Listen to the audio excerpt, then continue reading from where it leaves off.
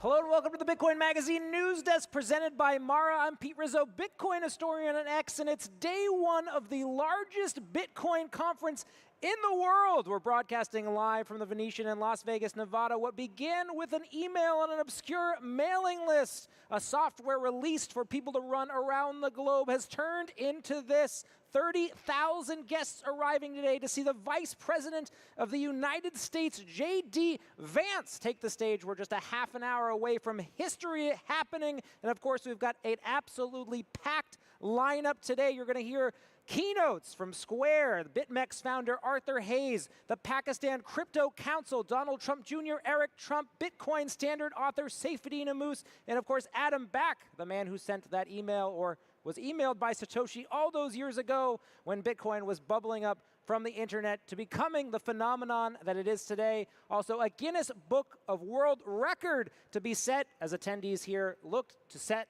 a record for transactions, the number of transactions in a single day, and of course, news breaking all the time on stage. You can follow us at bitcoinmagazine.com and at Bitcoin Magazine on Twitter as news happens. Right now, we're going to turn it to our special guest, Frank Corva, senior White House correspondent for the Bitcoin Magazine. Frank, we've got an epic lineup, but we're going to see history.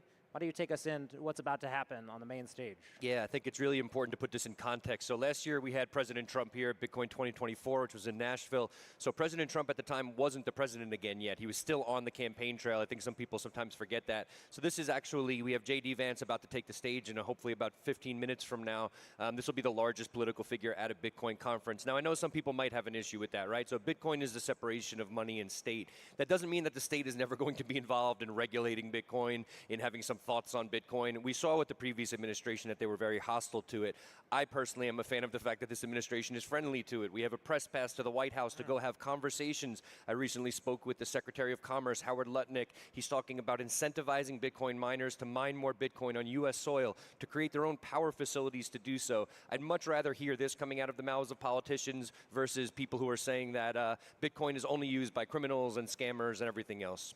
Well, Frank, your reporting obviously has been super instrumental in informing the community about what's happening. Definitely encourage people to check it out. Let's talk a little bit about some of those articles, some of those interviews that you've done. Obviously, you mentioned Howard Lutnick, but state-level representatives and people around the country who are in the political system are interviewing you, breaking news. What are some of the more interesting stories that you found in your reporting? Yeah, well, we had Representative Keith Ammann from New Hampshire on the desk yesterday. So Keith is great. He's actually an old-school Bitcoiner. He was buying Bitcoin, I think he started back in 2011.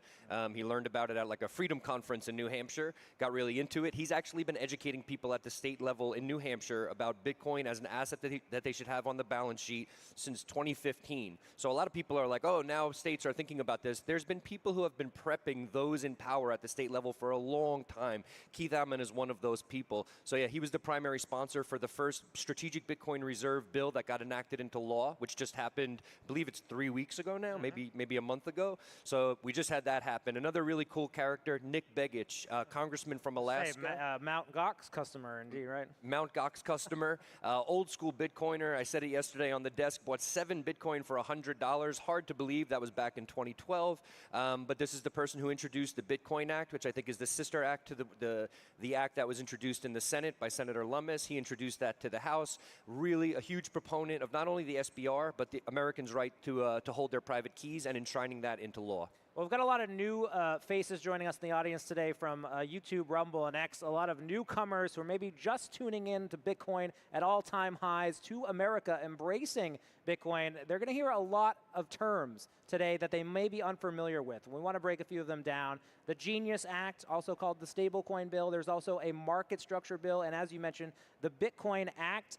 Maybe let's walk through those. What should people at home know about these 3 legislations? Yeah, and I think it's important that one, so we're going to talk about some acts that don't directly affect Bitcoin, and I know this is the Bitcoin conference, but there's things that will affect other crypto assets that will then have second-order effects that affect Bitcoin. So, for example, in the Genius Act, right now there are amendments being made to that act, but that act is predominantly about stablecoins. But there are amendments being made to that act where you now have Senate Democrats saying, well, we want more KYC on wallets. They're citing the Bank Secrecy Act, which was a law that was enacted back in, or an act that was passed in 1971. That it's aimed to prevent illicit activity, right? But with Bitcoin, we take privacy very seriously. We want to have our own wallets. We want to be able to use it. Bitcoin like cash, right? All of our cash is in KYC'd. If I hand you $1, that's the same as making a Bitcoin transaction from one person to another. So we want to preserve that. So the Genius Act is looking at stablecoins. Market structure will be a little bit different. That's more of a classification of crypto assets that will affect Bitcoin, but we do know that Bitcoin is classified as a commodity, under the CFTC's purview. So I'm paying attention to what's going on there, but I think the big act that I'm really, really excited about is the aforementioned act, the Bitcoin Act, and I think that's really, really important.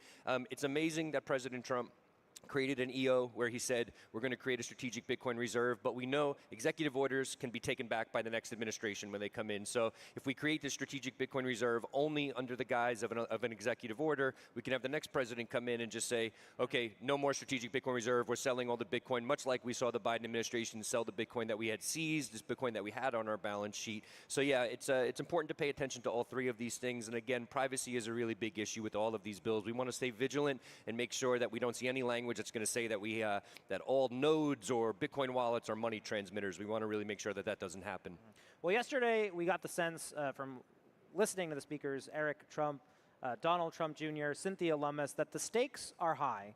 There's a deadline self-imposed by the Republican Party to pass these legislations by August to actually enact these bills. And there does seem to be some pressure as Democrats maybe walk away on this issue or start to be more comfortable being anti-crypto. Can you talk about this dynamic and how it's shaping up? I think first it's important to give a shout out to not say that all Democrats are the same. So we have the Rokanas of the world who are saying to the Democrats, you really need to pay attention to this technology. It is not a partisan technology. We should be looking at this in a bipartisan manner. Yes, Democrats are walking away. They have their reasons. They've cited them. Elizabeth Warren, she keeps harping on this idea that crypto is just used by criminals. And I think what I've been told by many politicians is that there still is a lack of education on the Hill. There's a lot of people who still do not really understand the value proposition of Bitcoin and why Bitcoin aligns with American values. Self-sovereignty, the ability to just save money to better your life, to use it as a tool to do those things.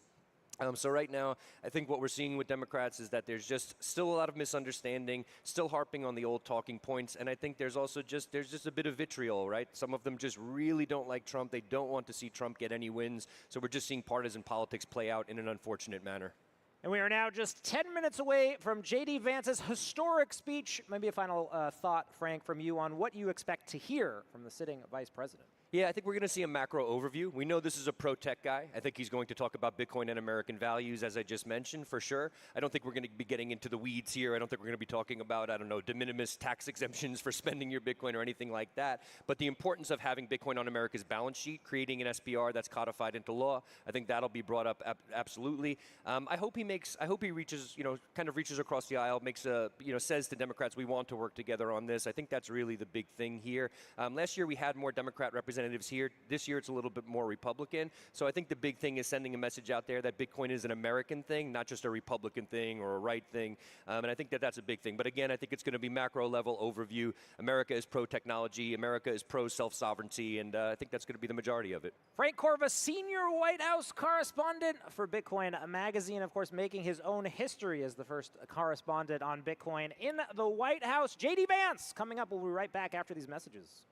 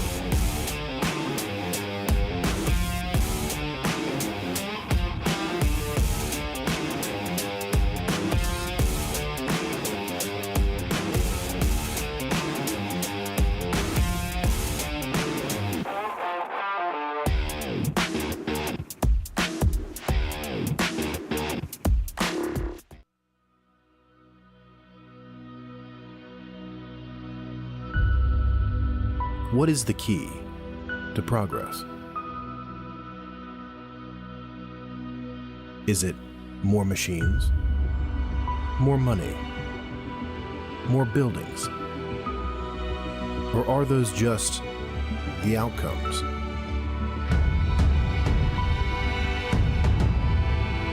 What if progress relies on having purpose?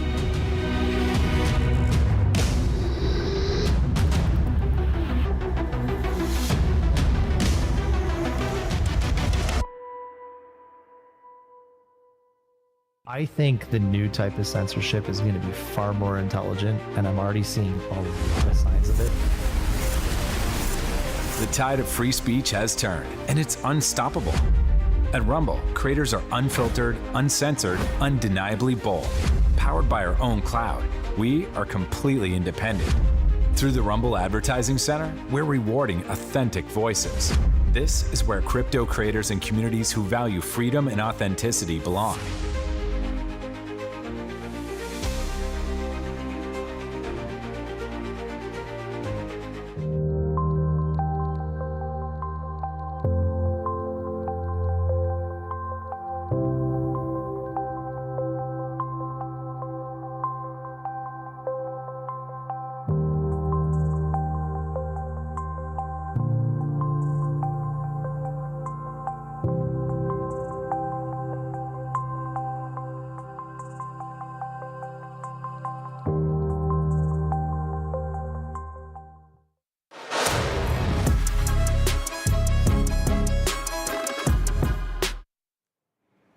Welcome back to the Bitcoin Magazine News Desk presented by Mara. I am Frank Corver, the political correspondent for Bitcoin Magazine. I am joined by three legends from the Bitcoin Policy Institute. We have Stephen Pollack, head of development at BPI, all the way to my left over there. Matthew Pines, to his right, the executive director of BPI, and Zach Shapiro, head of policy at the Bitcoin Policy Institute. Gentlemen, thank you so much for joining us this morning. Stephen, I want to go over to you first. I think it's no secret that we've had plenty of political figures, including the Vice President of the United States, who's about to take the stage here at the event. Why is it important that we as Bitcoiners, as Bitcoin enthusiasts, Bitcoin proponents, are engaging with the political class at this point in time? Sure, right. Frank, thanks for having us.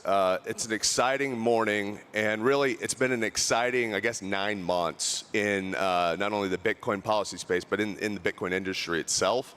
Obviously, President Trump spoke last summer. I think there's a big difference here that I don't know that anyone's really touched on yet. Last summer, this was a campaign stop. It was someone was running for office, and of course we've seen those promises come through, and we've seen the president deliver on many of the things he shared with us last year. But this is not a campaign stop. This is a sitting vice president who is nowhere near a campaign right now. And so I'm really excited to hear what he has to say. I think what we've seen as BPI, the Bitcoin Policy Institute, we were sort of founded on this idea 3 or 4 years ago that there would come a day where the United States government takes Bitcoin seriously. And that day's arrived. We always wondered, when that day comes, is it going to be seriously, are they going to take it seriously in a good way or in a different way? And so our mission was to be there and help educate and guide the conversation in Washington, D.C. So when that day arrived, we had elected officials like the Vice President, J.D. Vance, who understand Bitcoin and have a baseline understanding for what we're working on and what many of these companies are doing. Incredibly important work. Appreciate that. Matthew, over to you. Your thoughts on what the Vice President of the United States will offer us this morning. What do you think he's going to touch on in his talk? I think he will articulate a vision for America's role in the world, leading financial innovation, and in particular, doubling down on the administration's executive order statements that Bitcoin is a strategic asset and that is important for America to lead and not lag in Bitcoin in particular, and to sort of make good on this rhetorical promise of being a Bitcoin superpower. I'm not sure what specific announcements he will make, but I think just him going to that stage and articulating a vision, I think that will send signals around the world that some of these things we've seen come out in the last few months, we're not passing fads. We're not sort of pablum to sort of pat the backs of a particular group of supporters, but actually is an integrated element of the administration's overall policy focus and a strategic priority. Yeah, appreciate that. Ladies and gentlemen, we have actually people filing in right now. As I said, the Vice President should be taking the stage momentarily within maybe 5-10 minutes, hopefully. But we have people streaming in. As you can see, the Nakamoto stage is packed. I believe I don't even know if it's standing room only at this point. I think everybody is almost taking their seats. But as I said, quite excited to have the Vice President with us. But quickly, Zach, I want to go over to you. I see you and Matt wearing these hats. Save our wallets. What is this all about? Absolutely. So BPI's core mission is education. When we talk to folks on Capitol Hill, we talk to them a lot about what Bitcoin is, why this is important, why this should be a serious topic of conversation, and what we think good policy looks like. And I think there is no better example of what good policy looks like than the Blockchain Regulatory Certainty Act. The biggest legal and regulatory question in Bitcoin and digital assets right now is where is the line between a regulated financial institution, in legal speak, a money service business or money transmitter business on the one hand, and just code on the other. And the Blockchain Regulatory Certainty Act is the best shot we have through Congress of establishing clear rules of the road of where one concept begins and the other concept ends. And that's incredibly important for software developers who are building the tools to make Bitcoin useful and scale to the masses. Yeah, and I think maybe to contextualize this a bit, so we're looking at issues with the Samurai wallet case right now, the Tornado wallet case. Could we do a little bit of an overview on that? I know you've been covering it very closely. Absolutely. So these are two federal criminal cases going on in the Southern District of New York. And there's this really big problem stemming mostly from the prior administration's overzealous regulation by prosecution against the digital asset industry, where when it is not clear where the line is, or arguably not clear where the line is between software and between a money transmitter business, the government is trying to hold software developers directly responsible for what people use with the code that they built. And that is a First Amendment problem, that is a logical problem, that is a legal problem. It's stretching the Bank Secrecy Act beyond where it is. But it threatens to set really bad precedent. In America, we have what's called a common law system, which means if a federal judge makes a ruling, that is the law of the land. And those types of laws that don't have democratic input, right, it's just what a judge who maybe is not super familiar with the technology decides, that becomes the rule for all of us. And so what the Blockchain Regulatory Certainty Act does is it takes the democratic process, it takes our elected representatives that create a robust and durable rule that would make it that we don't risk these prosecutions in the future. Yeah, important work. Appreciate that. Stephen, back over to you. There's so many different fronts on which Bitcoin sort of has things going on right now, right? We have the SBR, we're talking about over here privacy, the ability to use Bitcoin privately. When it comes to all of the educational efforts for this, it almost seems like Congress people and senators, it's like if they were just focusing on Bitcoin, it would be almost a full-time job for them. What is the process like of getting through to them, their staffers? What is it like to educate them and to bring them up to speed on all things that are happening in the Bitcoin space? Sure, Frank, that's a huge question, and something we work on a number of different fronts, the government affairs side and education side. It's a constant, it's about having a constant presence in Washington, and people like Matt here, people like Zach, getting the right people in the room with the right person at the right time. I think something I would want to highlight is an event that we do every year. It's the Bitcoin Policy Summit, and this will be our third year doing that. It's June 24th through 26th in Washington, D.C., and it's not about talking about our event, but I think this is a great example of what we do. We're the only Bitcoin-focused advocacy nonprofit think tank in Washington, and at our summit is a chance to really roll up the sleeves, get elected officials, key stakeholders, policymakers in the room, educate them about Bitcoin, and work together in sort of roundtable fashion to discuss what good policy looks like, and to be able to answer those questions in closed-door sessions and hit Bitcoin mining, talk about the impact of Bitcoin and human rights, and bring in actual human rights activists and advocates to share that with staffers.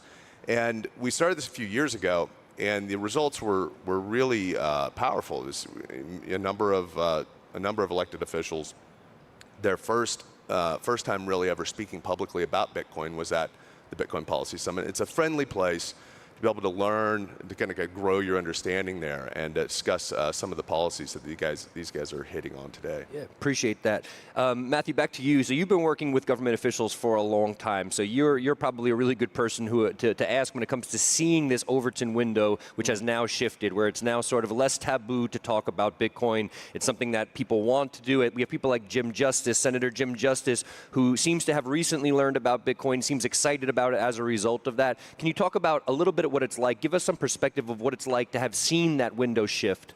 Yes, it's been quite dramatic, and politicians, right? The they sort of have a sixth sense for whether an issue is serious or not, and they survive by being able to kind of skate to where the puck is going while staying within the Overton window, right? There's a risk to sort of stepping too far outside, and so the a critical function of BPI over the last few years has been to sort of incrementally, in a very serious way, stretch that Overton window to make it a serious thing for politicians to engage and learn about Bitcoin, and then every incremental step further makes the water warmer for the next politician to step in. And I think that's a nonlinear process, and I think we see it sort of started to play out like in little steps in the last few years, and then all of a sudden there was a waterfall last year, and we saw that sort of cascade this year. And so we're in that process now of politicians sort of reassessing the significance of Bitcoin. I think last year was Bitcoin as the sort of political force. 2025 is now Bitcoin as a geopolitical force. Now that hasn't fully manifested yet, but we're in this new era of transition when the United States has now stated officially that Bitcoin is a strategic asset they intend to hold and not sell, that it's digital gold for the 21st century. And that is being picked up by other countries around the world. And so this moves from the political layer down into the bureaucracies, right? The quote deep state here. And so you now have officials inside Defense Department, inside the intelligence community, where the traditional folks interacting with Bitcoin has been through the lens of Bank Secrecy Act, illicit finance. But now there's a fundamentally new dimension to the conversation about Bitcoin as a strategic asset that is aligned with our values and our national security interests in a world where China is aggressively trying to reset the terms of the deal and impose their vision of digital authoritarianism. And so we want to stand for a certain set of values that we think Bitcoin embodies, but they also align with the values that America likes to spread around, or has said that they like to spread around the world, and to sort of try to stitch together a coherent vision of how Bitcoin succeeding is good for America, is good for American politicians, is good for American values, is good for people around the world that want to have these protections from digital surveillance and control. And so this is kind of our fundamental mission at BPI, and it started off kind of howling into the wind, and I think now we have a megaphone and there are people listening. Yeah, David Zell, the director of it, or one of the co-founders of BPI, told me from the moment he wakes up in the morning to the time he goes to bed, he's got people texting him, phone calls coming in, and he's barely feeling it. I'm sure with all of your help, it's helping to lighten the load a little bit, so I'm sure he appreciates that. Zach, I want to go over to you, head of policy at Bitcoin Policy Institute. How do you know what to prioritize? There's so much happening on the regulatory front. How do you go about creating a strategy to prioritize a certain policy over other policy? Absolutely. So first I want to start with a shout out to the co-founders of BPI, David Zell and Grant McCarty, who I think really saw early that there was an opportunity here to be a credible face of Bitcoin that maybe looks a little bit different than Bitcoin Twitter. And I think part of the reason that people listen to us when we talk about our policy is our outlook here is we're not an industry trade group, right? We work closely with industry, but really we started as a group of mostly academics who are here because we believe that Bitcoin is good and we think that Bitcoin is worthy of good policy. And like our job is to sit here and particularly my job is to sit here and just think about what does good Bitcoin policy looks like. So when I think through that, I really start with who are we here to represent? We're not here to represent any part of the industry. We're here to represent Bitcoin itself. And we just released our 2025 policy framework, which lays out sort of in detail what our policy positions are and what we're advocating for with regard to Bitcoin policy. And we really break it into three parts of Bitcoin. There's Bitcoin, the asset, which is now, as Matt said, incredibly important from a geopolitical perspective and has a lot of bearing on America's ability to project power and the future of what it means for the world to move towards a neutral reserve asset that is digital and peer-to-peer and everything that comes with that. Second is Bitcoin, the network. There's a lot of incredible technology being built on Bitcoin that runs into some of the Bank Secrecy Act questions that we had before, but having lawmakers really understand, okay, what is the difference between holding Bitcoin and using the Lightning Network for payments and for remittances and global money flows, and what's a Chaumian eCash mint, and all of this stuff that people are building to make this money usable, maybe in different ways than we use it in the United States, in the global south, where it's used as a lifeline more than just a savings vehicle. And third is Bitcoin's proof of work consensus, so the energy and mining side of policy. And there, this is really mostly a pure education mission. It's been going well, but it's an uphill battle. I think there have been sort of a lot of smears about Bitcoin, specifically on its energy usage, and a lot of myths about how dirty the energy is. And early on, BPI really indexed to, all right, let's look at the data, let's see where the energy is coming from, and let's really help people understand that a lot of Bitcoin mining comes from flared oil and gas that would otherwise just be lit on fire in a way that's awful for the environment. Bitcoin mining, if you zoom out enough, is going to incentivize the exploitation of stranded renewables in a way that's not otherwise economically viable. And so we really start, just a long-winded way to answer your question, we really start with, okay, what is Bitcoin and what do policymakers who need to interact with this increasingly important monetary network and asset, what do they need to understand to make good, informed choices? Appreciate all that perspective. Thank you, gentlemen. Again, we're here with 3 gentlemen from the Bitcoin Policy Institute. We're about to go over to Isabella Santos. She's going to let us know what's going on. We're waiting on J.D. Vance, the Vice President of the United States, and we will be right back after this. Nice. We are live from the Venetian in Las Vegas. Behind me is the Nakamoto stage, and we're just a few moments away to hear the Vice President of the United States of America. That is right, the first VP in the world to own Bitcoin is going to give a speech at the Bitcoin conference. Last year, we had the President of the United States, Mr. President Donald Trump. This year, we have J.D. Vance, who's going to give a huge announcement. So stay tuned. Don't leave your seats and wait up, because it's going to be a wild ride. As you can see, everybody's wearing their best attires. Bitcoiners dressed up today as suit coiners. So don't leave. Over to you guys by the news desk. Welcome back to the Bitcoin Magazine News Desk. I'm Frank Corva here, joined by Zach Shapiro, Matt Pines, and Stephen Pollack. Stephen, I'm going to go back to you. I want to talk about the importance of creating the Bitcoin Policy Institute and differentiating Bitcoin from crypto. So we have other think tanks, other organizations in Washington doing important work around blockchain and crypto. But why is it very important that something that specifically focuses on Bitcoin exists in Washington, D.C.? Sure, it's a great question. Frank, if we look at the total market cap of just the crypto, various cryptocurrencies relative to Bitcoin, I think it's obvious why. Bitcoin is not just the largest asset in, among cryptocurrencies. It's one of the largest assets in the entire world. It's what we're setting number 5 right now, top 5 asset in the world. And so we have trillions of dollars. And gold's number 1, Bitcoin's passed silver, it's passed a number of the S&P 500 companies. And when you look at advocacy in Washington, and when we sat back a number of years ago when Bitcoin Policy Institute was just getting up off the ground, there are a number of other organizations. There's lobbying groups, there's trade groups, and everyone's playing an important role. There's no CEO of Bitcoin. I don't know if you're aware of that, Frank. No CEO. Satoshi Nakamoto, not the CEO of Bitcoin. Yeah, so therefore Bitcoin doesn't necessarily have a lobbying budget. There are no line items in the Bitcoin company, budget for certain activities. And we said, well, there needs to be a group that is solely focused on Bitcoin. And I think that's made sense. That's playing out. Bitcoin Policy Institute, we're a 501c3 nonprofit. What that means and why that's important is that we're a nonpartisan think tank and advocacy group.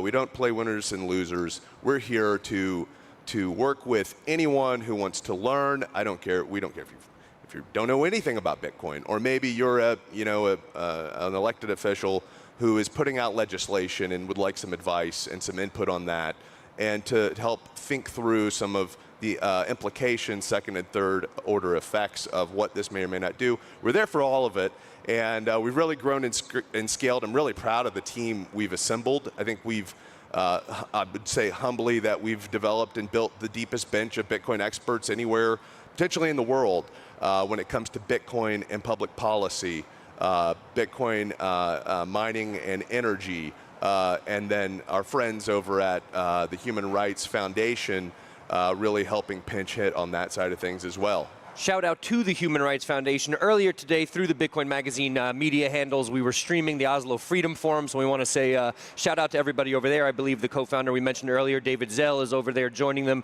Very important work. And obviously, I think what's amazing about the work they do, and also the messaging coming from the Bitcoin Policy Institute, is that just because we're talking about Bitcoin in America, it does not mean that Bitcoin is just for America. America is setting an example that this is a technology that countries around the world should embrace, that people around the world should embrace. Matthew, I want to go over to you. you, that the vibe in D.C., I want to talk about it under the new administration. So we obviously know under Biden, we were all quite scared. We didn't know, I think the Winklevi put it best, they loved the color orange, but they were worried that they were going to be wearing that color in jail if they continued with their operating their crypto exchange. And we had the Harris administration continuing with some of the policies of the Biden administration. What was it like to see Trump come into office? What changed in D.C. as a result of that? Yeah, I think the vibe was a night and day, right? And I think we saw that very early on with the signing of the executive order establishing the Strategic Bitcoin Reserve. And so that was a rhetorical, complete 180 from obviously the last few years. I think now we're in a transition from rhetoric to action. And so BPI is very focused on trying to translate. Matt, if you don't mind, I just got word that the Vice President of the United States of America is about to take the stage. History is about to be made at Bitcoin 2025. We're sending it over to the Nakamoto stage to hear from Vice President J.D. Vance. Stick with us. We'll be right back after this. This is definitely the biggest crowd I've ever seen. Holy cow.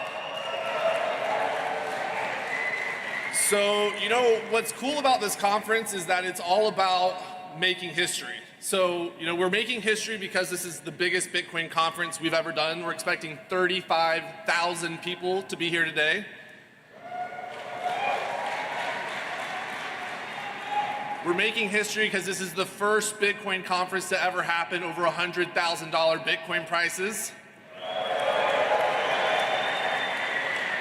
A year ago in Nashville, we made history when we had candidate Donald J. Trump come and address this crowd. He made us some promises. He promised to end the war on crypto. He promised to free Ross Ulbricht. He promised to never sell our Bitcoin. He promised a strategic Bitcoin reserve. And he promised to make America the Bitcoin superpower of the world.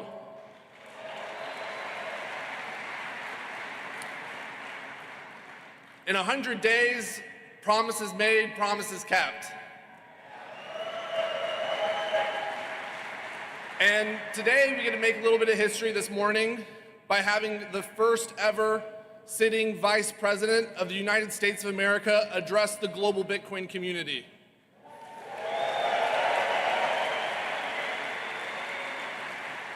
Are you ready? With that, join me in welcoming the Vice President of the United States of America, J.D. Vance.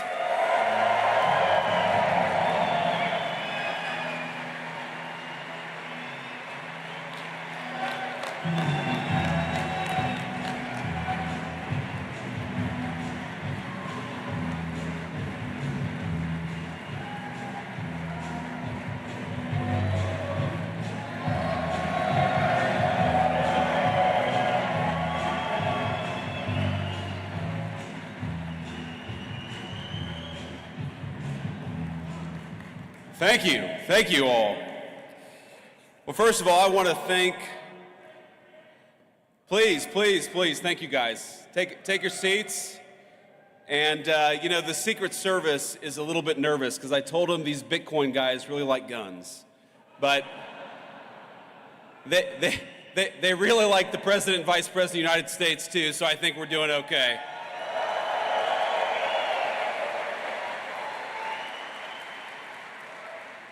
So I first have to thank David Bailey, grateful for everything that you've done for the Bitcoin community. Thanks in particular for what you did for me and the president, helping us get from candidacy to the White House, because we've done, I think, a lot of good in the past 120 days, and I don't think we could have done it without David's support. I want to also thank the Winklevoss brothers, Tyler and Cameron. These guys are out here somewhere.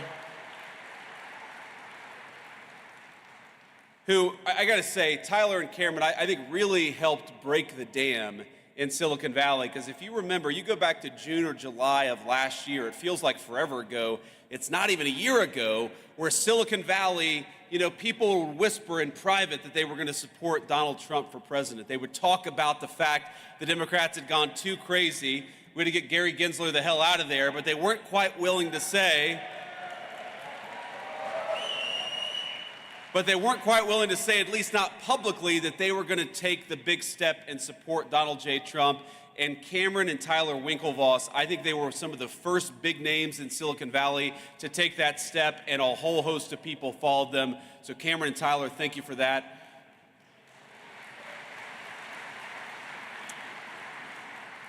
And of course, I want to thank the good people at Coinbase, the organizers of this event, and everybody who made this incredible event possible. It's great to be here with Bitcoin at 108,000, at least when I checked this morning, and as Vice President of the United States. It's great to be here.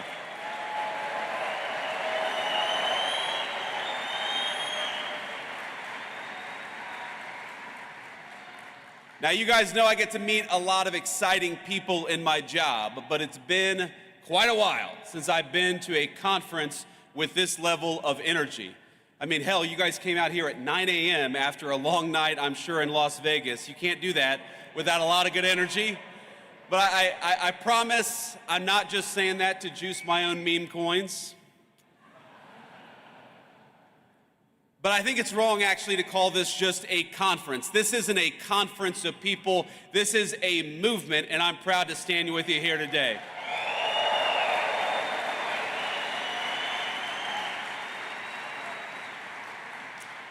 And I think this conference, this movement of people, is where the future of cryptocurrency in this great country gets decided. So let's start by making one thing abundantly clear. That future is going to be decided by the people, by you, not by unelected bureaucrats.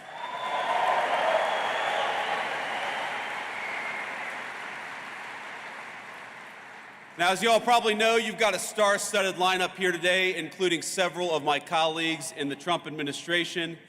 David, Bo, Hester, I know you're all out there. It's great to be among so many friends and allies.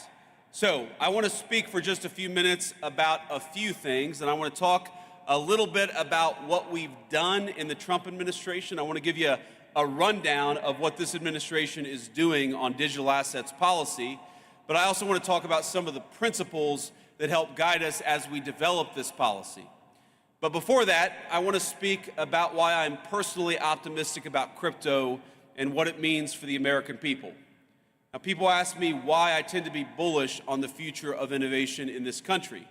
Now, I spent enough time in Silicon Valley to recognize the difference between good tech, technology that boosts our productivity, makes our lives richer, that grounds us in the real world and complements our day-to-day lives. That's the good technology, but there's also some bad technology out there. And when it comes to crypto, I think the last several years have made it clear that we're talking about genuine, ground-up innovation, one that's already improving the well-being of tens of millions of our fellow citizens. I believe it's 50 million Americans own Bitcoin, and I believe that's going to be 100 million before too long.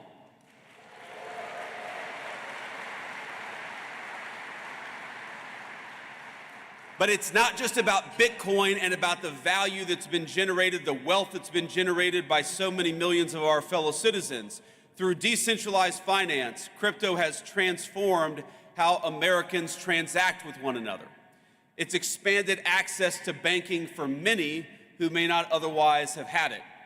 And every single day, I feel like I see some groundbreaking new use of blockchain tech, whether it's in supply chain management, whether it's in hospitals, or whether it's in changing how we track and store patients' private health records. But for each of these new forward-looking applications, I also feel like there's an incredibly conservative element to crypto technology, and that's as a hedge. Crypto is a hedge against bad policymaking from Washington, no matter what party is in control. It's a hedge against skyrocketing inflation, which has eroded the real savings rate of Americans over the last 4 years. And as you all know well, it's a hedge against a private sector that's increasingly willing to discriminate against consumers on the basis of their basic beliefs, including their politics.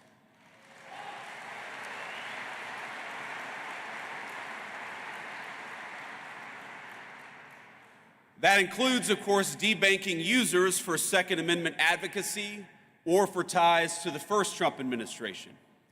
In Canada, the government did the same to kill those big truck driver protests in 2022. Less than a week later, they succeeded. The protests were over. But maybe most importantly, I see crypto as a hedge against one of the most dangerous trends in the digital era in both the public and private sectors. And that's of elites who, rather than innovate themselves, prefer to simply take over and co-opt cutting-edge technologies to assert their control over other people.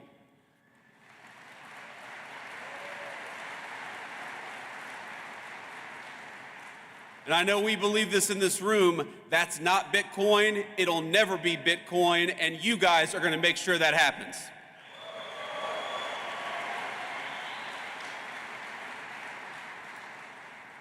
But as you know, there's a new sheriff in town because after 4 years of mistreatment and outright hostility led by Democrat regulators, lawmakers in this country have a choice.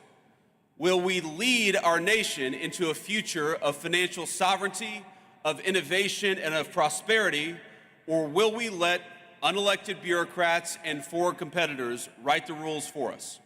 And I'm here today to say loud and clear, with President Trump, crypto finally has a champion and an ally in the White House.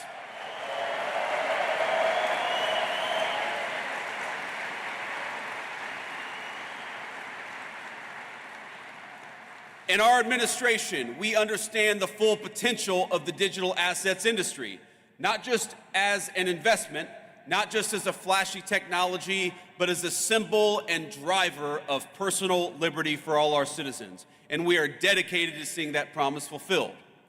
The way that we see it, the people in this room are the digital pioneers of the American economy. And that's why our administration is doing something a little unusual in Washington. We're listening to all of you as you blaze the trail of innovation. The innovators in this room are making people's lives better. You're pushing boundaries and solving problems, injecting unprecedented transparency into how we do commerce. And the way we see it, you all deserve a similar level of transparency and clarity. And most of all, you deserve respect and support from your government, not bureaucrats trying to tear you down.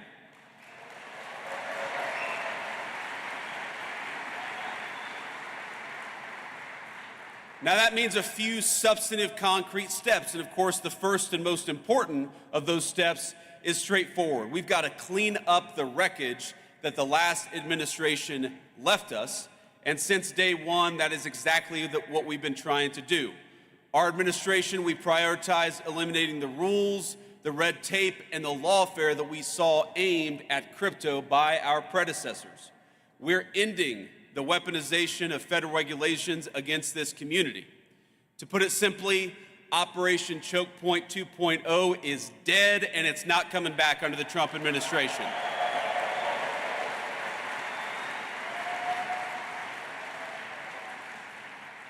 And by the way, it's crazy that was ever even controversial, the idea of using the regulatory power of the government to crush an industry and to crush people who espoused a view that you didn't like. It's crazy, but let my words today serve as Operation Choke Point.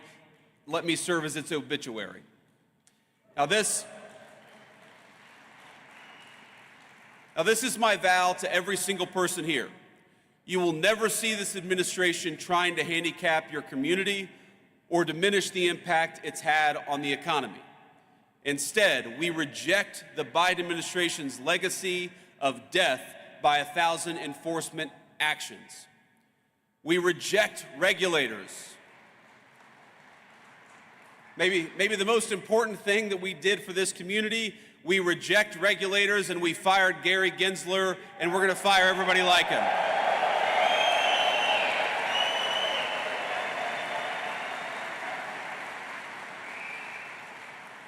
And we know that people like Gary Gensler, the game that they played is that under the pretense of consumer protection, they attacked every single effort to democratize our financial markets, and that is over. America. I grew up in a working class family. I believe that America is a place where anyone should be able to make a fortune no matter where you grew up, what degree you may or may not have. And in recent years, I'm hard-pressed to think of a better place to do so than right here in the digital assets industry. Now, our second substantive step is we're trying to create a clear, pro-growth legal framework for stablecoins in this country. And I know we've got some solid allies in Congress. Is Cynthia Loomis out there today, or did she already go home? She already, well, you know, I was supposed to have dinner last night with Cynthia Loomis. We had a little event yesterday, and I looked around, I said, where the hell is Cynthia Loomis? And somebody said, well, she's got a dinner she had to go to. And I said, I'm the vice president. Unless she's having dinner with the president, Cynthia does not have an excuse to skip this event. But we love Cynthia, and I know that she's one of the great advocates for your industry in the United States Congress.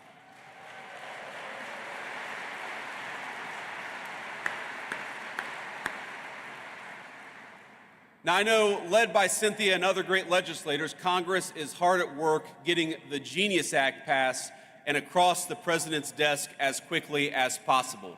And that's an important step. It's with good reason, because regulatory uncertainty in this country has pushed way too much stablecoin activity overseas over the last few years. Now, somebody said to me yesterday that Bitcoin has done so much over the last few years with so many headwinds. Wouldn't it be nice to have a government that provided some tailwinds to one of the fastest growing industries in our country? And that's what we aim to do.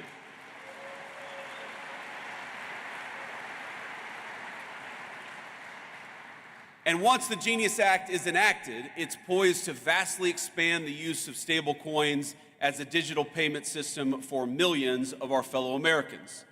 It'll also protect coin holders and inject further transparency into the market. And let me be emphatic on one other point. In this administration, we do not think that stable coins threaten the integrity of the United States dollar, quite the opposite.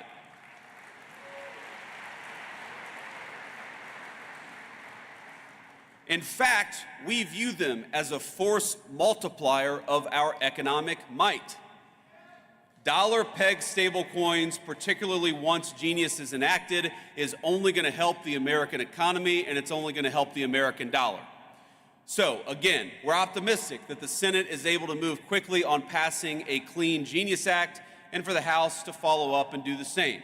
And of course, once that happens, our great President Trump will sign it into law the minute it comes across his desk.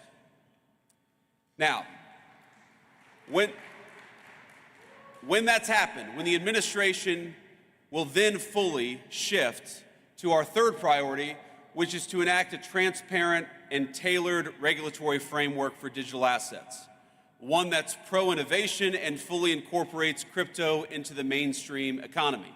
And again, I've talked to so many of you over the last couple of days, and the consistent fear that I hear with all the great things that have happened over the last couple of months, the consistent fear that I hear is that there's still this perception that digital assets are not welcome in the mainstream economy. And let me promise you that our effort to change the policy is purely about changing that. We want our fellow Americans to know that crypto and digital assets, and particularly Bitcoin, are part of the mainstream economy and are here to stay.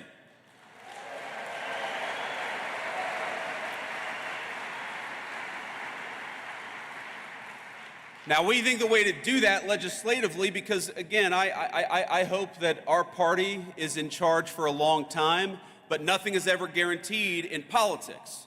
So the best way to ensure that crypto is part of the mainstream economy is through a market structure bill that champions and doesn't restrict the extraordinary value that Bitcoin and other digital assets represent. Right now, in this Congress and with this administration, we have a once-in-a-generation opportunity to unleash innovation and use it to improve the lives of countless American citizens.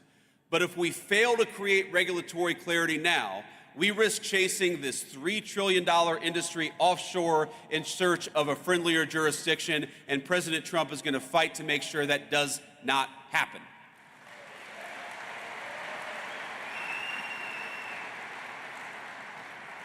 Think about this. By locking in smart, pro-innovation rules of the road, we can also make sure that Democrats or anybody else never wage another war on the crypto community.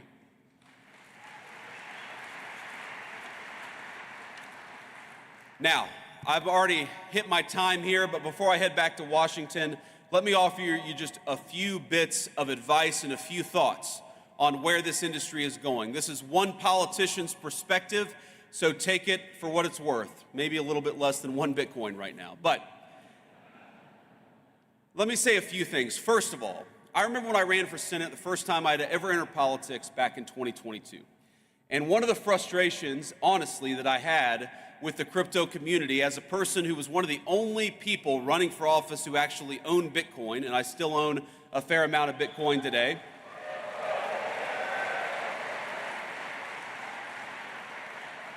Think about this. This is during that campaign, that's 2021 and 2022. This feels like an eternity ago, but it was only 4 years ago, is that I recognized what so many advocates of Bitcoin recognize, which is what the Biden administration was doing, what Gary Gensler was doing was a disaster, and yet there didn't seem to be any real organization pushing back against it at the political level. And let me say that part of the reason that I'm standing here, part of the reason that Bernie Moreno defeated Sherrod Brown in the Senate campaign last year is because you guys got organized and got involved in American politics, and I'm grateful to you for that. But there's a lesson to take from that experience, which is that unless you guys get involved in politics, politics is going to ignore this industry. Now, you took a big step in 2024, and I'll tell you, every victory that we win, it's only a provisional victory. You know, one of my great mentors in Silicon Valley always told me that, Bitcoin, that the crypto community was about exit and artificial intelligence was about voice. Well, I know that a lot of people in 2024 in this community chose voice. You chose to speak up and you chose to get involved, and I believe you changed the direct trajectory of our country because of it. But you got to keep on choosing voice. Bitcoin, of course, people call it digital gold. But while Bitcoin is digital, none of you are. None of us are. What happens in the world of politics, what happens in the world of bureaucracy, it will affect even the most transformational and valuable technologies if we don't make the right decisions. So the first piece of advice, the first thing that I'd ask you is to take the momentum of your political involvement in 2024 and carry it forward to 2026 and beyond. Don't ignore politics, because I guarantee you, my friends, politics is not going to ignore this community, not now and not in the future.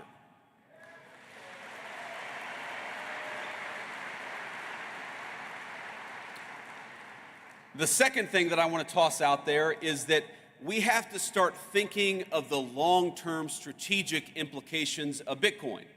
Bitcoin is owned by about 50 million Americans. A lot of Americans have made a lot of money, have created a lot of wealth for themselves, and that's a great thing. But I actually think that where Bitcoin is going is as a strategically important asset for the United States over the next decade. It's one of the reasons why President Trump, with the help of our great AI guy, David Sachs, it's one of the reasons why we started the Bitcoin Reserve, because we want to start to put in motion the strategic importance of Bitcoin for the United States government. We know that the PRC doesn't like Bitcoin. The People's Republic of China doesn't like Bitcoin. Well, we should be asking ourselves, why is that? Why is our biggest adversary such an opponent of Bitcoin? And if the Communist Republic of China is leaning away from Bitcoin, then maybe the United States ought to be leaning into Bitcoin, and that's one of the things that we're going to be doing.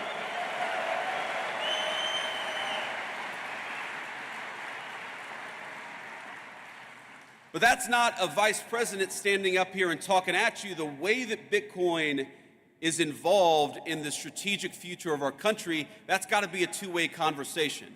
And so when I talk about getting involved in politics, one of the things that you guys got to do is continue to give us feedback and continue to tell us the ways in which Bitcoin can play a positive role in the strategic future of this country.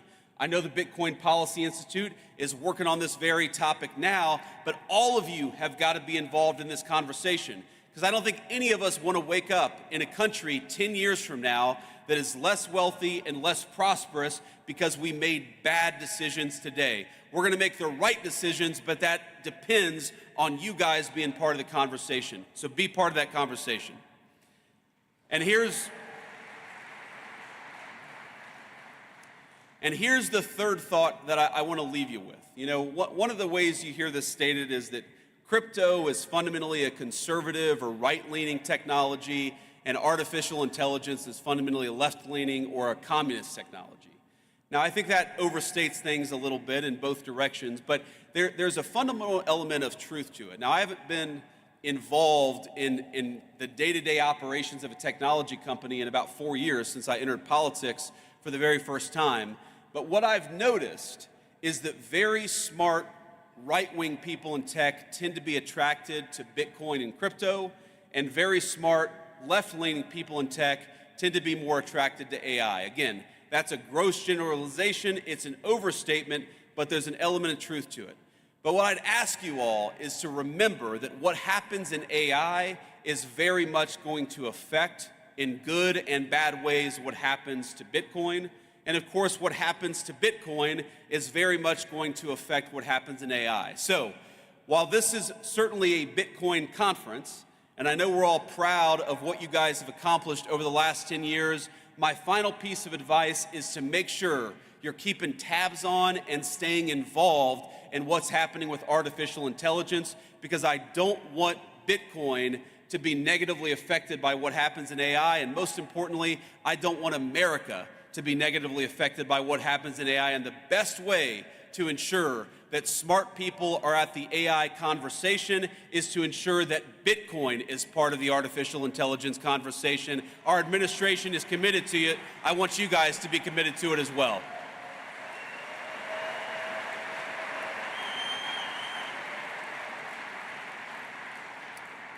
I just want to say in the next few years in the Trump administration, we've accomplished a lot, but we have plans to continue to make big progress for this industry and for the American people who rely on it.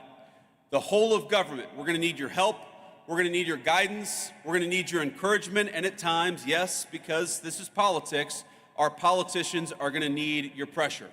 So, have fun this week, but keep the pressure up. And we'll do great things together for our industry, but most importantly, for the cause of personal freedom and the United States of America. God bless you guys, and thanks for having me.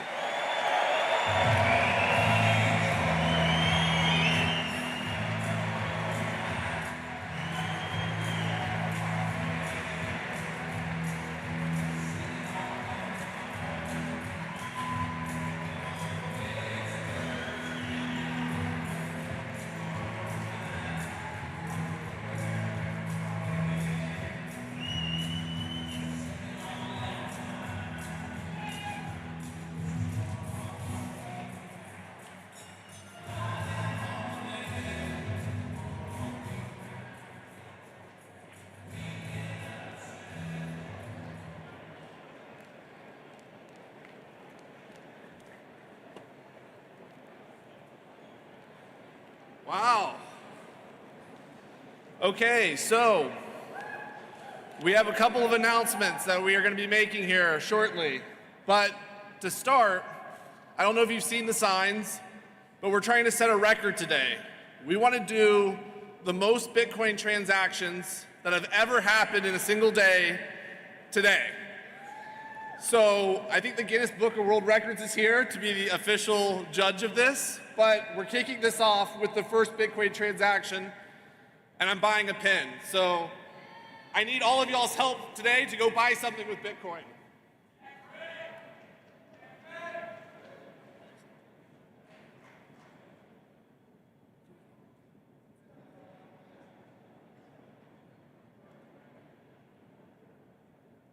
This is always the danger of doing it live.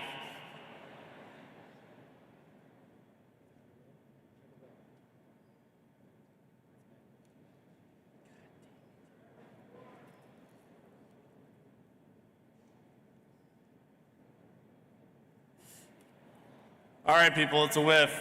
I'm going to need y'all to do extra transactions to make up for this one, please. Okay, well, so we have two more announcements that we need to make. We have one coming up right now from a special friend of mine, Ryan Cohen. So we're going to play a video from Ryan. He has a special message for the Bitcoin community. And then we need to flip the stage. But in about 20 minutes, we are going to have a special announcement from the mayor of the biggest city in the United States, Eric Adams. So please wait around.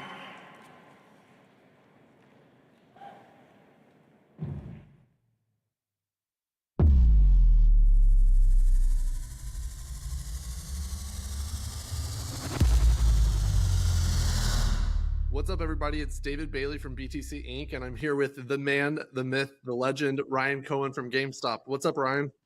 What's up? How are ya?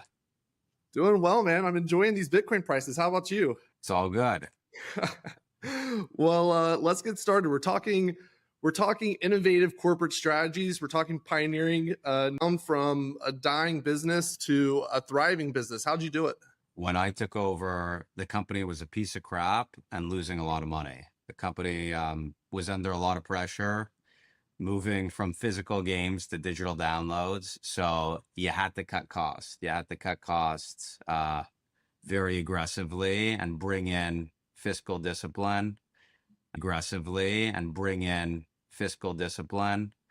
And we did. And retail is a tough business, but it was a big focus on getting costs under control. You've got a lot of macro headwinds going against the company. A lot of money. The company was under a lot of pressure, moving from physical games to digital downloads. So you had to cut costs. You had to cut costs very aggressively and bring in fiscal discipline. And we did. And retail is a tough business, but it was a big focus on getting costs under control. You've got a lot of macro headwinds going against the company. You have a move from physical games to digital downloads, and we needed to get the costs under control and also shift the business from being so reliant on video games to collectibles, which we've done. And so now there's a big focus on trading cards. We're doing grading in a bunch of stores, and we're selling a lot of trading cards, both in sports and TCG. But the company today is profitable in the US, and we've gotten our costs under control. You had a lot of executives and directors that were very short-sighted, and effectively they were making decisions that were what they call in corporate America in good corporate governance, which is effectively screwing shareholders. So we got rid of all of that nonsense and we focused on running the business profitably. Well, you also made some news about, a month ago or so, that you raised some money that you might use to buy Bitcoin. I guess the $1 million question that everyone wants to know is, has GameStop bought Bitcoin? We have bought Bitcoin. Okay, how much?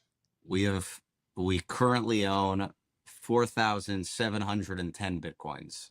Let's go. So tell us about that. Why did GameStop decide to buy Bitcoin? It was, if the thesis is correct, then Bitcoin and gold as well can be a hedge against global currency devaluation and systemic risk. Bitcoin has certain unique advantages compared to gold.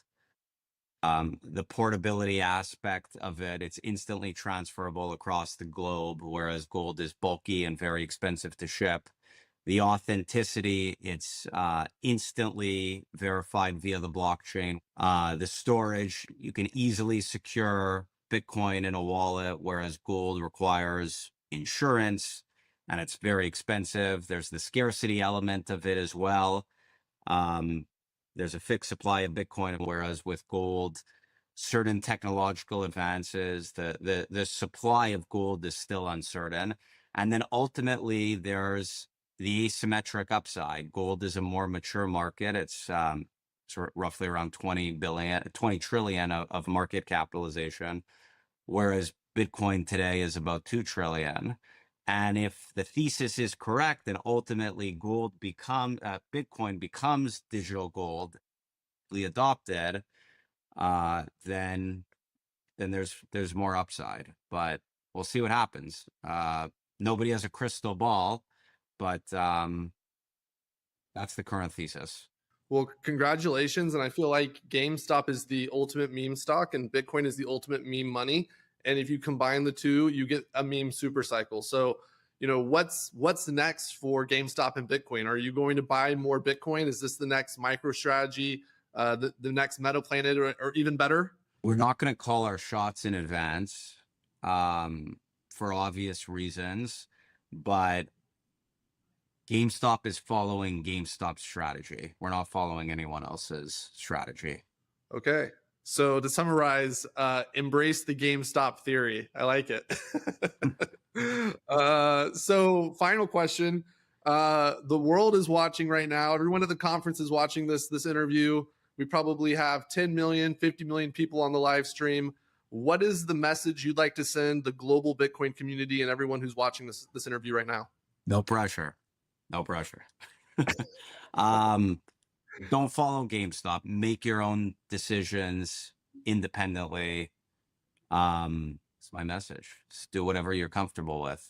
Don't trust, verify. Let's go. Exactly. Well, Ryan, thank you for hopping on. Congratulations on your Bitcoin buy. To many more. Let's go. Thank you. YOLO. YOLO.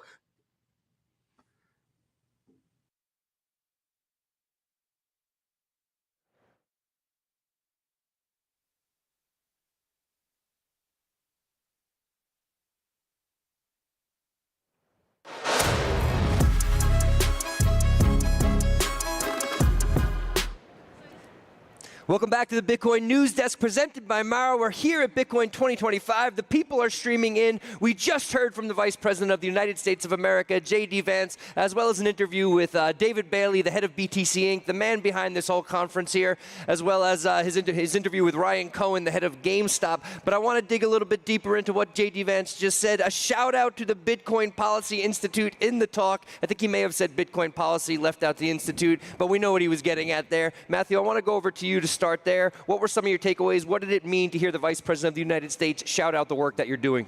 Yeah, that was remarkable. Really had a great conversation with him yesterday, and it was really encouraging, exciting to hear him kind of resonate with some of the themes of that discussion on stage. And I noticed kind of a marked difference between, I think, the scripted portion of the speech and kind of when he sort of ad-libbed at the end, and it was a really revealing indication of how he thinks about kind of the sophisticated intersection of his views on this sort of era of digital disruption. Right, we have an acceleration of these changes to our global system. AI, obviously, he pointed at, is going from the fringes to the front door of policymakers. And Bitcoin is on the same trajectory. And it's all happening in the context of US-China competition, and a competition over power, but also over values. What sort of values will be embodied in the technological systems that we're increasingly being sort of either rolled into as kind of digital serfs, or whether we have sovereignty over. And I think that was the most important takeaway I had from the speech, right, which was a framing of Bitcoin in the strategic context for the future of technology and human freedom. And I think he really articulated a view of Bitcoin's significance in that fight, in that live policy battle, which is taking place really at all levels, right, not just in the United States, but around the world, and between governments and large multinational corporations and individual technologists that are building peer-to-peer systems. And it was a call to action from the administration to help them, right? These are fast-changing policy issues and technologies, and they're trying to get their arms around it. And these things are difficult and complicated. And as you pointed out, like the intersection of these two issues is also driving a lot of the policy debates and political frictions inside our society and around the world over who has power, right? And who's going to use these technologies to further their political agendas. And so this is, I think that was a really interesting articulation of the intersection of these issues and really the things that BPI and we are obsessed about. And so it was a really rewarding kind of affirmation that the that the work we're doing at BPI is strategically significant, right? We say it, right? We say those words, but sometimes it's, it's just words, right? To hear it coming from the vice president adds a gravity to the significance. Yeah, and he is a technology proponent, generally speaking, but I do want to dig a little bit deeper into maybe this relationship between Bitcoin and AI. Zach, I'm going to come over to you. Are these things different or are they symbiotic? Should we be looking at something like Bitcoin as more of a right-wing entity or thing and AI as more of a left-wing thing? Is this the proper context? Absolutely. So I actually think one of the most interesting things that the Vice President said is that that is not the context we should look at them through, right? It is maybe contingently true that people on the left tend to gravitate towards AI a little bit more, and people on the right tend to gravitate towards Bitcoin and blockchain technology. However, it's not a left-right thing, right? It's not that simple. There are so many axes on which these two technologies interact. So one is in an era where AI makes it cheaper and easier to create deepfakes and undermines the idea that we understand what we see with our eyes. Bitcoin has absolute cryptographic proof, right, that you hold your keys, and that can be a really important counterweight. In a world where countries are going to move to incredible centralized control of their money through central bank digital currencies, where you can use AI to surveil what all of your citizens are doing, decide whether they are, should go up or down in the credit score, and maybe their personal inflation rate changes. Bitcoin is absolutely fair and has the same rules for everyone and is a counterweight to that. In authoritarian countries, they're going to use AI. We're seeing this in China to control the population. Bitcoin takes power away from centralized leaders. And so this is much more about an individual rights versus centralized control story. And AI obviously is an amazing technology. I'm sure we all use it, near daily at this point, and it's not going away, and it's going to become more and more an important part of our lives. But I think left unchecked, there are a lot of scary aspects to AI, and the Vice President referenced good technology and bad technology.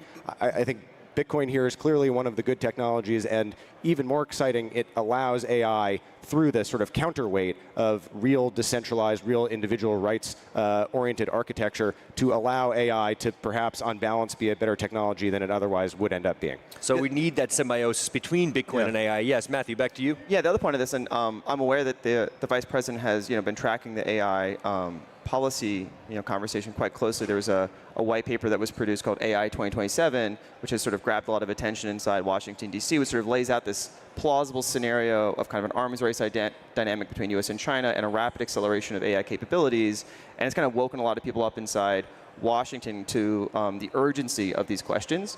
And I think he understands that there are potentially similar types of urgent policy questions that are going to land on the doorstep of these decision makers from Bitcoin's perspective in the next few years at the same time.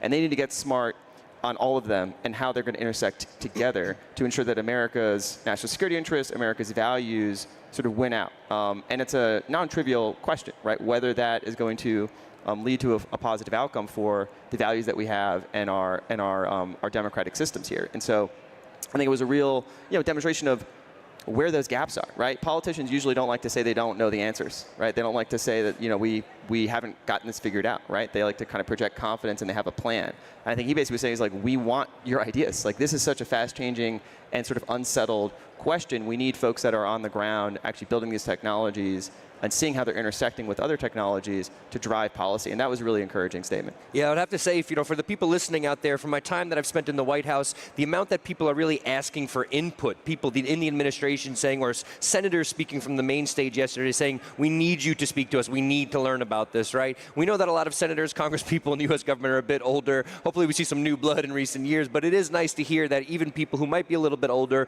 who don't necessarily have, such incredible incentive to dive into learning more about this technology, are willing to hear more about it from those who are willing to teach them. Stephen, I saw you over there taking notes during the talk. What's on your mind? What did you take away from the talk? Well, he used the term digital pioneers to describe everyone who's here today and everyone who's working in this space. Now, I think that's a pretty accurate description. And I think the awareness of not just Bitcoin Policy Institute, but other stakeholders, everyone in the industry, whether it's mining or whether it's individuals out here who are attending the conference and are very passionate about this. I think the awareness that, hey, these guys are first in the door. They know this inside and out. We need to really listen. And he used the term listen. They said the administration wants to listen and learn. And I think that is an incredibly different posture than what we've seen in the past. And hopefully when we're talking about different sides We're seeing that from future administrations, regardless of party affiliation. I think the vice president hit a number of different kind of key buckets today. So it was really cool to kind of see him unpack the different values of Bitcoin and the different applications. I think he said it's really important. Bitcoin guarantees expanded access to banking to those who don't have access to banking. He mentioned using Bitcoin as a hedge against central government control, as a hedge against inflation, and as a hedge against private sector picking winners and losers type of work and debanking. Right. So he hit all the kind of high notes there. He fired Gary Gensler 3 or 4 more times. I think we had a little, so for those who might not have referenced it, in 2024 in Nashville, Donald Trump got quite the reaction when he said that he was looking to fire Gary Gensler when he came into office. Vice President J.D. Vance maybe piggybacking on some of that energy. Yeah, the president said, oh, you like that one? Yeah. And then he said it again. It was a really funny moment. Gary Gensler didn't do much for himself to making friends, so he deserves it a little bit. We do have to cut to ad break for just a moment. We're here at Bitcoin 2025. I'm talking with 3 great minds from the Bitcoin Policy Institute. We're cutting to an ad. We'll be right back after this.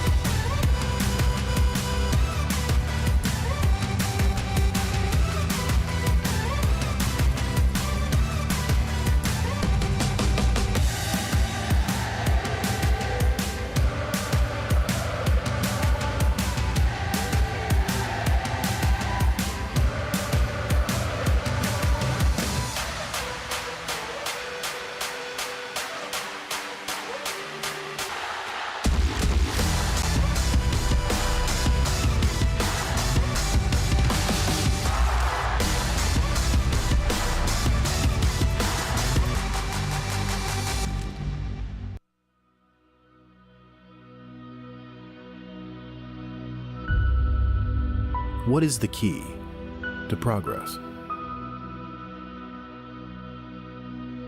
Is it more machines, more money, more buildings? Or are those just the outcomes?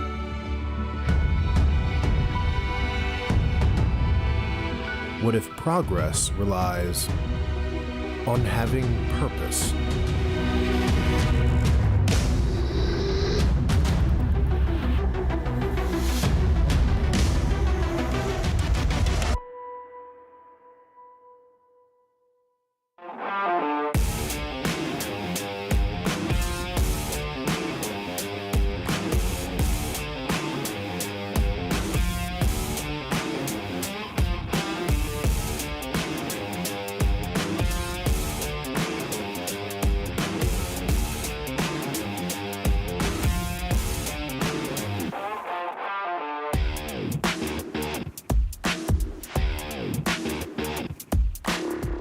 If a Bitcoin was the size of a quarter, all 21 million of them would fit inside a single shipping container. But to fit the dollars the Fed prints on average every day, you'd need 72 shipping containers. Each year, you'd need 26,280 containers. And to fit what they've printed in the last decade, well, you'd need a lot more than that. Satoshi released Bitcoin. The world was forever changed. No one realized it. This is the once-in-a-century opportunity. And this is just the beginning. Bitcoin is like digital gold. So I view Bitcoin in line with the next evolution of humans engineering a better world. I think the story of the past few years is Bitcoin going from a niche interest into a respectable global macro asset. Bitcoin Policy Institute has become a thought leader.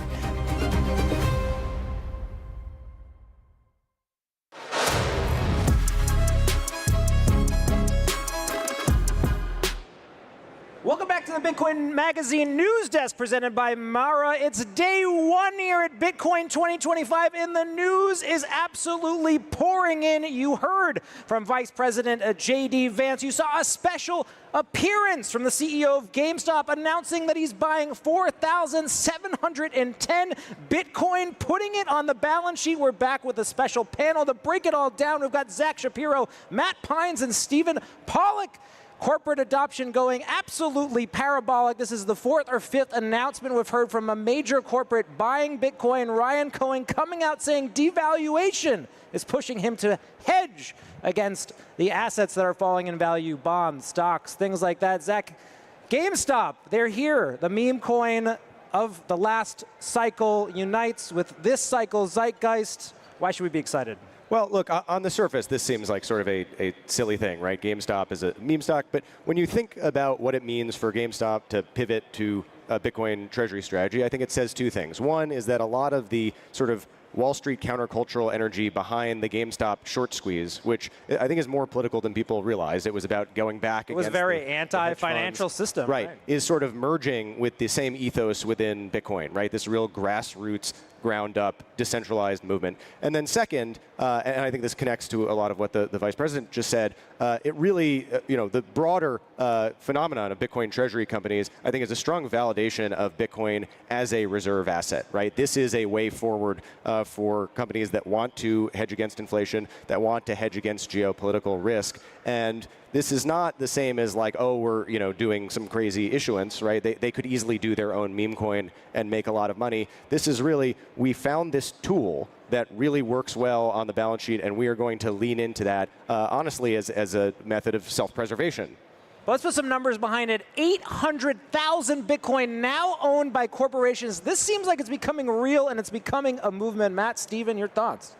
Yeah, I mean, the Bitcoin treasury, thing is kind of the meta, right? And I think we're seeing a lot of fast follows. It's going to be, I think, the main sort of financial engine that powers, a lot of Bitcoin accumulation on these treasury balance sheets. And you're seeing people carve out different niches, exploring different strategies. It can be, I think, we're sort of just in the incipient stages of that process playing out. I think we're going to see this start to scale, not just vertically inside the United States, but horizontally across the world. I think fundamentally, I sort of think about the treasury strategy as a meme wrapped in either regulatory or legal arbitrage, wrapped in financial engineering, and kind of getting this sort of mimetic flywheel to get the MNAV premium that then you can sort of harvest to do the Bitcoin acquisition, do the financial engineering. And I think some organizations will do it smartly, will do it in an accretive basis without taking out too much risk, and those will win. And then there'll be people that get out ahead of their skis and they'll blow up.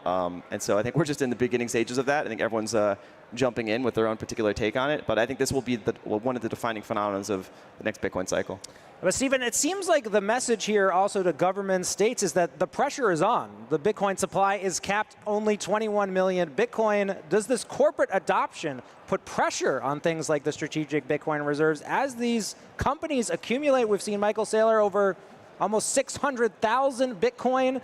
The question now is, if governments get involved, how can they catch up? Is that a conversation that you're having? Sure, I don't know about putting pressure, but I think it definitely raises eyebrows, and I think it definitely adds fuel to the argument that it just makes sense, whether you're an individual, whether you're a company, or whether you're a nation state, that it just makes sense to hold Bitcoin on your balance sheet.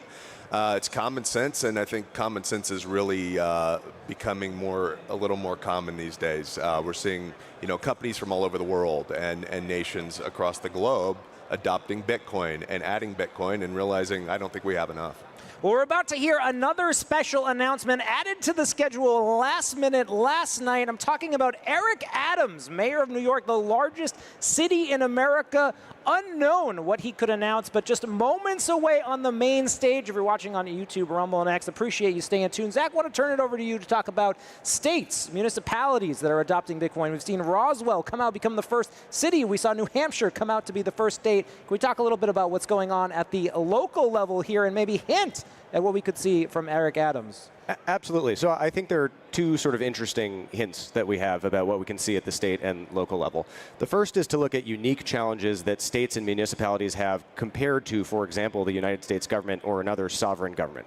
And that is, unlike the U.S. federal government, states cannot just issue treasury bills in the same way. States cannot just deficit and spend into oblivion in the same way. They can't print money, right? They don't have the same money printer that the combination of the Treasury Department and the Federal Reserve has. And at the same time, states and cities have long-term obligations. There are pension funds. You need to keep your general account funded, and you are just as exposed to inflation as anyone else is, and you don't have the same levers. So in many ways, for states and local municipalities, Bitcoin is a more important tool than it is. I mean, it's pretty important for sovereign countries too, but there are real exigencies at the state level that don't exist at the nation-state level. And so I think we're going to see a lot of creativity from states and from forward-looking cities about how do you bring Bitcoin into the mix, whether that is a standalone strategic Bitcoin reserve, whether that is a mix of Bitcoin into pre-existing investment funds that are in the state, whether that's some sort of debt and Bitcoin mix. I think like states really do need to think about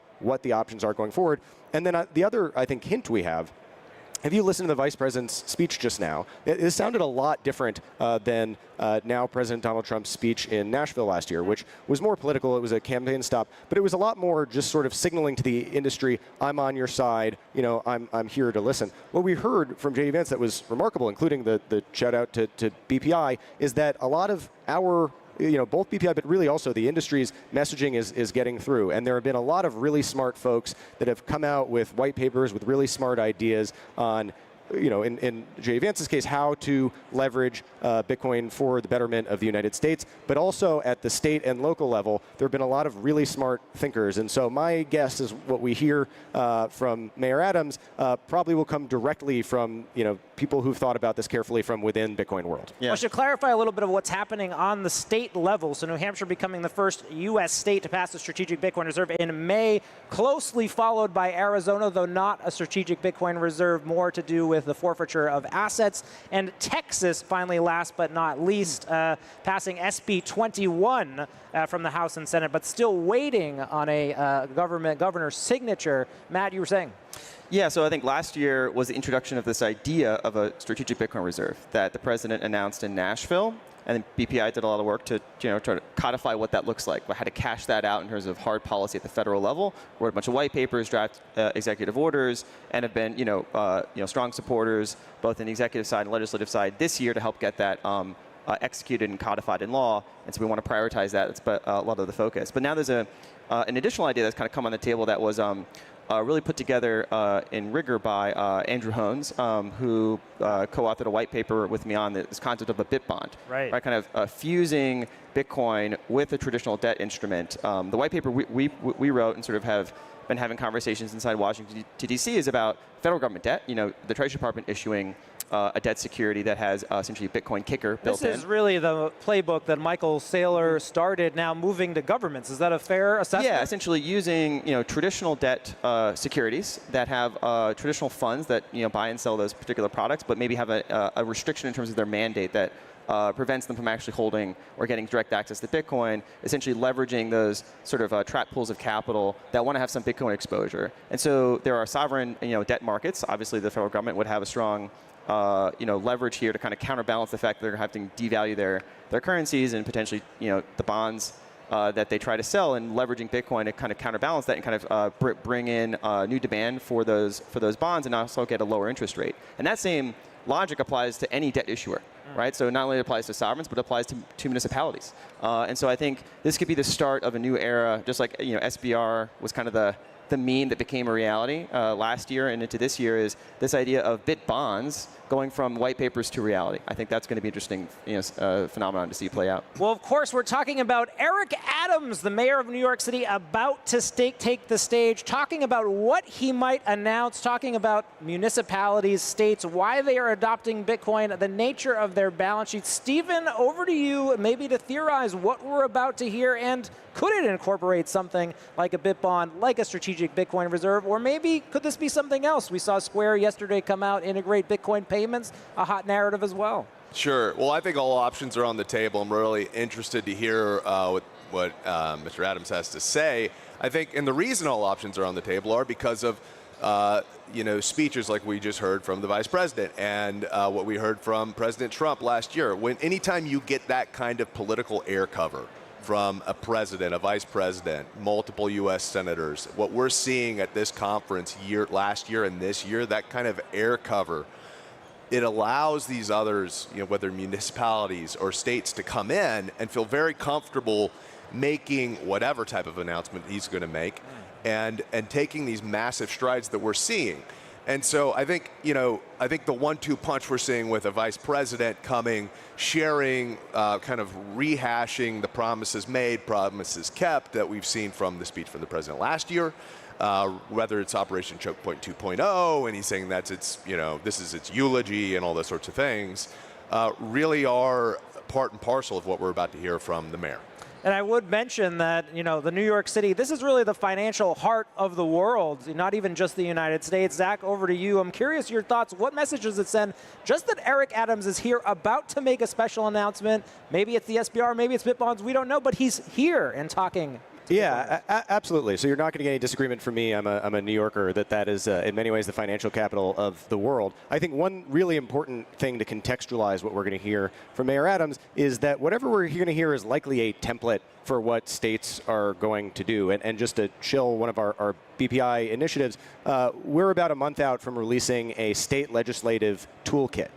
We think when we have forward-looking mayors or forward-looking governors at the state level that have ideas of how to regulate Bitcoin, we want to be as supportive as possible. And so we are working with lots of people across the Bitcoin industry to leverage their specific subject matter expertise. And I've been piloting this initiative along with one of our superstar associates, Zach Cohen, to give states basically a menu of options, pre-written legal language that they can pick, decide, okay, do I want to do a straight SBR where we put Bitcoin in state self-custody and then we hold it for a long time? Do we want to figure out how to integrate Bitcoin into pension plans to leverage Bitcoin's liquidity profile versus other types of, for example, treasury securities a state might have? Do we want to do self-custody? Do we want a qualified custodian? Do we want multi-institutional custody? Is it important to insure our Bitcoin holdings? All of these questions that states can plug and play based on the best advice we're able to get from the experts within our industry. Well, I should add also that Eric Adams identifies as a Democrat, but now maybe running as an independent. This does show that Bitcoin is crossing aisles, though we might be hearing from a lot of Republicans. Stephen, Matt, your thoughts on just the nature of Eric's presence here? Yeah, I mean, this is the combination of the on-the-ground technocratic policy work that we do, and then politics. Politics is about capturing attention, right? Distinguishing yourself as a candidate, right? And carving out a reputation that you are at the frontier, that you're willing to take calibrated risks to advance the interests of your constituents, to make sure that your city, your state, your country leads in a competitive global environment. I think New York City, has a certain reputation, right? It's the mantle of financial gravity in the world system, but the financial system is changing, and there are other countries and other sort of city-states around the world that want to steal their thunder, and so countries and states have to kind of be innovative to stay competitive. And of course, so much more to come today. We're throwing it to the Nakamoto stage. You're about to hear from Eric Adams with a special announcement. We'll be right back at Bitcoin 2025. Calling Bitcoin a strategic asset for the United States. We follow that up with GameStop announcing their first Bitcoin purchase. And now it is my distinct pleasure to welcome the mayor of the financial capital of the world, New York City, Mayor Eric Adams. Please come to the stage.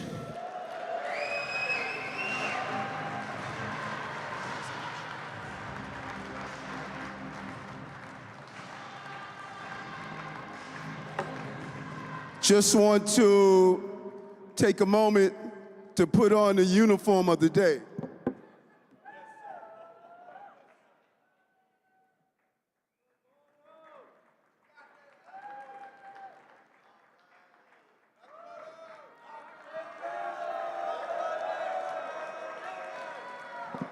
Let me say this to you.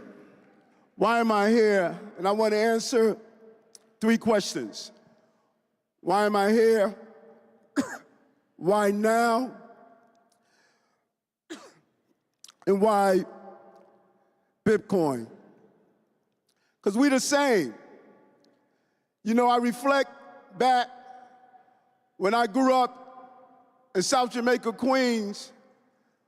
I was bullied in school, called the dumb student. I couldn't read. Little did I know that I was undiagnosed dyslexic. And people laughed at me. But I asked the question to them now. When you go from dyslexic to being elected to the largest city in America, that says a lot. And we're the same. Because people laughed at you when you talked about Bitcoin.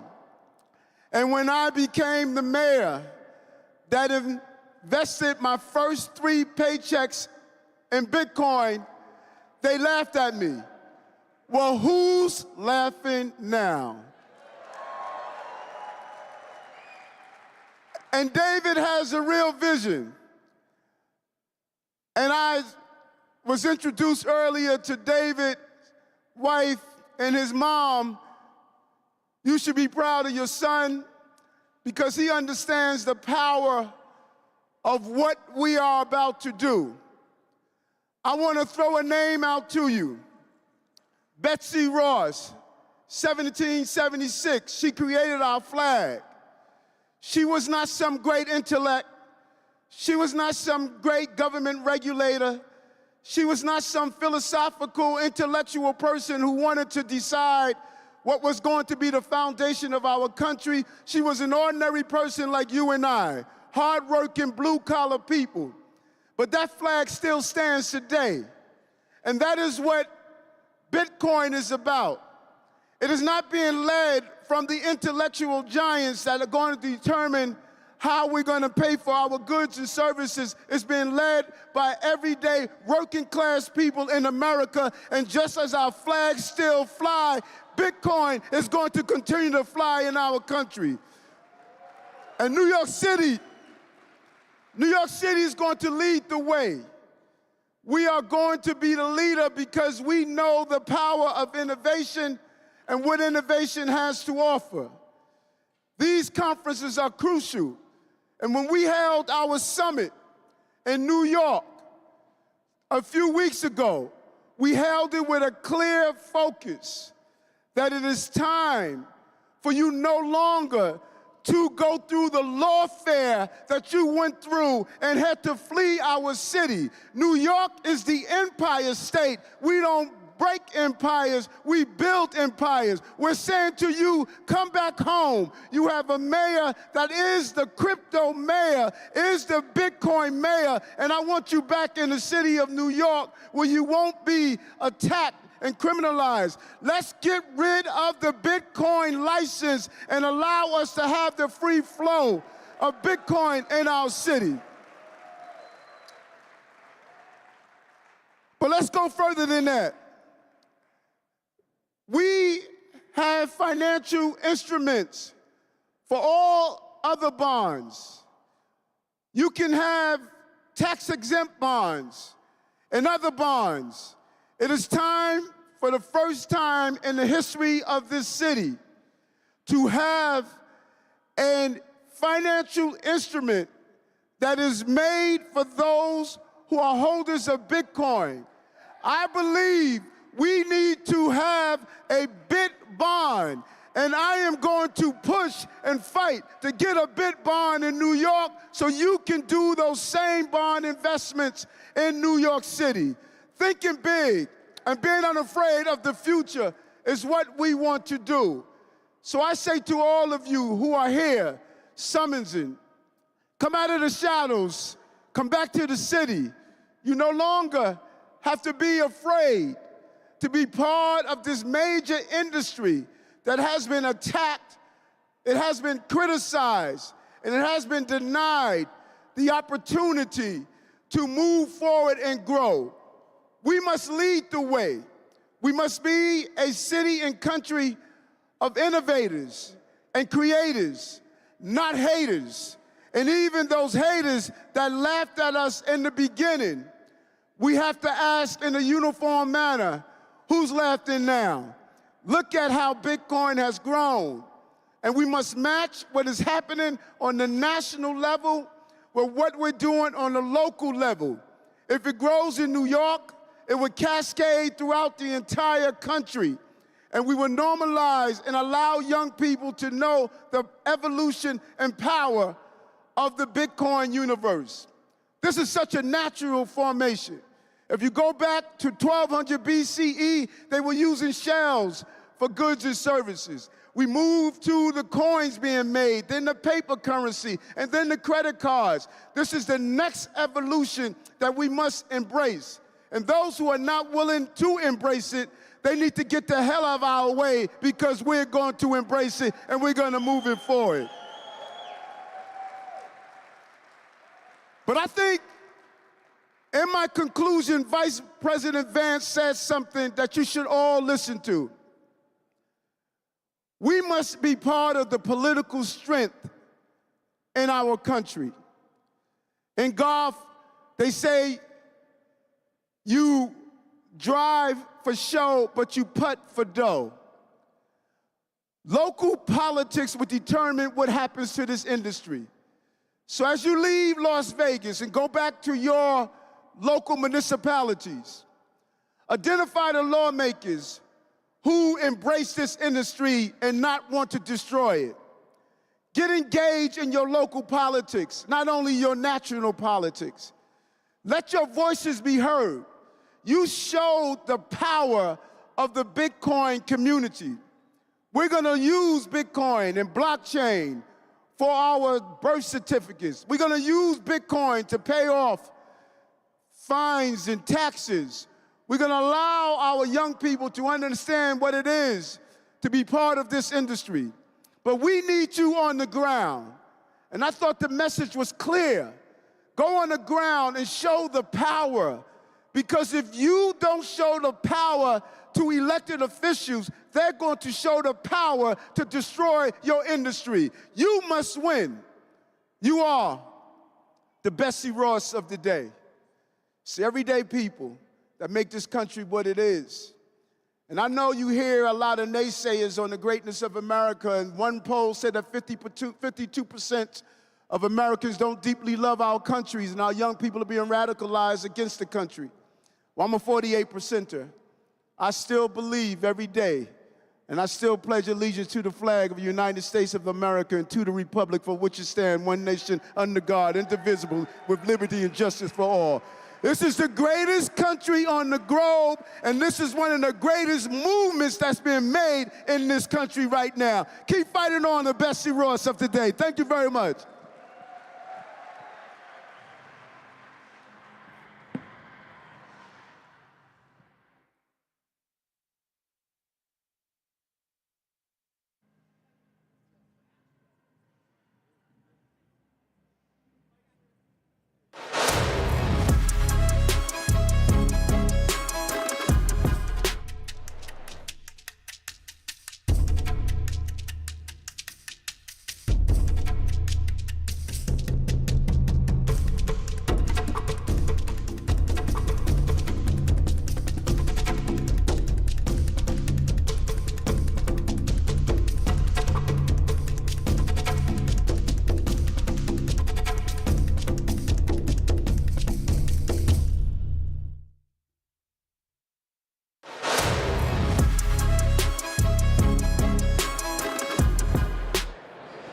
Welcome back to the Bitcoin Magazine News Desk presented by Mara. It's day one of the largest Bitcoin conference in the world here at the Venetian in Las Vegas. 30,000 people are behind us. A Guinness Book of World Record attempt in progress. You heard from J.D. Vance, Ryan Cohen, and Eric Adams, the mayor of New York City, the financial leader of the world, taking the stage. Two subjects there that we're going to hone in on are with our guest panel today, Zach Shapiro, Matt Pines, and Brandon Green, head of the Bitcoin conference, now joining us. Again, the two themes from Eric Adams' speech that we're going to touch on. Bit bonds are here, financial instruments backed by Bitcoin. The mayor coming out and saying he'll launch a bit bond, light on details, but also saying that he'll get rid of the bit license. This is a piece of regulation legislation that has harassed the industry for years, held back progress, and now potentially a sign that it could be removed from law. So Zach, let's start with you with Eric Adams. What did you take away from the speech? So first of all, what a day. I mean, this has been pretty remarkable. I think there are two really important takeaways from the speech in terms of substantive announcements. The first thing that the mayor mentioned is getting rid of the bit license. in this industry, we sometimes use the term regulatory capture. And just to explain to folks what that is, it's you have folks in government sometimes enact policies, sometimes with good intentions, but then it becomes a tool of basically big business to club This was a process that started in 2014, one of the first state-level licensures, and was criticized for being technologically specific, right? It was overly specific in how it regulated the industry. Absolutely. At the time, the BitLicense was sold as a way to make New York a capital for Bitcoin-focused innovation. Right? It's Ben Lawsky's creature there. Ben Lawsky helped pass the BitLicense, then basically went directly into private practice to monetize that. Now, the BitLicense sounds like a good idea, but let me tell you, as a practicing lawyer in the space, it is it's near impossible to get a BitLicense nowadays. There's a huge backlog with the New York Department of Financial Services. Only a couple companies in New York have BitLicenses. That creates a huge artificial regulatory moat that makes it really hard for innovative startups to compete. And a lot of the best, most robust Bitcoin exchanges, for example, with lots and lots of users, do not have BitLicenses. That it's just not something they can get in a short amount of time, no matter how much time and money they devote to it. And so you're pushed to, in some cases, suboptimal options in New York City. And then even some big companies that have BitLicenses, right? So Block, the artist formerly known as Square, the BitLicense only covers some of their operations. So you can buy Bitcoin on Cash App in New York, but for some reason you can't withdraw it on the Lightning Network, even though that's just clearly better for the user. So getting rid of that would be a huge step in the right direction for New York. Well, Eric Adams, light on details. Matt, over to you. What does it look like to remove a piece of legislation like this? Can Eric Adams act unilaterally on this? No. Short answer is no, right? But it's a clear statement of intent. The interesting part about the BitBonds announcement, right, is there are a large number of restrictions placed on local finance laws inside New York City that would constrain their options. But I think there is a feasible path for the city to issue a general obligation bond, with a BitBond structure to it. And so I think that's an encouraging announcement that he articulated there. That essentially they're going to study this, right? They're going to look at the structure of such a bond. And I think the analysis that we've done at BPI is it's plausible enough that right now I think New York City probably pays 5.3% on a 10-year note. Looking at some of the issuances that have come out in the corporate debt markets, they would likely attract sufficient demand for a BitBond, say 10% of a $1 billion note. That would maybe bring that down to say 3.5% interest, which over the lifetime of a 10-year bond would save about $170 million. And so that's a material savings for a city. And that structure, the city doesn't even have exposure to Bitcoin, right? They're just saving on the interest costs. Investors take all of the Bitcoin risk. Stepping further than that would require probably some additional legislation from Albany, giving them the ability to hold Bitcoin itself. The structure of the BitBond that we put forward for the U.S. government, essentially where the portion of the proceeds from the bond issuance go into a trust, and essentially half of it gets paid out to the buyers of the bond, half of it gets held on the government's balance sheet, so everyone shares from the benefit. And so that would be like a next step to explore for the city. The announcements are rolling here on day one. We're about to go to the main stage for another special announcement. Matt Cole calling on Meta to buy Bitcoin. We're going to see it here live. Fellow shareholder. Hey, JP. Can we hear this? I'm presenting to you live from the Bitcoin conference in Las Vegas, Nevada, asking that Meta put Bitcoin on its corporate balance sheet. The case for putting Bitcoin on your corporate balance sheet has never been stronger. Right now, Bitcoin is over a $2 trillion market cap. And when you look at the macro picture, we have a global fiat debt crisis. M2 is rising almost every single day. And as M2 rises, the purchasing power of dollars, or dollars that are put in short-term U.S. treasuries, continues to decrease. And it's not accurate or sufficient to only look at inflation. You also have to look at the rise of asset prices, like stocks and homes. The reality is that a corporate balance sheet and cash and short-term reserves is losing its ability to generate value for shareholders almost every single day. And when you add the rise of AI risk, the risk goes even larger. And to be clear, Meta has been a leader in preparing for our AI future. You took the bold step of changing your name from Facebook to Meta, and I applaud you for that, and also to be a leader in AI innovation. But the risk for most corporations is not just that. If you take a look back to the internet era, over a period of 30 years, there was a 50% turnover in the S&P 500. Our belief is that there will be a similar turnover because of AI disruption in the next 10 years. While I do not believe that Meta will fall out of the S&P 500, my belief is that Meta has the opportunity to actually be the largest, or maybe the second largest corporation in America if you get this right. Lean into AI innovation, but also look at the balance sheet side of the equation, and don't just sit on cash and short-term treasuries, but adopt a bold Bitcoin corporate treasury strategy. And so my ask is simple. Mark Zuckerberg, you've already taken step one. You've named your GOAT Bitcoin. My ask is that you take step two and adopt a bold corporate Bitcoin treasury approach and vote yes on proposal number 13. Thank you. Thank you. Line muted. Sound on page 90 of the proxy statement. That's it. That's it. We're done. You did it! We did it. Boom. Thank you, man. You killed it! Thank you.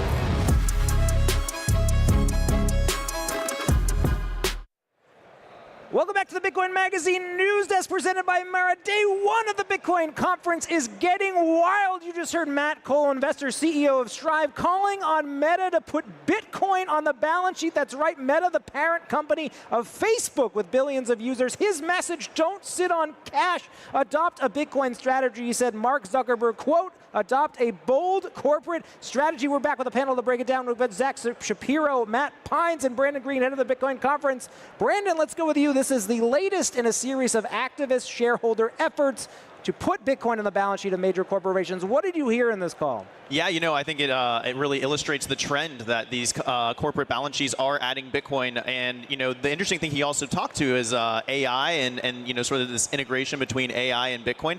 That's actually the same thing that the vice president just said in his speech. It's very important to make sure that we're highlighting Bitcoin alongside this AI movement. And so I think that this is a really strong message to send to the CEO. We'll see what happens. We'll see what Mark does. I think it's a funny note that he named his goats Bitcoin and Max back in the day.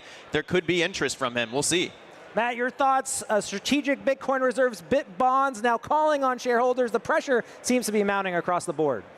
Yeah, I mean, I step back and even drawing a thread with the vice president's speech of like, what does digital sovereignty look like for every actor in the society, from the individual to a municipality, to a small company, to a large company, to a mega cap, multinational company, to a small country, El Salvador, to a world superpower. Everyone is exploring how Bitcoin fits in and provides that element of self-sovereignty. And I think we're seeing, a stack started to emerge, right? Where digital money is a piece of this self-sovereign stack. And there's a version of it that works for companies, a version of it that works for countries, and a version of it that works for individuals. And I like, for example, at countries like the United Arab Emirates, right? And those countries have a lot of capital and autocratic leaders that are trying to build, essentially a self-sovereign stack with their own energy resources, their own compute, AI inference, and their own, hard asset holdings to kind of build a self-sovereign, system for themselves. And I think that should be a stack that's available to every individual and every company in the world. And so I think it's encouraging to see this kind of development play out with corporate treasuries on Bitcoin. And I see these trend lines start to converge. Well, Zach, we've seen this before. Certainly, we saw Dell, a former shareholder proposal to get it to consider Bitcoin on the balance sheet, did not pass. Microsoft, McDonald's. Is Meta different? It could be. I mean, stepping back, I think it's hard to really overstate how early we are in this story. I think the world has only fairly recently discovered, I mean, some of us maybe a little bit longer ago, but the mainstream has discovered that Bitcoin is a legitimate, real, important store of value, I'd say sometime in the beginning of 2024 with the launch of the spot Bitcoin ETFs. And we're in this really interesting period where these actors, everyone from, sovereign governments to state governments to corporations to funds to companies are trying to figure out, okay, how do we leverage this asset, right? This unique digital commodity that sort of sprang from the ether out of this bizarre virgin birth with a pseudonymous founder, and what does optimizing Bitcoin as a store of value look like? And so I think we're seeing in the private sector this sort of Cambrian explosion of different experiments of how to use Bitcoin as a treasury asset. And is it just, holding as much Bitcoin as you can? Is it doing the sort of MicroStrategy playbook of convertible note offerings and at-the-market equity offerings in order to arbitrage the way the capital markets will give you access to capital? Is it figuring out what your long-term liabilities are and figure out how Bitcoin as an asset can match certain of those liabilities? And what I think at the end of the day is that companies will find some answer to that question, right? For most big companies, they will have one of those, potentially those three needs that Bitcoin will fit well for. And I think Meta as a really sort of forward-thinking company, right? They changed their name to Meta. They want to be the home of the metaverse. This could be the home of the sort of Ready Player One, utopia, dystopia, depending on how you see that. I think it is likely that sooner or later they find some integration for Bitcoin. Well, we've seen GameStop come out and buy 4,700 Bitcoin. Meta, could they be next? You'll be seeing it live at the Bitcoin conference. Stay tuned. We're getting back to the main stage with more programming. We'll be right back.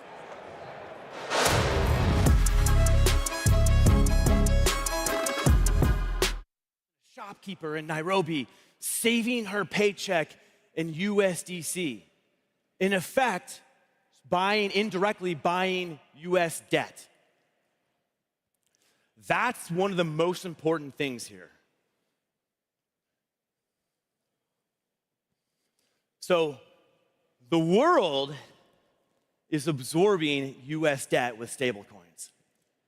And when you look at what the stablecoin issuers, and you stack them in comparison to other countries. You take all of them, Tether, Circle, stack them in comparison to other countries. Stablecoin issuers rank roughly 19 in terms of purchasing US debt. That means they're buying more debt than Germany and South Korea. Now, as I remind you, I said 1.25 trillion projected in 2030. So when that happens, that means that stablecoin issuers will be the biggest buyers of US debt. But again, today, people need dollars. Tomorrow, people need Bitcoin. And I know you all know why. I personally, when I look at what the Trump administration is doing, I'm very happy. They've embraced our industry. Vice President Vance's speech was amazing today. So because they've embraced our industry, I love it. With Doge, the efforts with Doge is great. But some of you know about the big, beautiful bill, and I understand it's not finished yet.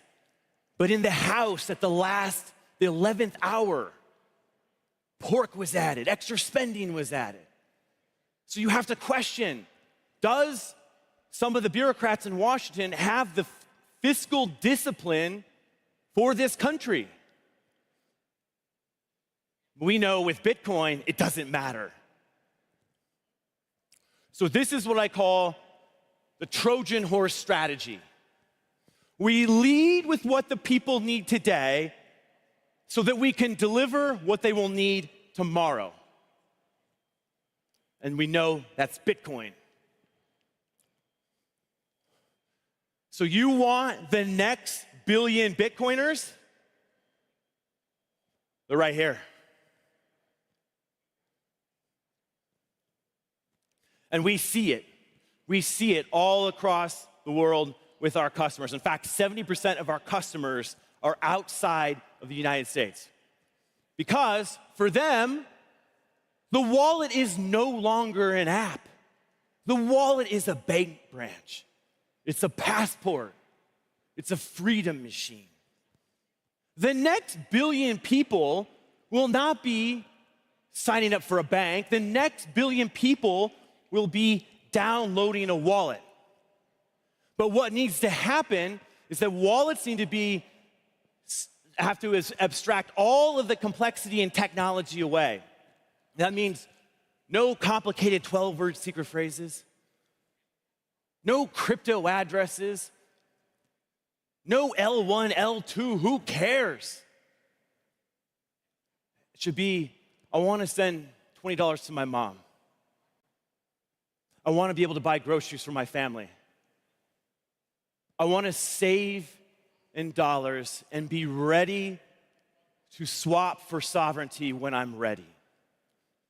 That's ultimately what this is about. Because we're not building for crypto natives anymore. We're building for the global mainstream. And they won't be signing up for banks. So because we have millions of customers all over the world, we have the fortune to be able to speak with them, have conversations with them. I want to share a story of one of our customers. So a father wrote into us, his father in Venezuela, and his son's name is Andres. And you know the political instability in Venezuela. You know the currency issues that they have. And so his son, Andres, built a crypto mining rig. He started mining crypto, and then he swapped it for dollars because that was his lifeline for his family. These stories are happening all over the world in millions. Again, we're fortunate to be able to have these conversations and learn what these people need. Ultimately, at the end of the day, I know for us, oftentimes, we can get really caught up in the yield. Oh, this token gets 30%, 40% if you stake in this pool and mine in this pool, whatever. I have gotten caught up in it as well. But at the end of the day, the yield doesn't matter. It's the sovereignty that matters. And that's why we're here. That's why this is so important. So imagine a world with 8 billion wallets, and every wallet downloaded is actually a Bitcoin wallet. Every dollar saved is one swap away from sovereignty. And that's a world where that gives us one inevitable outcome. And that inevitable outcome is freedom.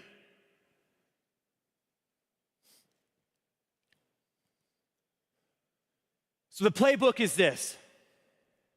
Start with something that people need every single day. Make it so incredibly simple. Dollars, stablecoin. Then we slide in Bitcoin behind the scenes so it's ready for when they need it.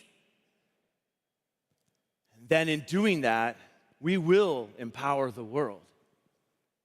Because the reason this is so important, because freedom is not something that we keep to ourselves. Freedom is a protocol that we share all across humanity.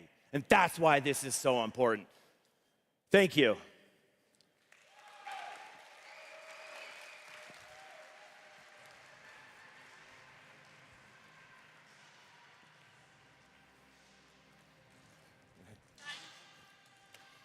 Thank you very much, JP. Our first keynote of Bitcoin 2025 here in Vegas. We have lots of incredible keynotes, panels.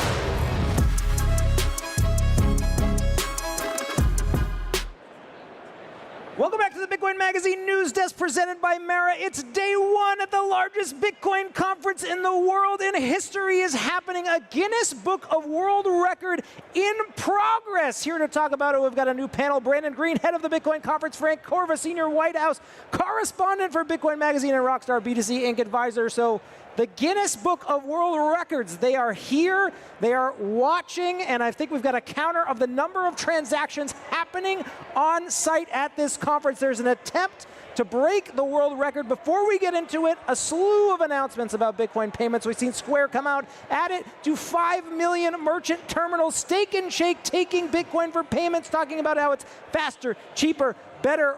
Rockstar, why don't we start with you? Set the stage. What is happening here, and why did you want to set this Guinness Book of World Record?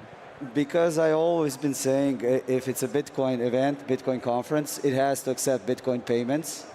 As we saw, it's not the easiest thing in the world to do, but luckily now I'm here, so I'm going to give it a try. And if we're, Like 0 out of 2, yeah, it will Becoming easier, though. Brandon, head of the Bitcoin conference, why try to set the stakes? Why set a record? What does the record mean? Yeah, absolutely. Well, I think you've seen Bitcoin really start to adopt and flourish in the store of value narrative. You've seen now corporate balance sheets adding Bitcoin to their treasury, and I think the next phase of Bitcoin is really using it as a medium of exchange. And so we want to really kick-start that narrative here at the conference, point out how effective it is as a medium of exchange. Even if you get one-off terminal issues, those will be fixed, and every day it becomes easier and easier to spend your Bitcoin, to use your Bitcoin on site, and we want this to be the #1 place in the world that Bitcoin is used.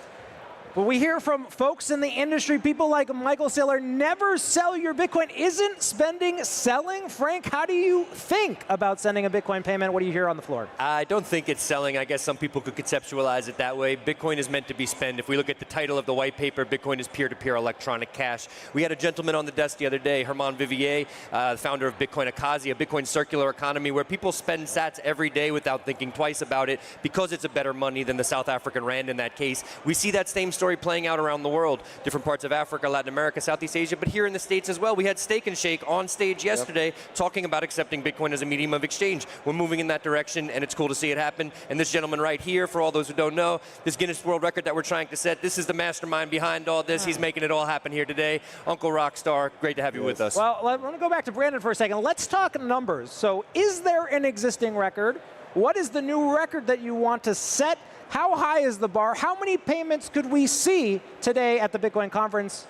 Yeah, I would like for us to test the feasible limits of what the network can actually even accomplish today. So if we could get to 1 million, that'd be amazing. But I think Rockstar might have a heart attack if we get that high. Rockstar, how many do you want to see? I mean, we did the research, and based on the previous event that were done, like the Guinness Book of World Records has set this threshold of 4,000 transactions, and we're currently in 688.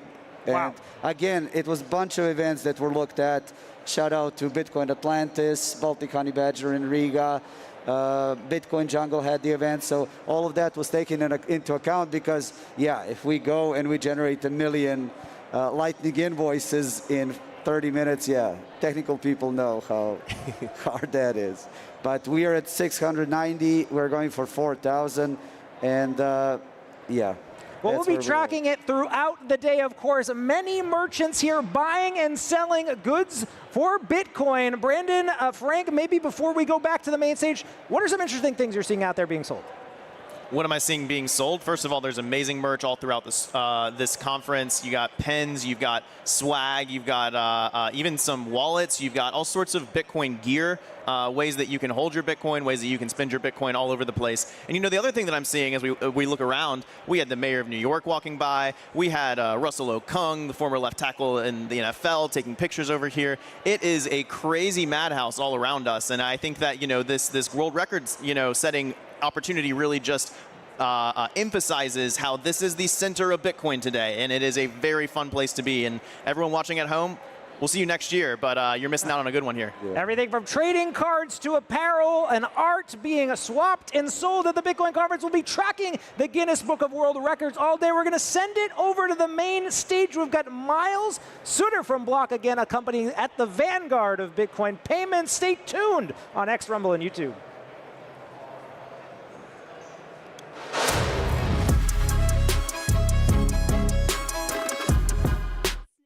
Incredible speakers, and I just got the thumbs up, which means it is time for one of those speakers to come to stage. Are you guys ready to go?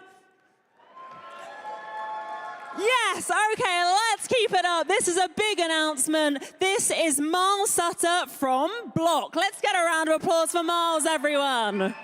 Woo! I'm not gonna go out if it's not there, man. Okay, great. Yeah. Thank you. Woo!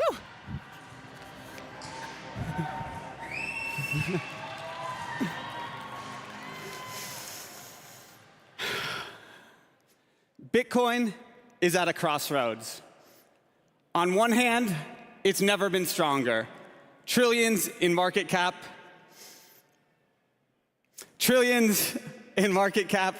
millions of holders, and even talks of nation-state adoption. Technical difficulty with the slides in the background, it looks like. But we're gonna freestyle it. The original vision, the one in the title of the white paper, peer-to-peer electronic cash, is still mostly a dream. We use Bitcoin to hold, to hedge, to opt out, but we rarely use it to live. At Block Inc., we believe that has to change. Because if Bitcoin doesn't get used, if it doesn't become everyday money, it risks failing to live up to the mighty mission that has inspired so many of us around the globe. That's why at Bitcoin 2025, Block is officially announcing that we're bringing Bitcoin payments capabilities to our millions of Square businesses and point of sales.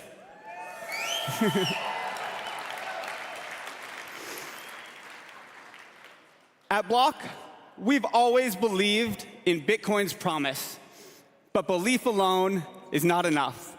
What matters is action, and that's why, for more than a decade, we've kept showing up, often before it was popular, and sometimes before it even seemed practical.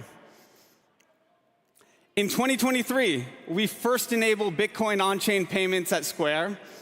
We were early, and it didn't get much traction, and the Lightning white paper was still years away, but it planted a seed.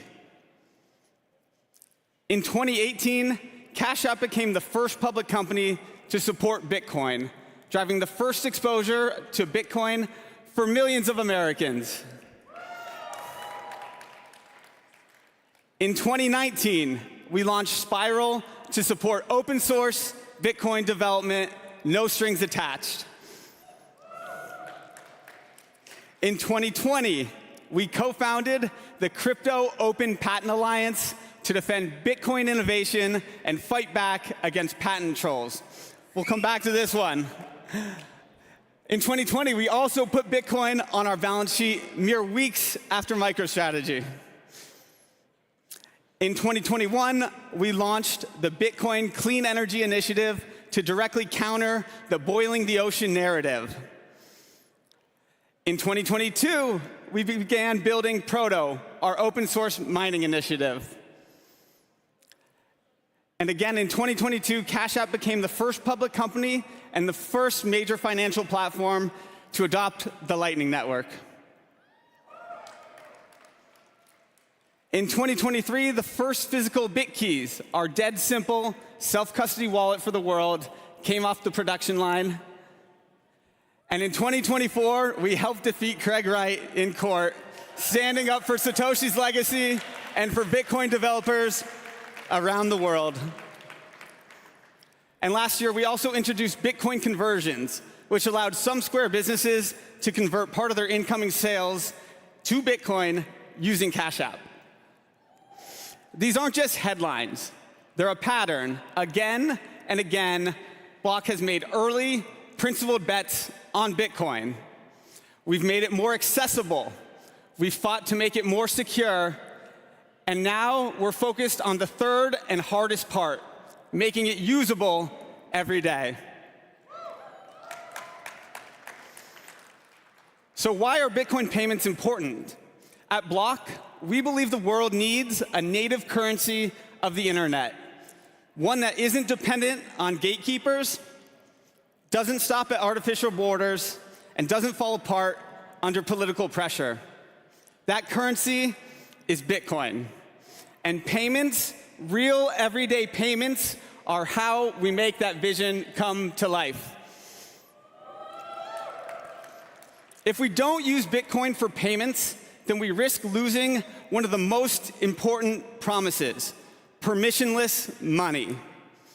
If we don't preserve the qualities of cash in a digital world, then human liberty is in serious trouble. And unfortunately, probably forever. Again, Jack said it best, if Bitcoin just becomes digital gold, we failed the mission. Bitcoin payments validate Bitcoin, not because the government says so, but because the market does. When price discovery goes from a handful of major exchanges to millions upon millions of participants in an economy, Bitcoin's decentralization increases. Payments are core to the soul of Bitcoin's ethos. When someone tips their barber in Bitcoin, or streams payments to their favorite podcaster, or zaps a node on Nostr, we're proving that Bitcoin is money. And the more that Bitcoin is used as money, the more robust and cemented into our world it becomes. And we all need to do our part. At Block, we believe Lightning is key to making Bitcoin more practical and accessible for everyday use and for everyday people. But we also believe that Lightning can be an essential foundation for the coming age of artificial intelligence. Humans and machines alike will require global, instant, and programmatic payments to unleash our fullest potential. And they will prefer a currency like Bitcoin. Agents are going to need frictionless, permissionless payments. They're going to need to transact instantly, to stream microtransactions, to bid on bandwidth, data sets, or whatever new economic models become viable in this new age that we're entering. At present, Block runs one of the top Lightning nodes globally, and we brought the ability to use Lightning payments to our 50+ monthly active users within Cash App. And here's what's wild. It's working. Cash App continues to be one of the largest Bitcoin on-ramps in the US, regularly accounting for almost 10% of on-chain block space on any given day, month, or year. And at the same time, in 2024, we saw a 7x increase in Lightning payment volume compared to the previous year. And this usage continues to shift today. 1 in 4 of our outbound Bitcoin payments are now happening on Lightning. And at the infrastructure layer, we're earning nearly 10% Bitcoin on Bitcoin returns by efficiently routing real payments across the Lightning network. This isn't yield from altcoin staking or reckless speculation. It's from solving hard, real-time routing problems. And it's real Bitcoin on Bitcoin returns from our corporate holdings via supporting real payments use cases. What we see is that when you're enabling real payments by making them faster, more convenient, the network gets stronger, smarter, and more useful. So if you're wondering if Bitcoin is still just an asset, the answer is no. It's already a network, it's already a protocol, and now Block is leading the effort to make it into the world's best payment system. So today, we're taking the next step. For the first time ever, businesses will be able to accept Bitcoin natively directly through the Square point of sale, just like they would with cash, credit cards, and tap to pay. No clunky workarounds, just one seamless, elegant flow for both the customer and the business. Right now, if you head over to the conference merch store, just beyond these walls, every Square register is running a version of the updated point of sale. And if you pay with Bitcoin, you'll receive a 21% discount. There, you'll get to see it and experience it first before we start rolling it out, Lightning payments to Square Business later this year. Why does this matter? Because this is what makes Bitcoin everyday currency for everyone. What we're showing at the conference is just one layer of what we'll be introducing. We're actually building a full Bitcoin for businesses stack. We envision a world where any and all Square businesses will accept Bitcoin payments that seamlessly blend into the background. Whether they want to hold it as Bitcoin, convert it into local currency, whether they want to keep their Bitcoin in the Square ecosystem, or whether they want it to automatically be swept out to self-custody. This means not just accepting Bitcoin, but holding it, managing it, converting it, and reporting on it. We believe hardworking entrepreneurs deserve access to the full power of Bitcoin. They deserve the ability to bank in Bitcoin, to integrate Bitcoin into the tools they already use, from sales to accounting to taxes, to take the earnings from their life's work and transfer them into the hardest money ever created. It's about taking the blood, sweat, and grit poured into small businesses and turning that into something generational, something that honors the work, that protects it, and that gives it a future. For 16 years, that's what Square has enabled for millions of businesses. Proof of work. 1 year ago, we enabled some Square businesses to start dollar cost averaging into Bitcoin, converting a set % of their daily sales automatically. Today, 1,700 businesses are all 100% in the money. Some have one employee, some are very large, some are converting 1%, some are going as high as 60%. But with this feature, we've seen firsthand that businesses DCAing into Bitcoin can unlock more control over their treasury, a hedge against inflation, a path for faster business expansion, and importantly, a signal to their customers about what they stand for. And we weren't going to let our businesses do this alone. As a company, we are DCAing ourselves, taking 10% of all of our profits from Bitcoin and adding it to our corporate balance sheet as a salute to our beloved Square businesses and a nod to our overall conviction.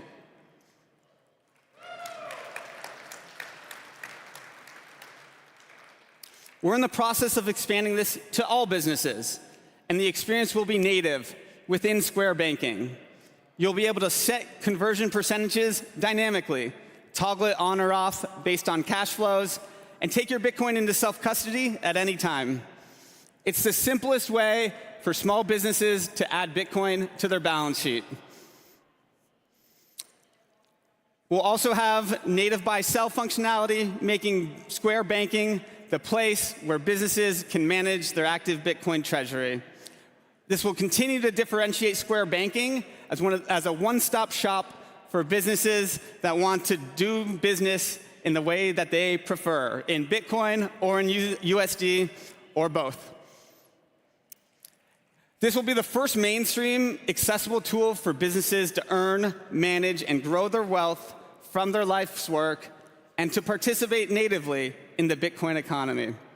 And later this year, we'll begin rolling out what you're seeing here today. Beautiful Square terminals accepting Bitcoin payments at your favorite, and frankly, typically the coolest neighborhood businesses.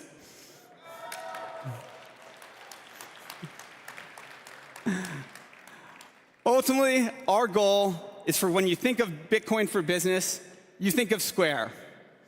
We're in the early stages of kicking off this journey, and I hope you kick it off with us for the sake of your business and for the sake of Bitcoin in the long run. So why do we think that things will be more successful than in 2013? Back then, Cash App was just starting out, playing around with email-to-email fiat payments. Many of our largest Bitcoin peers did not even exist yet. And there's been so much work done by so many people to get us collectively to where we are today. And the beautiful thing about Bitcoin is that our competitors in the industry are also our collaborators. As they grow, the network grows, and we all benefit. We're building a new future together, one that we all believe is rooted in a more free and fair foundation. And the rising tide lifts all boats. In 2025, with so many Lightning native Bitcoin apps, we've collectively grown the top of funnel of Bitcoiners who are not only willing, but importantly, now able to spend their Bitcoin to a number of many, many millions, tens of millions. It's strength in numbers. So hand in hand, let's do this one more time. Let's keep manifesting we know we need to live in. We can make Bitcoin the global reserve currency of our world by using it in our everyday lives. So if you see a Square business, we encourage you to do your part and pay in Bitcoin to show that the Bitcoin economy is not only possible, but inevitable.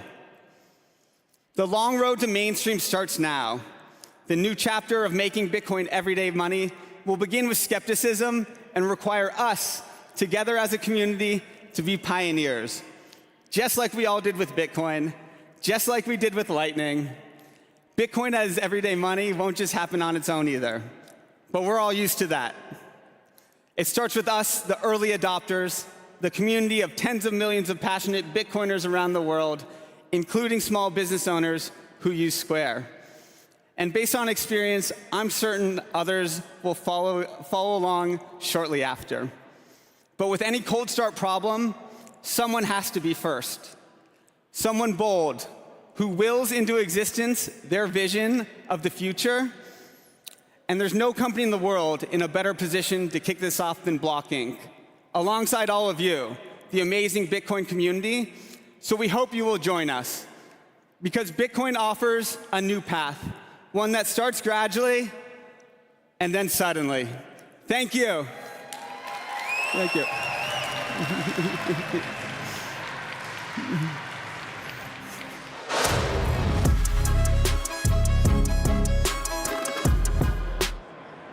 Welcome back to the Bitcoin Magazine News Desk presented by Mara. It's day one at Bitcoin 2025, and it is an absolutely packed house here at the Venetian in Las Vegas. You've heard BitBonds announced, Bitcoin on balance sheets, and just now, Bitcoin payments coming to millions of merchants around the U.S. You heard from Miles Suter of Block talking about peer-to-peer cash, the dream of Bitcoin. His quote, if Bitcoin doesn't become everyday money, it will fail to live up to its mission. Now to talk about what's happening at the conference in terms of bootstrapping the Bitcoin economy. We have Frank Corva, senior White House correspondent, and Rockstar Dev, BTC Inc. advisor. There is a Guinness Book of World Record attempt in progress. That's right. If we reach a certain threshold, the Bitcoin conference will be in the Guinness Book of World Records. Rockstar, I want to talk to you about the technology behind this. This is cutting-edge stuff being done by the conference. There's a lot of Bitcoin conferences around the world. A lot of them don't do as much as the Bitcoin conference to leverage technology. What is unique here that you're seeing on the floor? Yes, and I just want to say it's BTC Inc., but it's all of you participating and all our exhibitors. Everyone is getting the pin. And there is tons of technology, man. I worked on BTC Pay server. I worked on Strike over the years. And now Square is joining. And they felt bad that this morning the demo didn't work. So we're going to do it live. We're going to do a live payment demonstration. You're seeing now the floor, shoppers. Rockstar, what's going on over here? Can we get a zoom in on this? Rockstar, yes. We have a $1 bill here. I'm about to tap my Bolt card here with Uncle Rockstar's face on it, if you will. Yes, so that's why it didn't work. It was Trump card and not Rockstar Oh, card. man. Yeah, well, the payment has gone through, my friend. All right, a Bitcoin payment made on stage right now. One of many happening on the floor as we build to the Guinness Book of World Records. We're going to Lynn Ulbricht live on the floor. Of course, her son taking the stage in the final keynote on Thursday. Isabella Santos, our roving reporter, over to you. No, man, I'm telling you, that's it. That's well done, sir. So you finally made it. Headsets on. Keep going. We're coming right back. You didn't zoom in on the payment, though. If you want me has to, been we got fighting and advocating to free Ross Ulbricht for over a decade, and you never once gave up. How does freedom taste like? Delicious. Can you please? Wonderful. It's really wonderful. Yeah. I mean, it's something that's hard for me to even believe now. You know, it's like, oh yeah, Ross isn't in prison. You know, and I can relax about some things. No, it's incredible. It's incredible for our family, and yeah. Can we relive those first 5 days when Trump was elected and you were waiting for them to sign the free Ross Day 1? How did that feel? What was going through your head? Well, we were hoping for a commutation, a full commutation time served. The judge had put something on there, which was that he would have a lifetime of supervised release, which is very unusual. That meant for the rest of his life, he would have a parole officer he'd have to report to who could put him back in prison at any time, and all kinds of restrictions. It's pretty rough. Usually you have it for a while, but not in a lifetime. So we were just hoping for that. And we never, well, I never thought we'd have a pardon. I mean, I just never thought we'd have a full pardon. And the day that Trump had said he would do it, and I believed that he would do it, and that he would keep his word. And I did actually get to talk to him, and he told me he would do it. But he said that I might not have time to do it day one. I've got a lot to do that day, but I'll do it the next day. And I was like, that's just fine, no problem. And no, it was great. And the next day, after Inauguration Day, we were like, okay, he's going to do it, he's going to do it.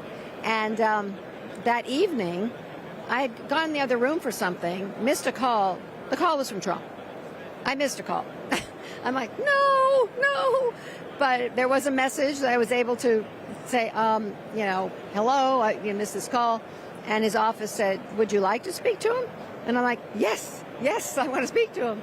And he got on and he said, I have good news for you. And I'm like, oh my God, And he said, I'm going to give your son a full and unconditional pardon. I was like, oh my God, incredible. It was just, I was just losing it at that point. And he took the time to read the whole pardon to me. And then at the end he said, and tell him to stay clean. And so it was amazing. It was amazing. And then we went, his wife, Caroline, and I, and his sister, my daughter, went to the prison. And his dad joined us right away. And he was rode with his wife. They had her pick him up, and he just drove out. And there he was, outside the building. And we hugged and kissed and were so excited, and then had a whole family reunion for that week. It was amazing. It was amazing. And I feel like it's still amazing. It's still amazing. Because Ross is free, and as you can see, this is the live auction. Ross Ulbricht's auction worth everything that he wore in that full decade that the world took from him. Over to you guys at the news desk. I have one other thing. Yes. Hold on.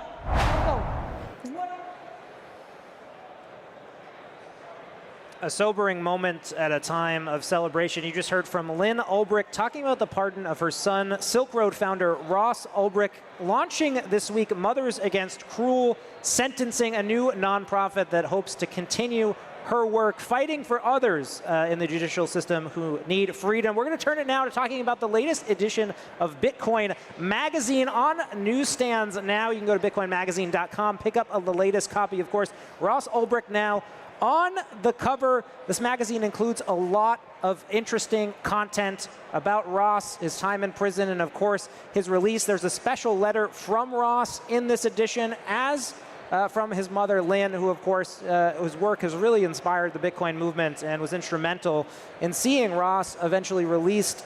Frank, I want to go over to you. Can you tell us a little bit about the making of this magazine and the love and care that really went into producing this product? Yeah, it's a remarkable thing, especially to be able to showcase this here in front of not only the 30,000 people here, but to the world, to the many tens of thousands, if not hundreds of thousands of people who are tuning in.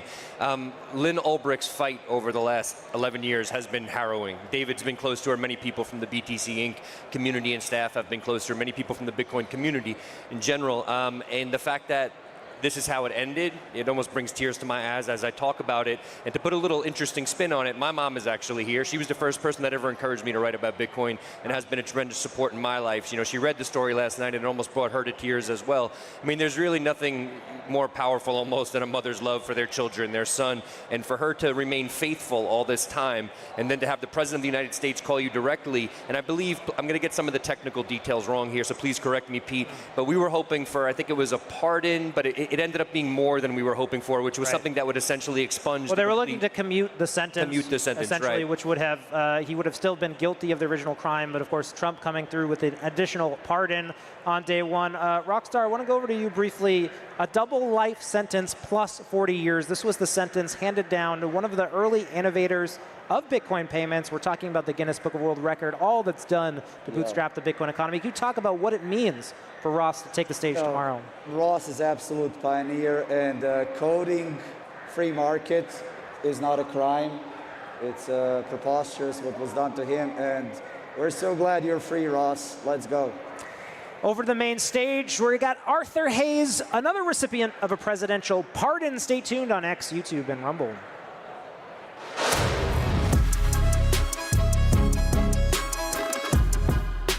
He was with George Soros, helped defeat a few different currency pegs, and is obviously extremely knowledgeable about what has to happen economically for the U.S. to succeed, given all the issues that they have. And here's a photo of Bessent giving a sales presentation. I'm sure some of you have seen this movie, Glengarry Glen Ross, and the iconic scene when, I forgot the name of the actor, who's standing up there and telling the salespeople, ABC, always be closing.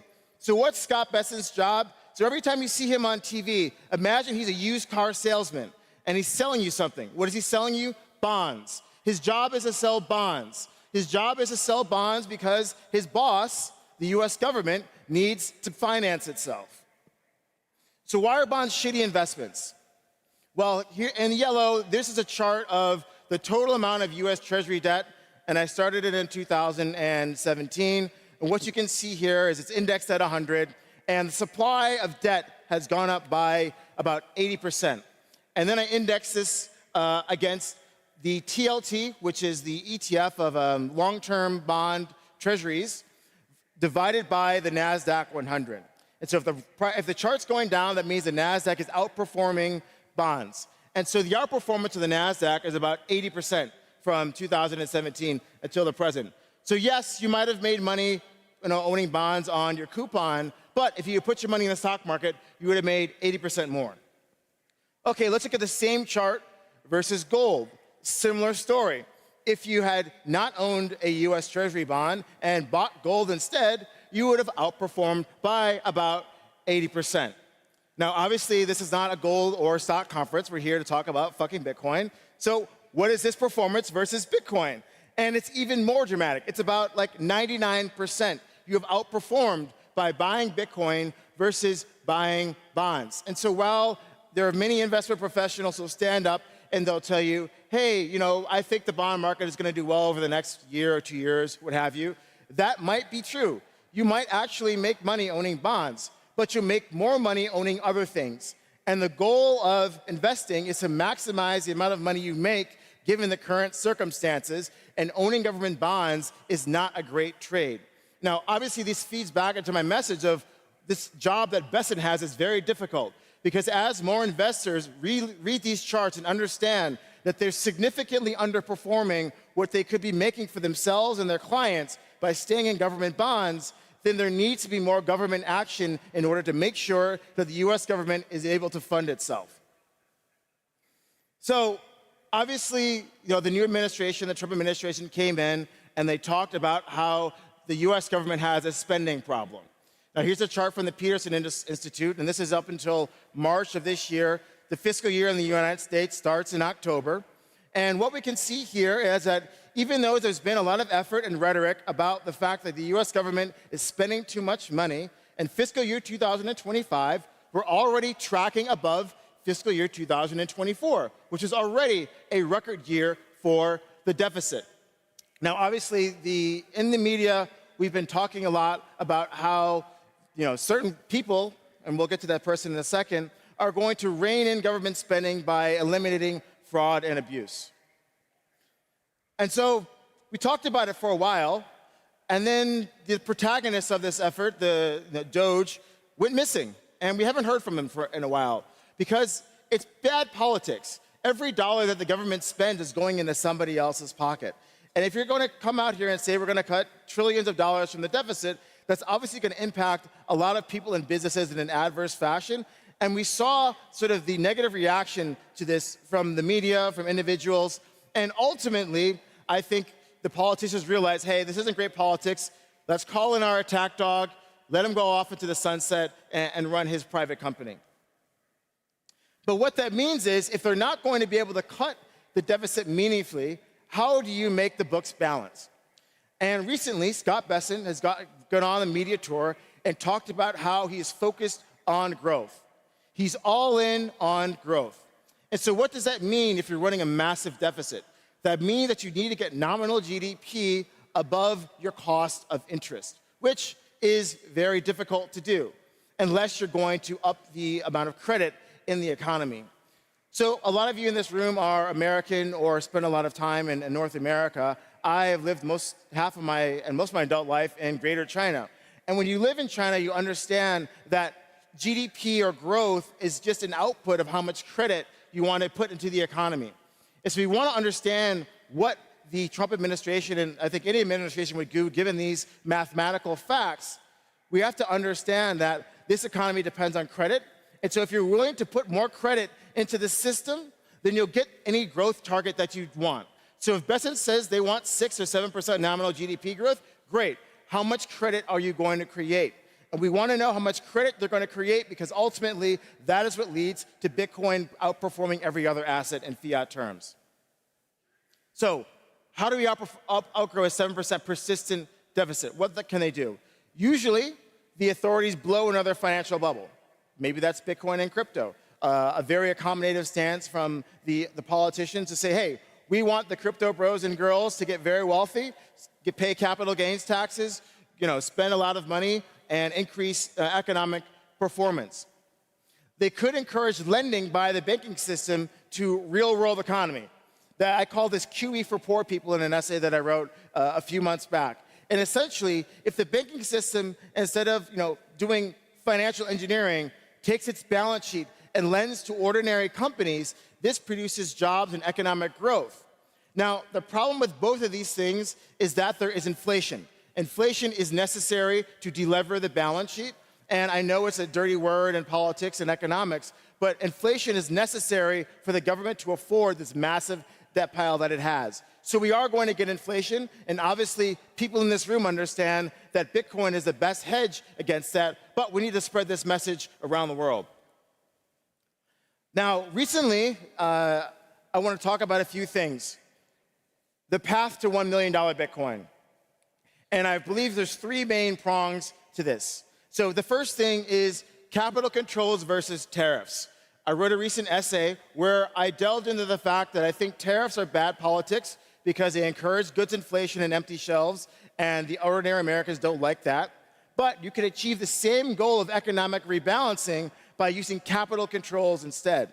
And so we started to see certain fringe economists, and it will be mainstream soon, talking about how they can rescind certain tax benefits that foreigners have investing into America and take this income and redistribute it either to voters or to buying certain maturity of treasury bonds. The second thing is an exemption of the bank supplemental leverage ratio, which I'll get into in a second. Scott Besson has talked about this on multiple interviews, and he's even turned up the rhetoric recently in recent Bloomberg and Fox News interviews, talking about how this ratio, he believes this summer, there will be an exemption, just like there was in COVID, for large banks to buy treasuries with infinite leverage. And finally, something that's becoming a lot more energy is the Fannie and Freddie Mac, the government-sponsored entities that will be able to juice the mortgage market with lots of money if they're allowed to once again. So let's go into these 3 horsemen. Foreigners must pay is good politics, right? If you're going to go out to the voters and say, I'm going to give you something, obviously it'd be great if somebody else was paying for it. That's just how politics works around the world. So back in 1984, because the US government had another problem, same problem, how do we get people to buy our debt? And this is at a time when the 30-year treasury is trading at about 12% yield. They said, hey, why don't we exempt foreign owners of bonds from withholding taxes? Now, if you're an American, all the interest that you receive from owning a treasury bond is taxed at a particular rate. I think it's between 20 and 30%. And right now, if you're a foreigner, you don't have to pay that. So there is talk now about rescinding that exemption to do a few things. First, it could raise over $1 trillion over a decade by basically taxing foreigners on the income that they receive. Now, obviously, if you receive a tax, you're probably not going to want to own a treasury bond. So one thought is, how about we make it that it's very low tax to own a long-term treasury bond? These are the things that Besson has trouble selling. And very high tax on treasury bills. These are the cash-like instruments that you might own in your money market account. And everybody wants this. Everybody wants a high-yielding cash account. So let's penalize you for owning that, but let you own this long end. And that's a soft form of yield curve control. How do we get demand into the long end from foreigners? Well, it just changed the tax rates. Now, the ultimate problem of this is who's going to replace foreigners as a marginal owner of debt. Now, obviously, that means they're going to print the money to make up for the amount of money that's lost from foreigners not investing in this debt. Other thing, bank buying bonanza. So the supplemental leverage ratio, if you don't remember anything from this presentation, please remember this. It's a way for banks to buy bonds with infinite leverage. So there's something called Basel III. It's this very complicated regulation that was put in after the global financial crisis. And it did something sensible. It said, hey, banks, you didn't have a lot of capital. Why don't we make you have more capital? So if I own a bond, I have to put up some of my own equity capital against that. That makes a lot of sense. Well, that means that the US banks will run up into a limit as to how much US Treasury debt they can buy. Remember, Besson has $2 trillion, if not more, per year of bonds that he needs to sell, and he needs to make sure that somebody can buy these. So if I remove this exemption, it allows commercial banks to buy Treasury bonds with infinite leverage. And when they can do that, their profits soar because they pay very low rates on commercial deposits. And obviously, smiling Jamie Dimon would very much love this to happen, and he has said this on many occasions that he believes that the banking system needs this exemption. And as I always say, Jamie Dimon gets what Jamie Dimon wants. Something else, stablecoins is obviously a very hot topic these days. If you combine stablecoins or US banks issuing dollar stablecoins throughout the market that pay no yield with an SLR exemption, they essentially become just like Tether. They pay nothing to allow people to invest in these stablecoins and use them for transfers, and then they get to take all that money, put it into US Treasury bills, and have no capital charge, and it's essentially infinite profit. So I expect that if this exemption goes through, which I think it will, you're going to see a very concerted effort by the large US banks to issue their own stablecoin because it's a way for them to earn a lot of net interest income. Now, this is a tweet or a truth or whatever you want to fucking call it from Trump on Fannie and Freddie. Essentially, these are the organizations that were issuing mortgages during the financial crisis. Before the 2008 financial crisis, they were very profitable. Now, what happens when you free Fannie and Freddie? Essentially, you take them out of conservatorship. Now, this has been a trade that's been talked about, for almost 2 years now. If you bought it at $1, it's probably trading at 11 now, these companies on the market. But you take them from conservatorship, they're allowed to take their equity capital, issue more debt with an implicit government guarantee, and lever it 33 times. And then they can buy up to $5 trillion worth of mortgages. This is $5 trillion of liquidity that is going to come into the market if you allow these two organizations to get back to business as usual. And so here are the fucking maths. Where do I get this idea that Bitcoin could hit $1 million? So if we think about QE for poor people, banks lending more into the real economy, I estimate that could be up to $3 trillion of bank credit that will be created between now and 2028. The statistic to look for is on the weekly Federal Reserve balance sheet, other deposits and liabilities. We'll see that happening there. If the banks are allowed to buy Treasury bonds, it's estimated that $900 billion of foreign demand could evaporate. And that has to be replaced by commercial banks who now can buy these treasuries with infinite leverage. And finally, let's free Fannie and Freddie and bring $5 trillion of liquidity to the markets, which gets us close to $9 trillion printed or between now and 2028. And let's put this into context. During COVID, the COVID stimulus programs and all the aid that was given to the financial sector within the United States totaled about $4 trillion. And from the lows of March of 2020 to 70,000 in 2021 in November, we went up about 10x. Remember, price is set on the margin. It matters about the much larger marginal price, not the whole stock. And so if we have less Bitcoin on exchanges due to ETF demand, and we're printing double the amount of money between now and 2028 than when we did till COVID, then Bitcoin $1 million is just easy. Thank you very much. Hope to see you all at our party tonight.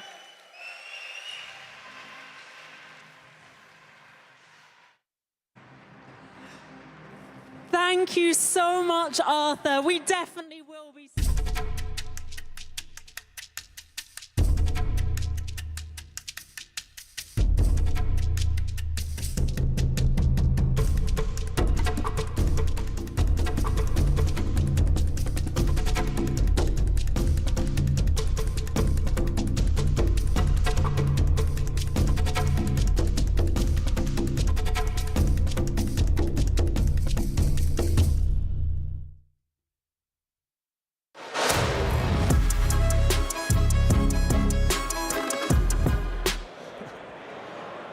Welcome back to the Bitcoin Magazine News Desk presented by Mara. It's day one of the largest Bitcoin conference in the world. Still so much more to come. You're going to hear from the Pakistan Crypto Council, Donald Trump Jr., Eric Trump, Bitcoin Standard author Saifedean Ammous, and Adam Back, the man who first corresponded with Satoshi all those years ago and went on to found Blockstream and other innovations. You just heard from Arthur Hayes, the BitMEX founder, pardoned by President Trump, giving his thesis for $1 million Bitcoin, here to bring an interesting perspective on that price appreciation. As an early Bitcoin miner and pioneer, James Howells from the United Kingdom. James, thanks for being here, and maybe you can share a little bit about your story. Obviously, some people might be very familiar. You've been in the headlines for years, but I think it really speaks to the price appreciation of Bitcoin. Your story, maybe you can fill us in.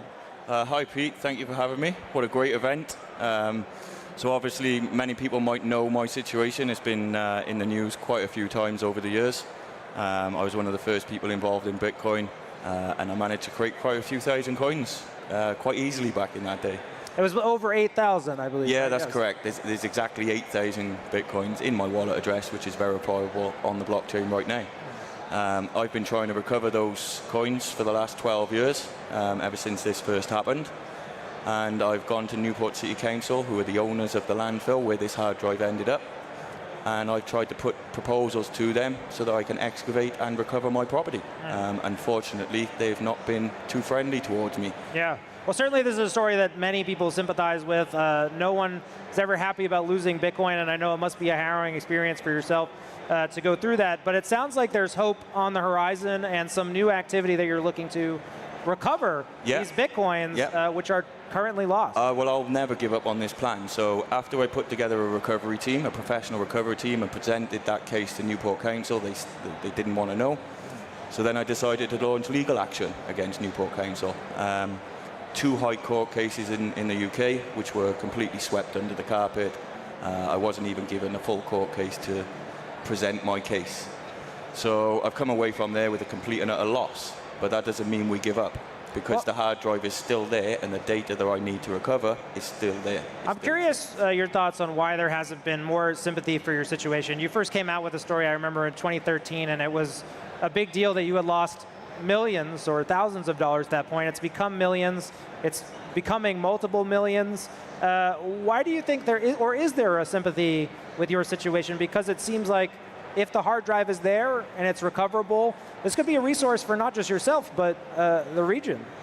I've had assistance and help and sympathy from practically everybody except for Newport City Council. And they're the decision makers that I need on my team.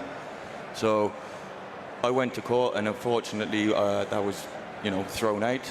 So now we've come up with a new plan. The next plan is we'll be buying the landfill from them, whether they like it or not. We're going to make them an offer they can't refuse.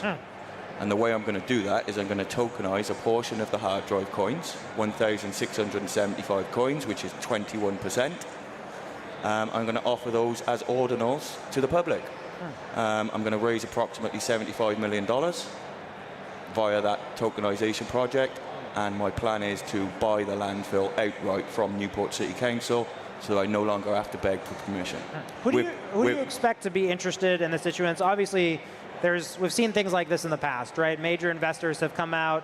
Strive, Vivek Ramaswamy's firm, looking to buy claims on Mt. Gox Bitcoins. We've seen exchanges like Bitfinex. They've tokenized their debt, made the people who experienced the loss whole again. Were you inspired by these projects? And if someone were to invest in something like this, which is a bit risky and unconventional, why would they participate? Yeah, I have been inspired by past projects. One of the projects that did inspire me was the effort by Bitcoiners to purchase a copy of the US Constitution. That is very similar to the plan that I propose. The reason why somebody would purchase one of my tokens is that each one of my tokens has got a Satoshi amount allocated to it. So if I then complete the plan, recover the coins, I will then have to allocate a portion of those coins back to the people who supported this recovery effort. I believe this story is so known worldwide. There's a lot of people who would invest into this at different price points. So we've got multiple tiers for different tokens, which offer different benefits and perks. And at the same time, we're also going to put the entire excavation process into a documentary series so that people can actually follow along with us. Right, I did hear about that, yeah. So they can actually follow along with us and see what we're doing and see the outcome. Do you feel like this is becoming a race against time? Because we know one of the things about software is that it continues to perpetuate. Hardware, a different story. This is a hard drive in a landfill. Landfills notorious for toxic materials, debris. How confident are you that were you to find the hard drive, you could identify it, get it operational? I'm curious what work you've done there. Well, I've had extensive conversations with a company called Drive Savers, who are based in LA. They've recovered multiple wallets with multi-million-dollar balances in the past. They're the best in the business of doing this, so I fully trust them. All I have to do is get them a physical hard drive, and they believe there's an 80 to 90% chance that they will recover the data. Now, the reason for that is, on a multi-gigabyte hard drive, the data is actually stored in one specific location or sector of the disk. All I need to recover is 51 characters, which is bytes of data on a disk. Now, if this was a multi-gigabyte video file or an MP3 file, the data would be scattered on multiple points of the hard drive, which would make it harder to recover that data. The fact that we only need a minuscule amount of data increases our chances exponentially. Well, I'm sure a lot of people out there admire your determination. You have kept up with this for close to a decade. How close have you stayed to the industry and the state of the art of the technology? Are you buying and holding Bitcoin still to this day? Or what have you done to kind of maybe help make sure others don't go through what you've had to experience? Yeah, I still buy and hold Bitcoin on a daily basis. I've been dollar cost averaging since 2013. I use Bitcoin as well. I use crypto. I like to pay for things with Bitcoin. I believe there's a use case there for it. It's not just a store of value. We can actually use crypto, and we can use the digital tokenization of assets onto the Bitcoin blockchain, which can only increase the value of everybody else's coins together. So that's what I plan to do with an Ordinals token in order to raise $75 million, and that will be going live on 1st of October. We'll be dropping that at token 2049 in Singapore. We hope to sell out by the end of the year. And the current council they've said that they're willing to close the landfill in early 2026. So it's my intention to put an offer to Newport City Council through my legal representatives on the 3rd of January 2026. Well, of course, we'll see some leaders from the UK here for the first time. Nigel Farage coming up at the conference amongst the major guests still to come. What would be your message to the United Kingdom, not seen as progressive on Bitcoin or cryptocurrencies? What would you say to Nigel if you had his ear? I'm pretty sure Nigel is already a Bitcoiner, so it's not Nigel I need to convince. It's the rest of the British establishment that refuse to change. And they need to come to the table and realize the opportunities that they're missing out on.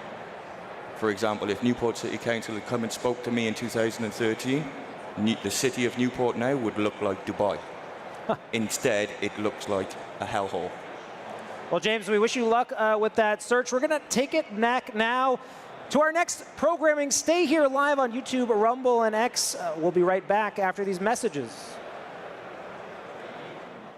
Supply and productivity and efficiency, but it's the energy necessary for Bitcoin mining or HPC or whatever that is the big bottleneck. And when Ether switched over to proof of stake, you lost this other competing force on the energy for Bitcoin mining, and all of this energy infrastructure, which was kind of going towards Ether, now all flooded towards Bitcoin mining as the highest value opportunity. Now with the HPC and the AI emergence, NVIDIA is kind of coming full circle. And they went from Ether, it had a little bit of a lull, but now they're coming back in this space. And it's providing another high value opportunity for the energy. And I think that's going to be the real game changer here, because it's another bottleneck on growth on the Bitcoin network that we previously didn't have before ChatGPT emerged. I want to talk to you both about M&A as well. So we'll start with Zach. CleanSpark, you've been pretty active in the M&A space since post-halving. What's your thesis on the current state of M&A and Bitcoin mining? Are we in the early stages, middle, late? What are you seeing? You know, I think that Bitcoin is a finite asset, but the mining space can be an infinite game. And it's something that will always go into overtime. So I don't think it's about being in the beginning. It's almost like we're permanently in the middle. And again, where we're at is there's still a shaking of out event occurring. You know, as Bitcoin continues to rise, if you were struggling to make it when it was at 80, now you've got a new, lease on life that's come into it. But it's creating opportunities, lots of opportunities for consolidation. And again, so we view it as we're going to pursue the opportunities, but we're doing so in the most capital efficient ways possible. We're also in a unique situation as a company where, we're looking at the rewards for investors. There was a point in time where you were rewarded for growing almost for the sake of growing. That is gone as this industry's matured. It's about making sure that growth delivers true shareholder value, which I think is a great thing for being a buyer, because it's a little bit of a buyer's market that we're still in. If Bitcoin continues to push, which I'm pretty bullish on and think it will happen, I think that the consolidation will slow down a little bit, because it will make more sense to stay and wait to sell than it does to rush into a sell right now. You guys, Ben at Bitfarms, just acquired Stronghold Digital. It was an acquisition that was in the making for a couple years. How do you feel post-merger? Are you guys happy with it? How has that affected your capital strategy? And what are some of the things that you've learned in the last couple months since that acquisition closed? We're thrilled with the assets that we picked up there. We've always viewed this as an energy portfolio management business. And I think for years, Bitfarms has really been focused on the international growth. We started in Canada, we did some expansion in the US, and then we went off into Latin America. But when we're looking at what is the higher value opportunities, where are we getting the most value out of our megawatts, where should we be investing the next dollar? It's in the United States. That's clearly where there's the most energy infrastructure, there's the most opportunity, there's the lowest cost of capital, there's the most demand. And so we have not only acquired Stronghold, but we actually divested the largest site that we've ever produced in Paraguay. We did that simultaneously at the same time. And it was about how do we manage an energy portfolio of hard infrastructure assets. And it's a lot easier said than done to manage physical infrastructure. But we effectively said, let's just focus on the best opportunities that we've identified, which is this US infrastructure, and how do we vertically integrate up the chain and get this big pipeline of capacity in the United States. So we divested our Bitcoin mining assets that we didn't want. We acquired these assets that we really wanted, and that's opened up a whole new world of opportunities for us as a company. And it's opening up whole new worlds for us in terms of the capital markets as well, because it's way easier to raise capital and to finance infrastructure in the United States than it is in Latin America. You guys have historically diversified geographically. Is that still part of your play, and how is that going for you guys now that you have a bigger presence here in the US as well? We're still, a very international company, but our focus right now is on North America. So prior to these two transactions, we were actually going to be the majority of our infrastructure was going to be in Latin America.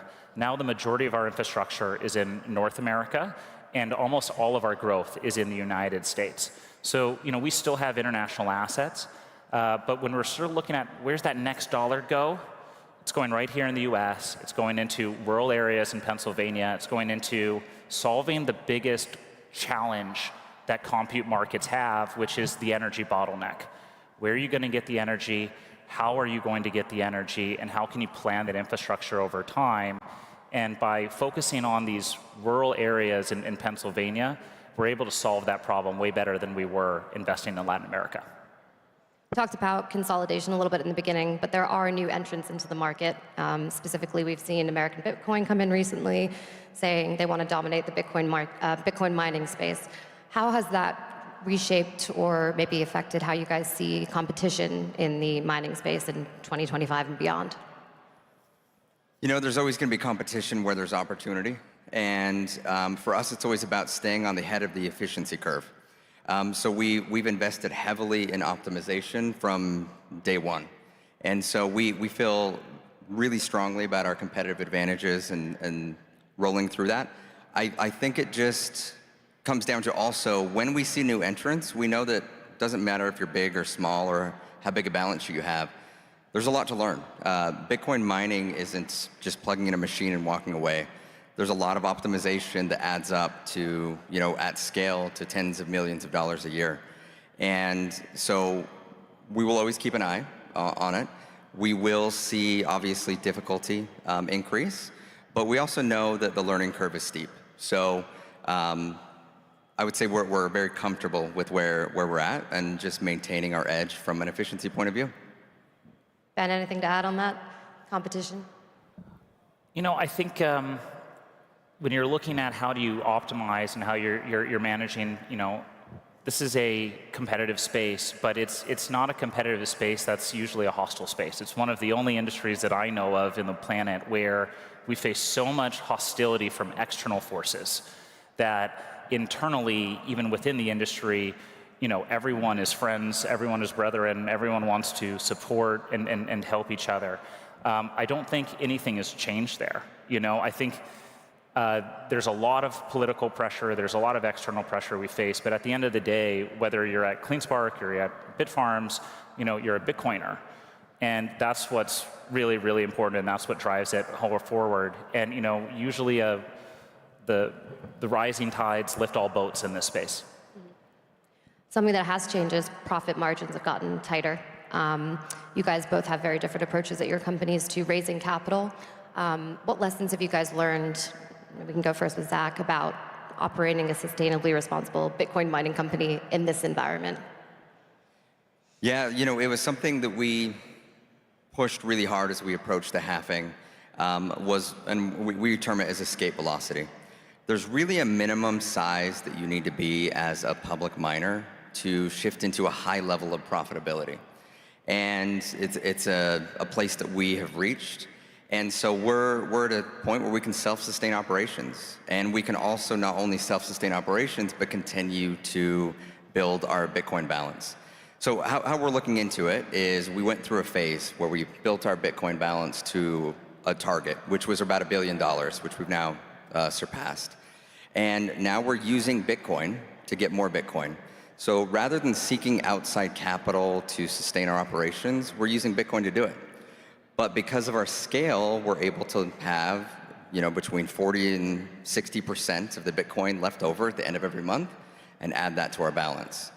We're also looking at a third leg to add to the profitability of the company, and that is we are investing our Bitcoin. Simple things, whether it's covered calls or things like that. But when you have a very large balance of Bitcoin, it becomes another opportunity to use as a revenue stream. We're incredibly conservative about it. We're still in what we refer to as our crawl phase. But we are looking for capital that we generate ourselves to create shareholder value rather than looking external. Because I think that the mining space, I think it's well known. From a valuation point of view, Bitcoin has been outpacing it. And this happens all the time. We're looking and waiting for the time for it to catch up. And debt is also a great opportunity when managed wisely to fund the business into the future. All of that requires scale, and so those are the areas that we're looking at to fund growth, because we prefer to avoid the equity markets for the foreseeable future. Ben, talk to me about your equity dilution strategy at Bitfarms. Bitcoin mining is a capitally intensive industry, and any compute business is. And when you're in a capitally intensive industry, your capital strategy is ultimately probably your most important factor for success. If you're able to raise more capital at a lower price, you're infinitely more competitive. And if you can't raise capital at cost-effective prices, there's nothing that you can do on the operational side that will outweigh the higher cost of capital. So it's a really, really important part of the business. I think the industry is constantly evolving. And in the last bull run of 2021, there's all these companies flooding into the space looking to do miner financing and try and break in and disrupt the space on the financing side. And unfortunately, it's very, very hard to do that in a traditional sense when you have the underlying Bitcoin volatility.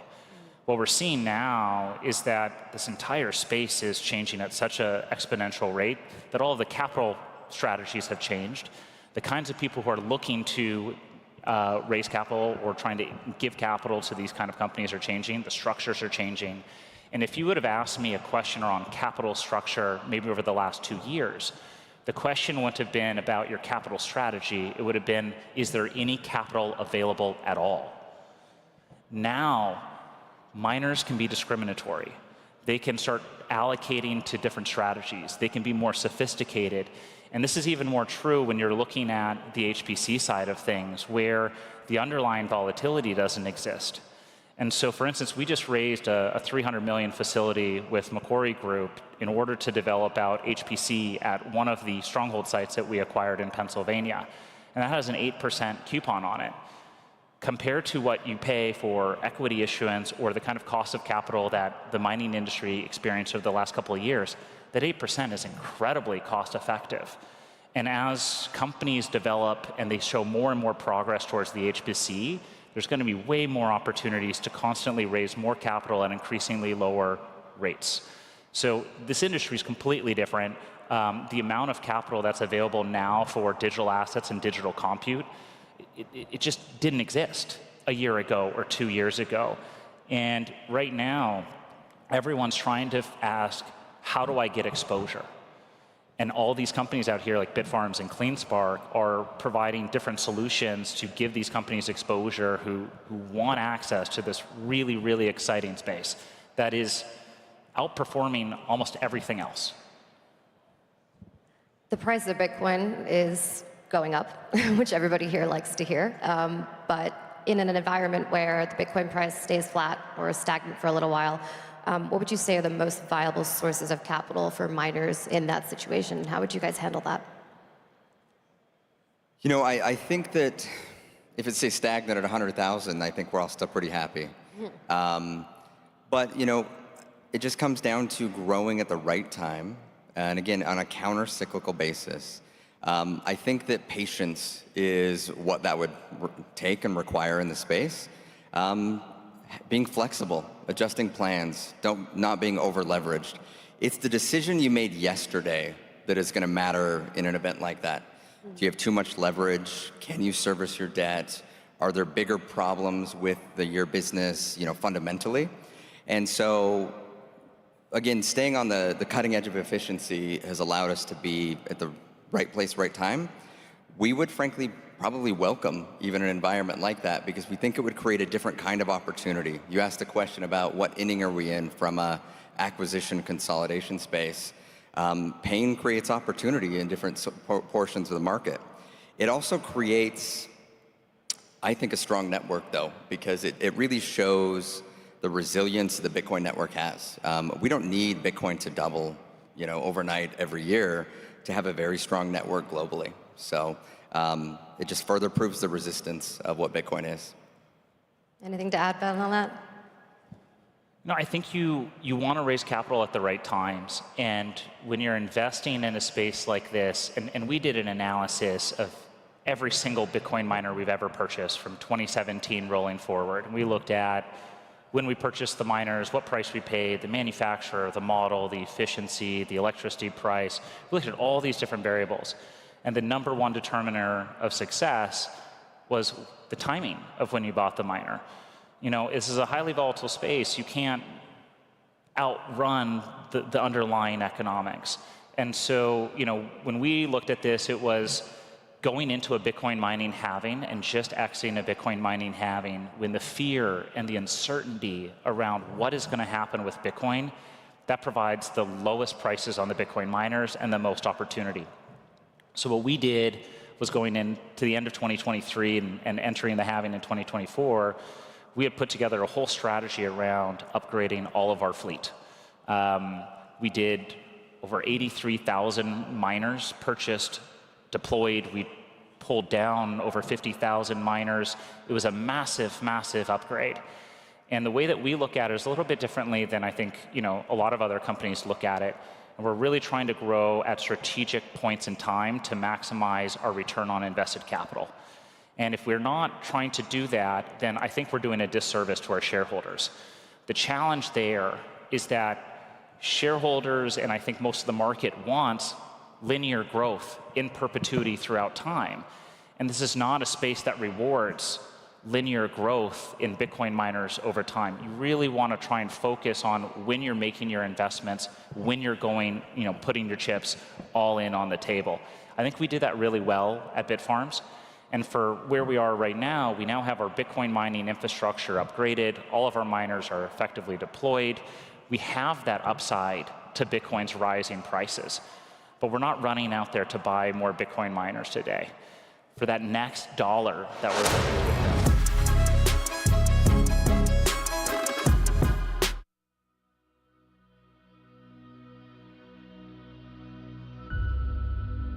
What is the key to progress?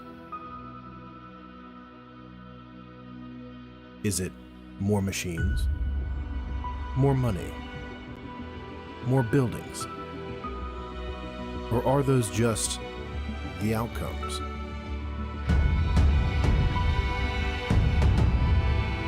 What if progress relies on having purpose?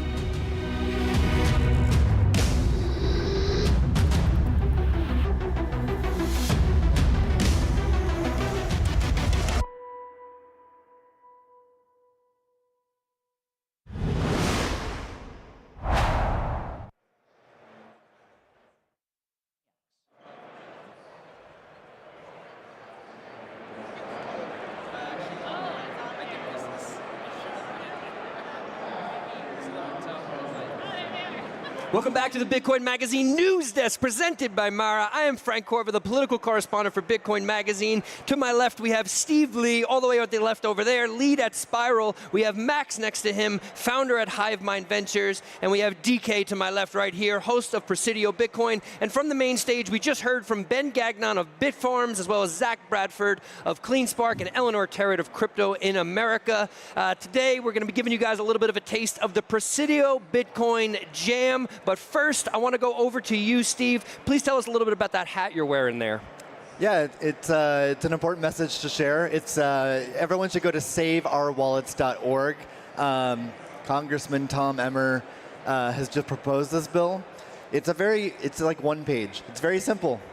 If a business or service does not custody people's money, it should not be considered a money transmitter or money services business.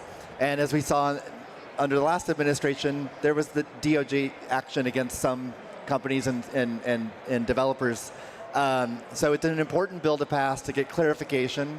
And everyone should learn about it and find their own way to support it, either talking to the service provider they use or talking to their local constituent. Okay, so saveourwallets.org, is that where people should go? Yeah. Perfect, saveourwallets.org. Max, let me go over to you. Yeah. So with Presidio Bitcoin, what do you do? We're trying to bridge here Silicon Valley with Bitcoin, right? It seems like that should be sort of a marriage made in heaven, but tell us a little bit about what this process is like. Yeah, well, it's interesting because it kind of was, right? If you go pre the block size war, San Francisco and Silicon Valley was very much the heart of the Bitcoin ecosystem.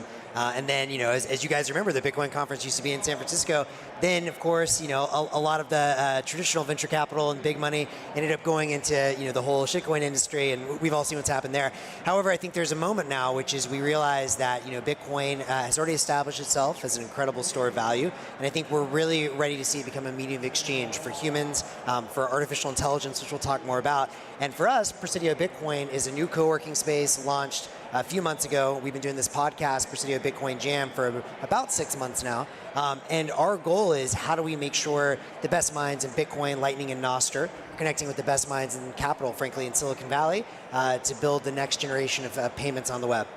Appreciate that. So Nostr, I like to hear Nostr included in there too. Very cool. So Nostr, I like to consider Nostr, yeah, shout out to Nostr, the world's biggest circular economy, I like to call it, the world's biggest Bitcoin circular economy. Other topics that you tend to touch on, DK? Well, yeah, we like to think about Presidio Bitcoin Jam is just what will we talk about in our own group chat. So it's whatever's happening in the world, and it's often whatever's happening in building things and in Bitcoin and Lightning and Nostr. So these days it feels like it's all AI. Everything that we're talking about is how do you use AI as a tool to help more people create more things.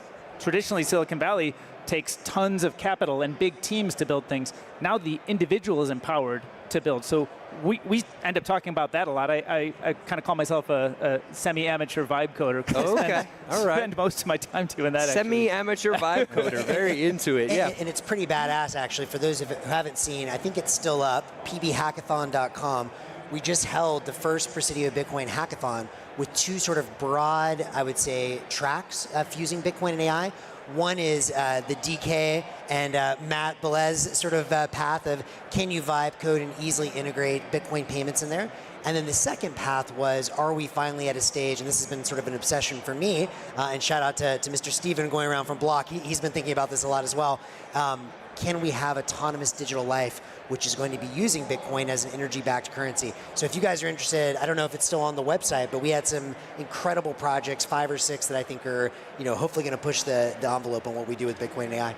And what was my biggest takeaway from that hackathon was that in 24 hours, people went from concept to working application that integrated Bitcoin payments and Nostr, and many of them integrated Nostr as well, including some of the top projects were people who were not developers. Anyone can build now. If you have a good idea, you can build. We proved it in this hackathon that within 24 hours, people who didn't code a line were able to build a working product. And they got, one of them got 3rd place and one got 4th place. Well, I have to ask if you don't mind there. So I think about this a lot. I haven't gotten into vibe coding myself. I plan to. It's on my list of things to do. Do people have to look over the code that gets vibe coded? Does a proper coder have to look it over just to make sure everything is okay? I think it depends on your goal. So if your goal, some people are building applications, just one-off throwaway applications. They have a need and they just build the application, fulfill that need. You don't have to look at the code as long as it meets your need. If you're building a prototype or just demonstrating to the world what I can build, or here's my idea, and I want to show it to you, you don't need to look at the code. If you're going to build a wallet that's securing people's money and you have millions of people, you still want human engineers reviewing the security and looking at the code. I had a feeling that might be the case. Can we talk a little bit about this symbiosis of Bitcoin and AI? Is it inevitable that Bitcoin becomes the money of AI? Oh, that's a very interesting question. I mean, for me, my long-time thesis, I come from the energy industry, is that Bitcoin eventually, forget all of the blockchain and everything else, which is our enabling technologies, but will be recognized as a ledger, the only currency of the known universe, which is joules, energy. And so I think for the AIs, if you think about it, even as the cost of software and everything goes to zero, there's still one real-world cost, which is computation or energy. So if they're going to eventually be paying for their own GPUs, their own bandwidth, their own storage, their own real-world resources, they need, I believe, an energy-backed currency. Is it possible that something else comes along better than Bitcoin in the future? Maybe, but for the foreseeable future, I don't think there's anything close to it. They also, permissionless money will matter to AI, like agentic AI as well. They won't be able to fill out a KYC form to use a payment rails or use a money. So I think it'll be a very natural fit. I think the AI will figure out the best money to use is Bitcoin. Okay, well, I'm learning something here, gentlemen. I wanted to ask you too. So is a lot of what you're doing with the Presidio Bitcoin Jam, is it education focused? Is it more sort of, you have kind of the attention of Silicon Valley, but now you're trying to sort of show them how Bitcoin fits into their equation? Yeah, well, all three of us have lived in Silicon Valley for 20 years. At least David and I worked at Google for a long time. So we come from that world. The three of us are also very hardcore Bitcoiners. So we know both worlds, and I think generally there's a big gap between the two worlds right now. A lot of people in Silicon Valley don't get Bitcoin, most don't. And then a lot of Bitcoiners may roll their eyes at Silicon Valley. So I think we can do a great job at bridging the gap between the two. And so our target audience is big tech in Silicon Valley. And I think a lot of the way Bitcoin is perceived in the world is like this store of value, this thing you should hold. And we agree with that, but we don't think it's just that. And we think it should be something that can be used for building new applications on the web, things that you've not even imagined yet. And so if people want to contribute to Bitcoin, you should hold it, sure. But the message that, part of what I get excited about is that you can actually build anything you want, even if you're not a developer. And you don't need to look at the code. There's other people who look at the code that gets incorporated into the final, what you're doing with the money, what you're doing with the signing transactions. But you can build all kinds of applications that don't worry about Bitcoin, blockchain, payments, how it all works. You just use it as a component. So Bitcoin now can become just this foundation that everybody can build their own dream app that doesn't have to be on Bitcoin or on a blockchain or something like that. You can build any app that requires money or value exchange, which is everything in the world. And I think one of the things that's very important, because you mentioned you're excited about Nostr, which to your point now has over 5 million payments, making it the largest Bitcoin circular economy by payment volume out there. Now that we have, the way I think about it is the full protocol stack, Bitcoin as value, the Lightning Network and sort of adjacent pieces, maybe Cash or something like that in the future for payments. And now we have Nostr for identity and data transmission. The thing is, many of these people in Silicon Valley, they see Bitcoin and they're like, okay, we're not into gold, we're not into finance. The reason they got into Ethereum is not that they're all scammers, some of them are, but the vast majority wanted to build cool shit. And so now if you come in them and you say your idea that you want to build with your decentralized social media, your decentralized any internet application, with Bitcoin, Lightning, and Nostr, you can build that today, their eyes light up. And I think that to me has been one of the big learnings. And I think the timing is now. Spiral builds development tools. So 4 years ago, we watched developers try to integrate Bitcoin payments in their application, and it would take multiple talented developers a year to build an application. Now, like we just said, a non-developer in 24 hours can build an application. So that is more Silicon Valley's jam. Silicon Valley wants to build fast, move fast, and I think that's why they were attracted to Ethereum for a long time. But now you can build really fast and unleash creativity on Bitcoin today. This is amazing. It brings to mind one thing. What I think about when I hear all this stuff, you could build this quickly, it's that easy to do. Where does someone start? Someone who's listening to this saying, you know what? I feel it in my gut. I'm a vibe coder. I could just feel this is what I got to do next. Where should they go? What website should they check into? Where should they go to start vibe coding and creating some of these apps? Yeah, there's a lot of great tools. I mean, I've been on the journey myself and played with so many different ones. I start with Replit Agent. You don't need to understand anything about how you deploy it. You can pull things in. Our friend Matt built a great app called High Fives that he fully deployed with both Lightning payments and Nostr identities. Deployed it with Replit Agent, and it's out there, and he didn't write a line of code. So anybody who has an idea can do it, just simple soup to nuts there. And then you can go to more advanced tools like we've used Cursor and Windsurf and Klein and Goose. All kinds of, all of these tools are using underlying LLMs to actually do the coding for you. You can review them in various cases, but you don't actually have to understand it. It's more like you give into the vibes. You just let it happen, right? So that's the whole point of vibe coding, is you don't have to understand it. But there are people who understand it, and if you want to, you can open the covers and look under and see how it all works. Okay, I have one major last question here. Is it like Bitcoin that once you get it, you can't look away? Once you get into vibe coding, are you then just hooked? Do you just become a vibe coder for life? Is that how things work? Well, I can't say I'm nearly as much of a vibe coder as DK here. I mean, the one thing I would say is, yes, there are certainly people like DK, like other friends of ours that are getting hooked. I mean, what I would say is when you lower the barrier to creativity, everyone is naturally creative. We as human beings are a creative species. And so, of course, we're going to enjoy being creative and making more. But what I would tell everyone is, similar to Bitcoin, kind of zoom out. Like 2 years ago, you couldn't do any of this. So imagine, 2, 3, 4, 5 years down the road, you're going to be able to literally speak things into existence. And then you think, where is the actual scarcity in that world? Well, Bitcoin, Lightning Network payments, et cetera. Yeah, this might seem even overwhelming to some. What does the world look like? Let's talk about this 5, 6 years down the road with all this coming. Bitcoin, AI, merger. What does the world look like in your mind, Steve? Well, some other exciting announcements this week and last week are like Steak and Shake accepting Bitcoin. Merchants are going to be able to accept Bitcoin now. Yep. So we're seeing it from a lot of different angles. So I think over the next 5 years, the network is just going to grow. And so there's going to be more people with a wallet on their phone where they can spend, and then people will accept it. So I think we're going to see a lot of niches grow over the next several years, and then 5 years from now, whether it's AI or humans, there'll be a lot of Bitcoin payments. And I would also say maybe zoom out and think about the category and frequency of payments can change by orders of magnitude, right? So in the same way that once we got the internet, we were able to have completely new business models. It wasn't just bring the New York Times online, we got Twitter. Similarly, I think once you have free instant microtransactions for tens of millions, and then hundreds of millions, and then trillions, and then quadrillions of agents out there, the kinds of transactions they're doing with each other at the speed of light, the ability to take 100, 1,000 payments together, put all of the pieces of data together, it's going to be a wild web, and I hope it's an open one. With Bitcoin and Lightning and Nostr, it can be. The alternative is a lot less exciting. Yeah, appreciate that. DK, final thought. We're about to head back to the Nakamoto stage. Anything we didn't touch on here? Yeah, I mean, I just think everybody who is a Bitcoiner should be building for Bitcoin. You don't have to be running a small shop and selling coffee. That's good. We have those tools now too.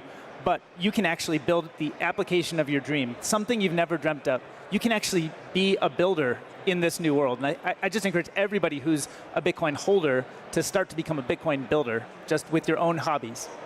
Well, ladies and gentlemen, you heard it here first. Yeah, Steve, if I could just show our show Please, of course. If you want to follow our show, we do it live every Friday, 90 minutes. And you can find us on YouTube or social media, Presidio Bitcoin. Perfect. Ladies and gentlemen, you heard it here first. Vibes are high here at Bitcoin 2025. Vibe coding is the way of the future. We're doing Things are good. We're heading over to the Nakamoto stage to hear about retail Bitcoin investment, the front running of Wall Street. We'll be right back here at the live desk after this.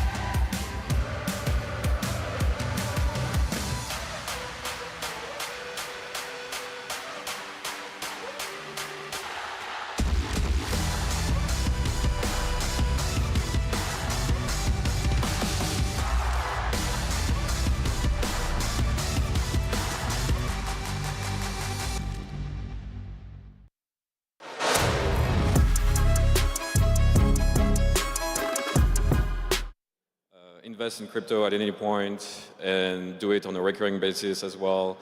And at the end of the day, like with Bitcoin especially, you will have to have a strategy to do it on a regular basis. It's pretty hard to time a market like this. And so I think what we're trying to focus on is making sure customers understand like how to get into it and have access to Bitcoin easily. The question was on what indicators Wall Street might be looking at. Yeah. So the obvious answer, if you're one of these large firms, particularly look at a large bank, a large broker, is to look to your customer base, right? And so they're looking at a few different things. They're looking at, back in the day, how many of my customers are buying GBTC? How many of my customers now are buying the various ETFs out there? And a big one they're also looking at, almost across the board, are how much of my customer deposits are leaving our bank accounts, leaving our brokerage accounts, and going to places that likely mean they're buying Bitcoin or crypto. Kraken, Robinhood, you name it, in the various different, they have that data. This is across the board. They're all looking at that data, and that's one of their biggest indicators. When it comes to kind of their high net worth client bases, that's just they're communicating with them directly, and they're getting asked these questions on hey, when are you guys going to support this? When am I going to be able to borrow against my Bitcoin? When am I going to be able to buy Bitcoin?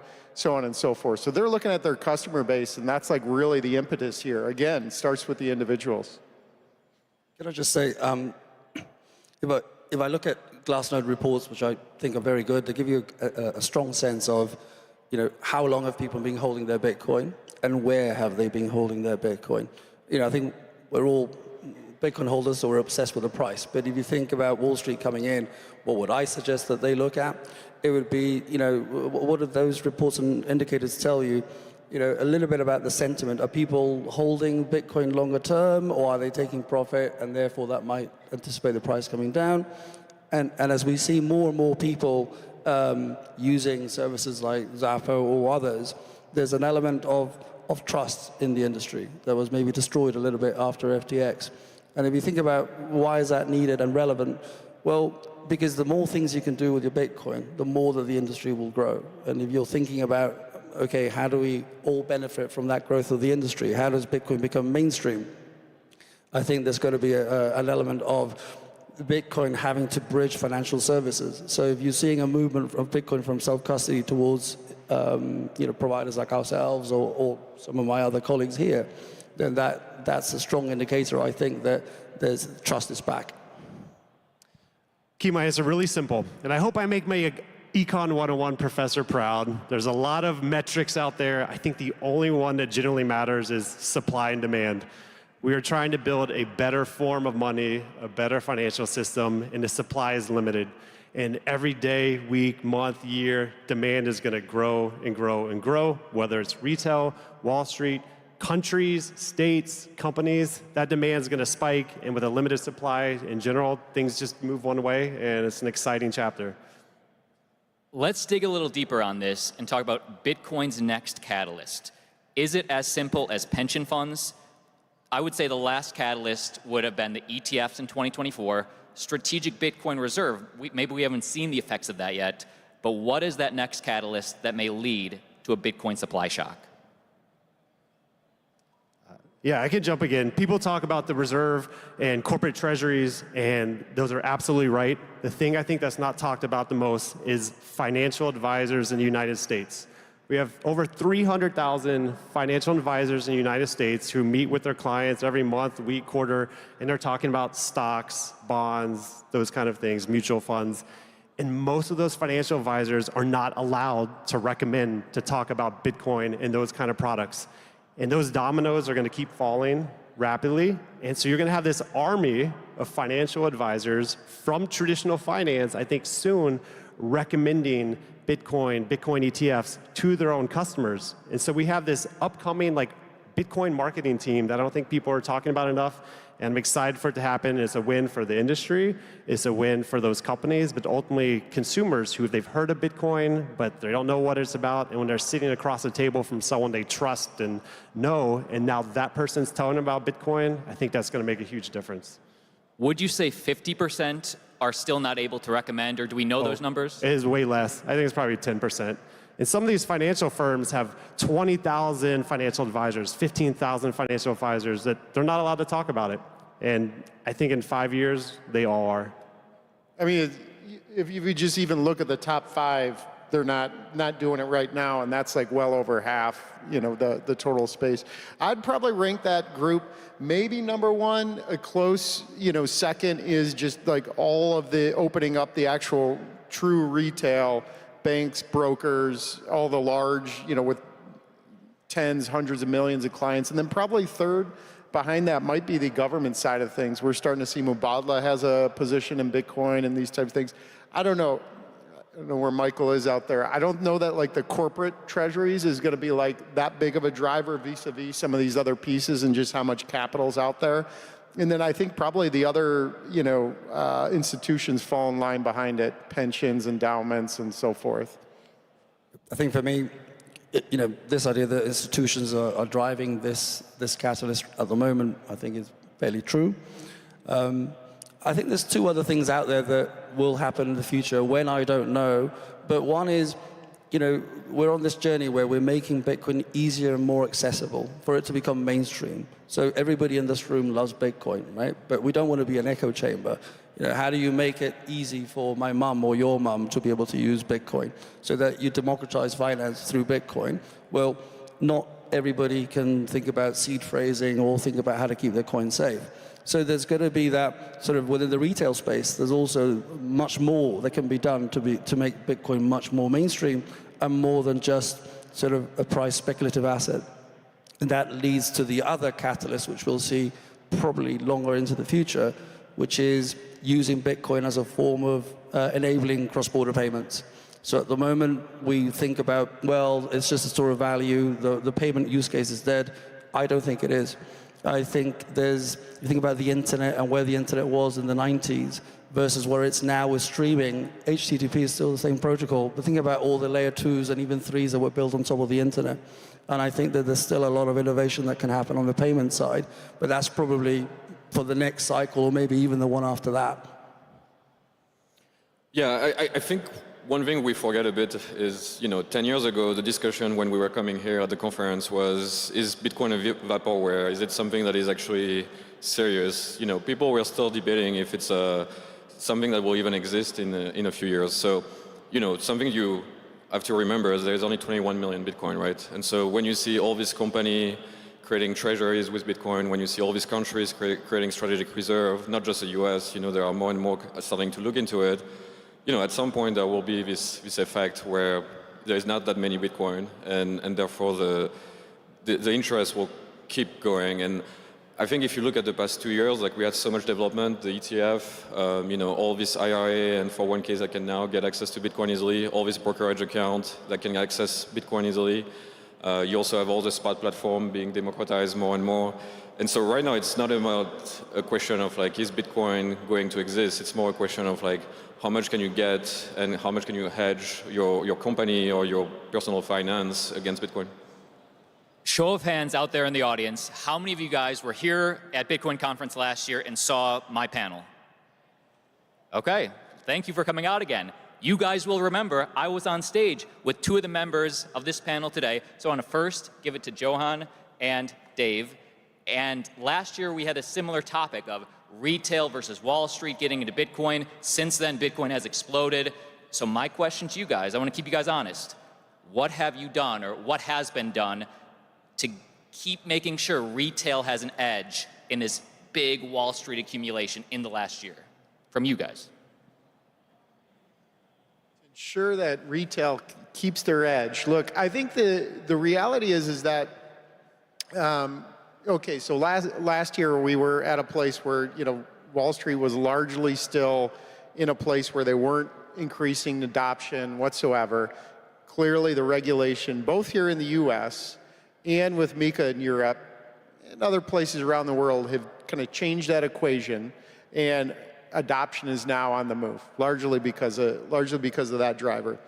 I think, as far as like retail keeping their edge, we're still in a situation now where, for the most part, the institutions are going to, have access to and experiment with, work with a fraction of all of what crypto has to offer. I mean, it'll be Bitcoin only, it'll be potentially, borrowing, lending against Bitcoin and like a few narrow things, and not getting into the full set of services that a company like Kraken offers when you talk about 300 plus assets, staking across several dozen assets, derivatives, all these various different pieces that are already there available for individuals on kind of like a equal and open platform. So not to mention, we haven't even started with DeFi, which, certainly doesn't have, even regulation for the most part doesn't, resurrect barriers for individuals vis-a-vis institutions there. So I think there's a lot of things that just point to this is,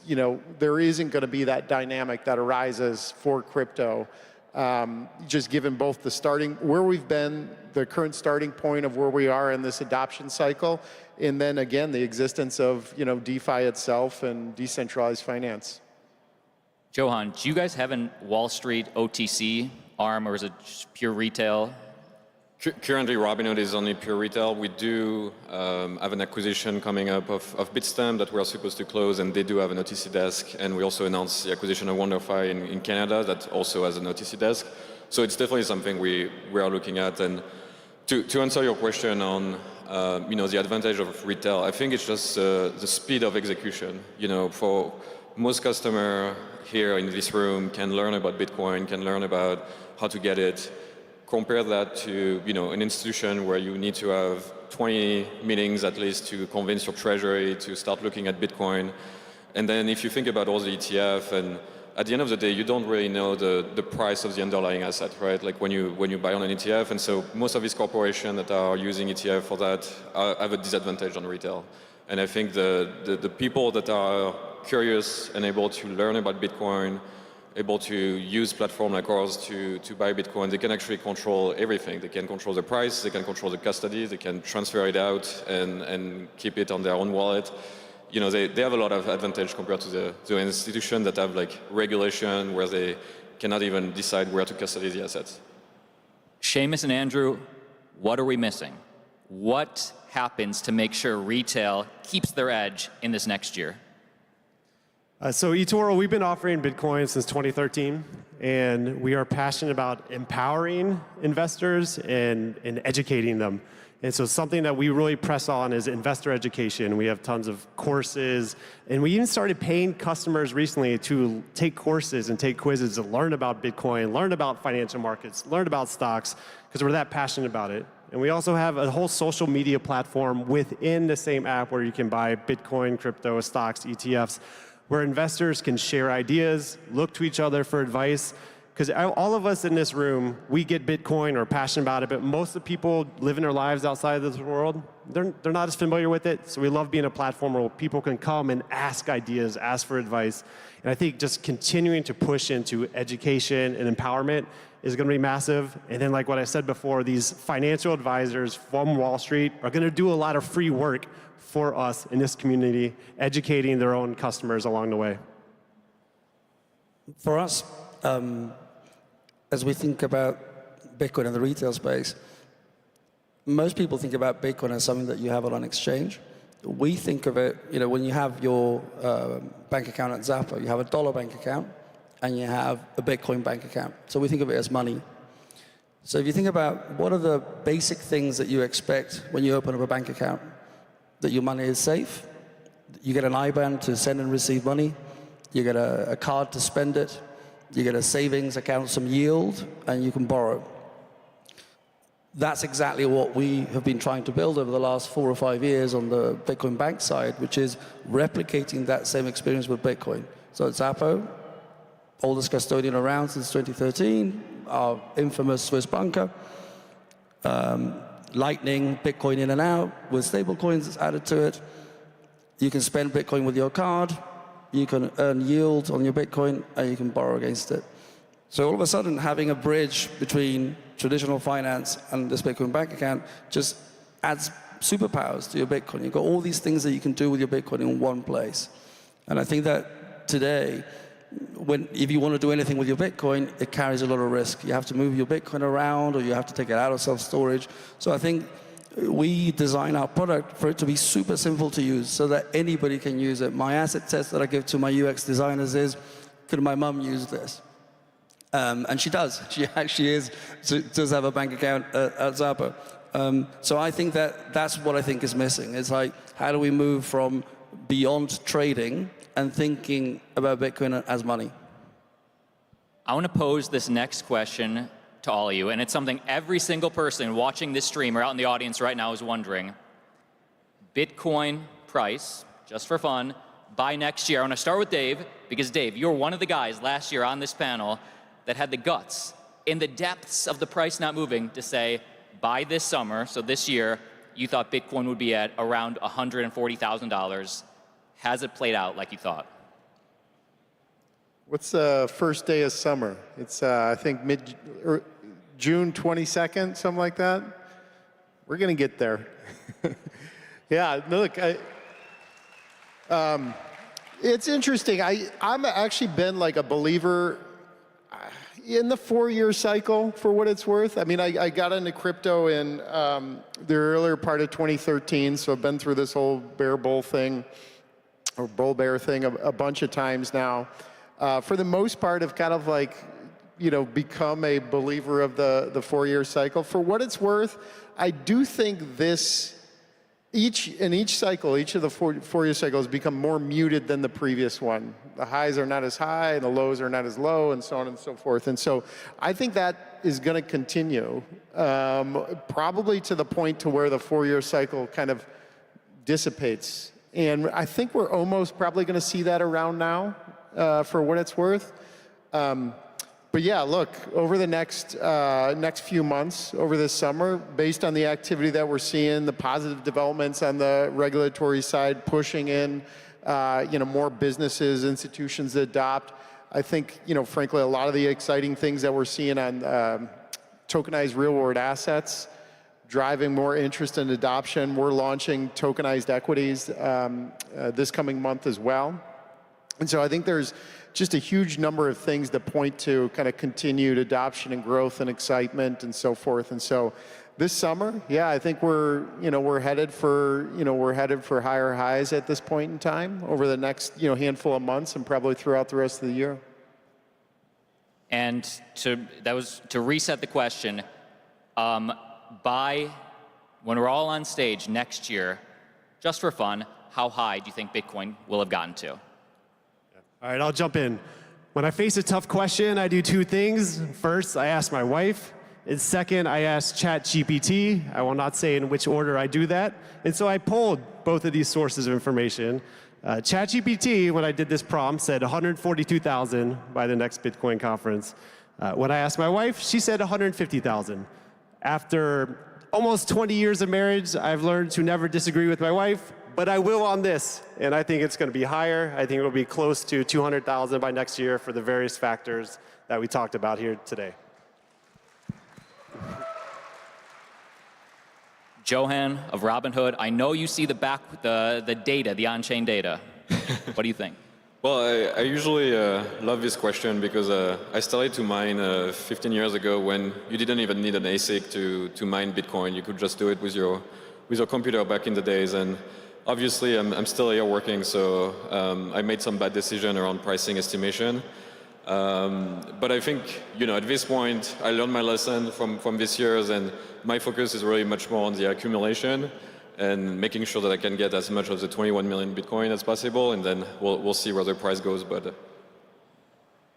Seamus? Well, let me start by saying I normally don't like to play the price prediction game because I always say my customers or tell my customers that Bitcoin is something that you should think about medium to long term. So don't obsess about the price, just hold it. But since you asked me the question, I think, look, this year we've still got some all-time highs to see. Might hit 150, 200, somewhere in that range. But my fear for next year, though, is I think it might go lower. And I know that's not going to be a popular opinion. But the reason for that is, a bit to Dave's point about cycles, I think we all want Bitcoin to do well, but you can't rush Bitcoin. Bitcoin will take its time to do what it needs to do. And as the adoption picks up, the US is doing a huge effort right now to bring the industry here. That's going to be incredible, but it's going to take time. And I think that maybe next year people will sort of get a bit impatient and go, well, I'm not sure what's going to happen, so I might take some profit. And then that brings the price back down. So I don't think it'll be a spectacular crash, but I think we might be back into the 90s sort of this time next year. And I want to remind the audience, none of us know what the price will do tomorrow, let alone months from now. This is all for fun. Of course, there's on-chain data and fundamental news that give us clues. Thank you guys so much for joining us. My name's Austin of Altcoin Daily. We speak to an audience of over 3 million across all social platforms. I will leave it to these legends to give their final thoughts and then see us out on the floor. Well, again, we got a huge opportunity ahead of us, an amazing history. Let's all go change the world and build a better financial system, not just for us, but our kids and grandkids. And like the song earlier, don't stop believing. Good stuff. I think my first crypto conference was in 2013. I was setting up a booth for the company I'd founded. The first person I met at that conference was an individual setting up his booth across from me for Why Bitcoin magazine. This was David Bailey, who was the first person I met at a crypto conference.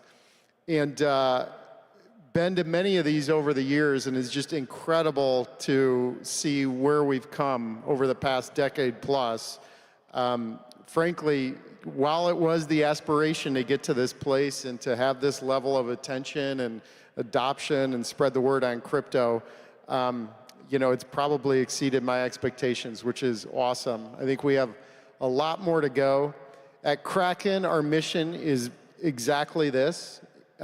We are in this to grow crypto adoption with the goal being to increase financial freedom for everyone across the world. And so let's keep it rolling.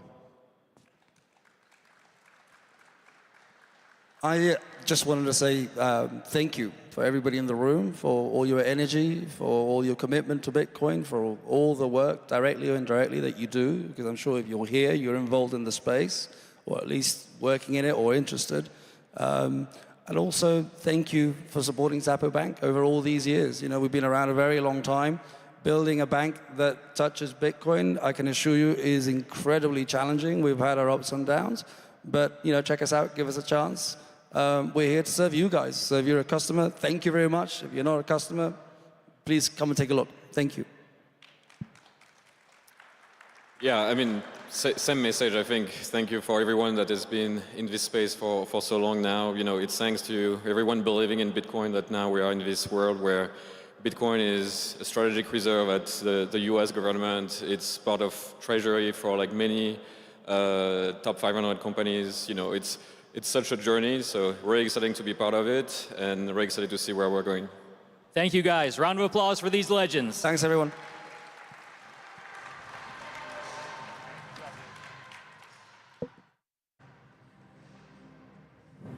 Thank you so much for an incredible Welcome back to the Bitcoin Magazine News Desk presented by Mara. I'm Frank Corver, the political correspondent here at Bitcoin Magazine, and I'm joined by none other than Paula Penley, lawyer at Nelson Mullins, who represents Bitcoin miners. Very important work. Paula, please tell us a little bit about the work that you do. Yeah, absolutely. So I'm a trial attorney by trade, and I represent Bitcoin miners, publicly traded miners like Mara, and litigation that they face, any kind of contract disputes, any kind of environmental claims, just kind of runs the gamut. We're a full service law firm. But yes, I've been in the Bitcoin world since about 2021, and then just made some of those connections, learned about mining, and they've come to me for some of their litigation needs. Okay, so litigation, we were talking off camera a little bit about litigation around maybe Bitcoin mining and the environment. So you were saying that the narrative isn't really changing. Maybe some of us here are familiar with the idea that Bitcoin mining might actually be the thing that catalyzes more sustainable energy, but that's not necessarily the narrative in the mainstream media. Absolutely and not. there's so please talk a little bit about what that's like, if you don't mind. Sure. So you have people that are very anti-Bitcoin, just anti the industry, and it's really a lot of fear mongering, unfortunately.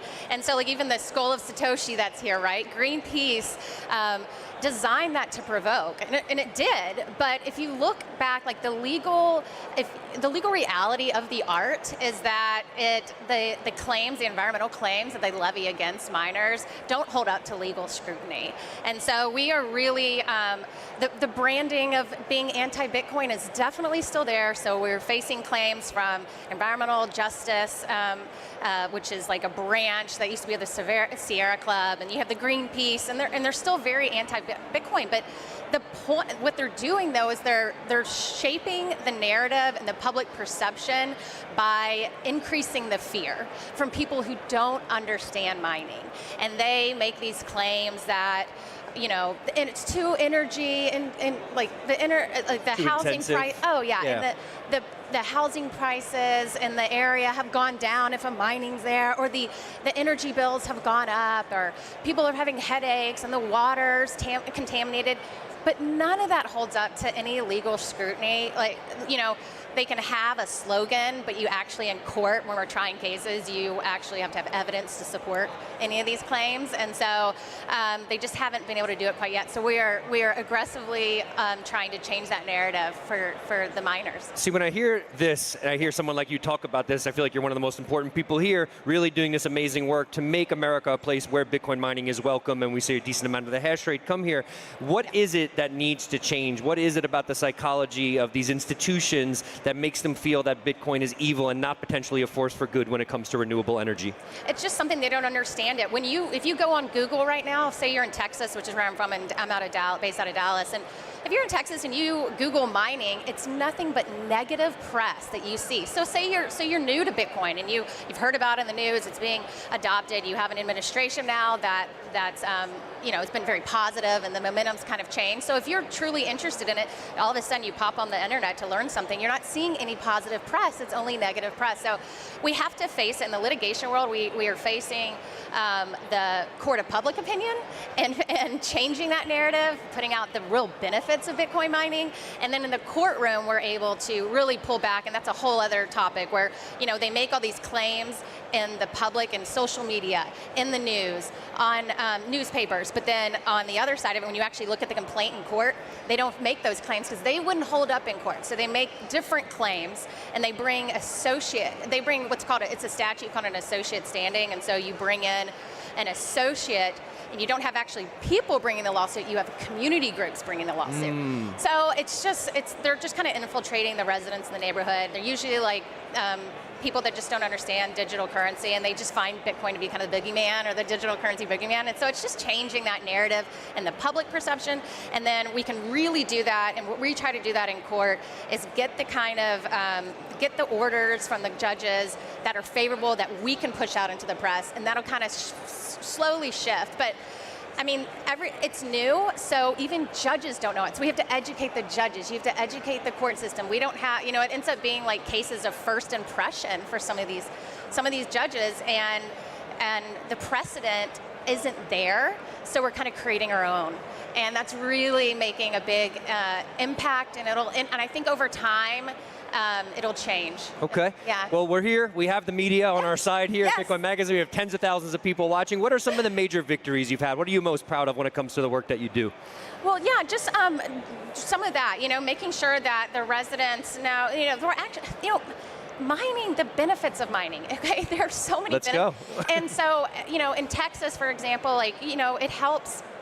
So every grid has to, essentially you have to stay at about, I think it's like 60 hertz, and you can only be within like a 0.5 on either a variation of that. So, and it helps balance the grid. Okay, so, and people just don't understand that, you know, miners, like different from other, like hospitals can't do that, factories can't do that, so they can help, you know, balance the grid when so there's they a can high demand. Shut their power off if there's a high demand for electricity. Okay. Exactly, and then you can use, you know, and there's abundant energy in Texas, right? So like they can use renewable energy sources, which is what they do, and otherwise that would all go wasted. All of that energy would go wasted if it's not used.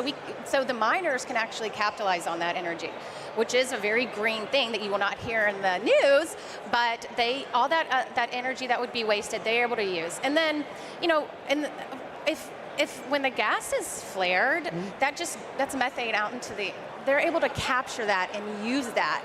And so there's all these green initiatives that just don't get told, that story doesn't get told. So that's part of what we try to tell when we're actually in court, in front of a jury, and in front of a judge. Okay, and just for context there, so Mara, I know there's one company trying to do work, I think it's even in, not only with flared gas, but in dumps where there's methane emissions that come up. And for those that don't know, what is methane, like 80 times more potent than CO2? Can you talk a little bit about what does that mean to take methane, to turn that into energy? How does that process work, actually? Oh gosh, that's a little above my pay grade. Above your pay grade.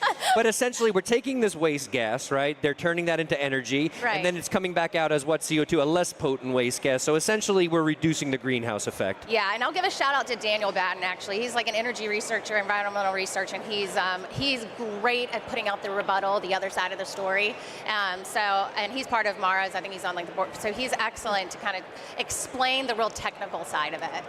Yeah, shout out to Daniel Batten and the work he's doing, and also a shout out to you, Paula. Thank you for the work that you're doing. We're about to head back to the Nakamoto stage. Keep it with us. We'll be right back after this.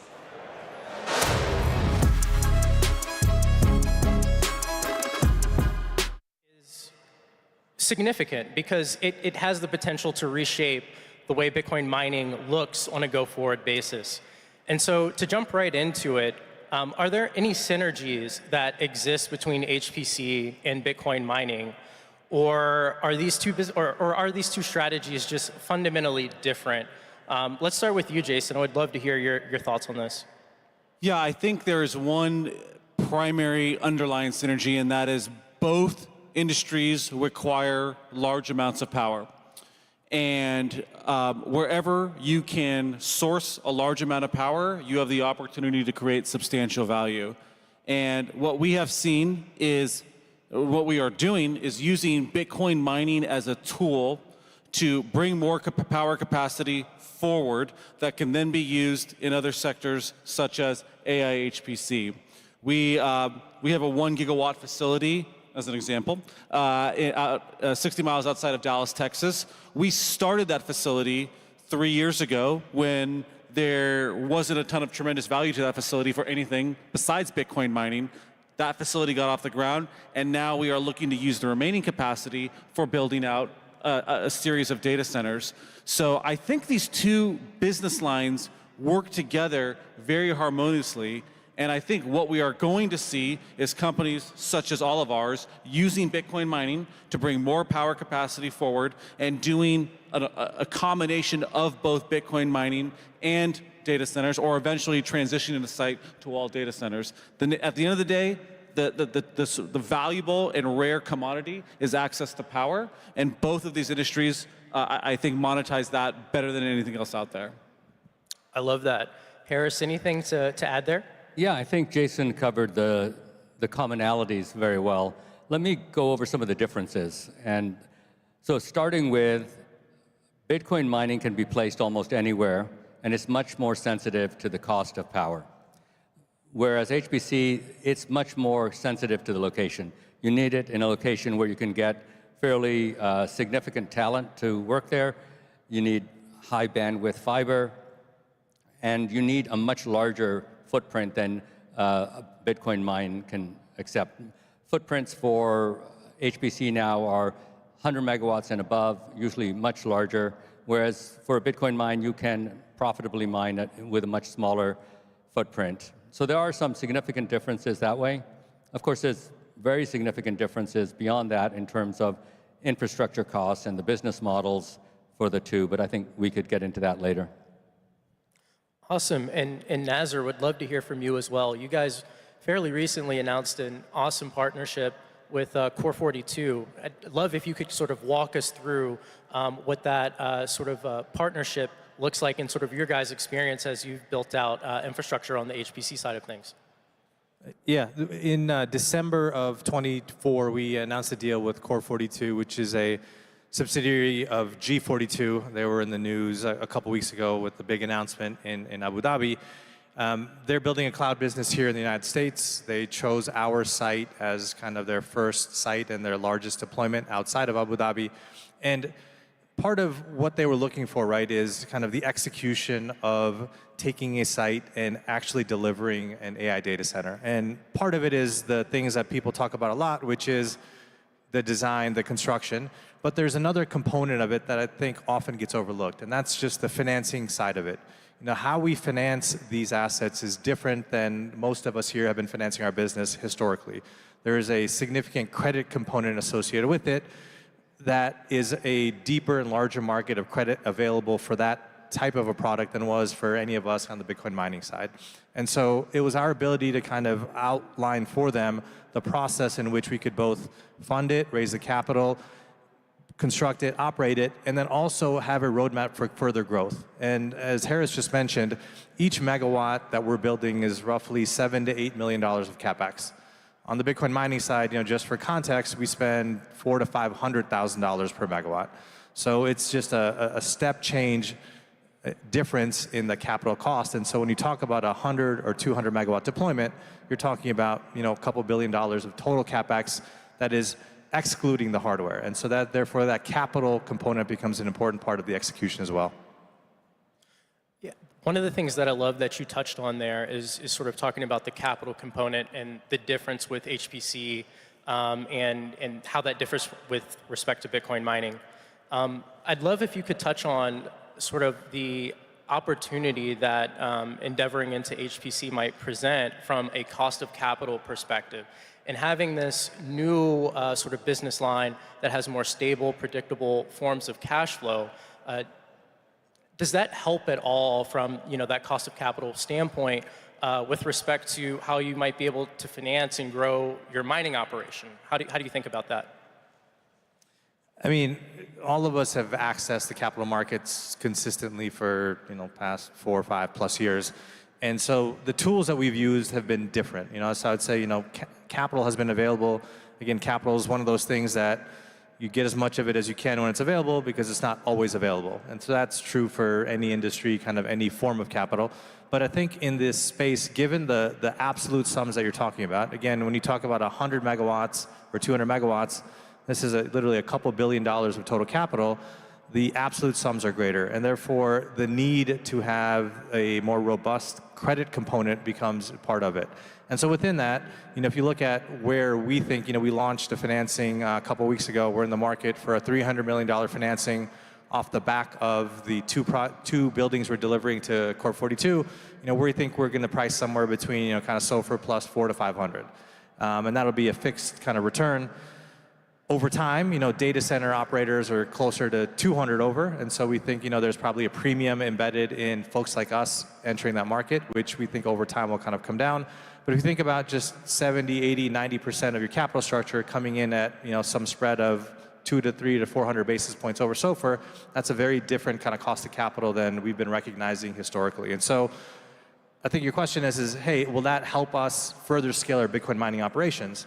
And I think so, right? I mean, I think there's a possibility when you start to value these companies, generally people look at us and say you should be a high single-digit, low double-digit multiple in terms of your business.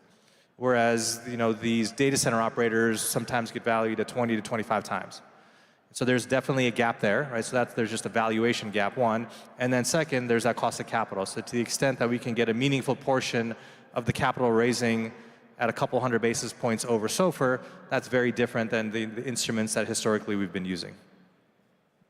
Awesome. And so, Harris, I have sort of a question for you. How do you think about sort of capital allocation? Bitdeer is a vertically integrated business that it's pursuing HPC. You're also building out the seal miner machine, and you're also doing self-mining. So I'm kind of curious how you think about capital allocation across all of these different business lines. And I'm also curious to hear how all of these sort of come together and play a role strategically for the company. So, yeah, I think that's a good question. And it really begs the question of why is a Bitcoin company really getting into HPC? And it really is about the cost of capital for us. In life and in business, you should really focus on where you have the best advantage, where you have your passion or your talent or your expertise. And for us, for Bitdeer, in our DNA is really making ASICs and Bitcoin. We've been in it as long as anybody in the business, and we're really good at it. So how do we lower the cost of capital for that part of the business so we can accelerate our ASIC business, our Bitcoin mining business? And part of that answer lies in, well, of course, being a public company, and two, having a portion of our power allocated to high-performance computing and AI. Because of the multiple that you can get on EBITDA that's generated from that, the goal here is to have a complement, something that's almost exactly the opposite in revenue terms and stability of what Bitcoin mining is. Bitcoin mining has tremendous volatility. It's difficult to predict what the profitability will be a year, 2 years, or certainly after the next halving cycles. But for HPC, at least if you're in the real estate side, if you're building a turnkey data center and leasing it out to a hyperscaler, you can get a 15-year lease from a counterparty that's extremely stable, very low credit risk, and have an underlying revenue and profitability that has a much higher multiple on it than the same amount of profit from Bitcoin mining. And that allows you to access more capital at a lower cost and really put that into where you have strategic advantage. And in our case, that strategic advantage is in making mining rigs and Bitcoin mining. So that's sort of our strategy around this. It is about cost of capital and about lowering our cost of capital so we can focus it on where we have the strongest play going forward. Awesome. And so, Jason, I'm going to direct this question towards you to start. So I'm really curious to hear how you think about sort of the opportunity cost of a megawatt. You guys at Riot have talked about potentially exploring HPC sort of uses for the 600 remaining megawatts at Corsicana. And I'm curious to hear how you think about, from a planning and strategy perspective, potentially managing the risk of Bitcoin breaking out to, say, 150K or 200K, and we observe sort of this window of a significant improvement in mining economics. How do you sort of manage the flexibility or adaptability of your power capacity to be able to make sure that you don't miss that opportunity? Well, I don't believe we are at risk of missing out on that no matter what we do with our power capacity as a result of the treasury strategy that we've employed for several years. Riot has been holding Bitcoin on its balance sheet since its very early years in 2017 going into 2018. And today we hold over 20,000 or nearly 20,000 Bitcoin rather, $2 billion, a pretty good chunk of change at the current Bitcoin price. So I think we're very well positioned to get the upside from Bitcoin no matter what. But from a megawatt allocation basis, I mean, the foundation of our strategy is building a portfolio of power assets. We've continued to have that thesis validated by acquiring undesirable surplus power assets that over time become more desirable. And we'll continue to do that, and we'll look at the attributes of those megawatts of that site and determine what are the value maximizing uses. What is the value maximizing end use of that power? Is it using Bitcoin mining because it is undesirable for normal data centers at that time? Or is that site valuable enough that we can build out a data center platform and get all the benefits that Harris and Nazarbayev are talking about, the higher multiple, the predictable cash flow, the blue chip counterparties? That's a tremendous value creation opportunity for us. And we are able to do that because of Bitcoin mining and because of Bitcoin. And we remain very well exposed to Bitcoin as a result of the treasury and our existing mining operations that we have. Love that. Harris or Nazar, any additional thoughts on that? Yeah, I think an important point that Jason raised is generally it's easier to move data than it is to move power. And so if you think about Bitcoin mining, it's the largest decentralized computational network in the world. You can mine Bitcoin in any corner of the earth, and it shows up, and it's an asset. And you can't move power from any corner of the earth to any other corner of the earth. And so generally, I think a lot of us are playing this general theme that at the intersection of power and data, it's always going to be easier to move data than it is power. Love that. Harris, any thoughts? Or? Yeah, so I think power is not equal everywhere, right? Our 600 megawatts in Bhutan is great for Bitcoin mining, and at the present time, probably not great for AI. So over time, that could certainly change. Whereas our sites in Ohio or Texas are similar size to Bhutan, but probably a lot more appropriate for AI. So I think the location of the power is at least as important as the size of the power and whether you allocate it towards HPC or to Bitcoin. Yeah, I think I'd sum up everything that we're saying is Bitcoin miners are uniquely positioned to be long power, like other industries aren't able to do. Totally agree there. And so I want to pivot a little bit, and I'd love to get each of your guys' thoughts on sort of some of the hybrid sort of data center, I'll call it models that different groups have talked about. So is it possible for high performance computing infrastructure and Bitcoin mining sort of infrastructure to live under the same roof? Or are the requirements to ultimately support that infrastructure so fundamentally different that they really should be separated? And the last piece that I want to add on to that are advancements with things like hydro cooling, making it a little bit more feasible for a hybrid sort of data center model to make sense. Let's start with you, Jason. Sure, I'll take the first part of your question.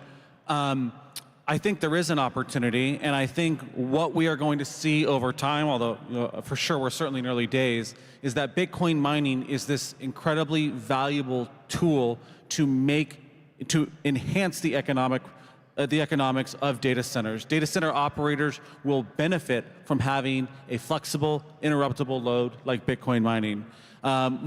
Especially when you think about generative AI data centers where they are not utilizing all of their compute, or any GPU data center, they're not utilizing all their compute 100% of the hours of the year. But they still have to have secured power capacity and presumably are hedging out power for every hour of the year. They will, if they're not generating something, if they're not having any economic output of that power during hours, they're effectively losing money. Bitcoin mining fills that gap. Bitcoin mining, in those cases, monetizes that surplus energy. And this folds into our broader longer-term theory at Riot that you're going to find Bitcoin mining in every component of energy systems and grids all over the world because it is a tool like none other that can monetize that excess power. Harris, what do you think? Yeah, so I think I'll take a more technical slant at that question, and that is that there is a lot of commonality now between the hydro-cooled Bitcoin mining rigs and AI, which is also hydro-cooled for the most part going forward. So I think there's more commonality in the infrastructure going forward than there has been in the past or even now. And another thing, I think we can probably safely say that going forward, AI data centers will not require, or will require less of the 99.99% uptime and, complete backup capability, because it's one thing to have backup capability for a 50 megawatt or 100 megawatt data center. It becomes increasingly difficult as you get to a 500 megawatt data center to fire up 500 megawatts of diesel for backup. So I think just for practical reasons, and I'm not saying they're doing this now, but going forward in the coming years, I believe that the AI data centers will come a little bit towards Bitcoin in terms of how they operate, a little bit, not too much. And then, of course, Bitcoin has been moving towards sort of traditional high-powered computing models by using hydro-cooling. So that gap is closing. Right now, the gap is huge, but I think it will close partially over the next, say, several years. Nazar, any quick thoughts? Yeah, just you asked the question, can they live under the same roof? I don't think they can live under the same roof, but they are complementary loads. And so if you look at the grid in general, there's a huge demand that's out there that people are worried at how they're going to meet this upcoming big demand. And so having demand-side flexibility is critical. And Jason touched upon this a little bit, saying that Bitcoin mining is this unique tool that is, I call it the most economically rational electric load that exists. In any 10-minute increment, you know exactly what you're getting or what you're kind of giving up. So having this as a synergistic tool to help shape and balance the grid out is going to be invaluable. And so I think Bitcoin miners have, in some sense, I think it's like the largest lab experiment that's happened. If you think about what we've done over the last 5, 6, 7 years, we've shown the market what a large, scaled, flexible load can do. And it's not just a discussion, it's not theoretical, it's application. And so I think going forward, the synergies that you're going to see between a flexible load, such as Bitcoin mining, and other loads that may not be as flexible, those are going to have to be paired together to be able to transition from where we are today to where we want to get to kind of 5 and 10 years out. Awesome, and we have time for maybe just one final last question. I thought I'd try to come up with something a little bit spicy for this. So I'm curious to hear your guys' thoughts. Do you think that pure play Bitcoin miners can survive or ultimately compete with the Bitcoin miners that are diversifying their power capacity to other uses such as HPC or AI workloads? And I'd love to hear what you guys think about that. Maybe try to give a sentence or two. Start with you, Jason. Yeah, I think there's room for both types of businesses. I think you have different investor profiles and you have different assets that you can work on. So I think both will continue to exist, but I think with those with large quantities of power, the opportunities with AI HPC data centers are just going to be too much to ignore. Yeah, I agree. I think there's room for pure play mining and mining that's associated with power generation or utilities. I think over time, we will see more mining associated with companies that do power generation or utilities. I think it's a natural fit for them. And if we do our job right as BitDeer, it should become easier and easier to have mining rigs as part of your infrastructure. So, right now it's almost all pure play mining companies, but I think there's going to be a natural shift over time. Both will exist, but I think there will be more mining among utility and power generation companies. And Nazar, do you want to quickly finish? We're all ice cream. We're different flavors. And so fundamentally, we're taking power, converting in some way. So pick your flavor. Some people like different flavors. We're all just different flavors of ice cream. We'll all survive. Awesome. Well, that's all we have. I want to give a big thanks to all of our panelists. It was an amazing discussion. Thank you all for joining, and enjoy the rest of the conference.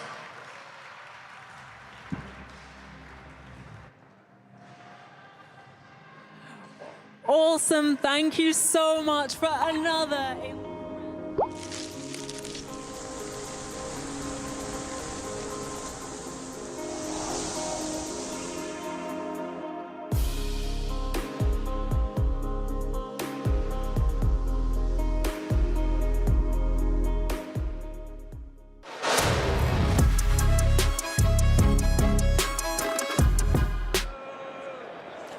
Welcome back to the Bitcoin Magazine News Desk presented by Mara. I'm Frank Korver, the political correspondent for Bitcoin Magazine, and I'm joined by none other than Dom Bay, firefighter and Bitcoiner, a Bitcoiner who is running for a board seat for CalPERS, which is the largest public pension fund in the U.S. Dom, welcome. Please tell us a little bit about what you have going on. Yeah, so, been a firefighter for 16 years. Got a bunch of unions to learn about Bitcoin. They ended up getting involved. Some added it to the balance sheet and learned a ton about pensions through Bitcoin and prior. And so I'm running now for a board spot on CalPERS, the largest pension in the United States. Okay, and what will your responsibilities be? Like, so I'd imagine you're going to win. You got the personality for it. You got the Bitcoiner spirit for it. What will your responsibilities be in this position? Yeah, so the board has plenary authority over the pension, which means basically everything. What's most important and why I'm running, there is a fracture in the incentive structure on the investment side of CalPERS. Years of underperformance, multiple chief investment officers. They've had 4 different CIOs in 5 years. So realigning the incentives, something Bitcoiners know all about, are the incentives, and then bringing education and just countering 10 years of misinformation from a very hostile, agenda-heavy mainstream media. Okay. When it comes to education, what does that look like? Is it just sitting down with people one-on-one? Are you hosting meetings? What do those efforts look like? Yeah, so obviously, the pension can educate individuals. I have a nonprofit. We work with educating unions. The main thing to breaking the misinformation is meeting people where they are. People have seen the headlines. All the viewers at home have seen the headlines. Person loses seed phrase. Bitcoin collapses and the price drops. Criminals use Bitcoin. How do you, neutralize those and go, okay, assume those are true. Let's still learn about this thing. Can you put $1 of Bitcoin in self-custody and see what it does, what it feels like? Can you learn what they're doing at USC or UCLA and why they have a Bitcoin club?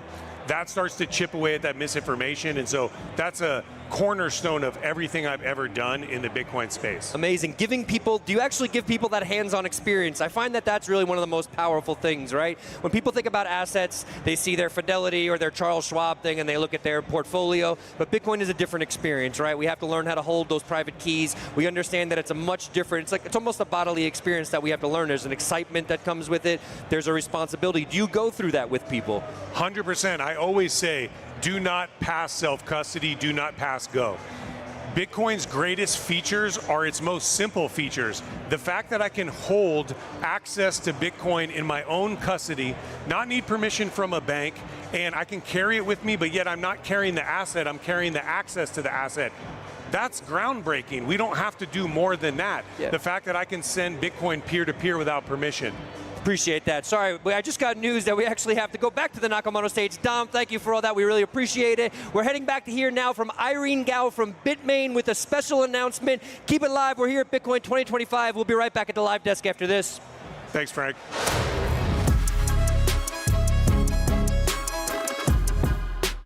What we're doing at POW Mining and the new announcement, the exciting news about the U3 S23 hydro miners. So we're founded in 2013. We're headquartered in Singapore, and we also have global operations for the strategic purpose to support our clients locally. We have an office in UAE and the United States, one in United States in New York, the other one is in Irvine, California. So we will give proper support to the clients where need us. And we are not providing mining rigs, but also provide a comprehensive solutions to build a better POW ecosystem. We partner with the Nasdaq-listed cloud mining company, Vifufu, to provide cloud mining hash rate to the clients from everywhere. And we also work with the world-class mining pool and pool to support the clients who are the largest in this industry.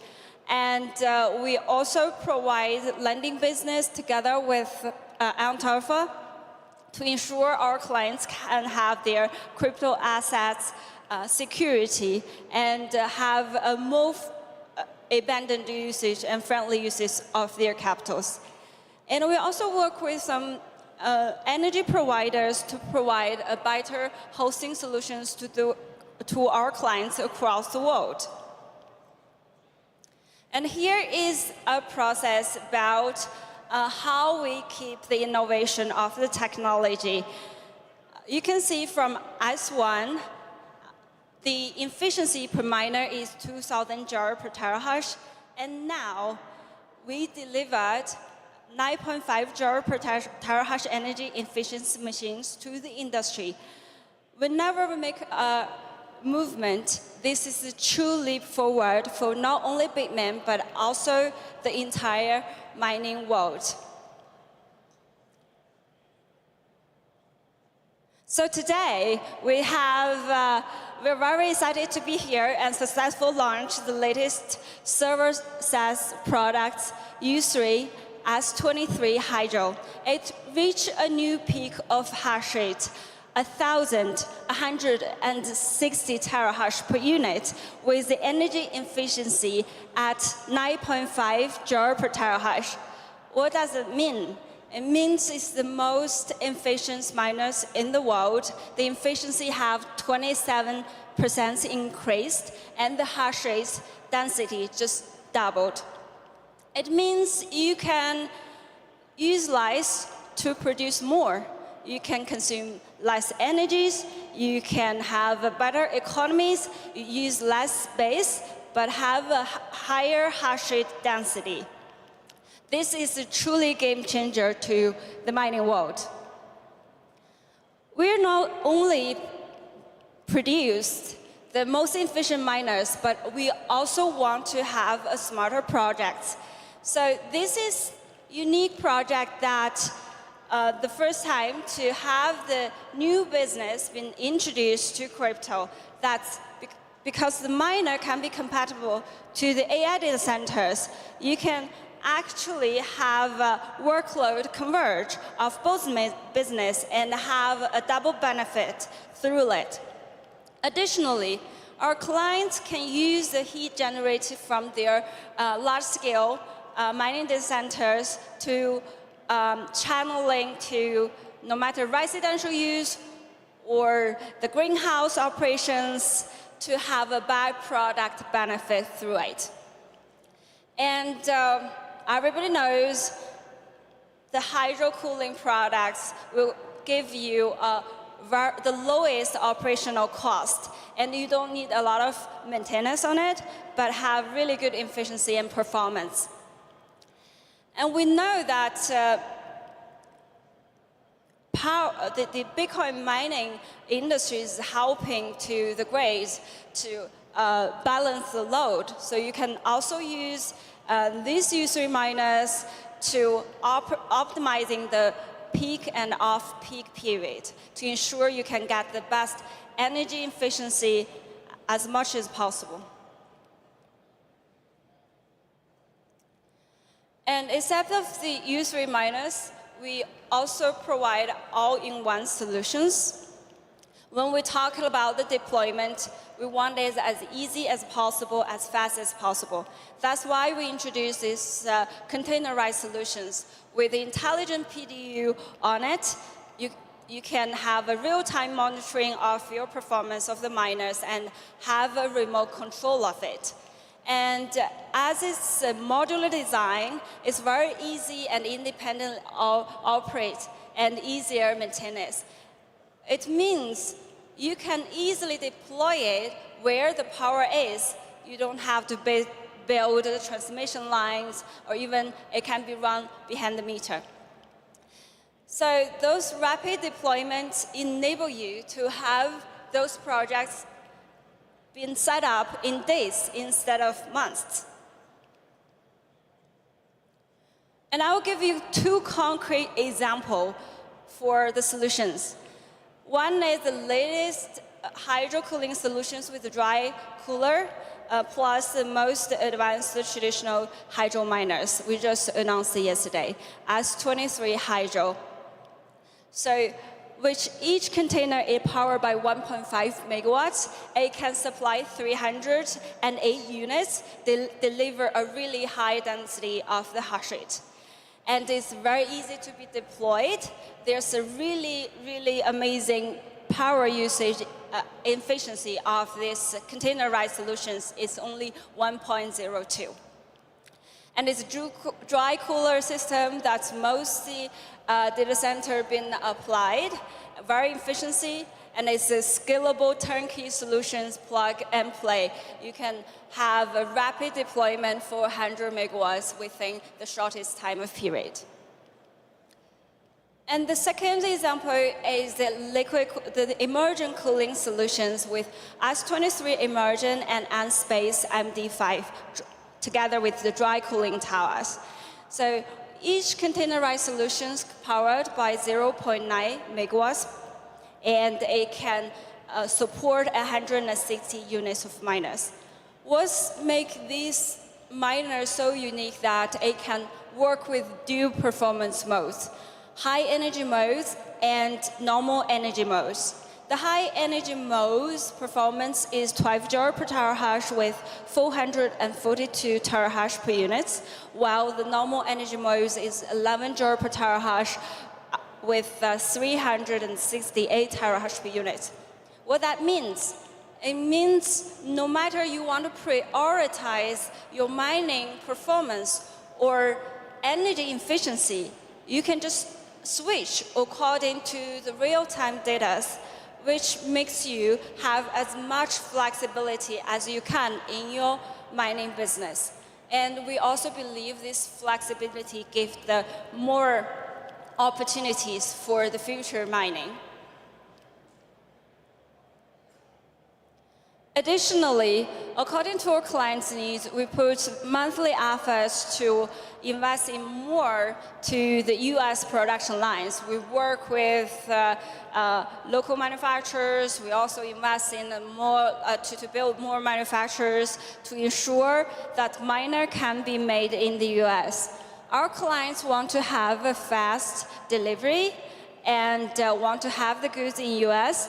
They want more services in the US and shorten the turnaround time of after-sales support. And now we have that available just in the US. You can pick the goods or have the repair services from one of our warehouse and get it within a land transportation within 7 days. So we'll keep continuing investment in this aspect, ensure it can satisfy the needs of our local customers. And we can give prioritized shipment of the goods made in US for US clients, especially for the new generation of the equipment.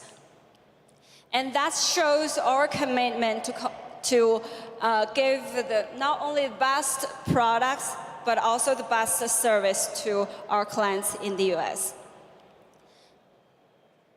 So we are not providing products, but also keep the technology innovation and provide best services.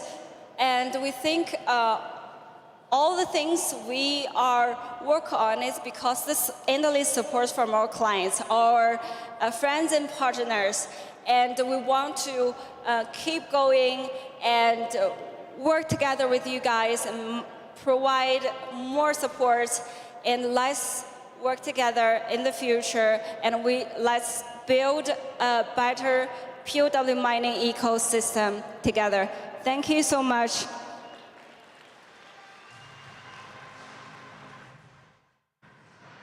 Thank you so much, Irene. Mining truly is such a key part of our industry, and having more mining here in America always sounds incredible. I know you guys are really excited for what's to come, so we're going to move on swiftly to another keynote. This is an announcement from Lava Loan, so please join me in welcoming to stage Shazan Moredia from lava.xyz. Let's go, guys. Let's get some energy. Shazan.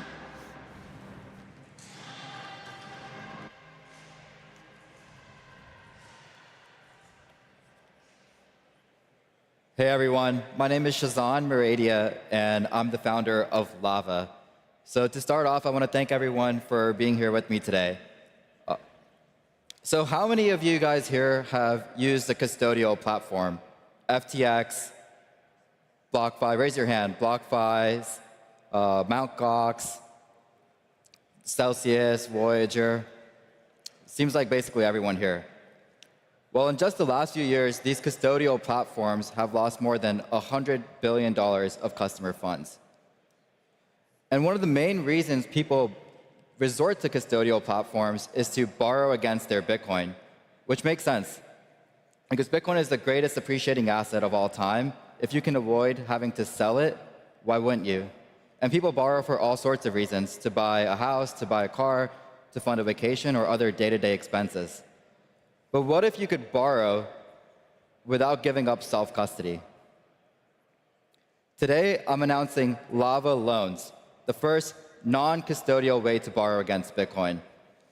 Lava is the first loan product where you can verify in real time and on-chain that your collateral is not being rehypothecated.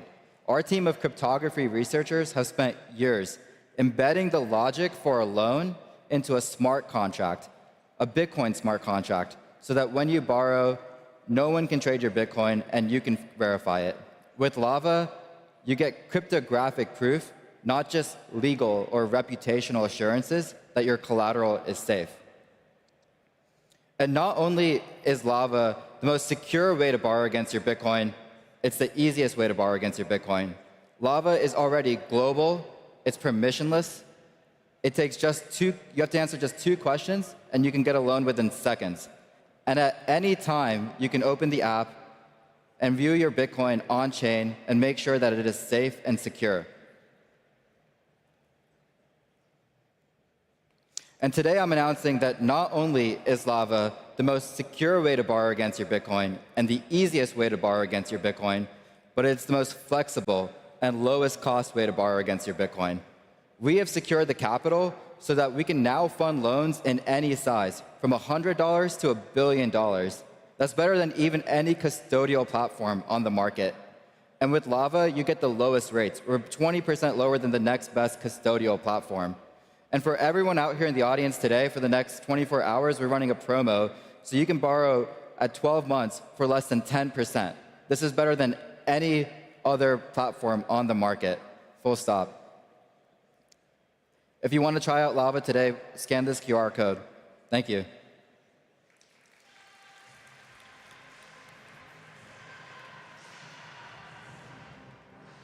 Amazing. Thank you, Lava Loans and Shazan. I told you it was going to be super rapid on this stage, and we have another big announcement for you guys. So this is titled A New Dawn for Pakistan. History in the making. We're making history already today, but let's hear from Bilal bin Saqib, the Pakistan Crypto Council, Government of Pakistan. Let's get a big round of applause, everyone, for Bilal.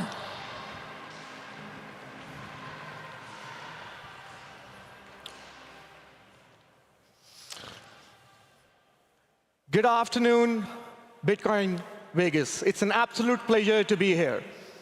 It's an honor for me to represent my country as the Minister for Crypto and Blockchain.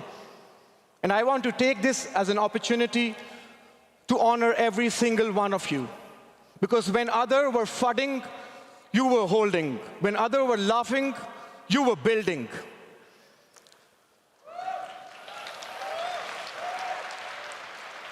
You have essentially helped save this movement. And now the world is catching on. We are entering into a new era, an era where the power is going from the very few towards the masses. An era where from closed operations now we are looking at open rails. An era where we were too nervous to ask for permission, but now we can talk about possibilities. I want to take this as an opportunity to also congratulate the United States of America for always being at the forefront of innovation and for embracing bold ideas. I also want to congratulate and recognize President Trump for not just being a great peace builder who recently de-escalated a war situation in our region, but essentially as the president who saved crypto. He didn't just save crypto, he gave crypto the movement that it requires.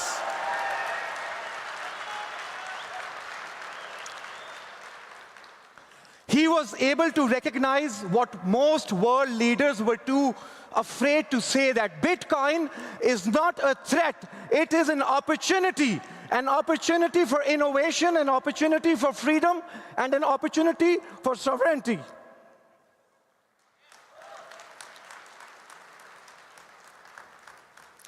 And today, on those premises, I bring you a message from Pakistan, a country which is oftenly misrepresented, people don't see it from the right lens.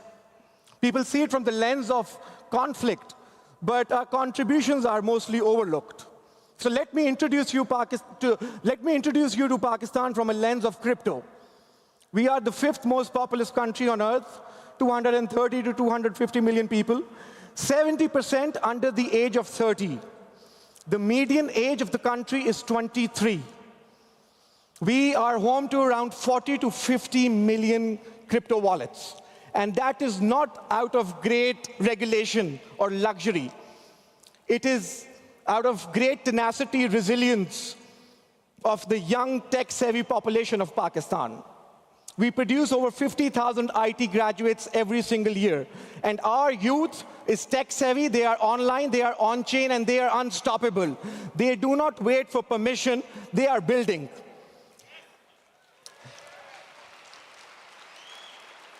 And today I am representing them, which, they are also one of the leading freelancer markets of the world. So today I am not here as a policymaker for them. I am here voicing them. I am voicing this generation that wants to build, wants to contribute in the global ecosystem.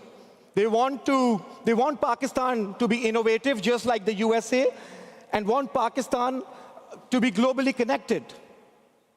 And today marks a very important and remarkable day in that journey of Pakistan. Today is a very historic day because today I will announce that the Pakistani government is setting up their own government-led Bitcoin strategic reserve.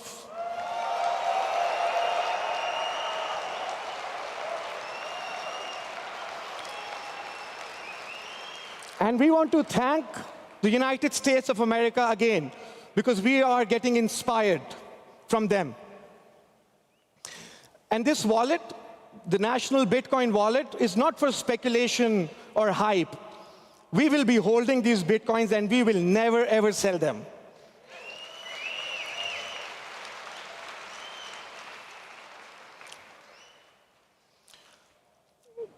Pakistan is a great case study when it comes to blockchain. We are also announcing 2,000 megawatts of electricity to mine Bitcoin and for AI data centers. So we want to welcome all miners to come to Pakistan, all the infrastructural players to come to Pakistan and build with us.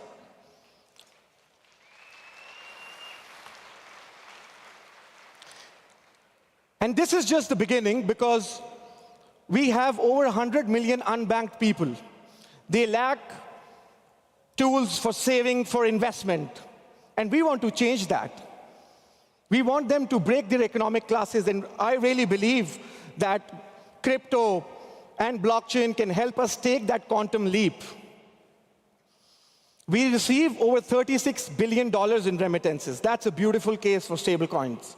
So we are looking at the Genius Act very carefully. We want to tokenize our illiquid assets. We want to do digital IDs. We want to create a public infrastructure to increase government efficiency. So Pakistan is really forward-looking at all of this tech. And there's something that is very close to my heart, is that Pakistan and Bitcoin has suffered from bad PR. We were looked at it being dangerous, risky, and unstable. But that is not the case. Once we look beyond these headlines, we can see a lot of potential, resources, and talent. So Pakistan is looking for allies. Pakistan is looking for access, because Pakistan wants to build. And hence why I think that today could be that remarkable day where Pakistan is seen from a different lens. It is not seen from a lens of fear. It is seen from a lens of possibility, of innovation, of building. So let today be the day where it's not just a new dawn for Pakistan, but for the whole world, where Pakistan can become that case study for emerging markets, where we can then help the belt from Morocco to Malaysia and all the other emerging economies in the South on how they should adopt digital assets framework. So let today be remembered that Pakistan is open for innovation, and we look forward to welcoming you all. Thank you.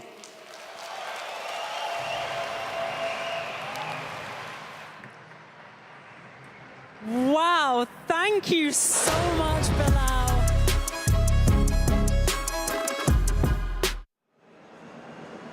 Welcome back to the Bitcoin Magazine News Desk presented by Mara. I'm Frank Korver, the political correspondent for Bitcoin Magazine, and I'm joined by Matt Cole, CEO of Strive Asset Management. Matt, it's a pleasure to have you here with us. Thanks for having me, man. Yeah, pleasure's all ours. We want to talk a little bit about what you guys have going on. I know Strive just raised a lot of money. We have a Bitcoin treasury company. You had a cool announcement today. Please fill us in on what's happening. Yeah, so a couple weeks ago, we announced that Strive is going to be a Bitcoin treasury company. We announced a reverse merger with the publicly traded company asset entities. And then just 2 weeks later, we announced a massive raise. So $750 million plus the potential for an additional $750 through warrants. So potentially $1.5 billion. And the whole idea here is you have to start a Bitcoin war chest. We also talked a little bit about how we're different. So we're going to deploy all of the known beta strategies that we think are great. I mean, massive fan of what Strategy's done, what Metaplanet's doing, all these innovators in the space. We're an asset manager, so my background is driving alpha strategies, and I think there's an ability for innovation in this space. So we actually have a real differentiator in that we have a handful of multi-strategy alpha strategies to outperform Bitcoin, regardless of if Bitcoin is going up or down. So it's going to be doing both. It's not an and, it's a both, and I think there is a lot of room for innovation in this space, and we're pushing other companies to adopt Bitcoin as well. Yeah, I think speaking to what you were just saying, people say these treasury companies, the volatility is a feature, not a bug when it comes to the treasury companies, right? Could play the market either way if that's the case, yeah? Mm-hmm. Yeah, so the other thing too, I think there was an announcement about Meta today. Did something happen with Meta? What was that? Yeah, it wasn't even an announcement. So we put a proposal for Meta to put Bitcoin on their balance sheet. And so they gave us 3 minutes to give the pitch directly to Mark Zuckerberg. And so we actually did this backstage. They put it live on the stage, and it was laying out what is the best case for Bitcoin adoption. And I think Meta's interesting in the sense that their operating business is actually really strong, but they can take it to the next level. They have $70 billion of cash that's losing purchasing power effectively every single day as the debt crisis accelerates, money printing continues, and instead of just letting it lose purchasing power, maximize value to shareholders, adopt a bold Bitcoin strategy. And I mean, if you didn't know, Zuckerberg actually has a goat, and the goat is named Bitcoin. I've heard this before. I wasn't sure if it was true, to be honest. It's real. You can't believe everything you see on the internet, but I'll take your word for it, for sure. When it comes to a company like that with $70 billion on the balance sheet, and you have a conversation with the owner, with the founder, what are you talking about? 2% allocation, 5%, 50% allocation? What does that look like? Yeah, so For them, I would say the bigger the better. I mean, they have the ability to drive as much capital as they want. For people that aren't Bitcoiners but just want a little exposure, I think a 3 to 5% allocation is a percentage that you may not be a true believer, you could lose it and you won't actually go out of business. But if you actually understand where we're going and you understand the debt crisis, and I'm a former fixed income portfolio manager, was one of the largest buyers of US Treasuries, which is kind of funny given the global debt crisis, but I saw this, and as you actually understand it, it's as much as possible, I think, is the right answer for corporations, for states, for nation states like the United States, everyone. Appreciate that. Appreciate the perspective. Thank you again for joining us, Matt. We are going to head back to the Nakamoto stage to hear from Brian Johnson. We're live from Bitcoin 2025. Stick with us. We'll be right back after this. Live at the Bitcoin conference with Brian Johnson. Brian, how is this whole conference feel? It's like both of your worlds colliding in a way. It is, yeah. Actually, I built a company, Braintree Venmo, 10 years ago, and we integrated a Coinbase to accept Bitcoin. So I was very early in believing Bitcoin as a powerful medium of payment and also new finance. So yeah, I'm excited to be here. It's amazing to see this community thrive. I have to ask, was Venmo inspired by Bitcoin? No, it was just trying to solve a very practical question. How do you move money between people in a seamless way? And then Bitcoin answered the question in a more elegant fashion. This is your first official Bitcoin conference. What's your main takeaway? That everybody needs to get more sleep. I spent a lot of time with people like, you will make more money in Bitcoin if you make sleep your #1 life priority. So my primary role of being here is to help people make health their #1 life priority. There's this idea, well, I was an entrepreneur as well. Nobody had my back in saying, Brian, if you prioritize sleep, you will feel better. If you prioritize sleep, you may not be as depressed as you are. And so that gets to really significant things. I want to be a positive voice in people's ear to say, make good life choices, prioritize health and wellness, and you will be a better, happier person. I love that. Before I used to pull all-nighters, but I heard all-nighters actually make your brain dead. Yes, it does. So bad sleep is brain damage. It really does. It just is catastrophic for the body. So you want to prioritize high quality sleep. You will be a better human. You'll make more money. You'll be a better partner if you prioritize sleep. Prioritize sleep, and there you have it. But don't go to sleep yet, because we still have more with the news desk. All right, wait. Welcome back to the Bitcoin Magazine News Desk. As Isabella said, the last thing you want to do right now is go to sleep, because I am here with Matt Cole, CEO of Strive Asset Management. Matt, you talked a little bit before about a 3-minute pitch that you made, that a member of your team or yourself made to Mark Zuckerberg. How do you get the message across to someone like Mark Zuckerberg in 3 minutes? Yeah, I mean, to explain Bitcoin in 3 minutes is a challenge, right? So you have to make it quick. So the first thing is, why Bitcoin? So we talk about how large of an asset class it is, because for these large companies, before, if it's a $100 billion asset class, you can't allocate to that for a corporate strategy, even if you believe in it. Now it's a $2 trillion asset class, right? So enough size to actually allocate to it. We talk about the rise of M2, the debt crisis, how cash is losing its purchasing power. And inflation in and of itself is not the place to look. You actually have to look at the rise of stocks. You have to look at the rise of home prices, right? That M2 is actually driving prices up. And what is it driving the price up most? Bitcoin. It's the fastest horse. It's the most hard, scarce asset as we move into this world of abundance. We lay that case out. And the second part of it is, what makes that for Facebook or whatever company unique? And so we laid out for Facebook how they're in a position of strength. Their operating business is super strong. But if they want to be the largest company in the future, I mean, they're going to have to compete with strategy, frankly, and they could do that by adopting the Bitcoin Treasury strategy.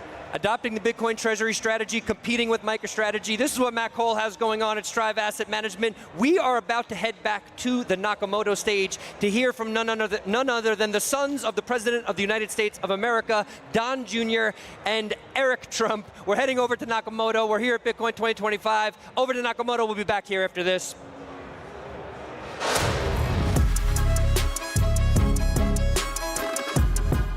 Continue to accelerate, to do things that no one ever thought that we could do. We are creating history today and forever. Right, guys, so let's go with this incredible panel. This is titled Bitcoin as a Public Asset, the Rise of New Bitcoin. So let's get lots of energy out there. Join me in welcoming to stage our moderator, Arnold from Altcoin Daily, we have Eric Trump. Let's get a roar, everyone. We have Donald Trump Jr. We have Mike Ho from American Bitcoin. And we have Matt Prusak from American Bitcoin. Let's go. This is an incredible panel. Enjoy, everyone. All right. Let them hear it, guys. Woo! How are you, Las Vegas? Take a seat, gentlemen, please.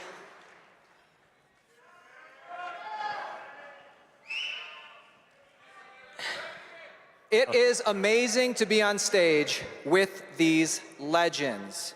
Guys, promises made, promises kept. How does it feel to be building a Bitcoin company in a Bitcoin-friendly country? Woo! Well, Las Vegas, we love you to death. We absolutely love you to death. Our family loves you. Hey, guys, we're bringing Bitcoin to America, and America is going to win the crypto revolution. That much I can tell you right now. We finally have a competent president in the White House. And we have a president who loves this industry and is behind this industry 100%. Hey guys, I'm telling you, we as a family could not be more excited about this, and amazing things to come with this group of people on stage right now.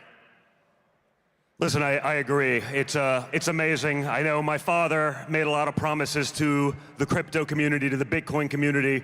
When I see the growth from Nashville last year to this, you understand you're really on the precipice of something special, and that includes all those who've been in this. From our standpoint in the private sector, I mean, between Eric, myself, I think we can show our true level of commitment when you look at all of the things we're doing in this space. Obviously, you have what we're doing here with American Bitcoin from the mining side. I think you saw all the announcement yesterday. Truth Social, TMTG, committing $2.5 billion to a Bitcoin treasury. And then, you know, the trifecta of crypto, you have what we're doing with World Liberty and USD1 from a DeFi platform. And so, you know, we didn't just talk about the sound bites. We're actually executing on all of the things, and we're very long crypto. I mean, it's a huge part of everything that we do right now. And, you know, so my name is Aaron Arnold. I've millions of followers online at Altcoin Daily. Of course, you know the Trump brothers. I want to, and guys, anytime at any point, anybody's feel free to jump in, and we're all going to have a conversation. I want to get to know these two guys right now, the leaders of American Bitcoin, the Trump's mining company. And, you know, tell us, you guys were working in Bitcoin mining before President Trump got elected. You have been here for years, and you're here this year. How is it different this year? Is it a night and day difference? There was a chance that we would not be sitting here today. The previous administration and their anti-crypto rhetoric, the proposed bills, the proposed 30% excise tax to miners, we wouldn't be sitting here today. We could be in orange for Bitcoin, but it'd be an orange jumpsuit based on some of the ways they were prosecuting these things, right? Absolutely. Slightly different kind of orange, not exactly for me. And on that point, now you have regulators hosting roundtables with the industry leaders, working hand in hand in charting a path forward. I'll give an example. I'll give an analogy. I'll give a metaphor. Before, if you wanted to get from point A to point B, and you knew the path was littered with landmines, but you didn't know where they were. And when you find out, it's too late. That's enforcement with lawsuits. Now imagine getting from A to B, but the regulators are there, side by side with detectors. You cross from A to B together while mapping out where the landmines are for everyone else to know how to get past safely for the next travelers. It's truly incredible to be making America the crypto capital of the world. I could not agree more. You could feel it, Mike, right? You could just feel in the air. Things have changed, right? We've obviously been through so many roller coasters, ups and downs, but every time the up is higher, right? Every time is a little bit better, and the time truly is now. I think one of the things, I don't know, everyone didn't have the benefit of doing this. I was in yesterday and I spoke on this stage, and the vice president then had a roundtable with David Sachs, who's the crypto czar for the White House. And I got to just sit in on the room and listen. Obviously, some of the biggest leaders in the space. I'm sure you all know every person that was in the room. and you could see just in the responses, it wasn't your typical DC politician, like, here's the 4 things that someone gave me sound bites that I had to read off, and we checked that box. You could actually see everyone in the room just breathe a sigh of relief, because not only did the vice president, but obviously the crypto czar had such a fundamental understanding of the issues, of the space, invested in it themselves. These are people who've been in it for years and got it. That's such a big deal, where in Washington, the people who are making these rules, hey, crypto's big, it's sexy, so we're gonna put the person who has the most tenure. They don't have to know anything about the space. They're gonna make trillion-dollar decisions that they know nothing about. You could see everyone in the room was like, oh, thank God, they get it. And I think that's gonna bode very well for the community. We getting called off? They're a violinist? Was that bad? Let me ask you guys this, because I've been talking to the tens of thousands of people watching the conference right now, and of course there's millions and millions watching at home, and it's very rare we get both Trump brothers to talk about crypto on the same stage. And this is something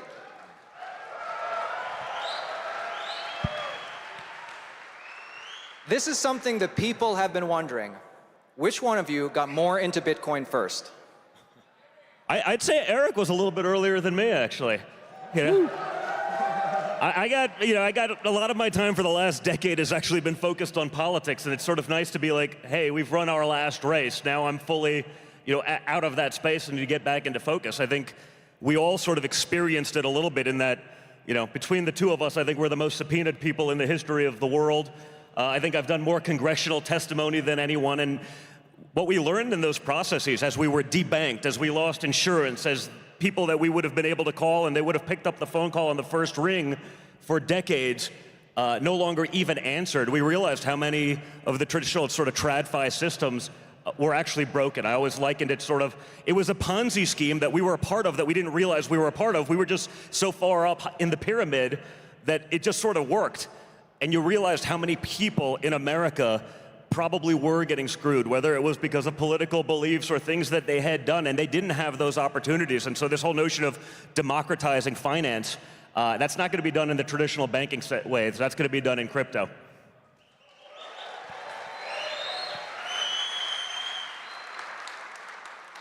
Every single person in here got those calls, right? I mean, Don and I were getting these on behalf of commercial buildings, on behalf of hard assets. Hey, guess what? Your bank account is gone. The 600 people that you have working in the hotel that's 700 yards behind us right now that I built, you no longer have a traditional bank to bank that hotel because they don't like the fact that you're wearing a hat that's red that says, Make America Great Again. Guys, we probably would have never found crypto had it not been for the very same scumbags that were coming after all of you. I mean, how many people in here? I've heard the stories from everyone. How many people in here had Wells Fargo call them up and, you know what? I owned 1 Bitcoin, and because of that, they found out and they canceled my accounts. I mean, my accounts just stopped working. And guys, you realize how corrupt the system is. I mean, every single person this system was weaponized. Traditional finance was absolutely weaponized. And, I always say, the enemy of your enemy is often your friend. That's what happened between the Trump family and the crypto community. And I'm not sure if we would have won the same way. I think we would have won, but I'm not sure if we would have won in the same decisive manner had it not been for this incredible community that was by our side the entire time. And I hate using the word hate, but honestly, I would love to see some of the big banks go extinct, because honestly, they deserve it.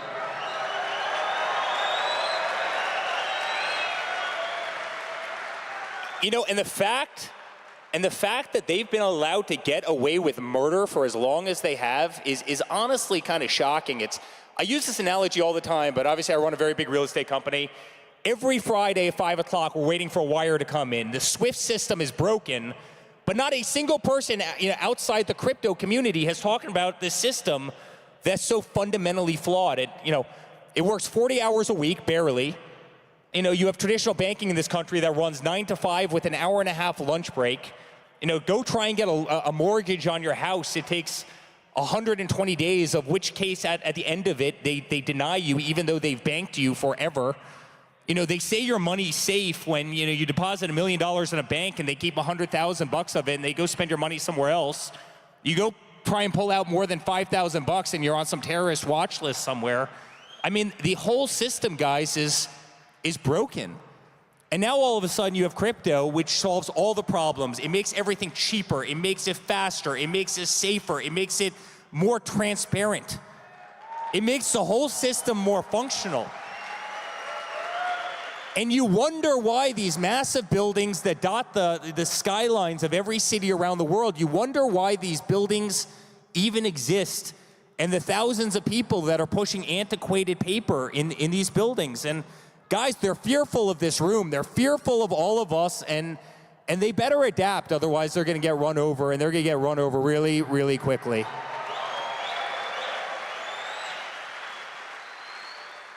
Let me ask the Trump brothers one more question, and the next ones I'm going to throw it to these guys over here, the American Bitcoin team. But like I said, I've been talking with everybody in the conference, and you know, something that you revealed in Bitcoin Mina, Abu Dhabi, Eric, on your speech, is that you have known Michael Saylor, both of you, for 20 years.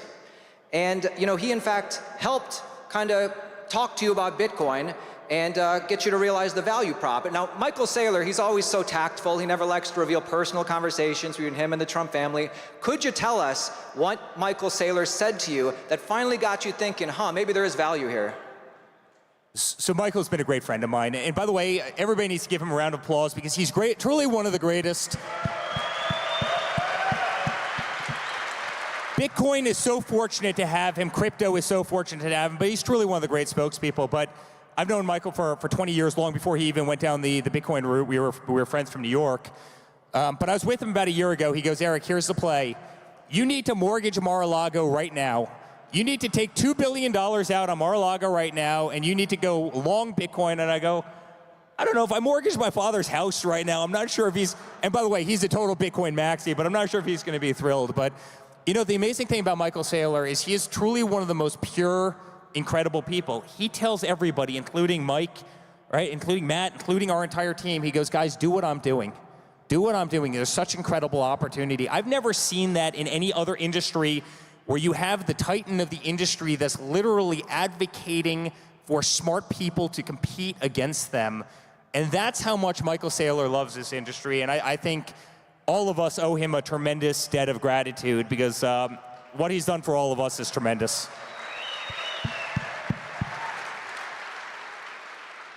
So we have the American Bitcoin team up here, and you know, it's been about 2 months since the announcement of Hut 8, a Bitcoin mining company, joining up with the Trump's American data center. And explain to me what's going on, what's new since then, and what is like the business model? You're a little bit different from a normal mining company, correct? In that you're not just competing for the most hash rate ever, you're also competing for the most Bitcoin ever, kind of like a MicroStrategy. Well, to your first question, we've been busy stacking sats. Our mandate at American Bitcoin is simple.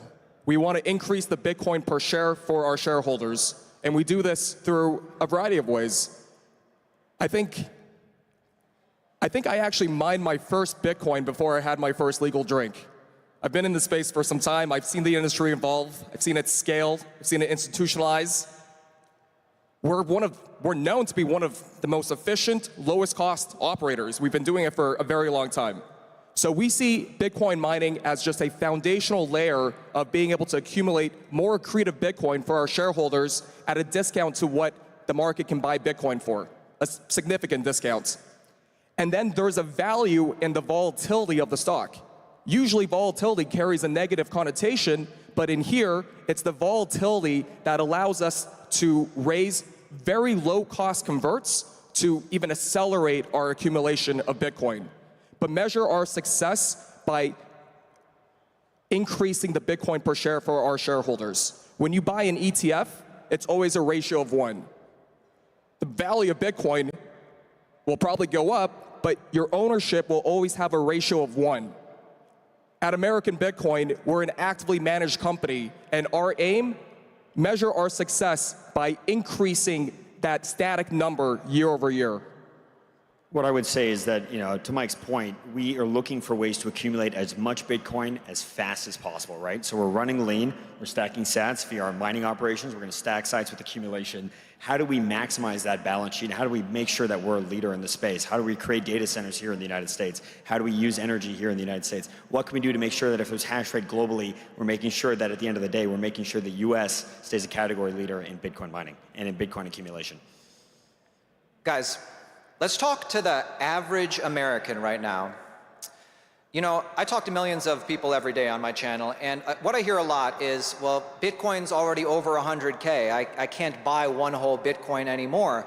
I could buy maybe 0.1 Bitcoin or a fraction of a Bitcoin, but I don't know, it doesn't seem worth it. What would you tell to somebody that is saying, should I buy 0.1 Bitcoin? Is a fraction of 1 Bitcoin worth it?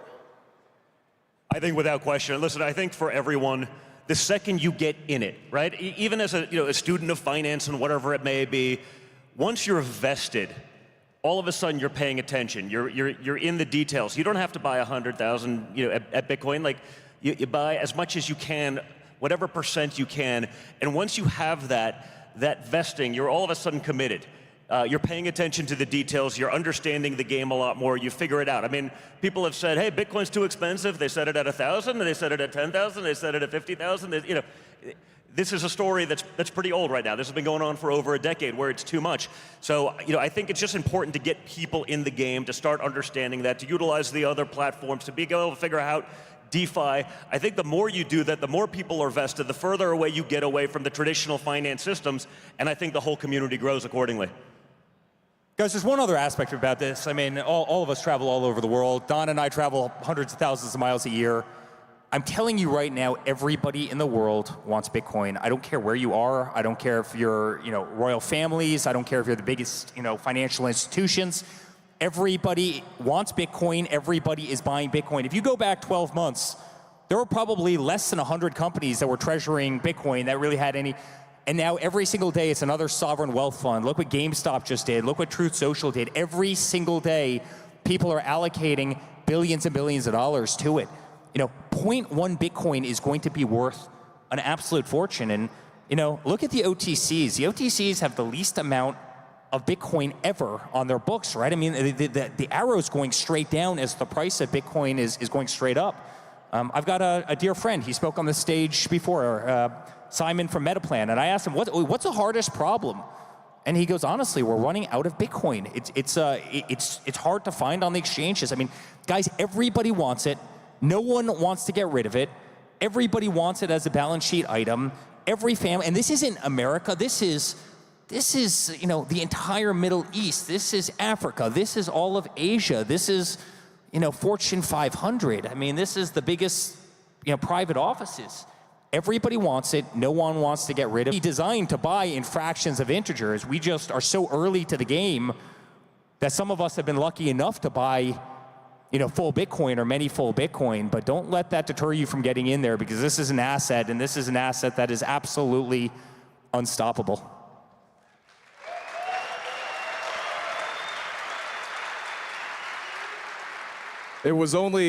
I think it was only a couple of weeks ago that marked the anniversary of the infamous pizza purchase, RIP. It wasn't that long ago that it took 10,000 Bitcoin to buy just 2 pizzas. 0.1 Bitcoin at that time would maybe equate to a crumb. 0.1 Bitcoin today is like 1,000 pizzas. Take that into perspective. 0.1 Bitcoin today, 1,000 pizzas. Tomorrow, someday in the future, a luxury car, a house, a plane. It's not about the ownership of Bitcoin. It's just the love for Bitcoin is so clearly growing and spreading across everyone. Just start accumulating. Just start accumulating once that 10 Satoshis, 100 Satoshis, it's never too late. Fully agree, and that's worldwide, right? You just got to get off of zero, Mike, right? Just get off of zero. That's it. Start one Satoshi at a time, stack the stats, get off of zero. All right, guys. You know, one of my final questions. Listen, we could talk about the intricacies of Bitcoin mining. We could talk about policy. Let's get to what you guys really want to know about, Bitcoin price outlook, right? Now, Don Jr. said the other day he believes Bitcoin's going to the moon. Eric said about 6 months ago in Abu Dhabi he believes Bitcoin eventually hits $1 million. Let's take it on a little bit of a smaller time frame. I want to make some headlines, guys. Let's think about 1 year from today when all of us are back on stage for Bitcoin 2026. And thinking about what we hope will happen by then, stablecoin bill will get passed, market structure bill will get passed, maybe if we're lucky, Bitcoin Act bill will get passed. Certainly the ETF adoption will have grown. Certainly sovereign wealth adoption will have grown. So 1 year from today, and I want to get answers from all of you, finish this sentence. Bitcoin clears at least this price by 2026. The moon. Really, the moon? Moon. All right. I think it clears 170,000. That's my prediction. Don, what do you think about that, 170? I was going to say between 175 and 150, somewhere in there. Okay. Well over 200,000. Right. No, guys, I think Bitcoin's in the six figures, and if we do things right, it's going to 7. Got to put that out there. And of course, none of this is financial advice. Got to hold these guys' feet to the fire to get an answer.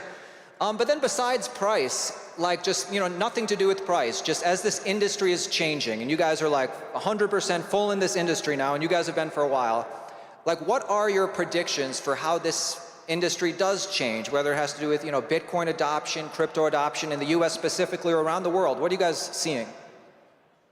I think you're going to have an industry that, you know, if you look at the maturity of this conference, it's unlike any that I've been to before. This is the most mature conference that I think has been held in crypto. And if you go back even a year, right, it's very different. You have an industry that for the first time has a lot of really beautiful voices, a lot of really strong voices. You have an industry that's self-policing itself. You have an industry that's starting to focus on hospitality and user experience. You never had that before in crypto, and those were all kind of hindrances of the industry. And so the maturity of what's taking place, you know, and by the way, the antis can no longer deny what's happening out there. I mean, every single day you had CNBC that was shitting on all of us and everything that we believed in. Now all of a sudden they're embracing it for the first time. I mean, isn't that a really beautiful thing? You had Jim Cramer going out there and saying that Bitcoin was going to go to 0 before it was going to go to 200,000, and now all of a sudden... Inverse Cramer, baby. Inverse Cramer. Now all of a sudden they're kind of biting their tongues. And so I think the best days of this are ahead of us. There's no question we're in the dial-up mode right now. The next 10 years are going to be absolutely parabolic. And the people that get in on the ground floors, I think, are going to make an absolute, you know, fortune. And I think I just, you know, if I could quickly say, you know, on behalf of this group, the ABTC group, you know, it's not even just getting in at par. You know, these guys, based on how good they buy energy, are literally mining Bitcoin at, you know, $40,000 a coin, $41,000 a coin. There's no commodity in the world. Gold, you go out and mine gold right now, you're pretty much buying, you know, you're mining gold at par, and you're selling it using complicated options and things like that to make small little spreads. What commodity in the world can you mine at this kind of margins if you do it the right way, if you have the backbone that HUD 8 has, if you have the power grid, if you have the cheapest energy in the world, which we're doing in the United States, in the great state of Texas, which the Trump family absolutely loves. And so it's so cool. It's like, you know, you're able to go out, physically build these buildings, physically mine, use American energy in America to grab, you know, one of the greatest assets the universe has ever seen that's appreciating at 50 or 60% year over year, and acquire it for, you know, 30 cents, 40 cents on the dollar. To me, it's like the coolest business model ever. And I've never been more proud to be part of something than we are with these incredible guys. So had a lot of fun. Consider these guys unbelievable friends, and sky's the limits for American Bitcoin. And then final thoughts. We Anybody? love you. Thanks, Eric. So I would say a decade ago, the crypto community we were seen as the misfits. It wasn't mainstream cool. It wasn't. But now that rhetoric is completely flipped. It's completely flipped. Now we're on par with where the sentiment of gold was 50 to 100 years ago. It was everyone's dream to own a nugget, a gold bar. Crypto has so much room to run, so much room to go. Bitcoin today is only 2 trillion. There's, I think, $400 trillion in the world across asset classes. It doesn't take very much. It doesn't take very much. It is, and I have to say, there are no two better people than the brothers on the stage here to bridge worlds. From hard assets to strategic finance, from private markets to capital markets, and to have a common tongue with so many different groups of people, from traditional finance to the crypto community and to the general public that haven't orange pilled yet. We're so excited to be on this mission with you guys. Likewise, man. And we're excited to help, bring those people there. Like I said, I mean, relatively speaking, compared to the people in this room, we were late adapters, but we were pushed there out of necessity. We were pushed there because the conventional options were literally rugged from underneath us. And once we commit to something, though, we go all in. We are innovators. We're not just adapting this, we're adapting this out of necessity. And I think there's a lot of other people that perhaps don't have our platform or the ability to get it out there that way, that have been under those same pressures, and we're doing this for them. It is ridiculous that Bitcoin Conference only gave us 30 minutes for this panel. We need 30 minutes per person. But guys, this was it. Give a big round of applause for Matt, Mike, Eric, and Don. Thank you, guys. Thank you, Vegas. We love you. Let's go. Guys, let's stand up on the front of the stage for pictures. Let's stand up here for pictures.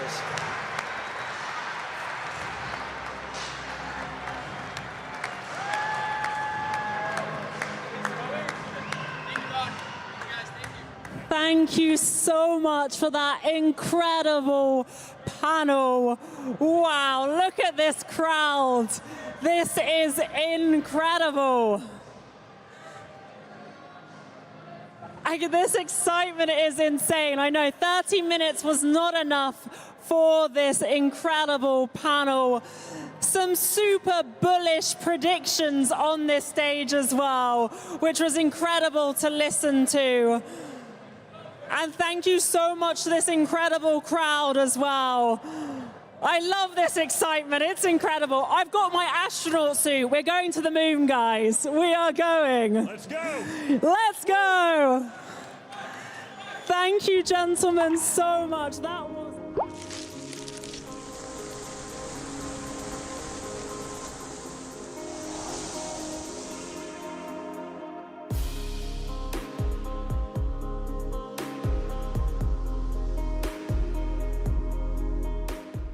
I think the new type of censorship is going to be far more intelligent, and I'm already seeing a lot of signs of it.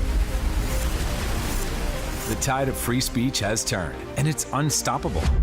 At Rumble, creators are unfiltered, uncensored, undeniably bold. Powered by our own cloud, we are completely independent. Through the Rumble Advertising Center, we're rewarding authentic voices. This is where crypto creators and communities who value freedom and authenticity belong.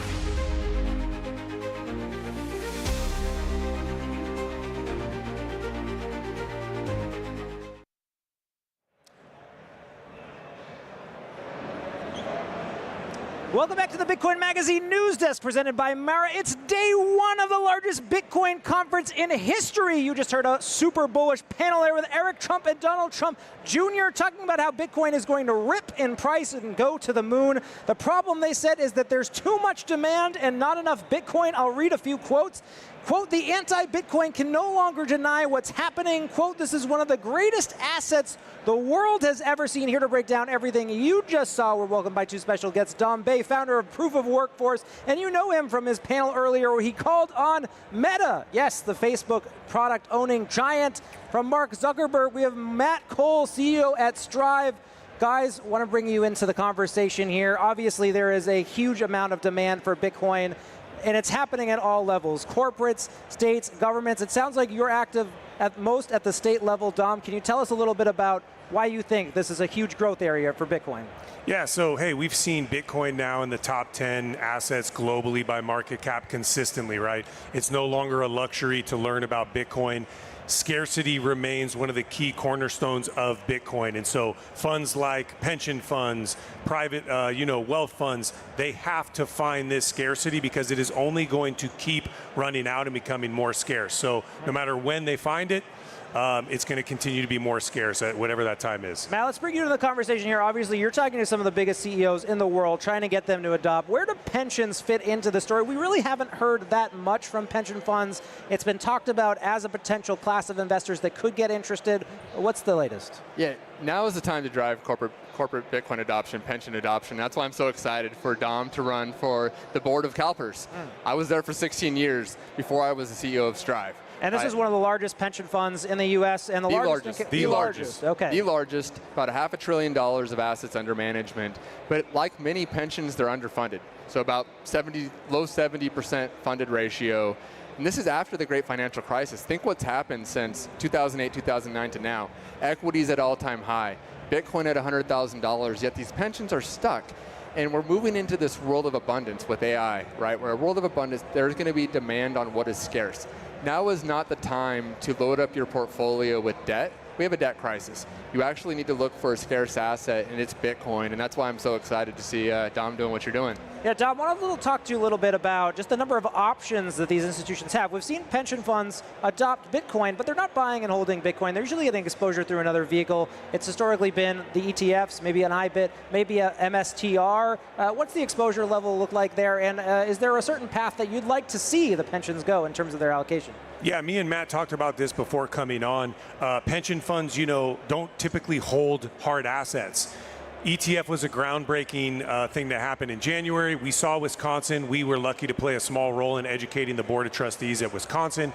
They were the first out of the gate. The ETF is the structure of choice. I would like to see pensions have some kind of in-house staff learning about custody and Bitcoin, the asset, even if just having an idea about it and still deciding to go with the ETF because they can hold it. There is a way where they can hold it without third-party risk.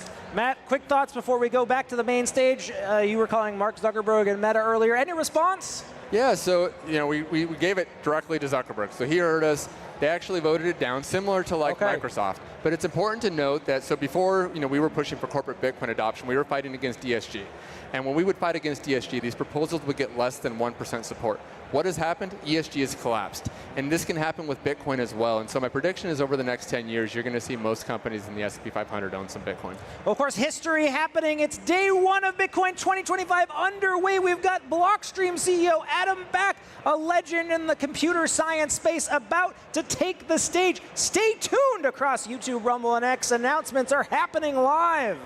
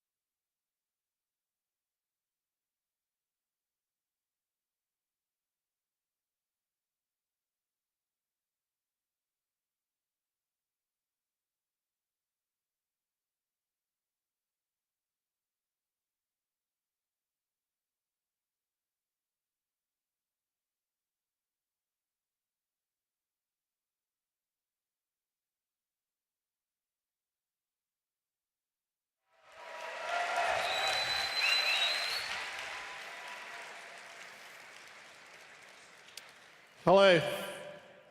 Hello, Bitcoiners. So I think Bitcoin is still early, but more mainstream players are starting to become involved. It's becoming the foundation of global finance. So at Blockstream, we spent the last decade building the infrastructure around Bitcoin, protocols, hardware wallets, custody, layer 2s, and our mission has remained the same throughout. Bring Bitcoin to the world with self-sovereignty, security, and scale as we go from 100 million users to 1 billion users. Today, we're taking the next step. We're announcing a new chapter for Blockstream organized around 3 core business units, Blockstream Consumer, Blockstream Enterprise, and Blockstream Asset Management, to provide services to different new sectors, the new people that are coming into Bitcoin. And I think one very interesting thing about Bitcoin is that the social layer appears to be scaling extremely well, which is to say that if you look back a few years ago, people would have wondered, how will businesses become involved, governments and politicians, and will it dilute the ethos? But actually what seems to have happened is the opposite, which is that people in all layers of company management, politics, themselves have become orange-pilled. So you see phenomena like El Salvador, where the president was actually patient zero, bringing Bitcoin into the country. So we think Bitcoin is becoming the dominant financial asset. In 2009, one day after the Bitcoin network launched, a friend of mine, Hal Finney, made the projection that Bitcoin's addressable market, the monetary premium in assets globally, was $200 trillion. So today we are a lot closer to that situation. And as I say, it's still early for Bitcoin, but the beginnings of institutional investment, of enterprise use, of companies adopting Bitcoin as a treasury asset are coming into play. And at Blockstream, we're here to provide the infrastructure to enable that. So for consumers, we are simplifying self-custody and asset management, but keeping the power user features. For businesses, we're enabling asset issuance and transfers over Bitcoin-backed infrastructure. So if you think about Bitcoin as the internet for money and internet for assets generally, it's an open fabric for financial use cases. And for investors, institutional investors initially, we're providing access to Bitcoin-focused funds and institutional-grade custody with Blockstream Asset Management. So today we're going to talk through some key parts of it. With Blockstream Consumer, our commitment is to the individual Bitcoiner and their self-sovereignty, not your keys, not your coins. So over the last decade, we've built many of the tools that make self-custody real. We're involved in the protocol level in all kinds of things, like the seed phrase standards, miniscript, PSBT. So all of those things are generally getting wider and wider adopted throughout the Bitcoin ecosystem. And we have our own building blocks within that interoperate with other Bitcoin providers. So with Jade and Green and Liquid, we're converging many of these things to work for the consumer, the enterprise, and in the longer term for financial institutions. So we're announcing today rebranding the Blockstream Green app as simply Blockstream, which will keep the ease of use, improve the onboarding, and enable more actions within the application to buy Bitcoin, stack regularly safe Bitcoin, and enable stablecoins and other use cases in there too. Blockstream Enterprise turns Bitcoin into infrastructure also. So with Liquid, powering next generation of financial markets, you can already see actually 3.3 billion of real-world assets. I think in terms of real-world assets, like assets that people are actively investing in, trading with, or acting as the settlement layer or the digital certificate or digital share certificate for different use cases globally. These are real uses with real organic demand, so there's no kind of wrapping of assets that are still in the same user's ownership.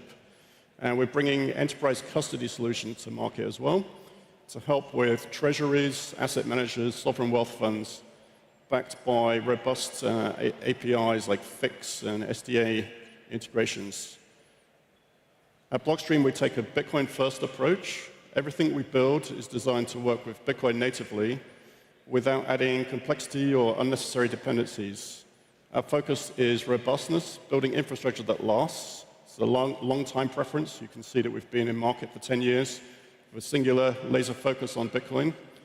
And we're creating a complete ecosystem so that every product connects, every layer reinforces the next, so that users, businesses, and investors can operate seamlessly on Bitcoin without fragmented solutions. If you are interested to learn more about what we've covered today, from the application architecture, enterprise custody, asset issuance, and even asset management, we're here to talk you through it. Our team is on site, including product leads, engineers, R&D team members, and indeed people from our new asset management division. So we're available to answer questions, run demos, and discuss use case. You can find us in the Expo booth 2121. Thank you very much.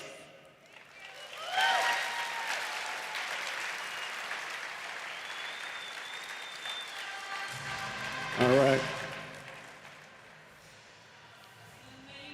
Thank you so much, Adam.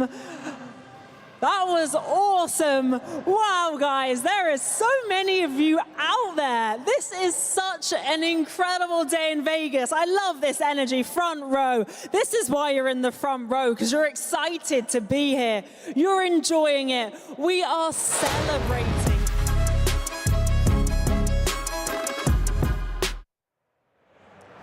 You just heard a special presentation from Dr. Adam Back. Welcome to the Bitcoin Magazine News Desk presented by Mara. Day one rolls on, but still so much more to come. You've seen GameStop buy Bitcoin. You've seen New York City announce the first ever Bitbond, and you've seen Pakistan launch a strategic Bitcoin reserve. Here to break it down, we've got another all-star panel. To my left, American Hodl. To his left, we have Aaron from Altcoin Daily, and to his left, Austin from Altcoin Daily. So we're going to bring the conversation back to what we were talking about before the cameras were rolling. How much Bitcoin is enough at the present moment? Talked about on stage in the fireside with Eric and Donald Trump.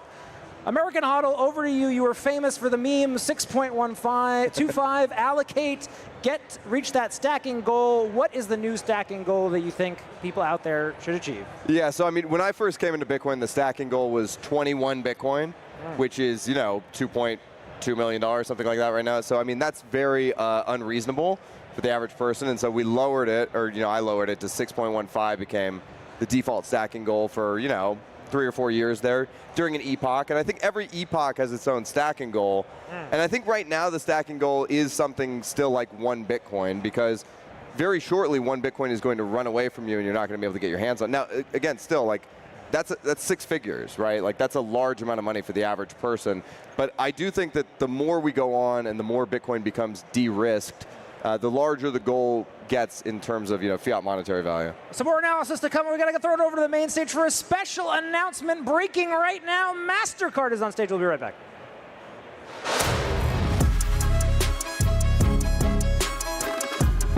Does the card play in your wider product ecosystem? Yeah. The Bitcoin credit card was really built by Bitcoiners for Bitcoiners. It's a great way to invest passively on everyday purchases. So anytime you spend fiat, you earn Bitcoin back. It's a great way to not have to sell your Bitcoin. You just continue to earn Bitcoin. You don't have to track the price. So it's super simple to earn Bitcoin through the credit card. And we also are really excited because it provides an opportunity for people who are new into crypto to start earning Bitcoin.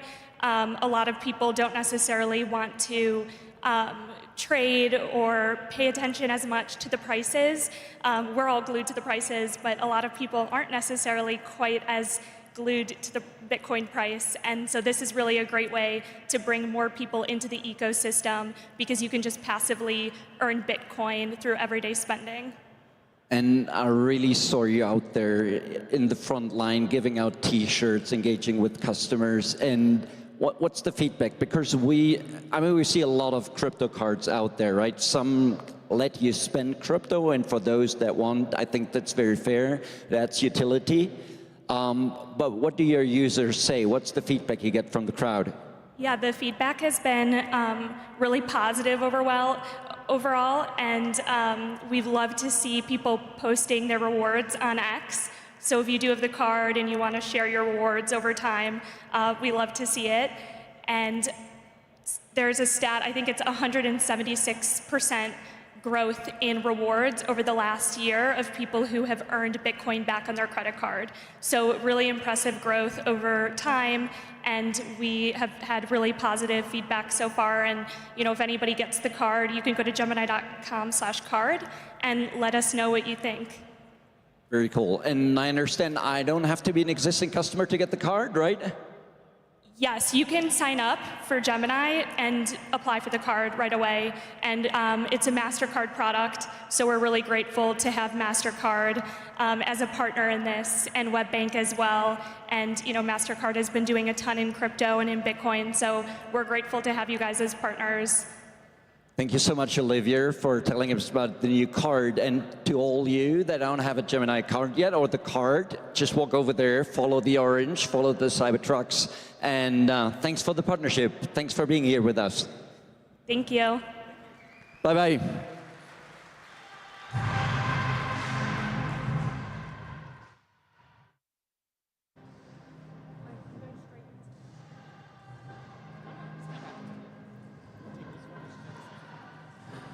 Amazing. Thank you so much, Olivia and Christian. Wow, guys, we keep the news coming to you. So many amazing announcements, so many incredible keynotes, panels. It has been absolutely insane. And we're here in Vegas. So you guys can party tonight as well. Let all that energy out. And then we have one last day tomorrow with even more insane speakers. So for our next amazing keynote, I have to say I got to chat to this gentleman earlier, and it really was an honor because he was one of the reasons why I got into this space when I read his amazing book. So this is titled Bitcoin and Tether, Drinking the Dollar Milkshake. So guys, let's get a very, very warm welcome for Safedine Amos, the CEO. Safedine, come and take it away. Thank you. Thank you so much. Thank you. Thank you, everybody, for coming out, and thank you to the organizers for having me. It's a pleasure and an honor to be here. Today, I'm going to be talking about Bitcoin and the dollar, in particular about Tether. And a lot of people think that Tether is going to be something that is very bullish to the dollar. And to be fair, they found a whole new generation of bag holders around the world to buy the treasury shitcoin. So you would think that that would generally be bullish. But I'd like to take a closer look at it and see how bullish it actually is. So let us run some numbers. Let's assume, as a thought experiment, let's assume that Tether grows 100-fold over the next 10 years. That's a compound annual growth rate of 60% per year. So it gets to about a $20 trillion market cap by 2035. And now assume that they continue to put about 80% of their treasury and their backing of their notes into all maturities of US bonds. Currently, they're only buying short maturities, but assume they start buying across the curve, across the yield curve. And to try and estimate the impact that this would have on the budget, I've looked at the literature on the impact of purchases of bonds on the yields. So there's a lot of studies that have been done on what was the impact of QE, when, say, if you buy 10% of the debt and you put it into what the impact would be on yields. So I think generally the literature says every 10% of the debt, if you buy 10% of the debt, you can bring yields down by 0.2 to 0.5%. But I'm going to assume 1%. I'm going to just have a maximum, most optimistic scenario in all of our assumptions here to try and see how this would work out. So you buy 10% of the debt and you bring the yield down by 1%. So if we assume this is the case, and then we project the impact on the US budget, well, currently the debt is about $37 trillion. The budget deficit is about $2 trillion. And so if we assume that the budget deficit, the debt, and the liabilities continue to rise at the same rate over the next 10 years, as they did over the last 10 years, we can project it into the next 10 years. And, you know, this is an extremely conservative assumption, because it's assuming that the next 10 years are going to be as inflationary as the previous 10. And I don't think that that is a warranted assumption, but we're going to go ahead with it anyway. I think there's been a new normal since COVID, and I think this new administration confirms that the budget is going to just continue on the new normal level of spending that happened after COVID, and it's going to be different from what was taking place before COVID, which was relatively very fiscally and monetarily responsible compared to what's been happening since then. So, you know, looking now, we see Doge is seemingly not going to work. They're not going to be managing to bring down the budget by anything more than, you know, rounding errors. There's a bunch of wars coming up, likely. Israel wants more land, and, you know, they like more war. It's been a while since the US has fought a major war so likely there's going to be another one. So if you project those things, likely the budget is going to get a lot worse over the next 10 years, plus also the tariffs and the impact that they'll have.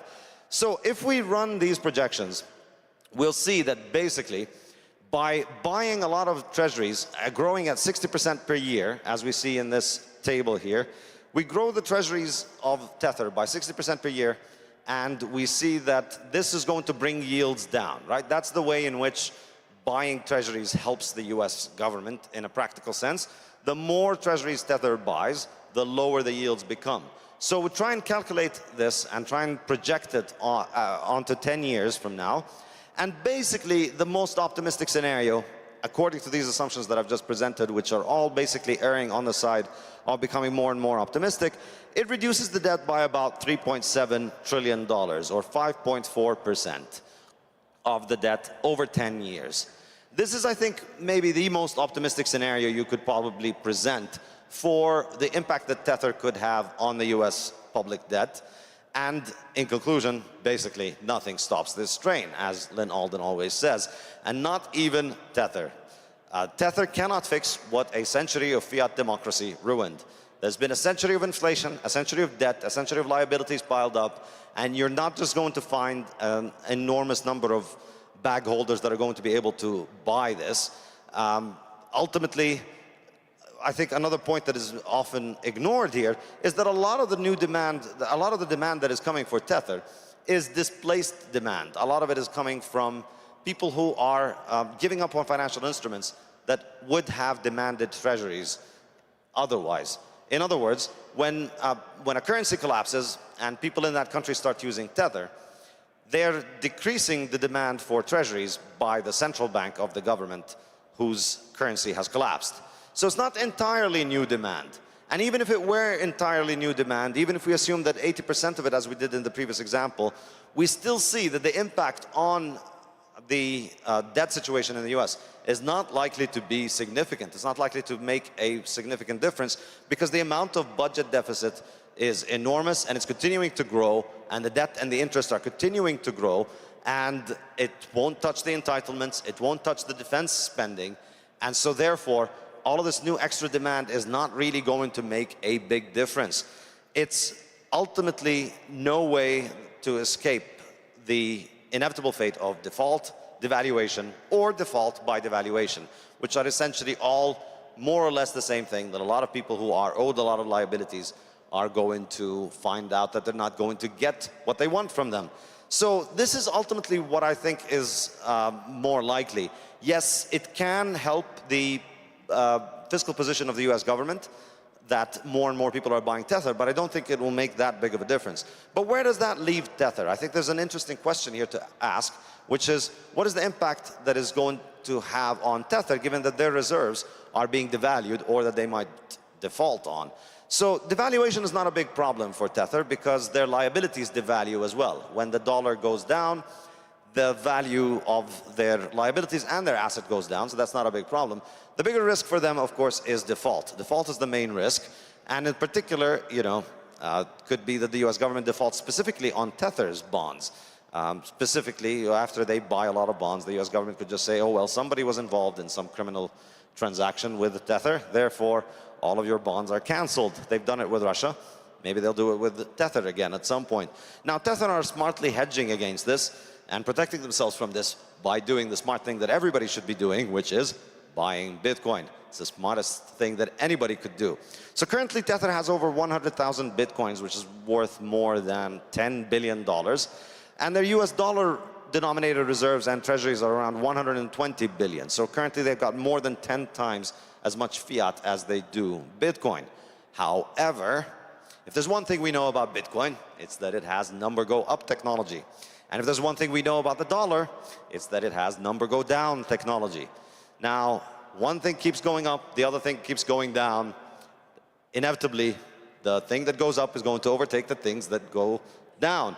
And so, whether through default, devaluation, or both, Tether's Bitcoin reserves will likely eventually overtake its US dollar reserves.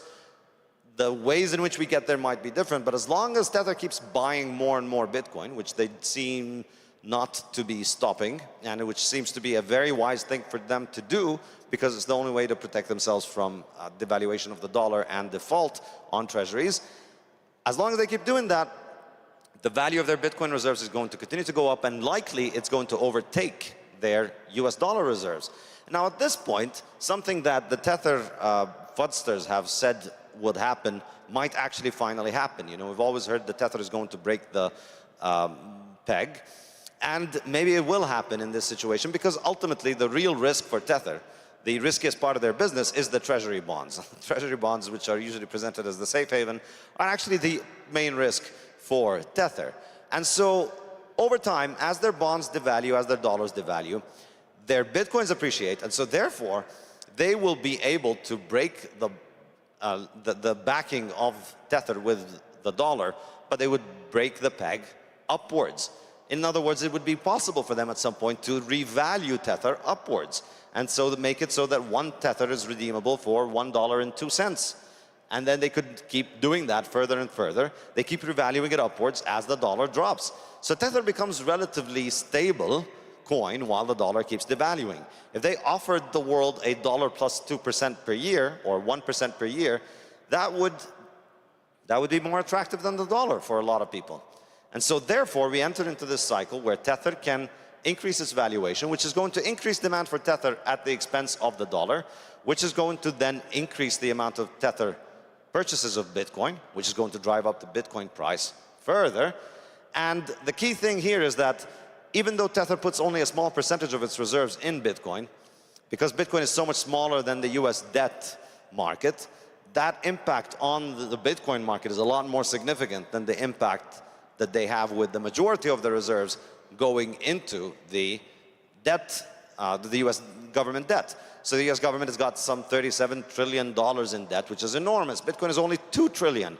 So a tiny amount of money going into Bitcoin causes it to go up a lot more than the same amount of money going into the bond market. So Bitcoin price appreciates the more that Tether buys. That causes the Tether reserves to appreciate, and that then helps them revalue their currency further and further and further. And eventually, what we see is, because of the fact that Tether is accumulating Bitcoin reserves, it can effectively grow its way out of being a Bitcoin, of being a dollar stablecoin, into becoming a stablecoin that is backed by Bitcoin. It can eventually redenominate itself in Bitcoin terms, eventually making it so that it just becomes another mechanism for the scaling of Bitcoin. I think the key point to keep in mind is that the ability of Tether to prop up the debt market is extremely small, because the debt market is so enormous and the world is already saturated with dollars, and there's just not that much possibility for new dollar demand, because the vast majority of financial sector assets are essentially dollar-backed assets. On the other hand, the Bitcoin market is very small, and so small demands into Bitcoin will go up, and over time, they're likely to maintain their value a lot better than their dollar reserves are going to do. So what we're having emerge right now is essentially, rather than being a way to boost the dollar, I think Tether is a good way to transition away from the dollar, because by putting some of their reserves into Bitcoin, they're allowing the world to access the dollar now, but they're allowing the world access to Bitcoin as well. Now add in the fact that by getting people to think about money in a digital way, by getting people to think about money in terms of private keys and public addresses, Tether is helping people think about Bitcoin. So the bottom line is that even the most bullish scenario for the US dollar, even the most imaginable way in which the US dollar's fate can be improved, is finding an enormous amount of bag holders all over the world to buy US dollar treasury shitcoins. And yet even that scenario is a lot more bullish for Bitcoin than it is for the US dollar. Ultimately, even a lot of buying of treasuries is likely going to be a lot more bullish for Bitcoin. It's going to make a lot more of a difference for Bitcoin because of the fact that Tether is accumulating Bitcoin reserves, because it's smart for them to accumulate Bitcoin reserves, because this is the best way for them to protect against the devaluation and the likely default that might happen. So I don't really see this as being something that's going to boost the dollar. I don't think it can make enough of a difference in the dollar. And on the contrary, I think it's going to be more and more bullish for Bitcoin. Thank you very much for attending my talk. And if you're interested, I'll be selling and signing books at the exhibition stand. Thank you very much.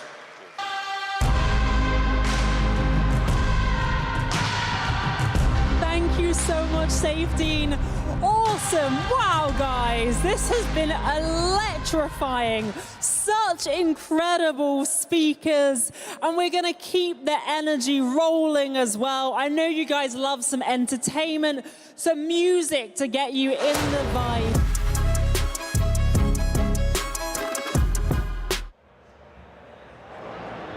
Welcome back to the Bitcoin Magazine News Desk, presented by Mara. You just watched Seyfedine Amous, author of the Bitcoin Standard on the Fiat Debt Spiral. We've got a packed panel here to break it down. We've got American HODL to my left. To his left, we've got Aaron from Altcoin Daily. And finally, last but not least, Austin from Altcoin Daily.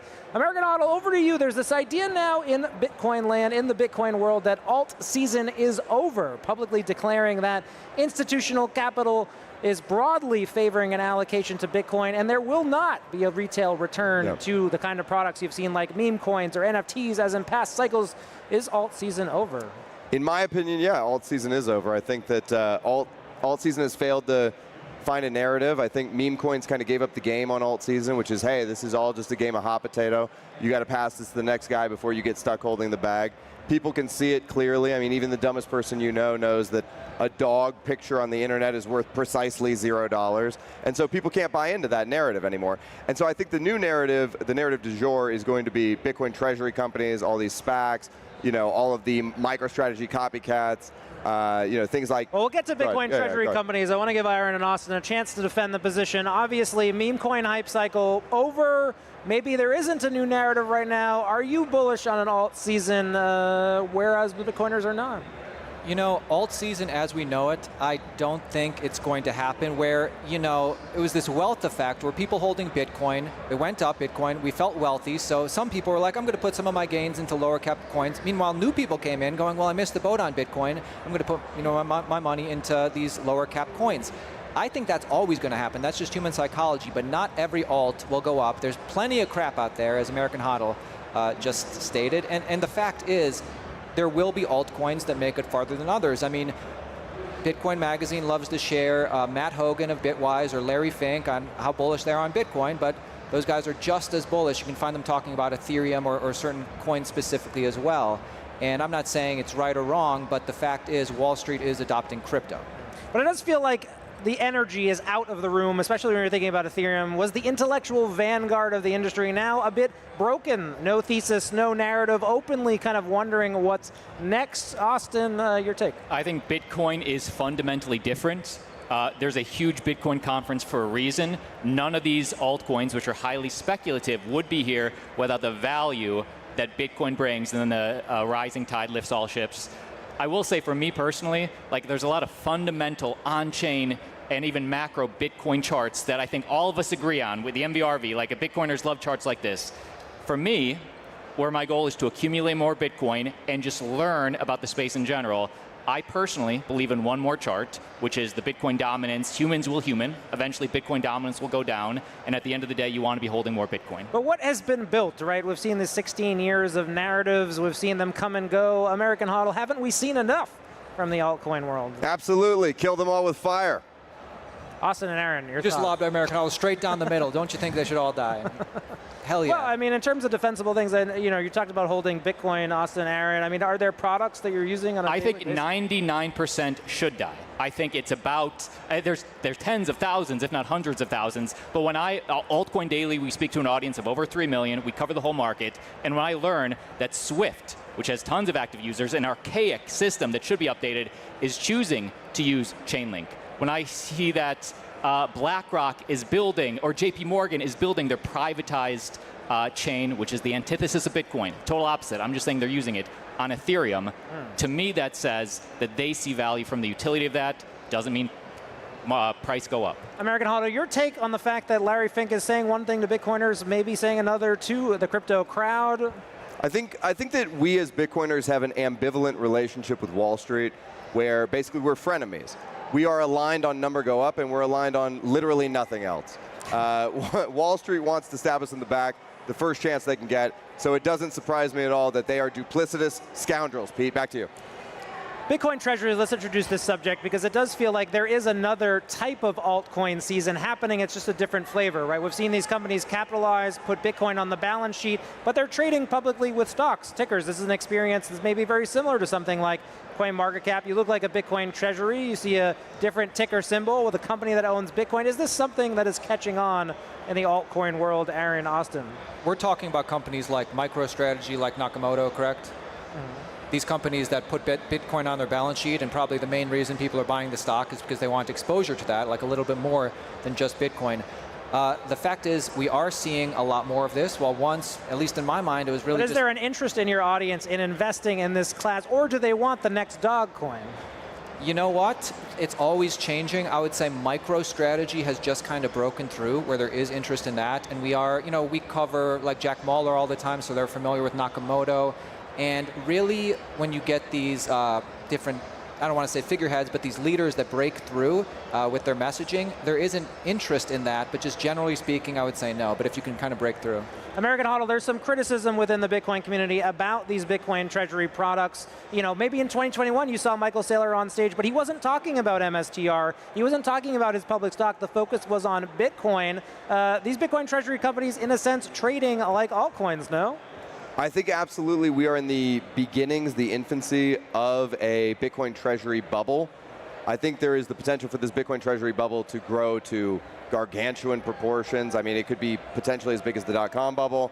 What we're going to see here is a bunch of Bitcoin get hoovered up by companies that are like MSTR and MSTR copycats. And many of these companies will not have the access to debt that MSTR has. They will take on bad debt, and then they will be forced in a bear market or a liquidity crunch to puke out those Bitcoins that they have. And so we're going to basically get a run up in price and then a collapse in price, and these Bitcoin treasuries are going to be the precursor that causes the next bear market. American HODL, I want to stay with you. Should Bitcoiners be allocating capital to these vehicles? I think the safest and most conservative play is just to go Bitcoin only.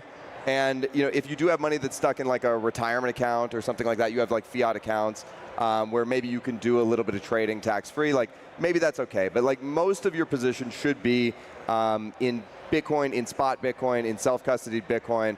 I think that is the safest and most defensible position for any exogenous shock that we're going to see in these markets. I agree. Well, thanks for watching on YouTube, Rumble, and X. We'll be right back with you. We're going to throw it over to the main stage. Nakamoto, still 2 hours to go. Stay with us. We'll be right back.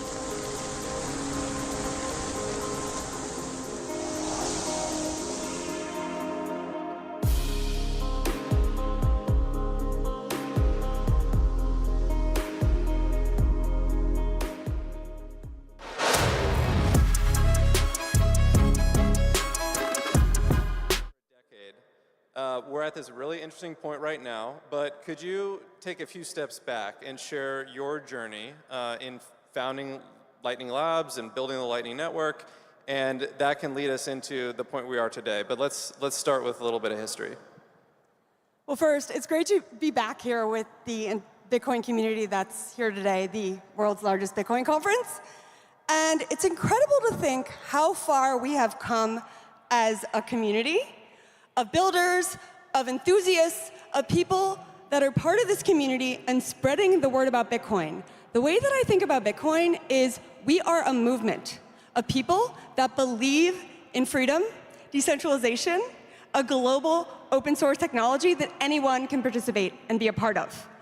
And for those of us that have been building with Lightning and in the Lightning community, it's also incredible to think 10 years ago, this was merely an idea. It hadn't been built out. And I'll never forget one meeting I had nearly a decade ago, where a few of us that were working on Lightning had a chat with somebody that was at a major technology company in the US, traditional technology company. And they were really big into this concept of blockchain, not Bitcoin. Does anybody remember blockchain, not Bitcoin? The idea was going to be blockchain would be the technology that transforms the world, but we don't care about Bitcoin. But actually, it turned out that the answer was Bitcoin, not blockchain. Ooh. And what this person said to us, and this was in the very early days of when Lightning had just been an idea and been something that was a white paper. He said, everyone thinks that Bitcoin is crazy, but they think Lightning is even crazier and it will never work. And I took that as an incredibly motivating statement to say, no, actually, we are the crazy ones and it will work. And to see the progress in that time frame has been absolutely incredible. For example, so we at Lightning Labs have been looking at data around the Lightning Network and transactions.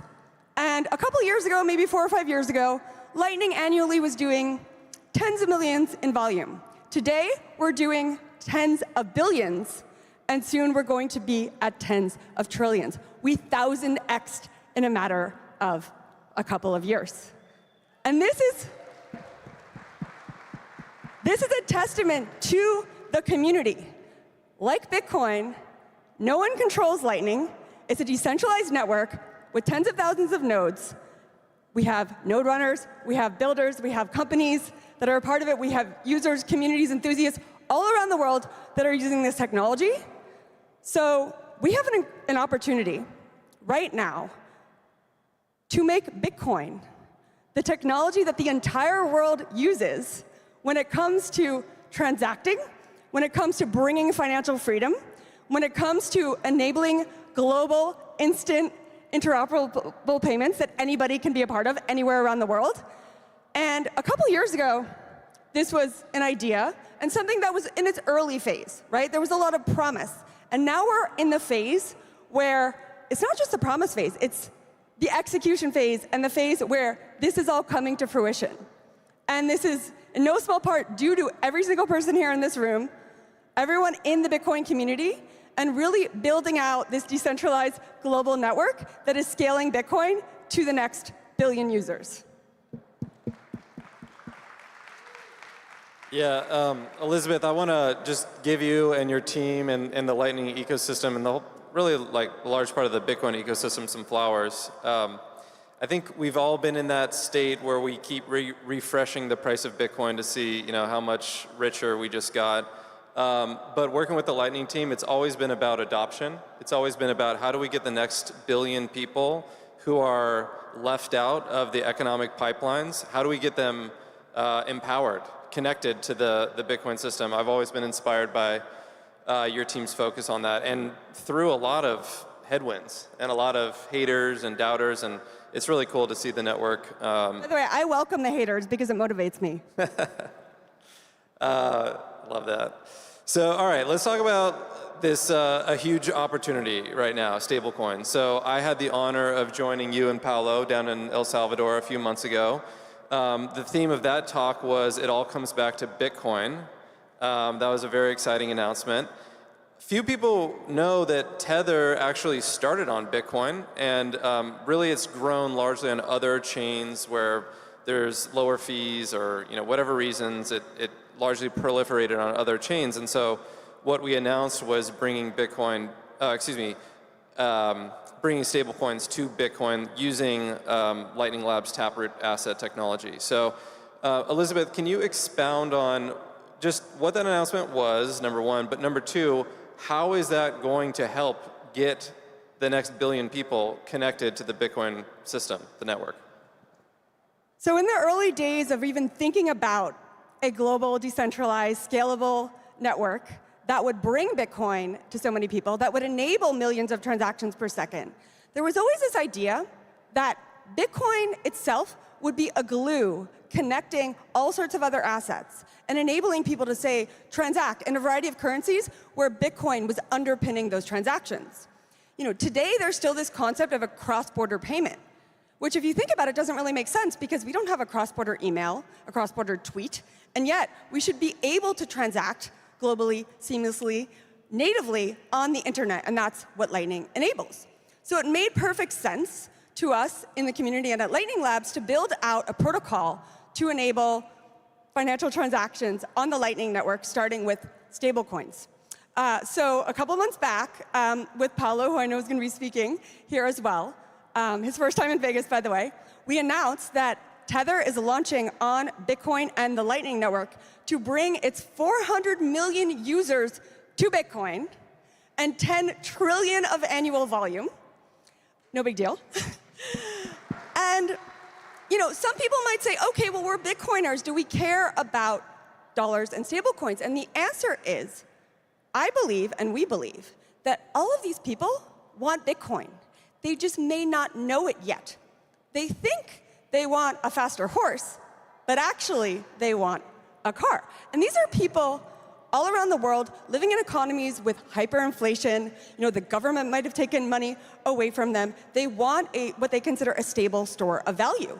But Bitcoin can serve as a long-term asset for them and a means of transacting globally.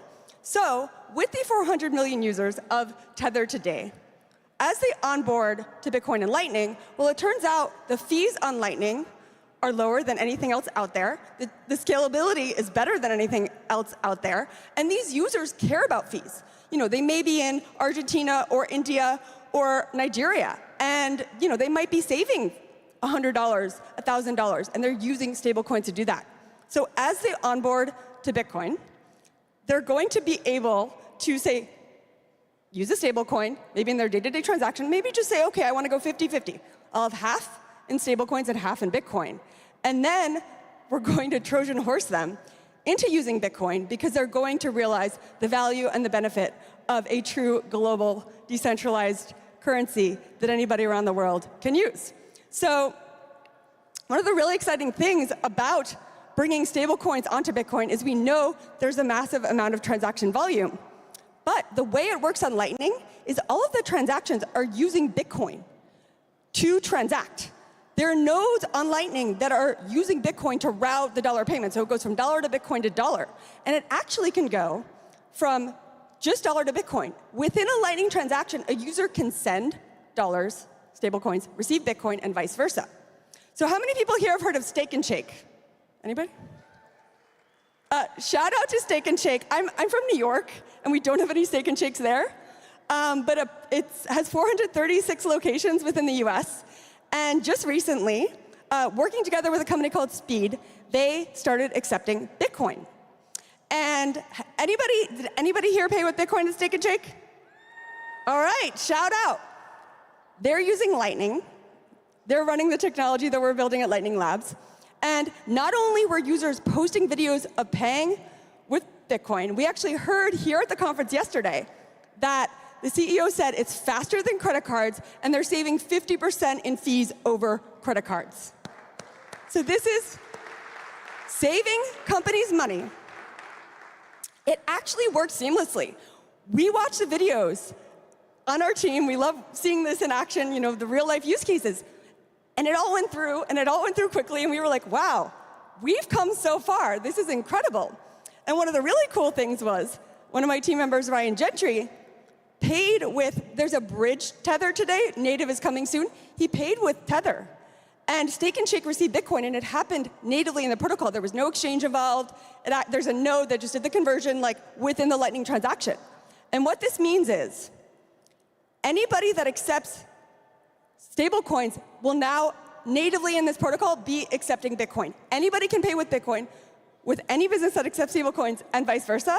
And Lightning is becoming this global FX network where Bitcoin is underpinning all of the world's currencies and transactions. I get so lit on this.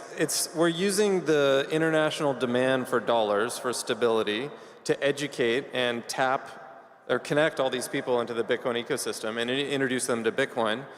It's just such a beautiful thing. It's just starting now. And thank you for your team's development on this and the community's development on this. It's one of those things where, as an American, not many people even cared or knew about stablecoins for a long time until we could not ignore it anymore. It got so big that it just became its own meme. But it represents the global thirst for these assets, and now they're going to be running on the safest, the most secure, the fastest, the best chain in the world in Bitcoin. So very excited for that. Think about it this way. Today, about at least 5% of the world's population is using stablecoins, and they're going to all be Bitcoiners soon. They're pre-coiners, as I like to call it. They really want Bitcoin. They just don't know it yet, and we're doing the work to onboard them, and we're going to bring Bitcoin to the next billion and beyond. Amazing. Okay, so we've talked about onboarding humans, and there are many exciting ways to do that. But there's also a key element of onboarding both machines and then humans that are working with machines and AI in particular. So Brian, you do a lot of investing in AI. You're based in Silicon Valley. What is your take on the intersection of Bitcoin and AI, especially when it comes to development? Yeah, so as someone who spends a lot of time in both worlds, I'm a Bitcoiner, and I also, as you said, invest in AI companies and spending a lot of time there. Both these communities, they want to connect somehow, and I think a lot of people have been putting a square peg in a round hole. I go to a lot of these hackathons where Bitcoiners are trying to infuse AI, and it's something having to do with paying Satoshis for GPU tokens or something. It never really felt like a perfect fit. And I actually think the real tailwind for AI and Bitcoin is going to be much more simple. And I actually got some slides I wanted to share with you all to convey these points. But the main thing that AI is doing is, well, it's doing a lot of things, but is dramatically, AV team, could you pull up the slides, please? Thank you, awesome. Who here has vibe coded?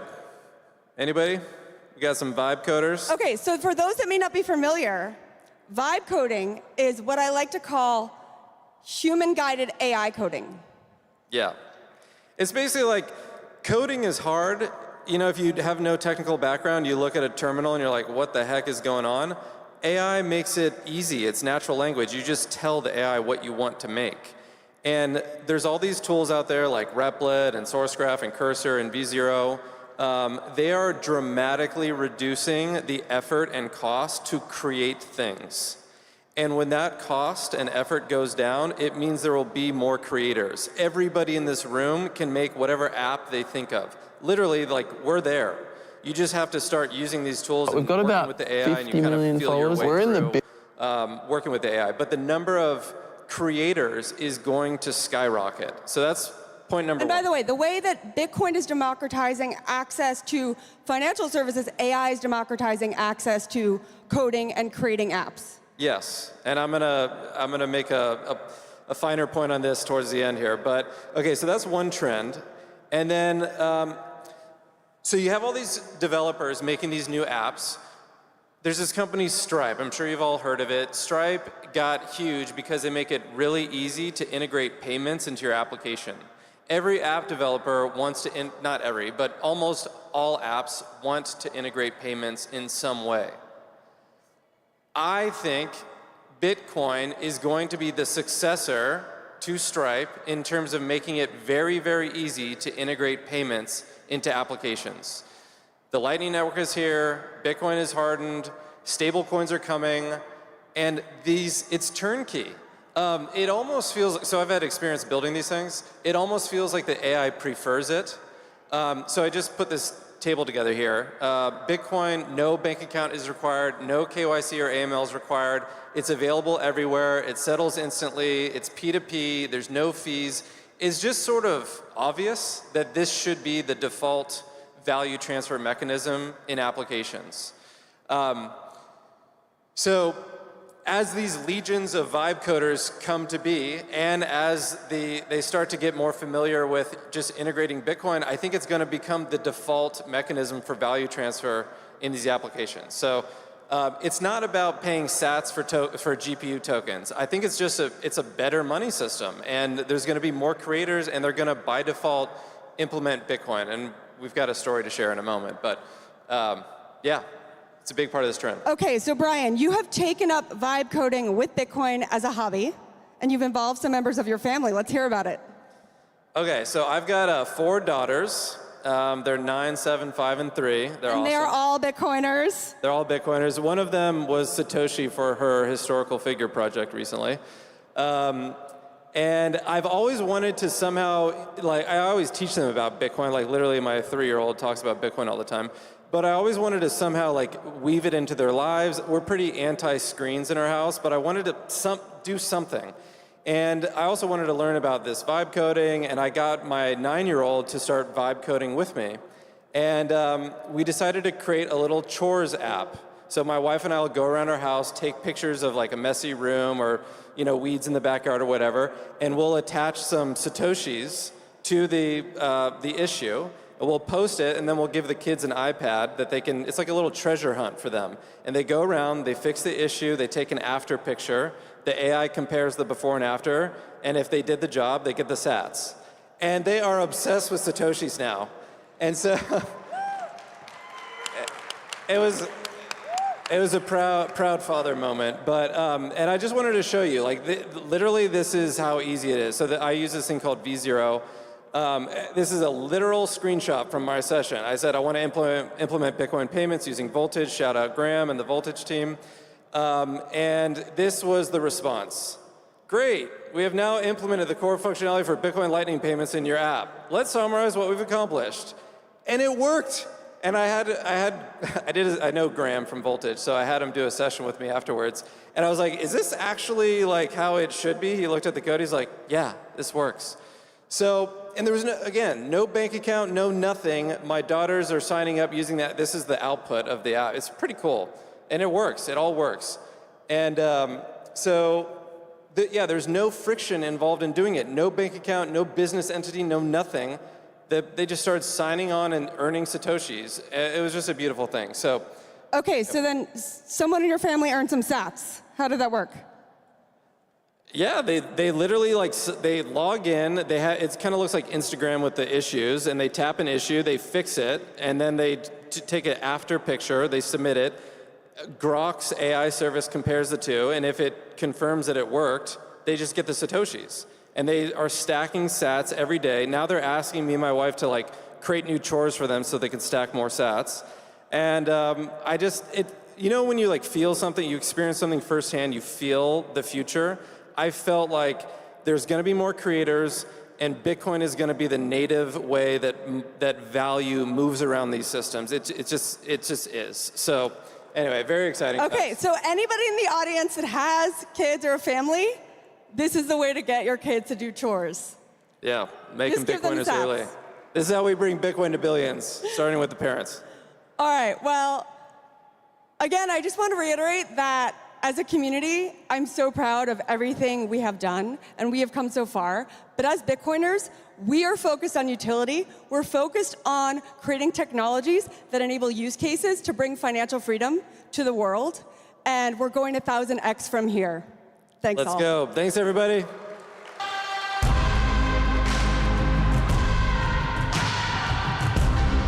Incredible. Thank you so much for that fireside chat. It's always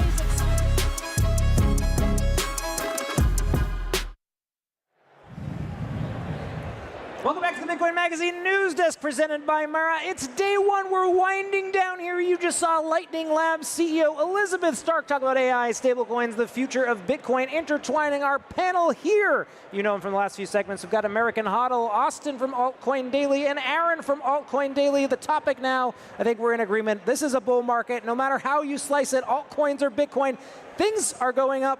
Maybe a little bit more on the Bitcoin side. How do we survive the coming bull market? American Hodl, over to you. What are your tips, tricks, advice? So yeah, two things. The number one and most important thing is do not take leverage. A lot of people think that leverage is a time machine to being an OG, and it is not. Leverage will wreck you 9 times out of 10. Only the best in the world can survive it, right?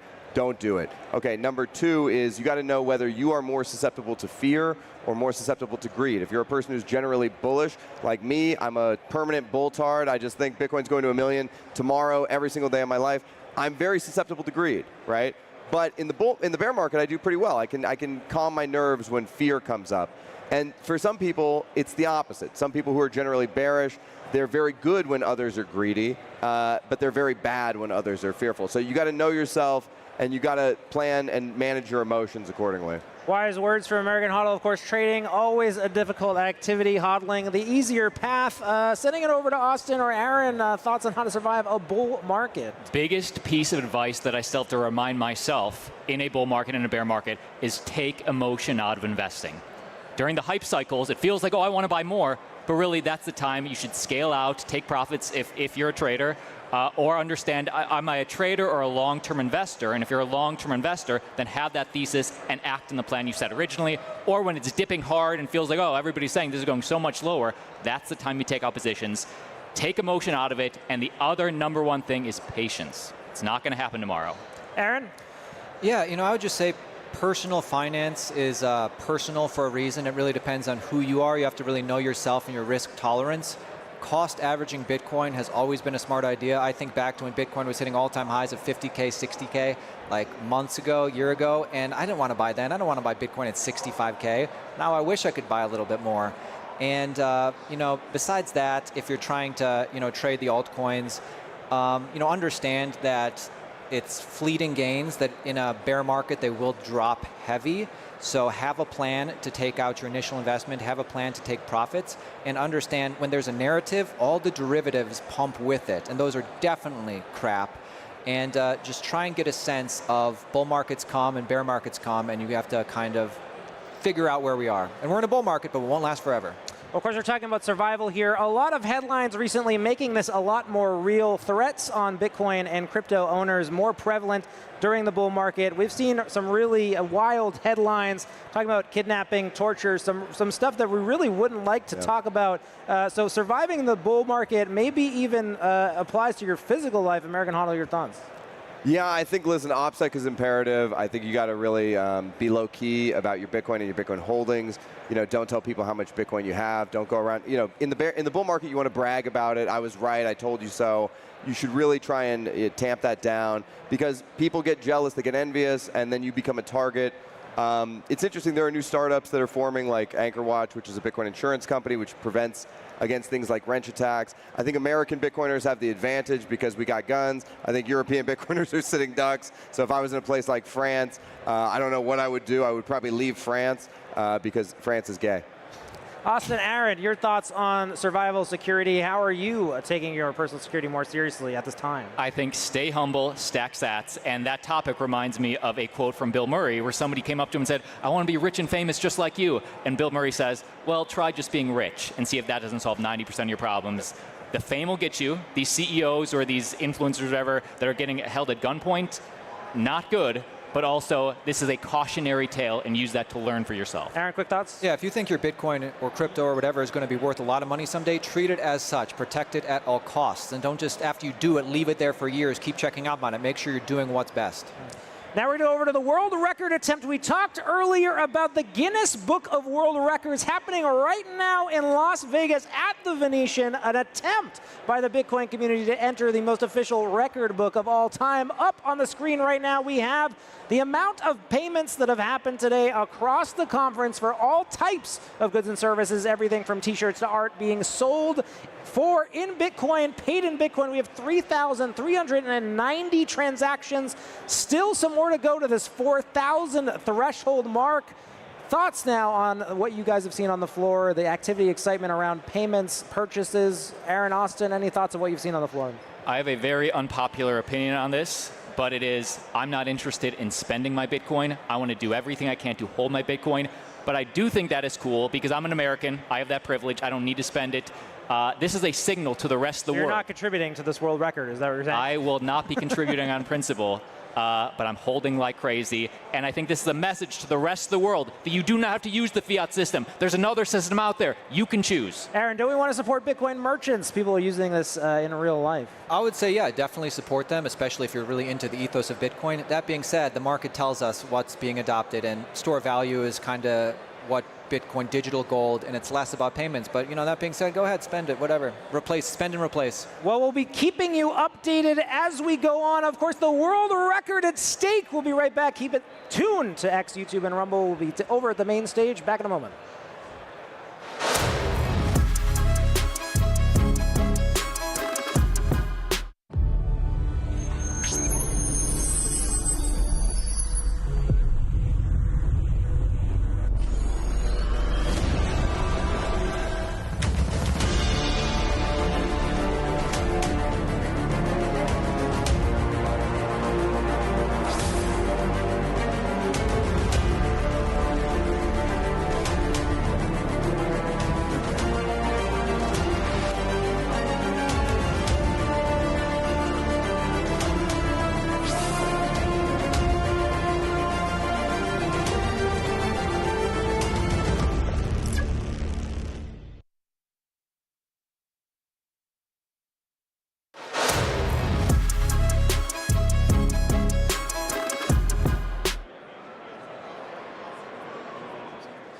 Adam, what do you think? You're a cypherpunk.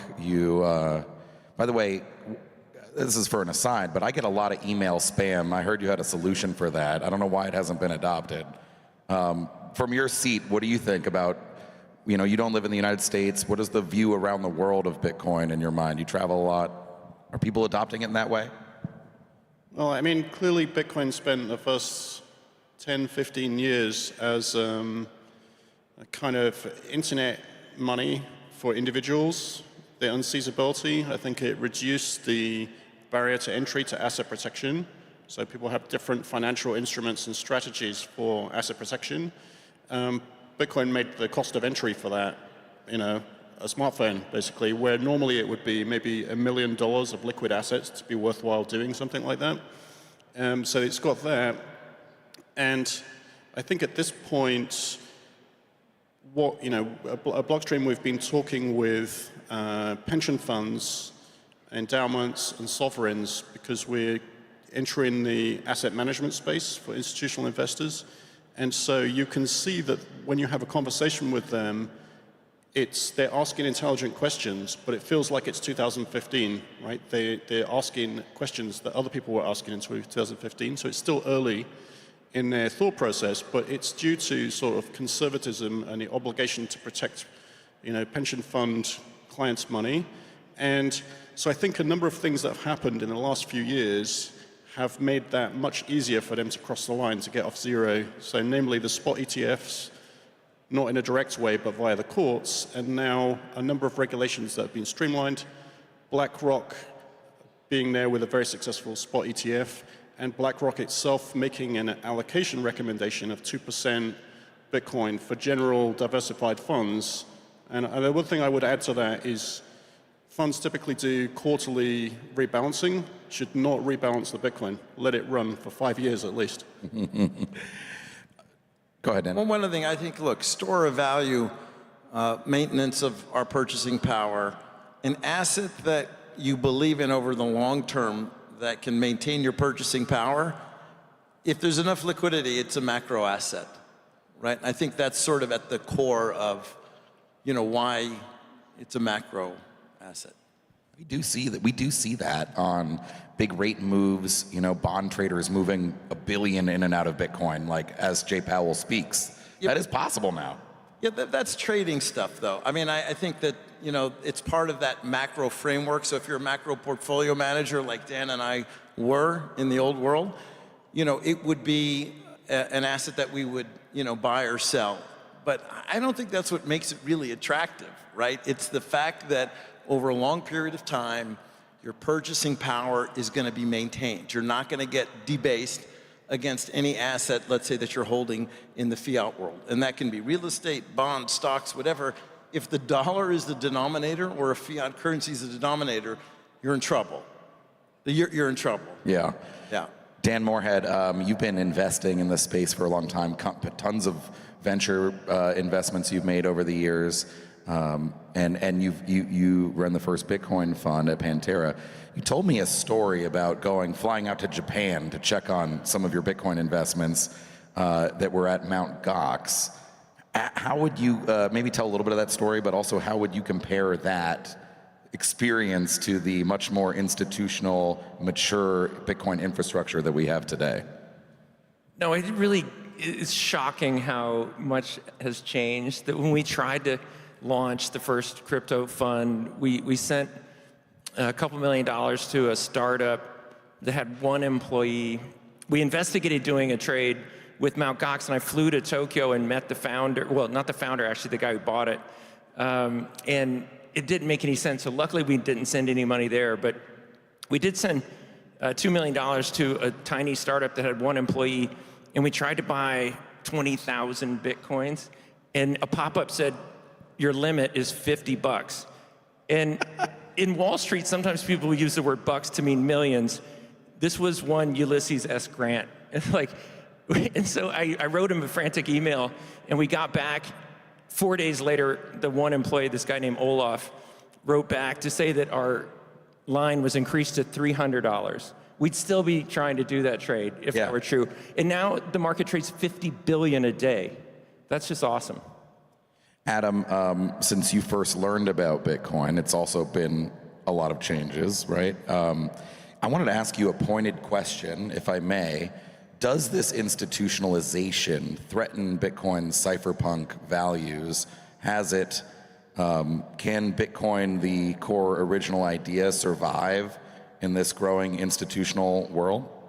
Yeah, I mean, I think that's one area where the incentive mechanism of Bitcoin has surprised to the upside. I think if you'd asked people this question, I don't know, 5 years ago, they would worry that there would be dilution of the kind of permissionlessness and bearer nature of the asset with institutions coming in.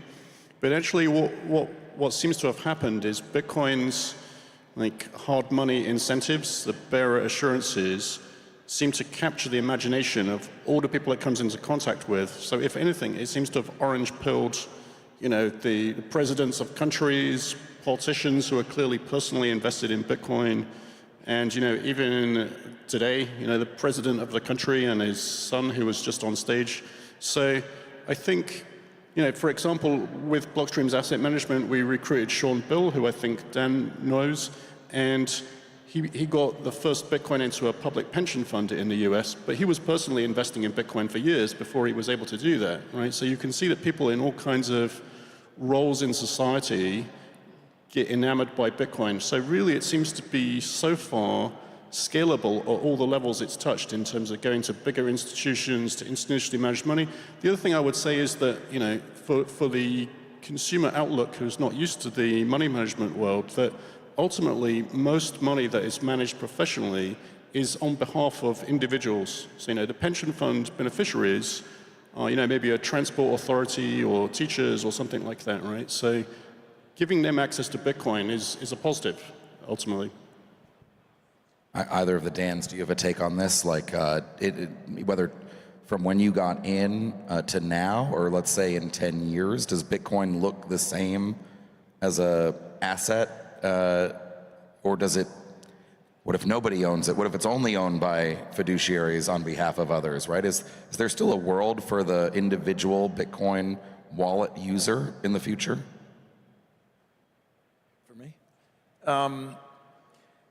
Yeah, I think, look, I came at this Bitcoin from the gold space. One of the few guys that's actually, super pro-gold and pro-Bitcoin. And from the physical gold space. And nobody pays with gold today, but it is still widely owned. We won't talk about gold today. But the bottom line is, I really have always believed in that physical ownership, that the individual has the right and should be able to own his own asset. And so I started this physical gold business years ago in 09 and 10.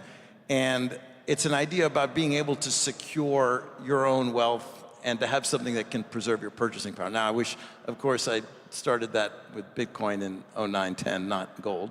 But the reality is, I think there will always be a world, just like today, there are people who want to own paper gold, they own futures, and there's still a huge cohort that want to own physical gold. I think it's the exact same thing. I think our focus today, all of ours, is to further adoption and the elevation of Bitcoin. I think the understanding of Bitcoin as an important asset. I think Adam mentioned it's still institutionally a very, very small percent. I mean, we have, I don't know, probably only a handful of, let's say, pensions in the United States, trillions and trillions of dollars that aren't even aware that, let's say, Bitcoin's at 100,000. So I think it's still very early. Alex, I would say I love that question, whether individuals still have space in this. They drive this, right? The people in this room that are driving it, and this is the first asset class I've seen in 40 years of investing where the, quote, smart money isn't in yet, right?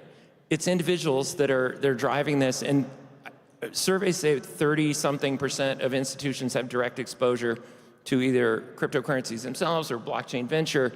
That means 2/3 have zero, like literally 0.0.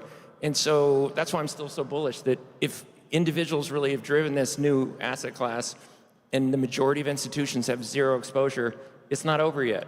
What happens when they do? Go ahead, Dan. I was just going to say also that, we think, with the advent of the ETF, the institutions have arrived. I mean, it's a complete joke. The institutions have not arrived, but the ETF, the Bitcoin ETF, most successful ETF of all time, and yet, I think Dan and I, especially talking to a lot of people in the traditional world, are still really nowhere, which might be a surprise for people in the audience to hear. What do they need to get there?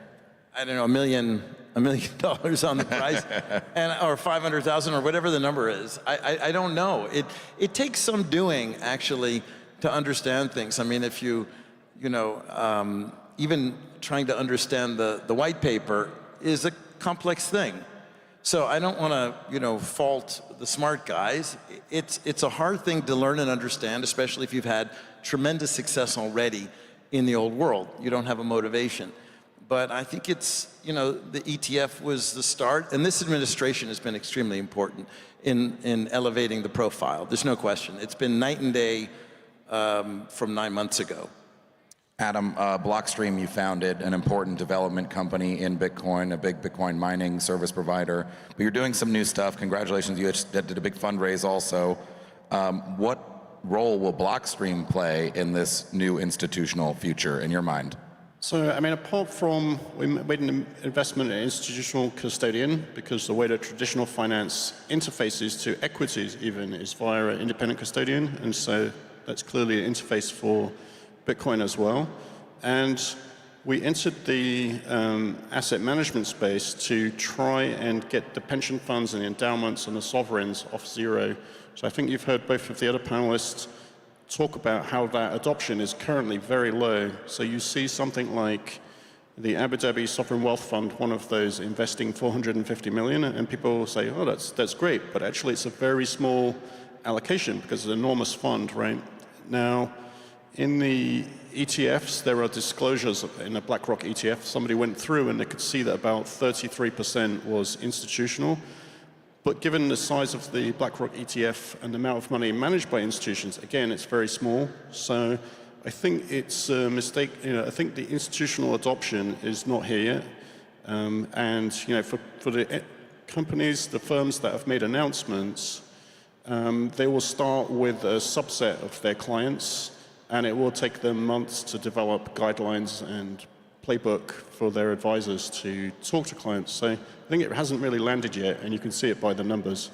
So I think that's all ahead of us. So that's why I'd say while the institutions are, a lot of the risk perception has been cleared up by the improved regulations and the references of looking at each other, I think it's still early because not that much of that managed money is in play yet. Where do these Bitcoin treasury companies fit into this growing macro future? I don't know, Dan Moorhead, do you have a take on those?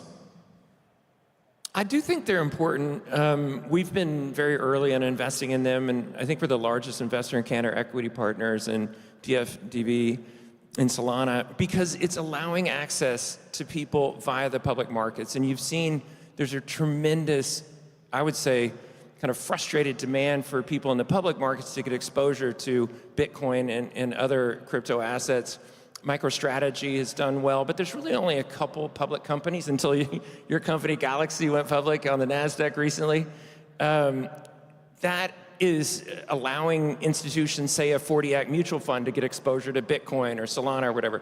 And so I think they're very important.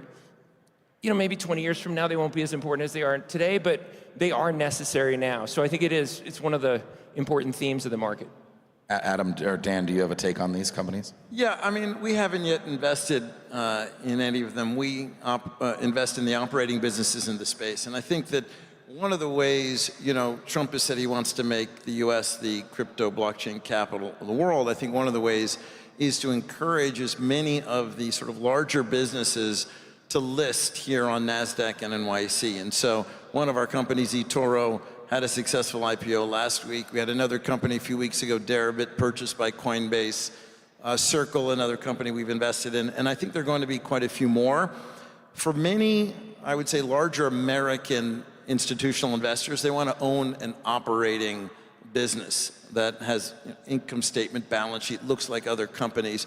And I think there are plenty of them. I mean, Galaxy, of course, now has just become public. So I would look in that direction sort of over the next sort of 12 to 24 months. Adam, do you want to give us a bull case here? Yeah, so in effect, Blockstream is one of the first Bitcoin treasury companies. We've been around since 2014, and we worked with our investors to put Bitcoin on the balance sheet back then and since then. But I think the way to look at the treasury companies is Bitcoin is effectively the hurdle rate. It's very hard to outperform Bitcoin. Most people have invested in things since Bitcoin around have thought, oh, I should have put that in Bitcoin and not in that other thing. So and many of the people in the audience who are invested in Bitcoin will get to a stage of thinking where their personal savings are denominated in Bitcoin. So one Bitcoin is one Bitcoin. They just want to get a little bit more Bitcoin each year. And so with that mindset, you need to start thinking about how to operate, how to invest with a Bitcoin base. And so I think that's why you get companies switching to a Bitcoin standard, because it's the only way for them to compete with Bitcoin. It's like they start with a Bitcoin capital base, they use the operating revenue to buy more Bitcoin, and then they are able to participate in this kind of macro arbitrage between the, Hal Finney in 2009, the second day of the Bitcoin network, projected the addressable market for monetary premium around 200 trillion, obviously a lot closer to it now. There was no market, no transactions then. And so there's an arbitrage between the fiat current world and this 200 trillion fully adopted world. So I think there's a very scalable effect where many companies, even big companies like Berkshire Hathaway, Microsoft, Apple, to put their entire cash reserves into Bitcoin, if they chose. Now, they probably won't do it or anytime soon, but it's very scalable because that arbitrage is enormous, and this effect is just another funnel into it, other than individual investors, traders, allocations within macro funds, and so on. Dan Tapiero, you're an investor in a lot of later stage crypto firms. This looks like what may be the golden age of the crypto IPO. When those companies that you're invested in do go public, or in general, should they hold Bitcoin on their balance sheet? Maybe not do the whole strategy, but... Well, they already do. I mean, they already do, and sometimes quite a lot. And they also own other things aside from Bitcoin as well. So I think it's, it's just normal for them to hold, of course. So the answer is yes.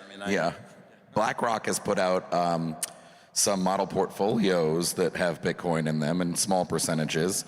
Are we going to see, even if they haven't figured it out, the institutional investors, I don't know why it's so hard. They can learn all about Apple and every little intricacy about how the company works, but they can't read the white paper, but that's fine. Yeah. Is that going to sort of be the sly roundabout way that this ends up in everybody's portfolio? I don't think it's that they haven't necessarily, it is that they haven't figured it out a little bit, but it's also, these larger groups, they work via consensus, and you have an investment committee, and something gets proposed, and you just need one or two people to say they have some doubt. I think that is part of the resistance. And also, look, the reality is the volatility is not going away. And I think most larger investors, even if they have a multiple return over some period of time, if there's a year where the asset goes down 60 to 70%, that person is potentially fired, And it's very hard, for instance, for a Canadian pension to own, let's say, Bitcoin directly, and then all of a sudden hits the newspaper that, oh, they own Bitcoin. It may be up 10x, but in the year that it's down, that's when it gets all the press. So I still think that that's a natural resistance, and I don't think that's going away. I was gonna say, I've been evangelizing for Bitcoin for 12 years. And when we started and met, Adam back in 2013, there was an incredibly long list of reasons to say no. No custodian, no this, no that. The last one was regulatory clarity. And we just got that, right? We have a change in the government in the United States, change in many of the agencies. Congress is working on it. And to my mind, that is the big unlock. That you would hear that all the time. We can't invest because of regulatory uncertainty. Within 18 months, that all gets sorted out. And I do think that unlocks this huge wave of investors. And Adam reminded me that Hal Finney said on the second day of Bitcoin that the target market was 200 trillion. That is actually a pretty good, an estimate for day 2 of all of Bitcoin. That's 100x from here, guys. Before we wrap, Dan, let's go down the line here. Dan Moorhead, I'm going to pick an arbitrary date. Let's call it 5 years from now. What is the price of Bitcoin, Dan? 750,000. Well, that's close to me. I was thinking in 10 years we're at 1 million. So that's my... Split the difference there. Yeah. Adam, what do you think? Yeah, a million, easy. Is there... Love that. And lastly, what should people in the audience, maybe just a couple words, take back, and what should they tell people at home that ask how their time was at the Bitcoin conference? What's your big takeaway? Oh, I think it really is all about education. It's just, we need to bring more people into the industry. It's great to see, 35,000 people here, but there's 4 billion people with a smartphone. I think you just have to get people to just buy a little, even just a little, get your wallet, just buy a little bit, taste it, and then you'll learn.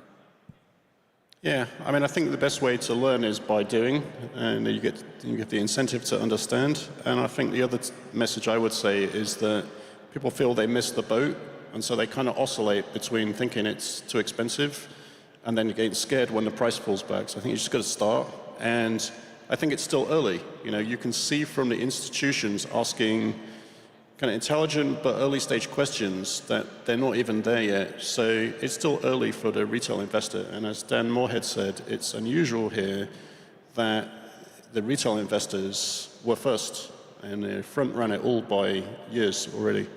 You heard it from Adam Back. We are still early. Thank you, Adam Back from Blockstream, Dan Tapiero from 10T and 1RT, and Dan Moorhead from Pantera. I'm Alex Thorne from Vibes Capital Management. Keep those vibes up, everyone. Thank you. Thanks so much for that awesome panel, Adam.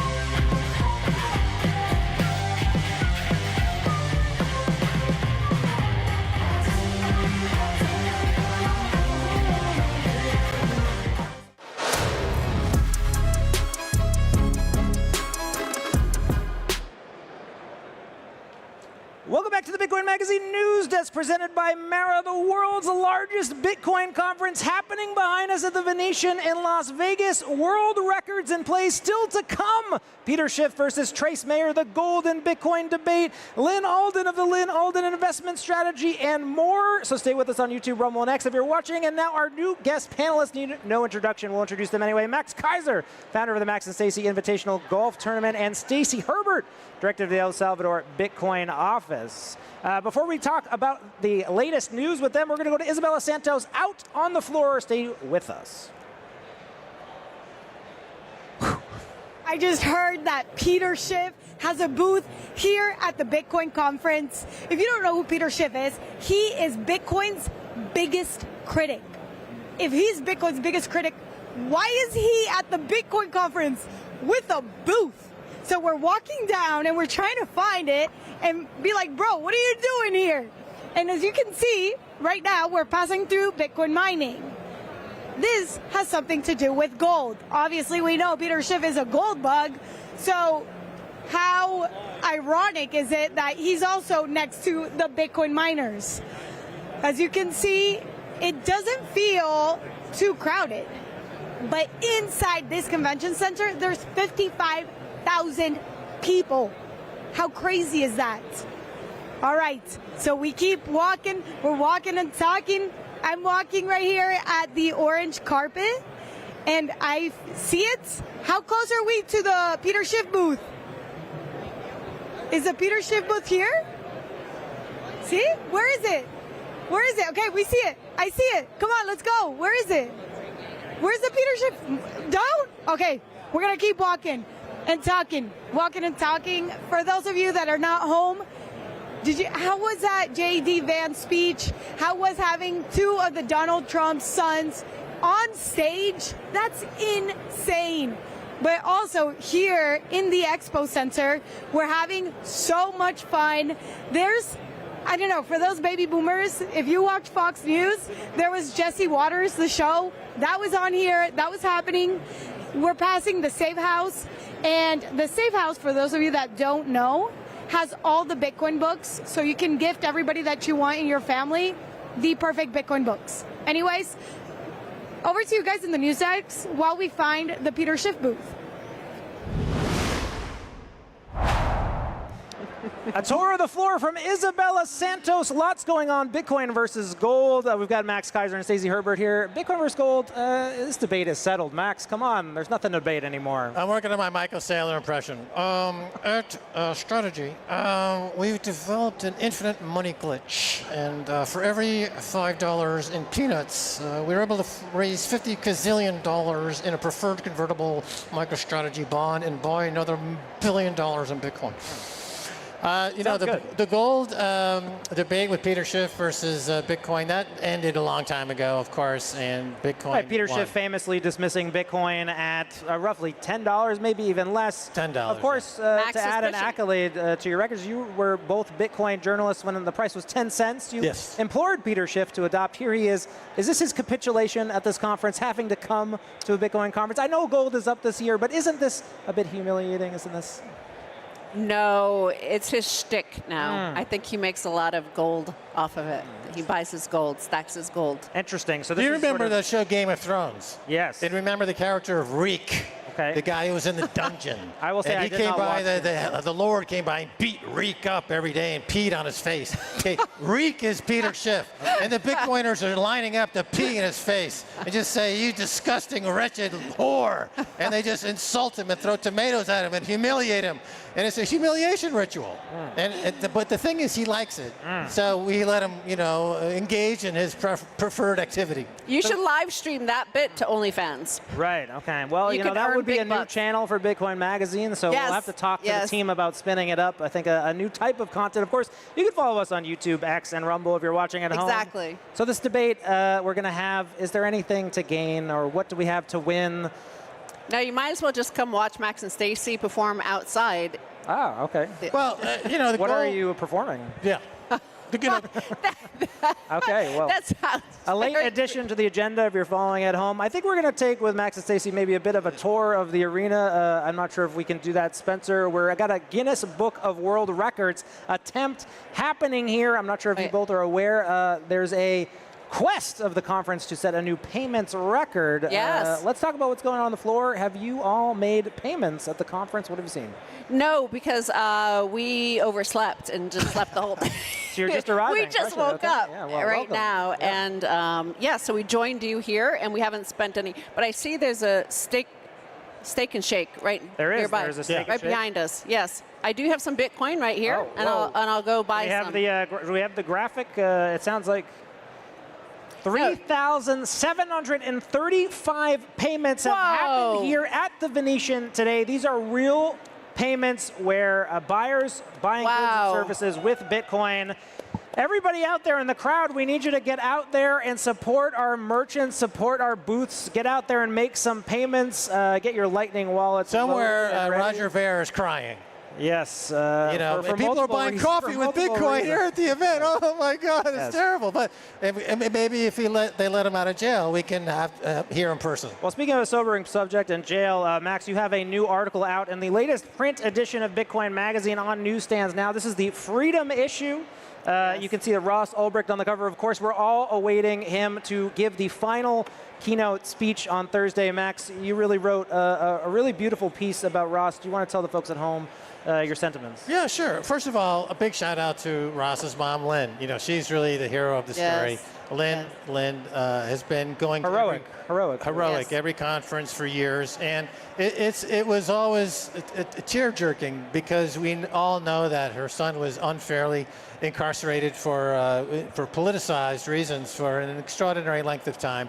But the love of a mother for a son is an extraordinary. And we have right now the art exhibit over there. You can actually see Ross is auctioning off some of his maybe not memorabilia is not the right word, but totems, items that he accumulated during his time in prison. Yeah, and also Bitcoin Magazine and David Bailey, I think, also are key in the story because they leveraged their FaceTime with the President Donald Trump to really focus on this getting Ross out of jail idea, and it really came through. And as a result, some of the message I've been critical on others. It's not a Bitcoin-only message. The President of the United States is dabbled in other stuff, and it was a bit of a mixed message. But if the cost of that... Though he's not the only president that's done that, though. There's been dabbling. But that was about Malay. If the cost of that was getting Ross free, I'm willing to accept it. It's a noble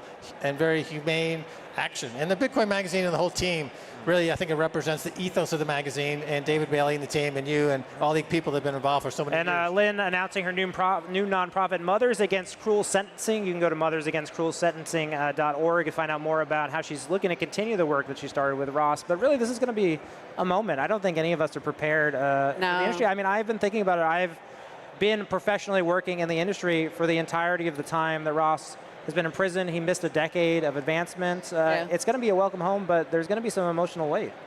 Yeah, I mean, before we were on air, we were talking about the nostalgia for the past, and unless you were there, it's hard to describe the significance of Ross, what it meant in those early days of being in Bitcoin in 2010, 11, 12, 13, when he was arrested. And it was a very small community, right? And we all knew each other. Nobody knew him personally. He was quite anonymous. He was a cloaked figure, the Dread Pirate Roberts. Yes, he would issue proclamations.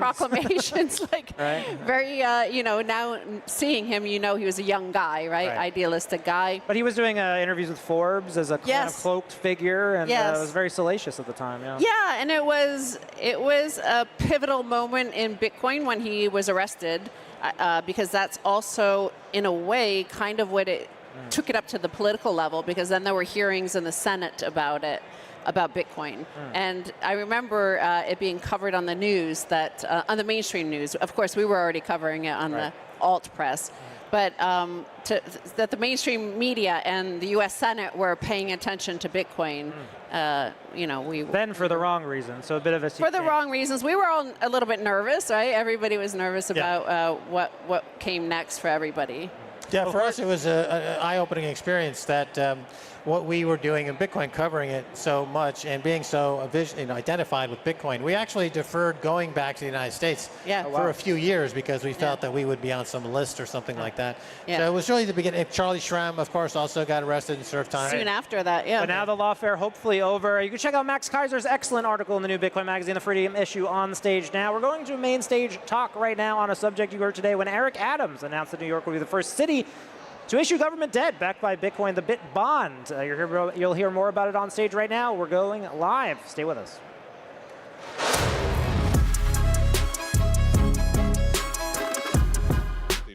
In infrastructure.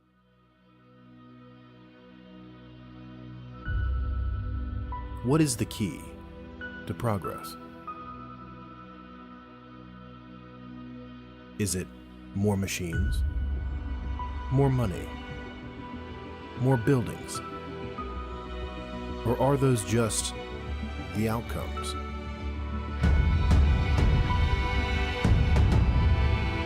What if progress relies on having purpose?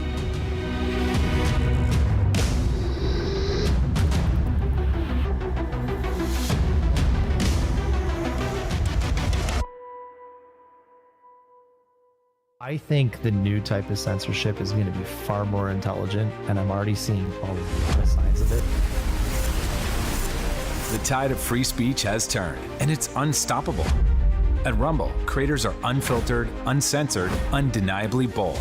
Powered by our own cloud, we are completely independent. Through the Rumble Advertising Center, we're rewarding authentic voices. This is where crypto creators and communities who value freedom and authenticity belong.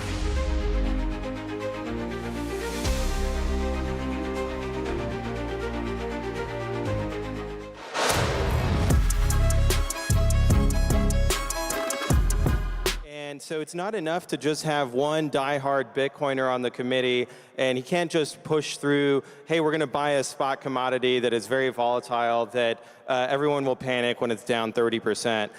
They have to find products from whether it's sovereign grade issuers or other forms of Bitcoin-backed credit so that they can actually negotiate with the other stakeholders in the committee process with the board of directors, where you might have folks who still see Bitcoin as beanie babies and a Ponzi, that it opens up the door for education so that they can understand, okay, here's how to have a downside protected exposure and start to learn about Bitcoin and start on the Bitcoin journey instead of constantly saying no to what is the greatest opportunity in the history of humanity. Maybe one quick point on that is that pensions, insurance funds, they don't typically buy the full asset of many types of securities or loans. They don't buy a full commercial mortgage loan. They don't buy a full auto loan. They don't buy credit card loans. And obviously, when you think about Bitcoin, if you can actually provide downside protection, their mandates are often to earn 7%. And you have Bitcoin that's growing at 30% per year, that you can actually provide some downside protection to them. It's a massive win for them and still give them low double-digit returns.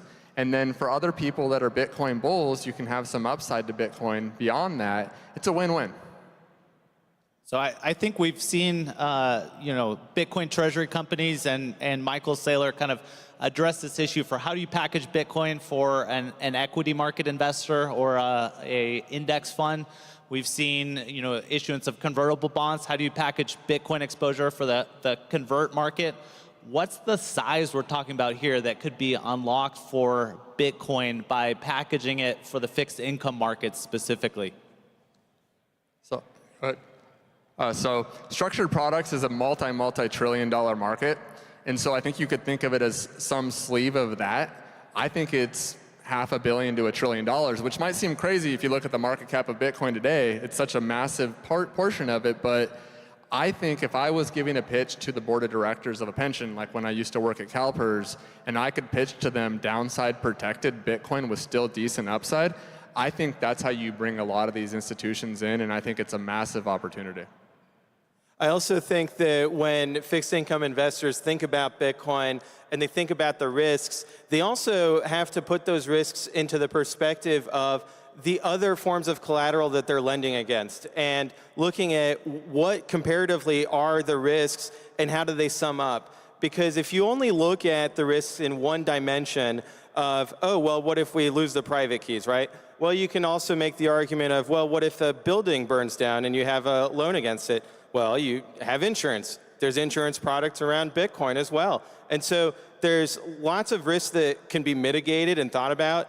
And they should always be looked at comparatively with other asset classes where, for sovereigns, we saw in Europe, there was a sovereign financial crisis. So it's not like every other form of collateral is immune from any kind of risk or that Bitcoin is particularly vulnerable to them.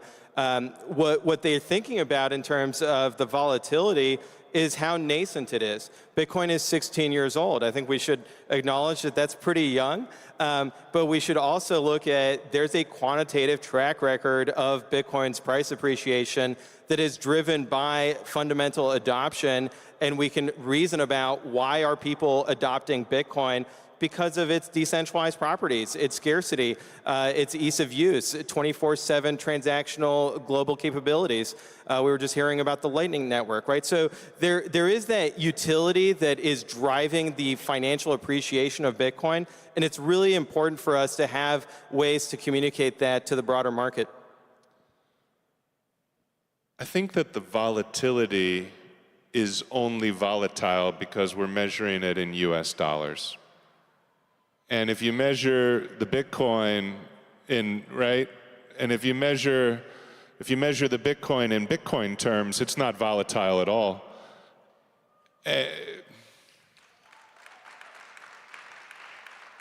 And you can't say that about gold because every year, and I know Peter Schiff is backstage and he's going to come out, but every year, but they are making for the 250th anniversary a Liberty Bell-shaped gold coin. So in case you want it. Every year there's about 2% more gold that's discovered every year, mined, and that's based on current industrial capacity. And of course AI is going to help mine gold more efficiently, and maybe there is gold on the asteroids or the ocean floor or who knows where or what. But if you got an ounce of gold 35 years ago and you pulled it out of the drawer, you'd still have that ounce of gold, but measured in terms of purchasing power on the gold network, it's half as much, because the amount of gold around you has doubled. The amount of Bitcoin around you has not doubled, and it will not double because we have a programmatic monetary supply. And it's only volatile because the thing that we're measuring it in has no upward bound, which is US dollars, euros, yen, sterling, Canadian dollars, Chinese yuan, and all of the rest. And when you begin to understand that the real risk, the real existential risk that is facing institutional investors today is in the credit portfolio, where if they just get their money back in 5, 7, or 10 years, what that actually means is a 50% erosion in the real value of the principal, then you understand that that is the urgent challenge that has to be addressed from an asset management point of view. And the cost of not doing so is the cost of letting down our teachers, our firefighters, our civil servants, and frankly, I mean, all of us, right? All of the people that we care about. So it's time to really reimagine credit, and I think Bitcoin is the perfect tool to do it. Well, and obviously this is a phenomenon we've seen, particularly in Europe over the past few years, the past decade, where bond returns measured, inflation adjusted in real terms have been negative yielding.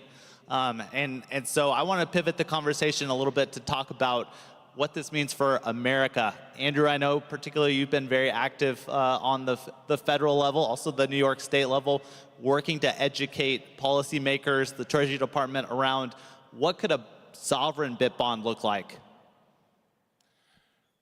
I think that this is so exciting. I mean, Senator Lummis has gotten a lot of shout outs from the stage of this conference, but she deserves another.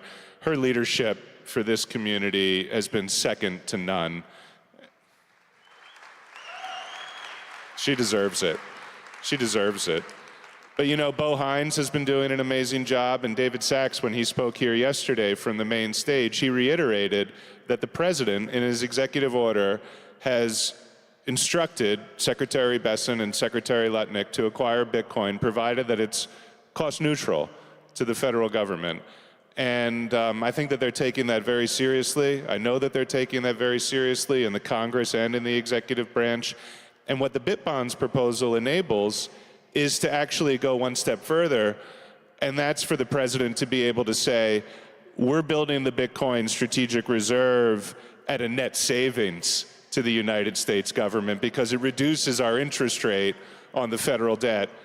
And with the interest rate now, what is it? Most recently, 1.2 trillion, but defense expenditures, 850 billion, it's not in the right position.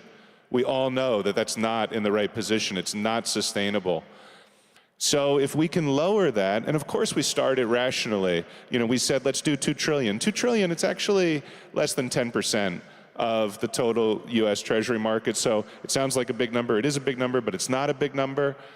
But let's start with, you know, let's start with 25 billion. Let's start with 50 billion. Let's work out the kinks. Let's build the market interest. And we can see with MicroStrategy and the success that Michael has had, which is phenomenal and phenomenally innovative, that buyers are going to come because they're thirsting for a solution. Fixed income investors around the world are thirsting for a solution to the same challenge of inflation that we're all thirsting for here in this room. So I think it's a very sensible proposal, and I would encourage everyone, please, if I could just say one thing, pick up the phone, look up the telephone number of your congressperson and your 2 senators, and give them a call and say, I want you to take seriously the BitBonds proposal and the Strategic Bitcoin Reserve.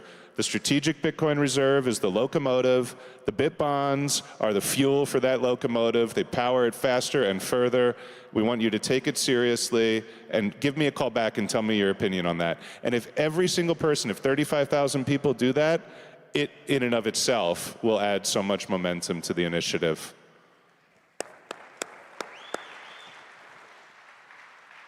I think there's urgency in adopting the BitBonds proposal. Our core belief as Bitcoiners is fix the money, fix the world.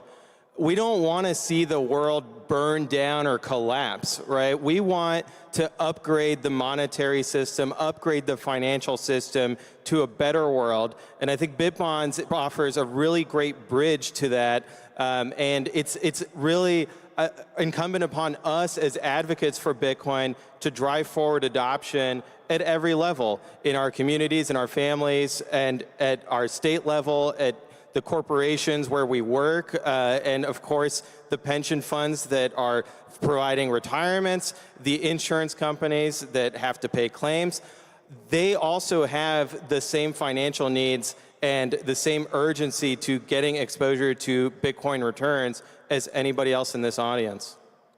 I totally agree. And to me, the message for us as Americans is we have to put America first. I'm always an America First maxi before I'm a dollar first maxi. And the reality is we have a debt crisis. I would love for the dollar to be the reserve currency forever into the future. I would love more for America to be the most dominant superpower forever into the future, even if that means potentially sacrificing the dollar a little bit. And so to me, the first country that stockpiles a war chest of Bitcoin will win. And I think it's great that we have people from the government coming here, David Sachs, Bo Hines, Cynthia Lummis, the Trump brothers, coming here and saying this is important to us. And we know that they're taking it seriously. And I do agree with Andrew that do not discount if every single person in this room picked up the phone and called. You can just make things happen.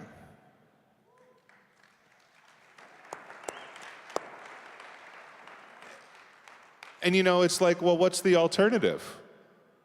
I mean, really, like, okay, if we don't do this, what do we do? You know, I mean, in 1981, we crested $1 trillion of funded federal debt. Now we're at 37 trillion. That's a compound annual growth rate of a little bit more than 8.5% per year. It has transcended all presidents since then, all Congresses since then, and now, at this moment, for the first time, really in my lifetime, There's a popular swell of support and a political movement that has formed around fixing the money and fixing the world, as Pierre said. And I just think, you know, if not now, when, and why not now? And with Mayor Adams and his leadership, New York City is a trendsetter. And I think it's a great opportunity for us all to take advantage of this moment. Well, I think the moment's never been better, especially as you look over the past couple of weeks. We've seen recent weak auctions for Treasury issuances coming to market. We've got the crushing weight of this sovereign debt load on America. And with the budget bill that just passed through the House, you have a lot of politicians essentially admitting defeat to cutting spending and resorting to the theory that we'll be able to grow our way out of this debt load, which we have to keep refinancing at higher and higher rates. So how can BIC bonds solve this issue for America? Well, I'm just actually reflecting, you know, Mayor Adams, I do want to give him credit and his whole team because it's just a little bit of an inside picture. David Bailey really pushed behind the scenes to get them to focus on the BIC bonds opportunity, and a lot of people were supporting that. But it really came together with a lot of momentum and a lot of focus over the last several days, and in particular on the evening of Memorial Day, that team, that group of public servants from the city of New York was switched on, tuned in, and working to put Mayor Adams in a position where he could make this announcement today. And on that call, Mayor Adams said, well, what would you say would be the biggest risk? And I didn't really have an answer because I think it's a good program. It lowers the interest rate, it puts the Bitcoin on the balance sheet. But now that you mention it, Tyler, I think I do know what is the biggest risk. And the biggest risk is that we don't do BIC bonds. And if we do BIC bonds, we don't do enough of the BIC bonds, because then the institutions that are important to us in our country, such as the city of New York, the city of Philadelphia, the city of Los Angeles, the city of Chicago, by the way, the state of Illinois, $54 billion budget last year, $11 billion pension stabilization program. Why do you think people are leaving Illinois? That tax burden is crippling, and it cannot last. But if you put Bitcoin on the balance sheet, you're putting an asset onto the balance sheet that is poised to appreciate more rapidly than the liabilities are poised to grow. And that's the same situation for the federal government. By issuing the BIC bonds, we have a program, because paying off the debt, we're not going to pay off the debt. That's not realistic. But what we can do is we can grow the asset side of the balance sheet much more rapidly by adding Bitcoin to the balance sheet than the liabilities increase. And then we can achieve a really remarkable strengthening of the credit ratios and the credit position of the United States, which puts America in a much better position to start our next 250-year chapter.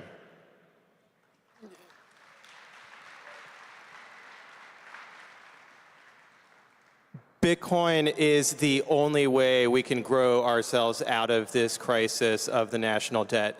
Look at what's going on with AI. AI does not pay income taxes, right? AI cannot grow our way out of the national debt.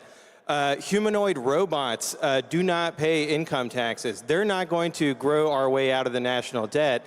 What we need is to take the asset that has been growing the fastest for the past decade and harness that in the right way to not only help the federal government and other governments and other institutions meet their mandates and their requirements, but also on the investor side for the normal Americans who they might not necessarily have anything against Bitcoin, but they get a little nervous looking at the price chart. Well, let's make sure that they have a product that they can invest in so that they're also participating in this rising tide lifting all ships.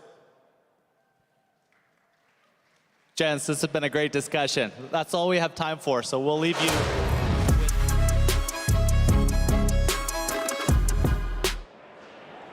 Welcome back back to the Bitcoin Magazine News Desk presented by Mara. Day one coming to its conclusion here at the Venetian in Las Vegas. For those at home, a world record was just broken here at the Venetian today. There has been an effort by Bitcoin Magazine to break the world record for the most Bitcoin payments in a single day with 4,000. That is now completed, so history has been made. We're back with some special guests, Max Kaiser, Stacy Herbert, and someone very special, Lynn Ulbricht, who, for those at home who are not familiar, fought a very heroic fight for 11 years to free her son, Ross Ulbricht, from prison. President Donald Trump granting a full and unconditional pardon for Ross this January, really the end of a decades-long effort to make sure that justice was restored. And the subject of our print magazine. Lynn, welcome, and thank you for sharing this moment with us. Thanks so much, and to everybody who supported us. It's been a long time, a long fight, and it's hard to believe it's real. It's a miracle, but here we are. It's wonderful. Maybe you can share a little bit about what it's like to be here. Obviously, Ross's talk tomorrow. There's a lot of anticipation. People are excited to hear from Ross and to see his thoughts and what he'll be sharing with the community. What does it feel like to be anticipating something like that after so many years where it was a struggle? Like I said, it's kind of surreal, honestly. But I think it'll be great. I think I've heard some of what Ross was preparing, and I think it's really good. And yeah, I'm looking forward to hearing it. Well, there's some wonderful testaments, of course. If you're unfamiliar with Ross's story or Lynn's story, you can pick up a copy of the latest Bitcoin magazine. Ross Ulbricht on the cover, and a great piece from Max Kaiser, one of our continuing reporters, contributors. Max, maybe you can tell a little bit about what it's going to be like for you to watch Ross on stage tomorrow. Absolutely, Pete. And with Lynn here, Lynn, we've seen each other over the years at many, many conferences. And it's always been a heartbreaking experience because it was known that your son was the victim of a political prosecution and persecution, and that ultimately what I've been telling people is a mother's love. This is a love story between a mom and her son. And it's so incredible. It's moving, so moving to see that you two come together. The Bitcoin story is really a sideshow, in my opinion, for the power of love. And it's really great to see you. Thank you. Yeah, a mother's love is very powerful, and I felt kind of trapped by it, to be honest. It's like I had to do it. I could not go on with my life thinking that Ross was rotting in there and would die in there because he had a life sentence double life sentence without parole. And I just, couldn't see going off and following my bliss or whatever I would do with Ross in there. And so I just knew I had to do it and just couldn't give up. So I kept going. Well, really something that brought together people from across the world, uniting them. You'll be continuing this work, announcing in the magazine a new nonprofit, Mothers Against Cruel Sentencing. They can go to the website. If you're at home, mothersagainstcruelsentencing.org. Is that correct? Yep. .org. Maybe you can talk a little bit about what Bitcoiners out there should know about this effort and why they should get involved. Yeah, thanks. Well, over the years that I was visiting Ross in prisons, I interacted and got to know families and their stories. And there's just so many people in there for too long. These sentences are way too long. They really violate the 8th Amendment of the Constitution's prohibition of cruel and unusual punishment.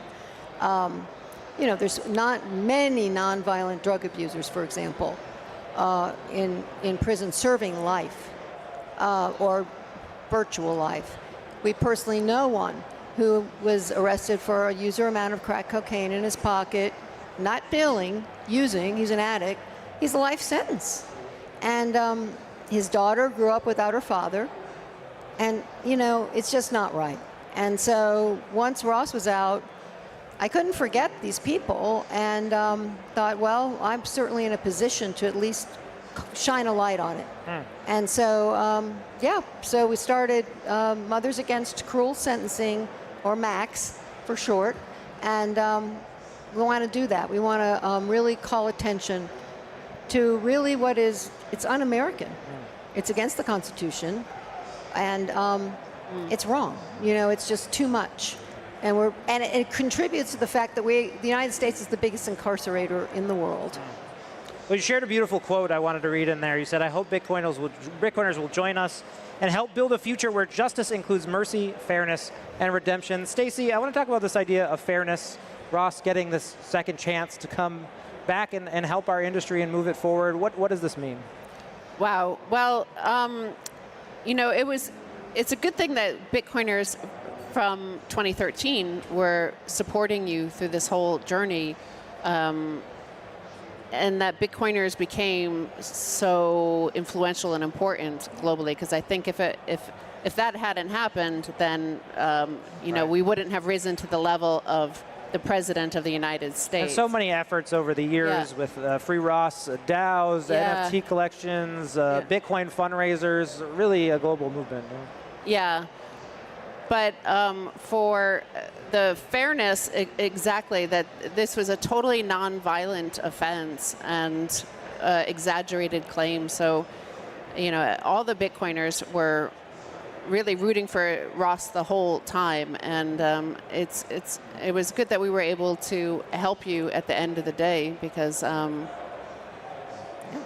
all these other families facing the exact same thing that you are. But now that you know, Ross has the attention of the President of the United States, your organization could also have a lot of influence going forward, I think. I hope so.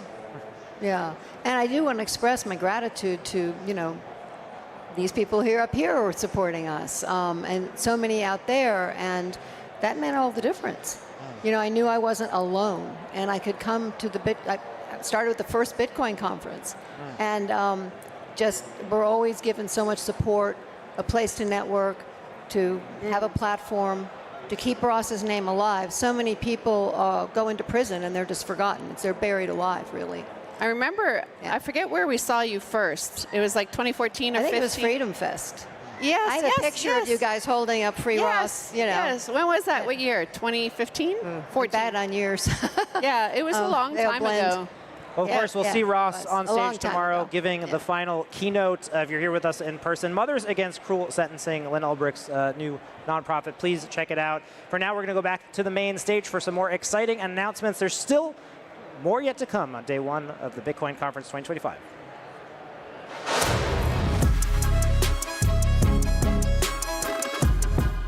Warn people about this destruction that comes from fiat debasement, but we've taken different sides when it comes to Bitcoin. So first, I would just love to get both of your takes, because you have seen the sound money movement evolve over the decades.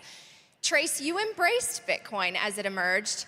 Peter, you rejected it forcefully. Let's start with you, Trace. Why did you decide to embrace this new technology? So I came from with a worldview of monetary sovereignty. My blog was called Run to Gold, launched in January of 2008.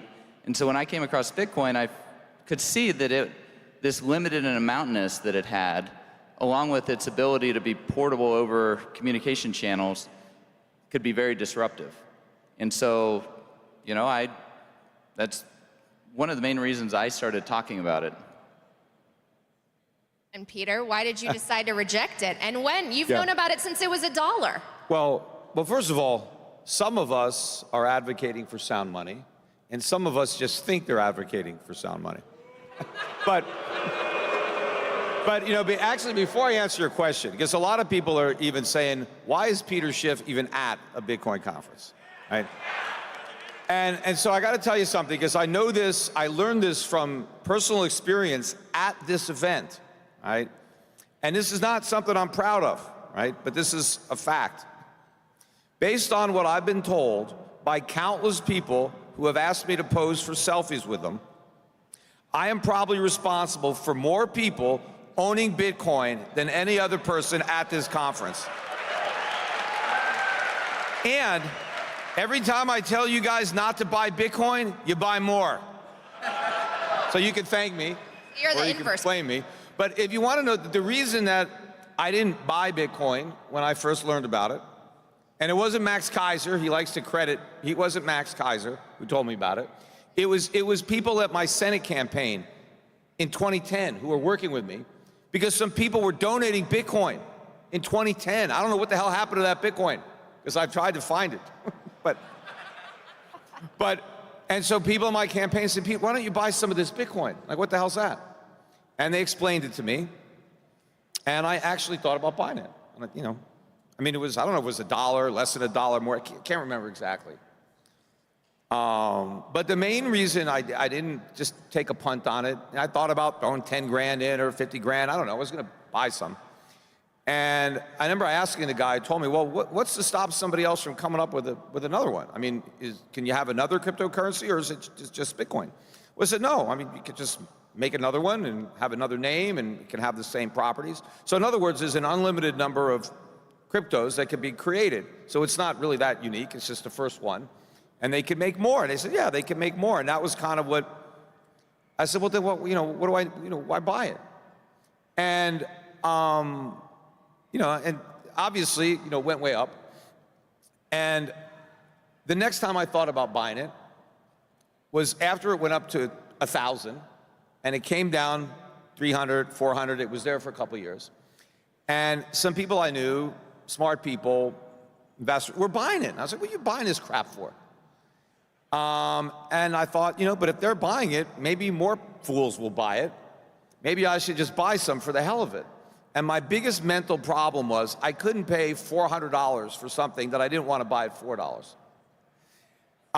And so, you know, but I just never could have imagined today, all of these people, right? Because I was telling people not to buy Bitcoin before most of you even knew what it was. And I never could have imagined that so many people would find so much value in nothing. Trace, why don't you educate Peter in the eloquent way that you speak about why Bitcoin is so special? Even though we have so many other cryptocurrencies, Bitcoin is unique and stands out and has value, even though it's digital. Well, when we look at value, it's all subjective value theory. So things have value because individuals value them, and it's not on us to put on someone else why they value something. I ran into a lot of these similar issues because when I first started talking about Bitcoin, I targeted the gold bugs and the libertarians. The gold bugs because they should know what sound money is, and the libertarians because they're just kind of crazy. And it would be great, if Bitcoin were successful, it would be great for these two particular demographics to have a lot of wealth. And so, you know, I had emails with Lew Rockwell about having LewRockwell.com accept Bitcoin, and encountered resistance in 2012 to that. One of the chief gold bugs, James Turk, who founded Gold Money, and I was actually an investor in Gold Money before I got involved in Bitcoin, like 2007. James Turk, one of his main hangups was that Bitcoin was not tangible. And that's, I suppose, a difficult issue to kind of attack, right? And so what I did is I went into because ideas can only be overcome by other ideas. You have to be able to, you know, lay out your argument and persuade somebody if they're going to like freely value something. And we have to really understand these things in order to be a true hodler. You've got to have conviction. And that conviction comes because of the understanding that you have in your mind about it and what you desire in your heart to do with it. So I wrote this article about why Bitcoin is tangible. And the reason it's tangible is because the word tangible comes from tangent, which is a math term, means to kiss. And further down in the etymology is that it has to do with reality.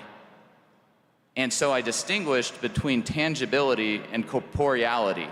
Corporeality being the physicality, but tangibility being something that's based in reality, not a hallucination.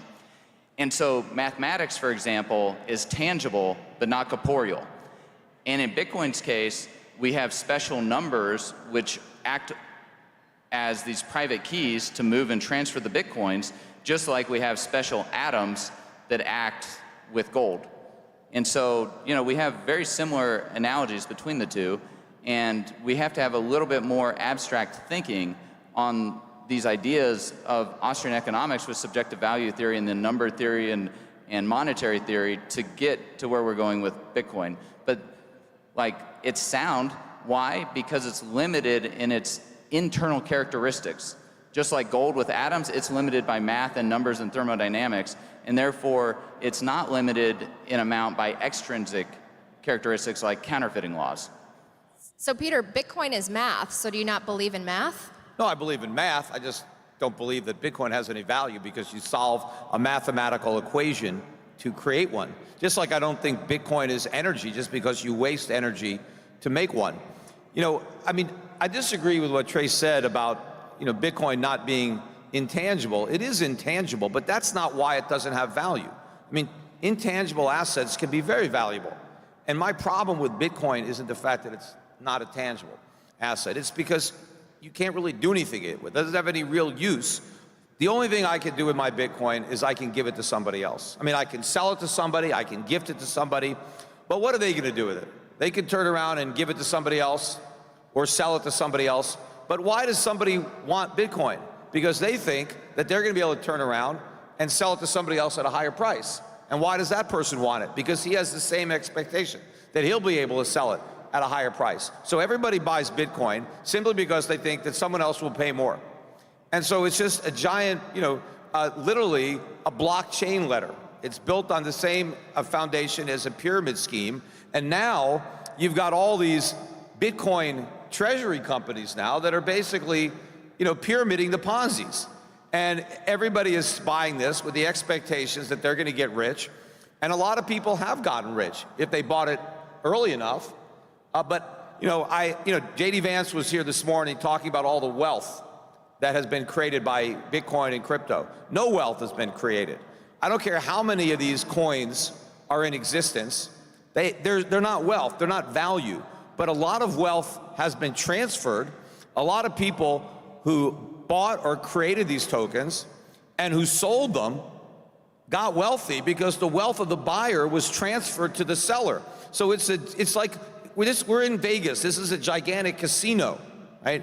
And the casinos, you have winners and losers, but then you have the house that rakes everything. But some people make money because other people lose money. That's how crypto works. People are going to make money who get in early, but those gains are going to be offset by the losses of all the people that get in late. Now the question is, and you can look around this room and see all the people here and all the money that's been spent on all these booths, and ask yourself, am I early or am I late? Right? Because if you're late, you're the bag holder. And if you really think that you're going to come to this conference and have 300,000 people here one day, I mean, I've never been to a conference this big. You know, the biggest gold conference I go to maybe has 600-700 people. Exactly. But you know, when I went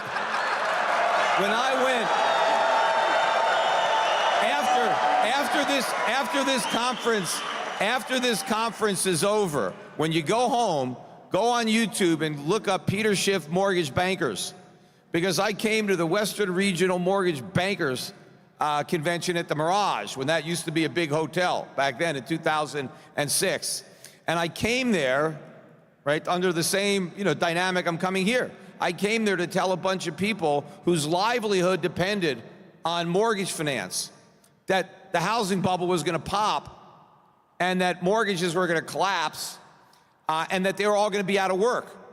And I remember telling them that, you know, in a couple of years, they'll be able to have the whole conference in just one hotel room, because I knew it was a bubble. And I came there and I made a deal with the company. I said, I will come to your conference with for one reason. You got to give me a room to tell people about the hedge fund that I just started to short the subprime market, because I think that people who are in the mortgage market should put a little bit of the money on the don't pass side, because I think they should hedge their careers, and because I have a great investment for them to bet that subprime collapses. Okay, you called out the housing bubble. We know that. We're calling out the sovereign debt bubble, the fiat bubble, right? The point is, nothing has destroyed, no, hold on. Nothing has destroyed wealth for the majority more than fiat. Okay, and I personally believe that the reason we have fiat is because of gold's fatal flaw, because it is physical, because it requires papering over and creating liabilities. So how do you answer for that flaw in a digital economy?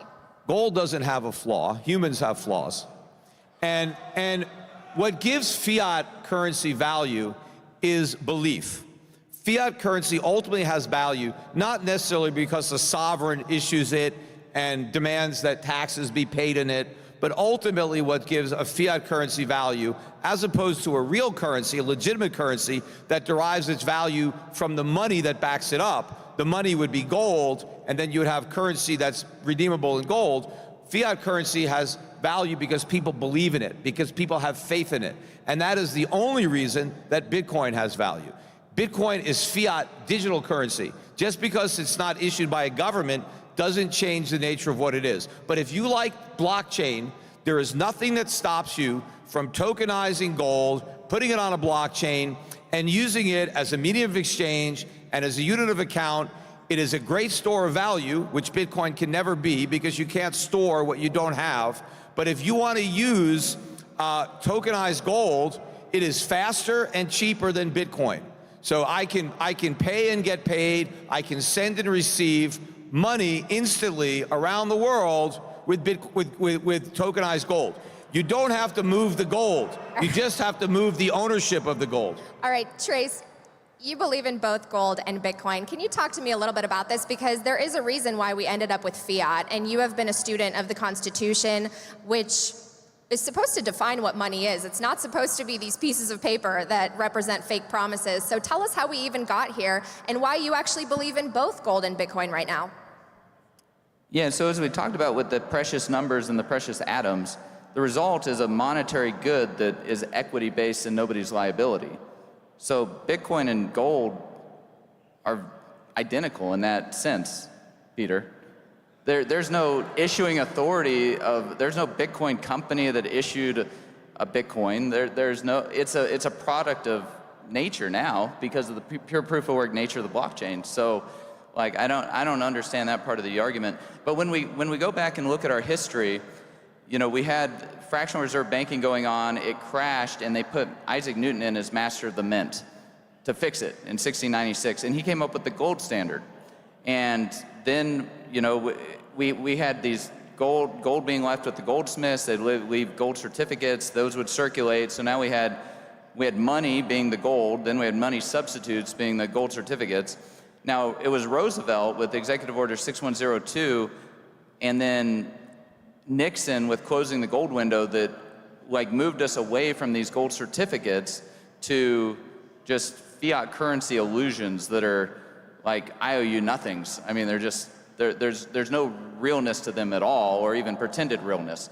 And so that's how we've kind of evolved in our monetary system to where we are today, where we're using this unconstitutional fiat currency. The federal government has no express power to make anything legal tender. The state governments can make things legal tender, but they're restricted by the US Constitution under Article 1, Section 10, Clause 1, that they can only make gold and silver coin a tender in payment of debts. And so we have an unconstitutional monetary system, and you know, it's based on this illusion that's just like a colored piece of paper that's printed, and even more so just digits in a database that are not limited in amount by any intrinsic characteristics like Bitcoin and gold are. But doesn't Bitcoin fix for exactly what caused the issue in the first place? The fact that you can't send or verify gold very easily, especially when you're talking about a global interconnected world? Yeah, so I did an interview with Saifedean years ago, and we talked about, I brought up this issue of the cost to run a gold full node. You know, you have to have a refinery, you got to melt down the gold, you got to recast it. That's a very costly process. The Bitcoin network does all of that for 15 cents.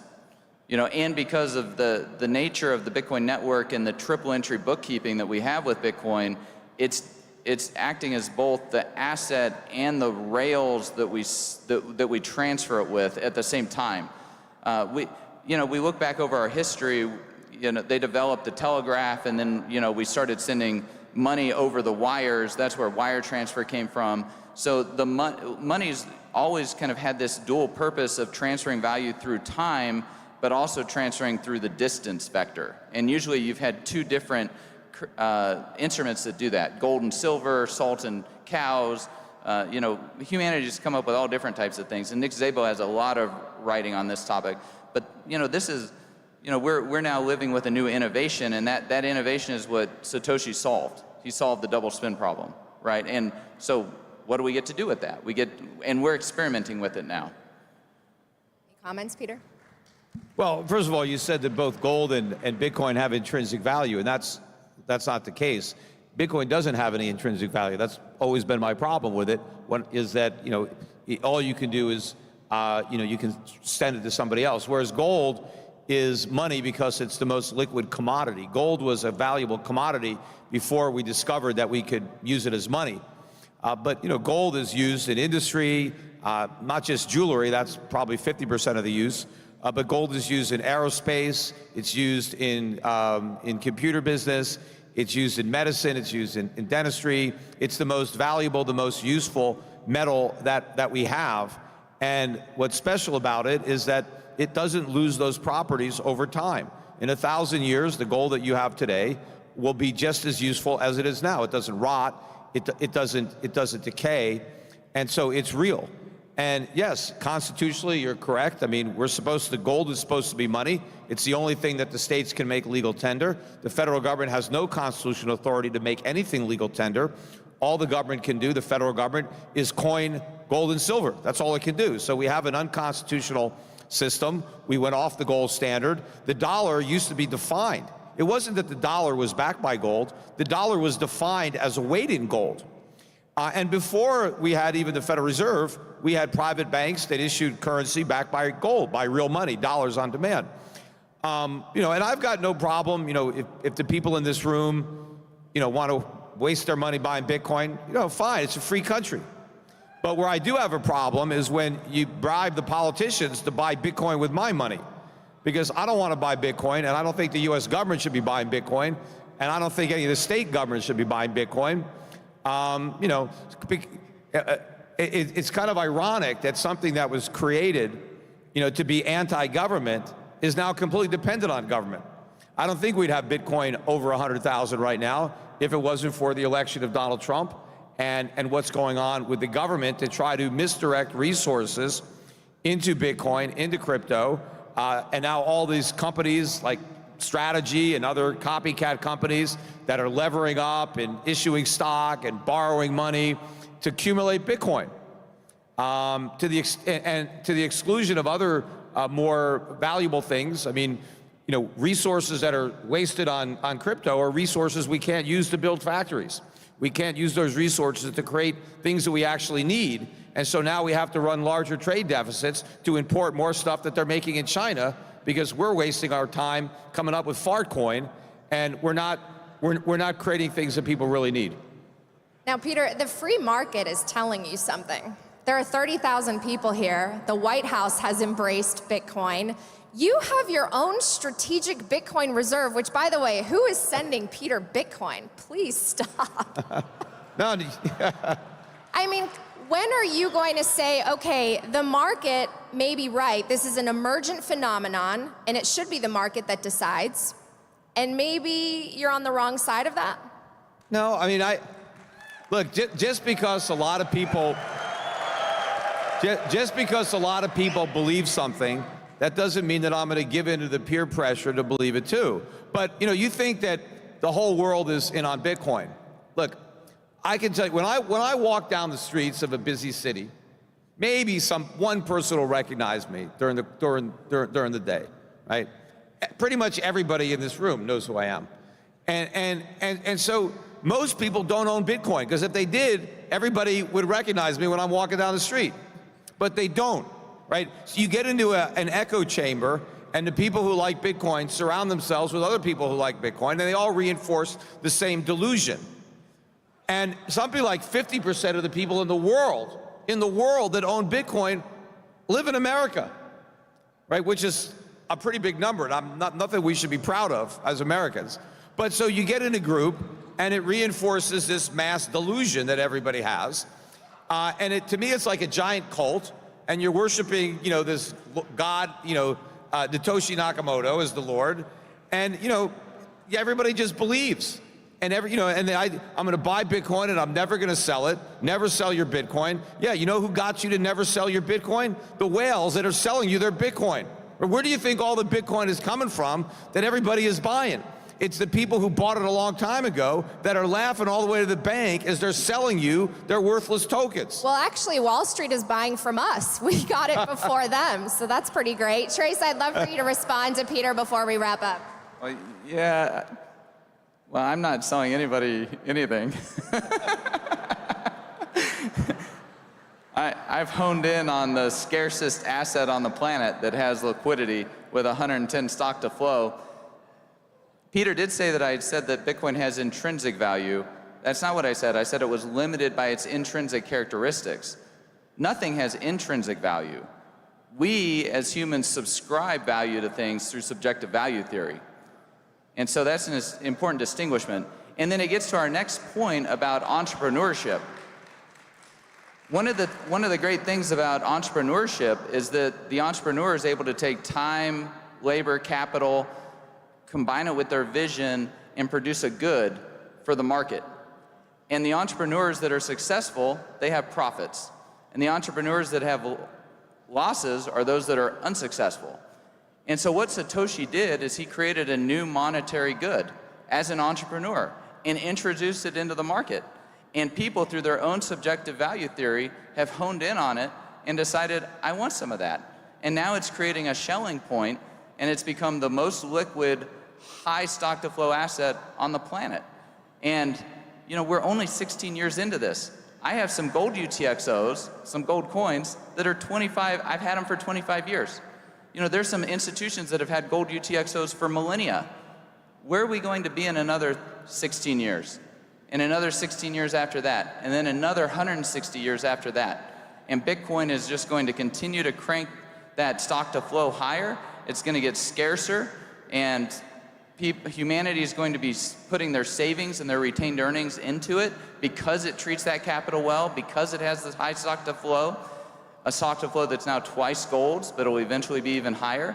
So it's a superior monetary good in many of those ways. That's an emergent bottom-up phenomenon. Well, we are out of time, unfortunately, Peter. I'm so sorry. And what I will leave you with, Peter, this is just a lesson from my heart to yours, because I do really appreciate your work and your sound money leadership. You can be for something without being against something. You can be for gold without being against Bitcoin. We are all for Bitcoin. I'm not against you, Peter. And I know that someday you will be on stage when Bitcoin's $1 million and maybe you'll finally get in. Thank you so much. Natalie, I do think that I think Bitcoin is doing a lot of harm, so that's why I'm against it. Come on.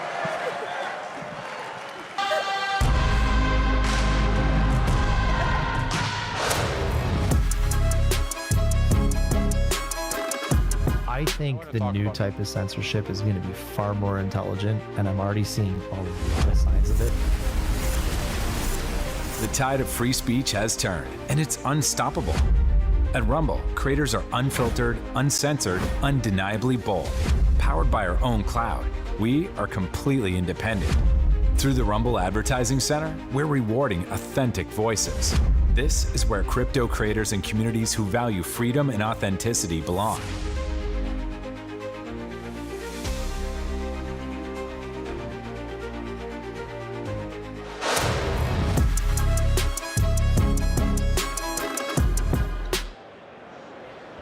Welcome back to the Bitcoin Magazine News Desk, presented by Mara. Day one of the largest Bitcoin conference in the world, winding down here at the Venetian in Las Vegas. You just saw Peter Schiff versus Trace Mayer, the gold versus Bitcoin debate. Peter Schiff saying he's never been to a conference this big for gold, talking about the flaws that Bitcoin has, saying gold doesn't have flaws, we should tokenize it and put it on a blockchain. Here to dissect this news and talk about the subjects of the day, we have Juan Gall, business reporter at Bitcoin Magazine, Aaron Van Werdum, editor-in-chief at Bitcoin Magazine, and last but not least, Brian Morgenstern, Riot, head of public policy.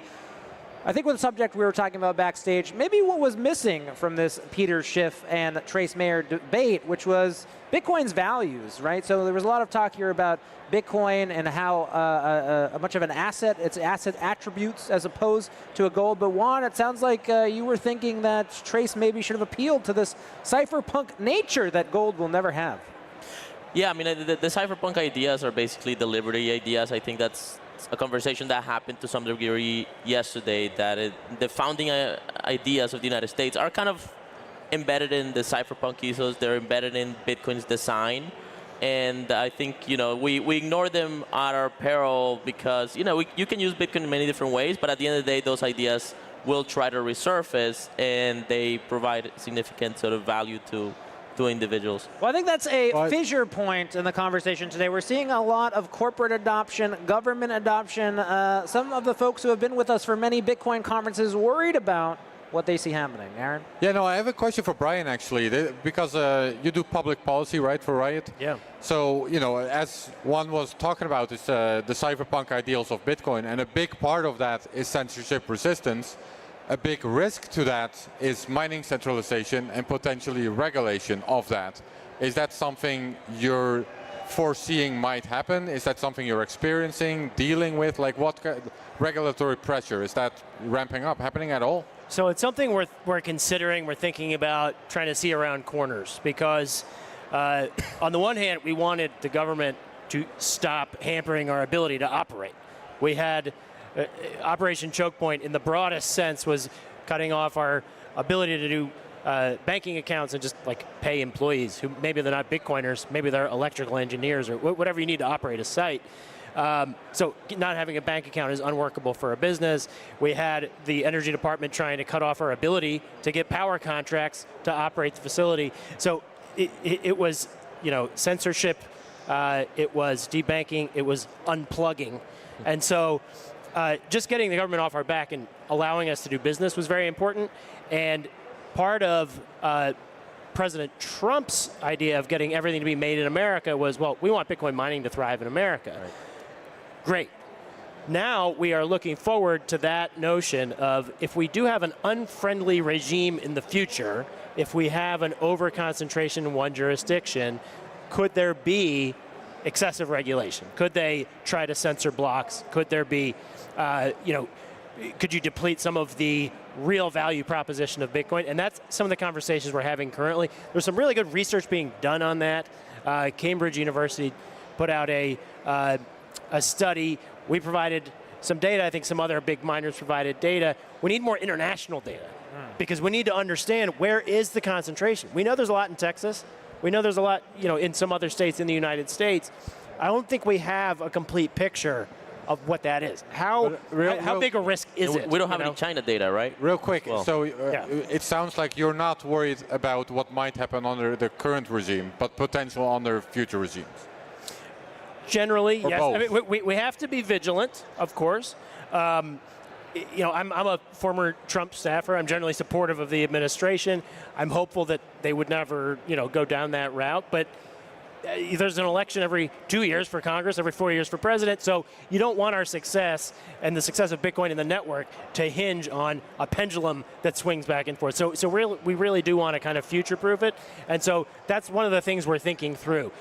The first step was get a favorable environment for us to succeed and operate. Mm-hmm. The next step is to even exist. Right.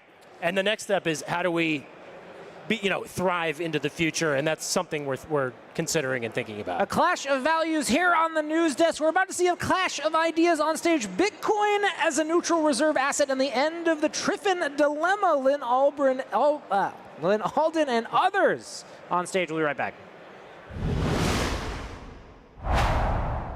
Just had Pakistan announce that they're adopting a Bitcoin reserve strategy, which is awesome. How do you see emerging countries, and even third world countries, elevating to, being able to live up to those standards where we have these superpowers purchasing massive swaths of Bitcoin? Yeah, it's a good question. When you think back to the last couple of years and these emerging nations trying to figure out a way to get away from the U.S. Treasury, right? So once something happened back in 2022 when Russia attacked Ukraine and we shut off the SWIFT access to them, which is their payment system for the world, and then we seized their U.S. Treasuries, which was, we can all agree, was a monumentally stupid tactical play, which Why would we do that when we need the entire world to buy US Treasuries? Okay, so that leads us to the BRICS nations getting together, Brazil, Russia, India, China, South Africa, and they're looking for a way to get away from the US Treasury. And so they're looking for a cross-border payment system that would be neutral. And so you have those countries like that who can't really even trust each other, right? So you've got, are they going to go on a gold standard? Then how is that going to work? Are they going to audit each other's gold reserves? I mean, you think that Putin's going to let in Shin to come audit their reserves? Likely not. So what's an asset that they can use that would back whatever currency that they're going to use, or what's a currency they could use that would be trustless? Well, it's an obvious answer. It's Bitcoin. Yeah, so it's great answer. So everyone wants Bitcoin, but we don't necessarily want our adversaries acquiring too much Bitcoin. Bitcoin is for everyone, but how does America get ahead in this Bitcoin arms race, Lynn? I think by being the best place to do business. I mean, we're already a very large market, and you want as many companies as possible to want a jurisdiction here and to operate here. And going back to James's point with the payment systems, a lot of these country blocks have been trying to do like their own little closed source payment systems for quite a while. Like Enbridge, for example, they have all these little like cross-border CBDCs, and then it's like, if you want to sanction this one, how do we do that? And they never really get any sort of network effect. They never really take off. Meanwhile, the entire time, Bitcoin is standing there staring them in the face as the open source solution while they keep trying their own little closed source ones. And I think the main thing that held it back for a while was, one, it was still fairly small, and two, it's volatile. So these entities would have to hold it, and so there's career risk. If you work at someone's central bank, for example, you're not generally recommending to go buy Bitcoin. But as it kind of gets to a $2 trillion plus market, it's really starting to enter the conversation as all of these like closed source ones have failed to take off. They've stagnated. They're not anywhere kind of further ahead than they were 3 years ago, and Bitcoin is. And I think that's in addition to a reserve asset, it's the payment rails and the settlement rails that they've been looking for, and it's always been there. I might add to that as well. Yeah, good round of applause. I might add to that as well, because certainly there's first mover advantage to having global-based money. So we can see some parallels throughout history. So for example, in the late 1800s, the world was moving to a gold standard. China decided to stay on the silver standard. Silver got devalued. They lost about 30% of their purchasing power, and they sort of fell behind the world order. Maybe another time was after World War II, when the US ended up with most of the gold, right? And so we can see these times in history where you have this advantage, this first mover advantage. That's number one. And so the US being able to acquire it in front of other nations. But I think the rails as well, but also being open to the innovation.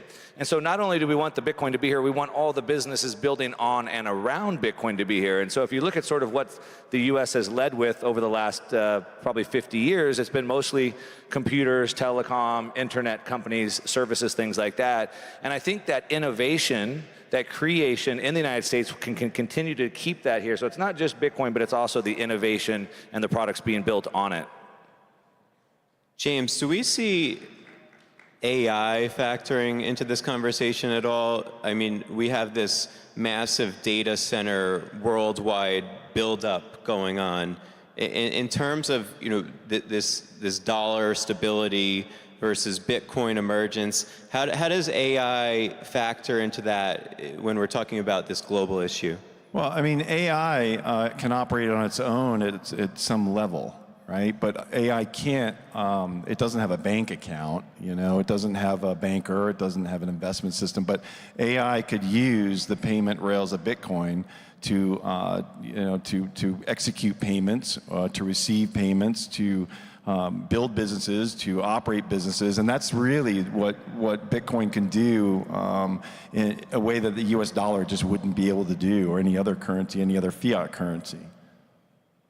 But something that Mark was talking about, and Lynn, talking about the U.S. getting ahead. You know, something that is front of mind of all investors right now who are in the Bitcoin space, especially me and Mark and Lynn, where we're all in these VC and hedge funds who are focused on Bitcoin, is the Bitcoin treasuries. And so the U.S. getting ahead is, part of that is like, look, the U.S. is the largest investment community in the world. We've got the largest market in the world. And so having these Bitcoin treasuries in these companies is also driving that adoption as well very rapidly. And so being a leader in the investment world and being a leader in the markets of that, that's going to help drive that for the US and drive that forward as well. Yeah, appreciate that. So I'm on a panel with OG, longtime Bitcoiners, and there's been a big conversation about the emergence of these so-called stable coins. And I was wondering, you know, we live in a world where dollars are moving around the world in massive quantities. If anyone on the panel wants to take this, is there a role for stable coins, perhaps temporarily, you know, whether Tether, USDC, in facilitating these transactions, or is it not worthwhile? I think anyone who has sent an international wire transfer can see that stablecoins have a cross-border role. And then also we see in a lot of countries around the world, people do want dollars, and this is another avenue for them to get dollars. So I think that the demand for it, especially outside of the US, is pretty organic.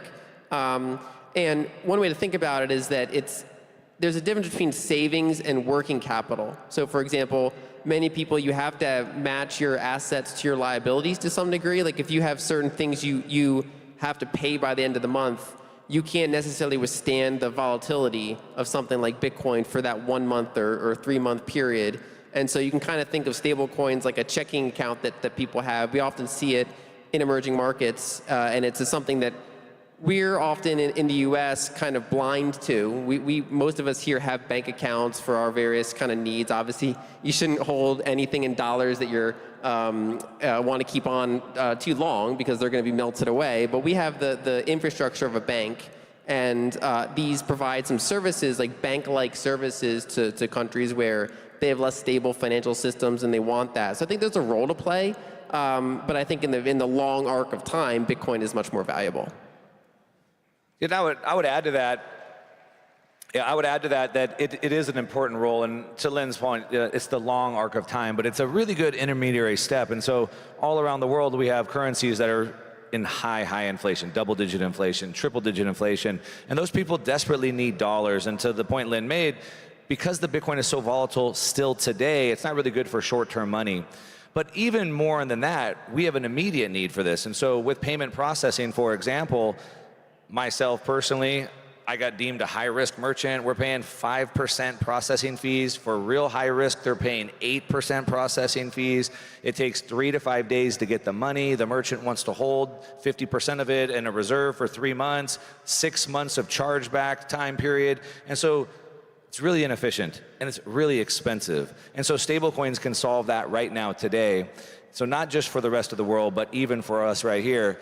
I also think that it's a gateway drug, because there's still a lot of people who think Bitcoin is a scam coin. They're still skeptical on Bitcoin. And so what it does is it introduces them to a digital currency that they might trust, maybe a digital dollar token that they may trust from their bank or something like that. And they start to get to use this. They see it in their wallet, and then maybe they see it in their wallet next to Bitcoin. And then they wonder, why does this dollar token buy me less goods and services in the future, and the Bitcoin token buys me more? And so I think it also leads to that eventual evolution to Bitcoin.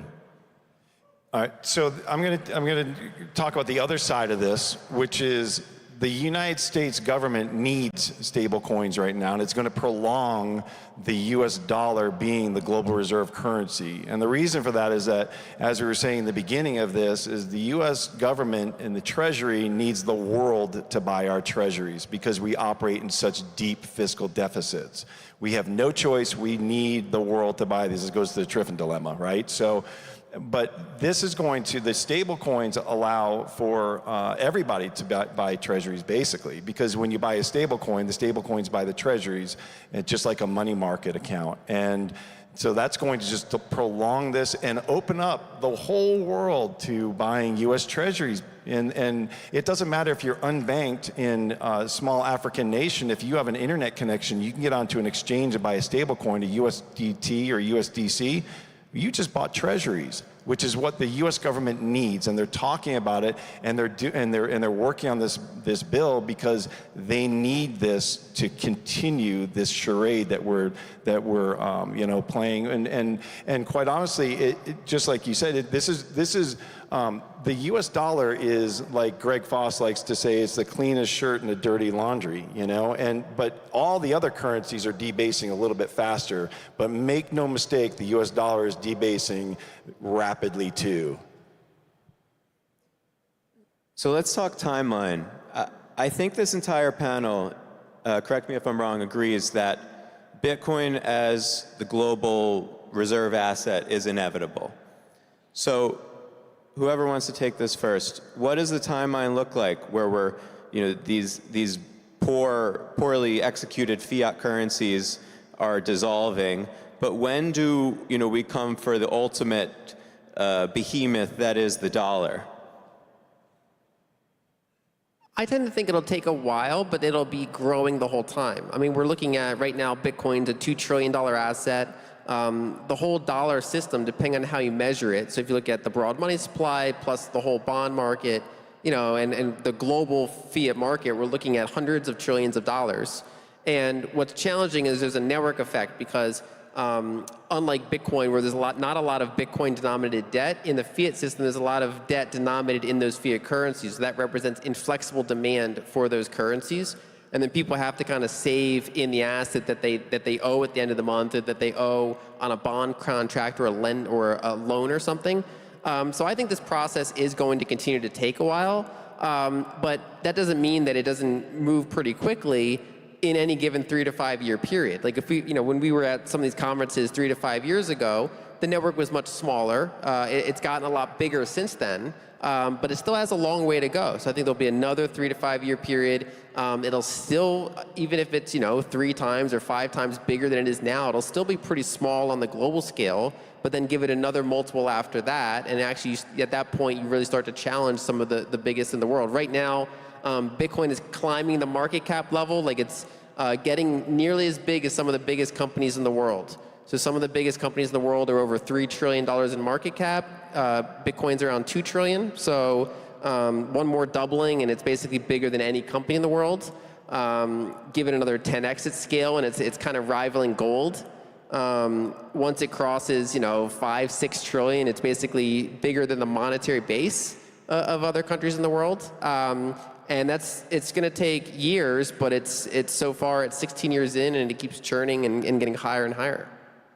I think really the significant move would be when Bitcoin starts to get allocations out of bond portfolios. Once you start seeing investment managers and individuals moving their money out of bonds and into Bitcoin, that's kind of like the first step to me to this gateway. And the reason for that is that they're recognizing what I was just saying before, which is the dollar's being debased. It does not matter if you own a bond that's giving you a 5, 6, 7% return. You're still making a negative real return on that. And so once people start to realize that across the board, I mean, this is far and wide, not just the BlackRocks and the Fidelities of the world, but all of their customers and all of the other major banks and institutions, once they start realizing this, especially like pension funds, because pension funds have to own bonds in order to meet future obligations. But once they realize that these bonds are not helping them meet those obligations and they start reallocating into Bitcoin, that's kind of like the first big step to get to that reserve.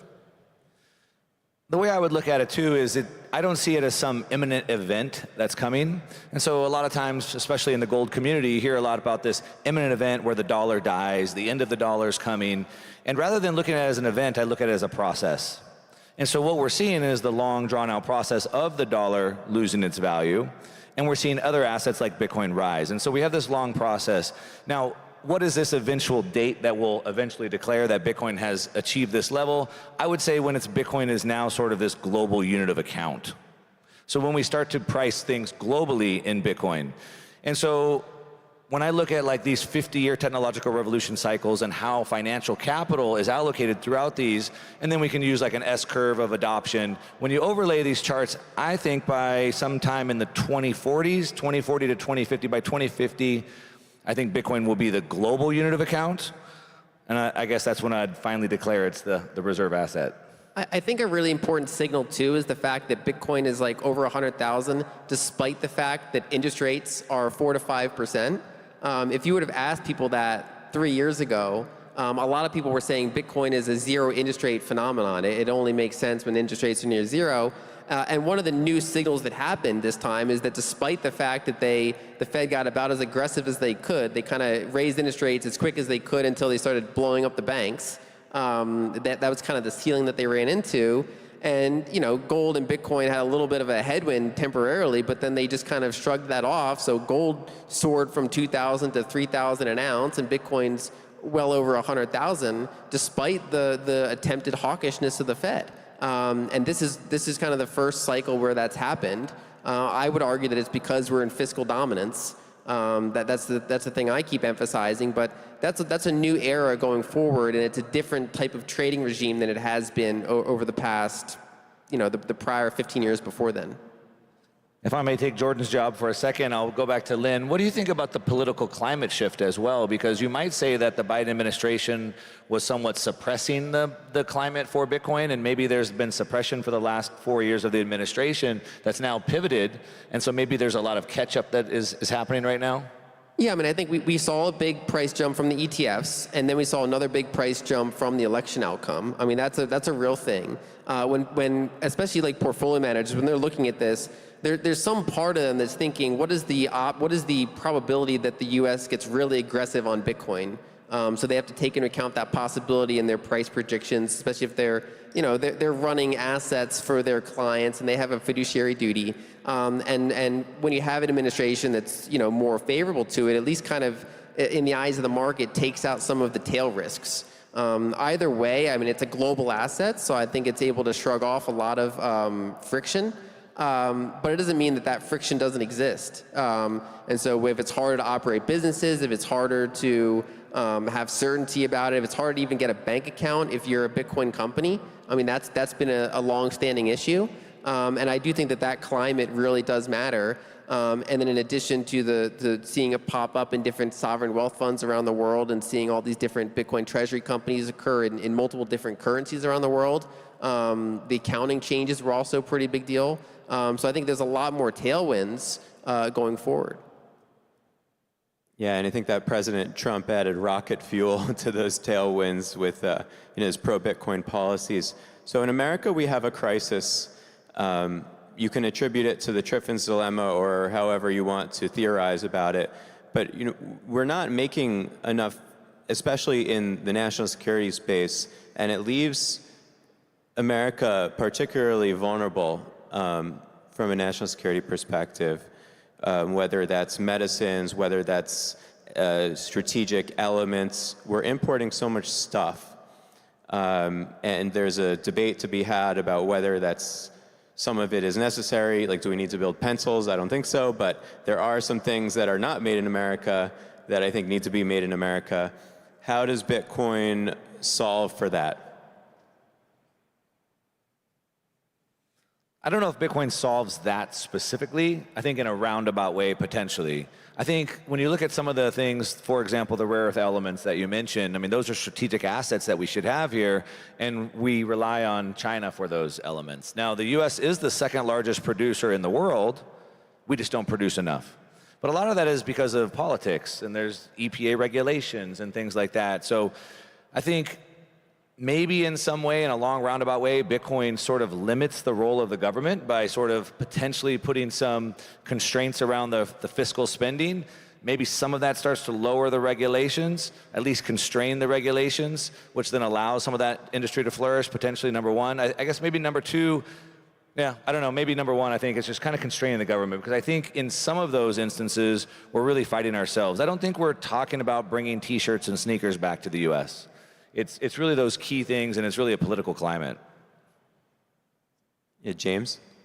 I mean, if you think about the biggest problem the U.S. has, right, is that we're seeing the whole world wake up to the fact that the U.S. dollar cannot be trusted. That's the biggest issue that we have.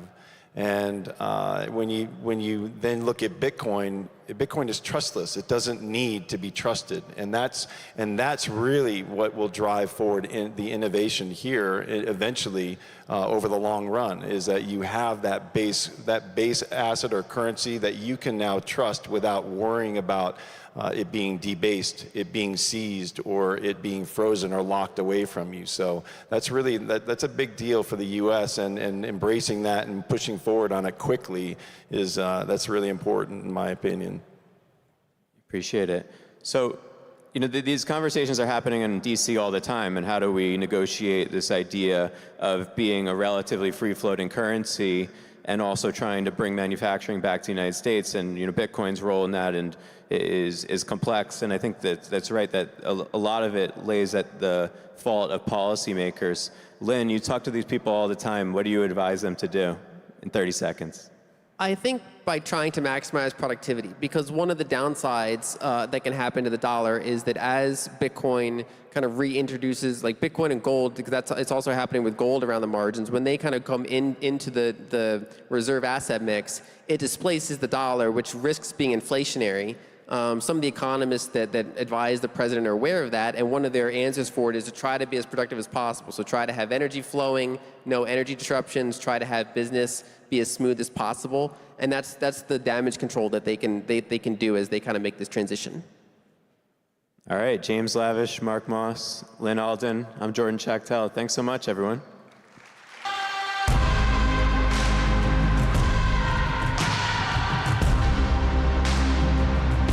Awesome. Thank you so much for another incredible panel. That was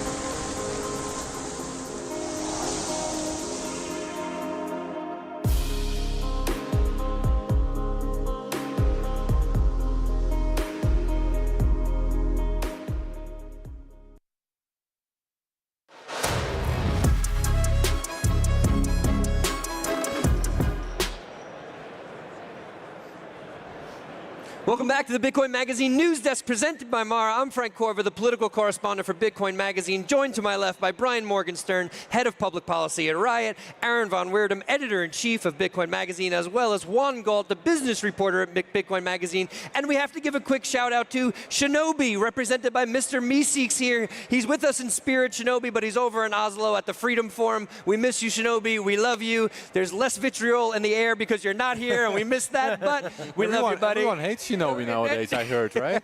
Shinobi gets in the middle of stuff. That is a little bit about what the next panel we're going to hear about is about changes to Bitcoin. We have people proposing changes to Bitcoin. Aaron, can you take us a little bit through of some of the history of the changes that have been made to Bitcoin and how that process plays out? Yeah. I mean, the topic itself, for me, is very interesting. I think, if you think of what is Bitcoin, then really it's a set of protocol rules. So if you talk about changing changing the rules. You're really talking about changing Bitcoin, changing the essence of it. What is Bitcoin actually? So, talking about how it has been changed, it says something about Bitcoin itself, how it could be changed in the future. Now, at first, of course, the changes were just made by Satoshi himself. Satoshi just said, okay, now here's a new software release. So this is Bitcoin now. There are new rules now. That's now what Bitcoin is. After Satoshi left, we were sort of left, we as, the Bitcoin community in general, like, okay, how do we do this now? There's no one in charge. And so over the years, it's been an interesting sort of evolution of ideas of how to do that. Pretty early on, it was figured out that with a soft fork, which is backwards compatible, you can really lean on miners to do that. And because the problem is if you change the rules, but some people are slower than others, then the network could fracture, right? So how do you coordinate that? So at first, miners were used for that. But then during the block size wars, we saw that miners were starting to use that as like a political leverage. And then we saw this sort of bottom-up, movement of node operators, of regular users, setting a deadline, very risky, interesting, though also period in Bitcoin. Yep. And then now with Taproot, we saw it went again through miners, but then there was a lot of debate on how it should happen exactly. Like, should there still be a deadline? Should you give the miners the option to opt out, or should it, at the end of the day, be the users that's still enforcing that? And it's really an open question still. It's still, there's still a lot of disagreement on that, which you might hear on the panel. Like, we still haven't settled that science or that philosophy almost of how do you change Bitcoin? Who gets to decide that based on what timelines, what technologies you exactly use? It's so an ongoing conversation within the entire Bitcoin community, I think. Appreciate it. We're running a little low on time, but I want to hear from Juan, and I want to come back over here to Brian as well. Juan, if you could just tell us quickly, there's some arguments going on right now about clients for Bitcoin, right? Running Bitcoin Core, running Bitcoin Nuts. Can you give us a quick summary of what's happening there and how it might affect Bitcoin? Yeah, I think the first thing to understand is that most of the changes that do happen to Bitcoin are not consensus changes. They are not changes that really affect your money in any way. They're optimizations. They're making the code run better, faster, more securely, more robustly. So that's the vast majority of changes. There's, other kinds of changes that usually get debated for years, right? So the recent one is the op return sort of limit, which is it's not a consensus rule, it's a mempool policy relay rule. So whether your node relays certain transactions or not. And that particular piece of the code has been debated for over a decade. It has been moved around 2 or 3 times. And this change that was made recently was being debated again for like years in the mailing list, which is called, if you look up the Bitcoin mailing list, you can actually go read engineers talking at length about everything, And so that's, I think, a big piece of it is like there is very robust and deep conversations happening about everything in Bitcoin. It's just people don't know about it. And it takes time, right? Brian, a quick thing. As a miner, you're working for a Riot mining company. How much do you think about Bitcoin changes versus just plugging in your machines and doing the work you need to do as a miner? Oh, they're much smarter people than I am thinking about those things. Don't sell yourself short, my friend.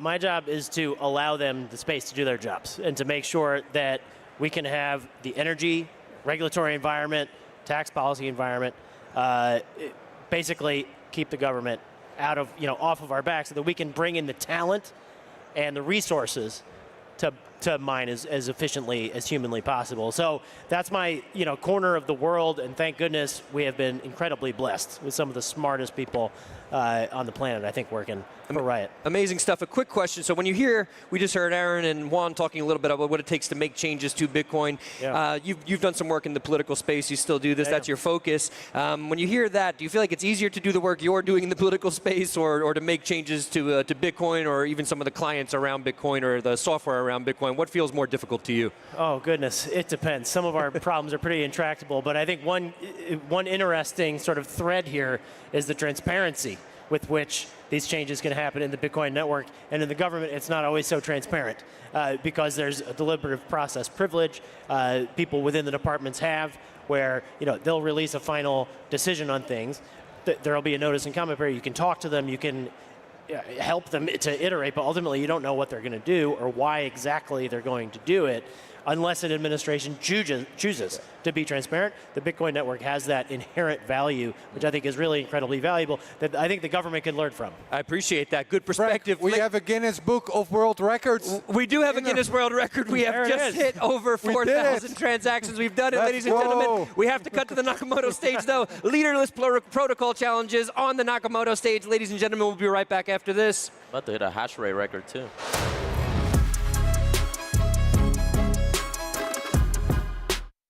There's several change proposals to Bitcoin right now. Some of them fix bugs in the protocol. Others enhance new have new functionality. All of them are quite technical and in the weeds, so it can be very. And there's a lot of debate and drama around these changes, so it can be difficult for all of you in the audience to really maybe understand: do we want this change or not? Charlie, can you speak to the role of influencers, media, in that? Yeah. Your wonderful research, the BCAP project, says that earlier in the changes to Bitcoin, media has outsized influence. And this is because, frankly, most people do not read the Bitcoin developer mailing list. Most people do not understand actually how Bitcoin works at a technical level. Podcasters like me, I'm owning this title, podcasters like me are the usual reference point for these people, and frankly, most podcasters do not read the Bitcoin mailing list. But media defines the myths that we tell ourselves and the beliefs we have about Bitcoin, how it works and how it should work. And so when Harry talks about what do users want, when Taj says we try to listen to users, a lot of what users want is defined by what media like me talk about. I try to be respectful of this role now that I am a talking head, and I try to do a lot of due diligence on what the devs are talking about and then interpret and distill that. But a lot of the main talking points of what Bitcoin is today emerged from media and talking heads and podcasts. This idea of Bitcoin as hard money, not really talked about that much in that language in the white paper or even early Bitcoin. This is an emergent belief that we've had through the public discourse, a lot of it defined by talking heads and prominent figures. So let's talk about a couple different other stakeholder groups. One is economic nodes, and the other is investors. Let's talk about economic nodes, because let's say that the protocol developers make a consensus change, merge it into core. Let's say the miners activate that. But economic nodes, like large exchanges, merchants, et cetera, let's say they don't upgrade. Can someone on the panel maybe speak to why that's maybe a brittle or bad idea, and the importance of economic nodes embracing the change too? So there's the idea of soft forks, which is it's backwards compatible. So if there is some change and you sort of want some idea that most of the nodes are enforcing this new rule, but if you don't have that, it's still safe in that many of the economic nodes will sort of see a transaction that they maybe don't understand, and their software will say hey, something's going on. A little warning will pop up hey, there are new rules being enforced that we don't understand. So you might want to upgrade or might want to see what's going on here. But it should be safe. But at the same time, yeah, if it's a change that somehow gets in that no one wants, that could in fact lead to splits later on. So I think one important point to impress upon people is just how difficult it is to achieve consensus. Getting just thousands and thousands and thousands of actors across different stakeholder groups to agree to a change and upgrade to that. It's both difficult to do and it's really important to do. If it's not done, and people don't want to do it. After the block size war, for years, everyone's I'm not touching this. As a developer, you don't want to be in a situation pushing for protocol changes, really. Right, because if you end up in this sort of halfway state of some, miners are enforcing it, but only a small portion of economic nodes are, and the rest of the network is not, it's very brittle for Bitcoin, and it could result in a fork. And if there's a fork, we've seen this in the past. If we see it again, there's two different coins. And now let's talk about investors. And how do they influence this? How do they exert their power? Harry, do you want to? Clearly, I'm the resident suit on this stage, so I can speak on behalf of investors, at least loosely. So I think that if you've been around Bitcoin for some period of time, there are a few mimetic adages that are really important. One of them is that Bitcoin prioritizes rules over rulers. And another is that by owning a lot of Bitcoin, you're not able to exert disproportionate influence over the system. And I think both of those are true. But when it comes to the contentious fork environment, the investor has and I should take a step back. The investor who is running their own node in association with the UTXO that represents their investment, that's critically important, they have a decision to make. And what I view this as is really the ultimate hard power to exert force on Bitcoin, which is to be able to press the sell button on one fork and the buy button on the other. And we absolutely saw this in 2017. You're going to hear us come back to this period of time several times more, I guess. But ultimately, that hard power of the economic actor from the investor's seat within Bitcoin makes their economic hard power heard by engaging in the market, selling one fork and buying the other, and demonstrating in turn to the miners and to the broader market of additional investors that one is preferred over the other, and that's a function of price. And I think that was one of the interesting observations from this BCAP project, is that if I were to pick one group that had the most power, I would say investors. But it's kind of this nuclear option. It's not like soft power used up front in the change process or during it. It's more towards the end, and then you can drop the hammer. And I think that's healthy, though. I think that it's great that there's so many different stakeholder groups. They each have unique powers and motivations that differ from each other, and that is what makes changing Bitcoin very difficult. That's also what I think most of us think that Bitcoin makes Bitcoin valuable as well. How about we talk? A lot of people in the audience maybe they don't run an exchange. They're investors in Bitcoin. They believe in Bitcoin. They invest in Bitcoin. Let's talk about how can they influence this? Like the little guy, but they're Bitcoiners. They own some Bitcoin. How can they participate in the process? Charlie, do you want to maybe start? When you say public things, developers hear that. So it's very important to speak your mind. And then also, Harry made a very key, nuanced statement, which was investors who run their own node.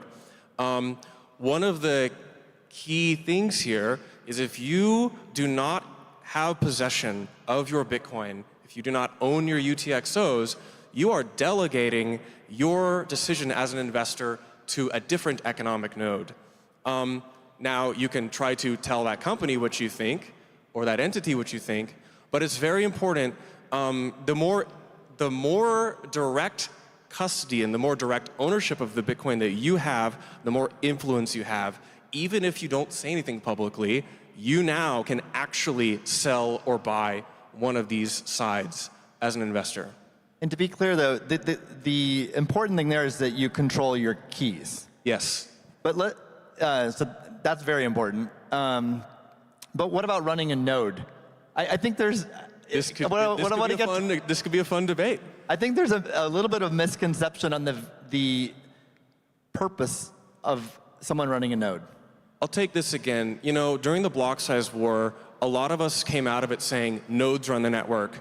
And while I think that statement is true, it's probably insufficient and probably lacks an important qualifier, which is economic nodes have more importance. A node which represents 1,000 Bitcoin is more impactful than a node which represents 0.1 Bitcoin. This is the harsh reality. Simply running 1,000 nodes, which do not secure or represent actual funds or users behind them, are not as impactful as a single node which represents users. Tad, you have some interesting comments on this. I definitely don't want to discourage people from running nodes, but at the same time, I do think there's misconceptions where people are like, I'm helping the network, right? And it's like, kind of, so it's some people like maybe they have their coins on, Fidelity or Coinbase or wherever, but then they're like, well, I have my coins over there, but I'm going to run a node, and I, buy some hardware, I buy some Raspberry Pi thing and run a node. That doesn't really help the network at all because those things are disconnected, right? And so part of what running a node should be a selfish thing. It's like, no, I'm running it for myself because one, I have way better privacy. If I have my own transactions, my own UTXOs on my node, no one has to know what my coins are. Whereas if I have it at a third party or some other software, like people will know what coins I have. And also, it's sort of like I'm checking that I've actually received Bitcoin. So if I'm receiving a payment, I bought an exchange or I sold something for Bitcoin, I check with my node that like, yep, okay, I got the payment. And that's how like running a node is the only way to know that you have Bitcoin. If you're not doing it yourself, you're using someone else's node somewhere and trusting that node. So that's the real reason to do it. I just want to double down on why this point is so critical. It's because Bitcoin offers two core value propositions, in my opinion. The first is that it's provable digital scarcity that's enforced through the difficulty adjustment and proof of work process that miners like CleanSpark represent. The second is that Bitcoin offers trustless settlement finality, and the ability to settle a transaction in a trustless manner with final settlement properties is truly, truly transformative, and one of the reasons that Bitcoin is a step function more innovative than previous financial innovation. The only way that you can achieve trustless settlement finality is by validating and auditing your UTXOs on a node that you ran from source at some point. And so you lose a key Bitcoin property if you don't engage in this. And I love what NVK says, which is that your security model should be prepped as if Bitcoin were 10 or 100 times more valuable than it is today. And so as economic node operators within this great network for everybody in this room, if you want to achieve Bitcoin's true value proposition, you take custody of your asset and you validate it with software that you build from source. I just want to emphasize the point about running a node. I think all of us would encourage everyone to run a node, but you don't stop there. It's to really be empowered and affect Bitcoin, you need to run a node and receive payments, which a couple of you guys said. I think a lot of us, we bought Bitcoin maybe a year ago or 4 years ago or 8 years ago, and we've hodled, which is fantastic. But that's been the predominant use case. You buy Bitcoin and you save it. You're not receiving Bitcoin on a regular basis. So if you're in that position, running a node actually doesn't really benefit you much. One of the themes at the conference, though, this week is making Bitcoin everyday money.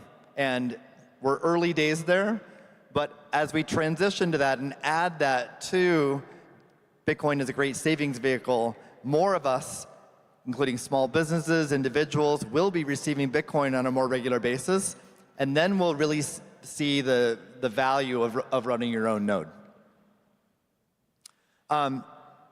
Anything else on running a node? I would just encourage, if you're like, well, I have my Bitcoins, I don't want to really touch them, I'm really nervous, totally makes sense. And I'm like, I want to run a node maybe for a year with no money on it.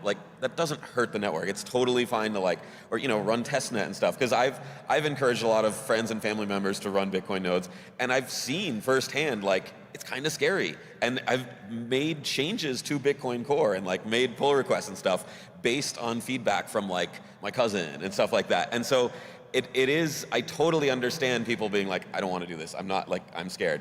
And so I want to encourage it, even if it's not an economic node. Go for it, try it, become comfortable with it. Yeah. Well, one thing we didn't really speak to is, I think a lot of people in Bitcoin feel like if they run a node, even if they're not receiving payments, they're helping the network by relaying blocks and transactions. Why are you giving that face? It doesn't. There's plenty of nodes. There's plenty of nodes. If you run a node, you're probably at home. You're probably behind network address translation, and so you won't actually be able to serve blocks to other nodes. You can relay transactions, which helps with transaction anonymity a little bit, but it's a pretty well-served thing. It's not like Bitcoin Network is hurting for that. So it doesn't hurt exactly, but it's not a material change. Right. We've got about 5 minutes left. How about we talk about, I mentioned earlier that Bitcoin Core, that project, really has a dominant position on the network. Almost every economic node, and I think Miner, although Harry might know more, but runs Bitcoin Core. What's the important? Is that a danger to the decentralization of Bitcoin? How important is it to have client diversity in Bitcoin? This is a very long topic, which takes longer than 4 minutes. What matters is that the nodes are in consensus. It's simpler to do this when most people have a dominant client. It's simpler to identify how to make changes, but this is not required. This is a thing we've debated in Bitcoin for a long time, different client implementations. I tend to prefer more diverse clients, but this is a bit of a nuanced topic because not all clients are necessarily built the same. There can be some misleading security assumptions about them. But I think Core is doing a very good job of preserving the neutrality of the Bitcoin network. Will this always be the case? I hope so. We have no idea. We can argue about this for another 20 years. I'll let someone else take this. I think that it's important to remember the underlying concept, which is just that Bitcoin is not a democracy. It's a knife fight for competence. Anarchic system. And so we're in this knife fight for competence, and right now, Bitcoin Core is delivering the most high competency product available. It has the highest quality developer mindshare, the broadest set of review, the deepest unit testing. And so if you're running a business, we work with a pool that is running a Bitcoin Core client with a bespoke mempool to be able to fee optimize. And so these are things that we engage with deeply, and ultimately I would love to see equally competent, diverse clients come to market, but we're not going to be Pollyanna-ish and pretend that that's straightforward or low lift or cheap. Yeah, so I personally have worked much more on BTCD than Core. BTCD is a Go implementation. At the same time, I don't run it for economic nodes. I run it in testnet a lot, and I like working on it. It's in the language I prefer. But I absolutely am like, I run Bitcoin Core because that's the best software. And I think it'd be great if someday, in the future, there's a lot of development of different clients, and we all, make sure they work together. I don't think we're even close, and it doesn't seem like we're really getting there. So it's a thing that I think would be cool, but maybe it's not a priority. Maybe it's not worth, worrying about too much. So 2 questions for you, Taj. Number 1, why do you think it's important to have an alternative client implementation? And then the follow-up question is, how do we get there? You just said we're nowhere close to it. So what has to happen to get there? If you think of how much work has gone into Bitcoin Core, a lot, right? There's a lot of really smart people. On one hand, you don't need to replicate all that work because they did a lot of it, so you can see what they did.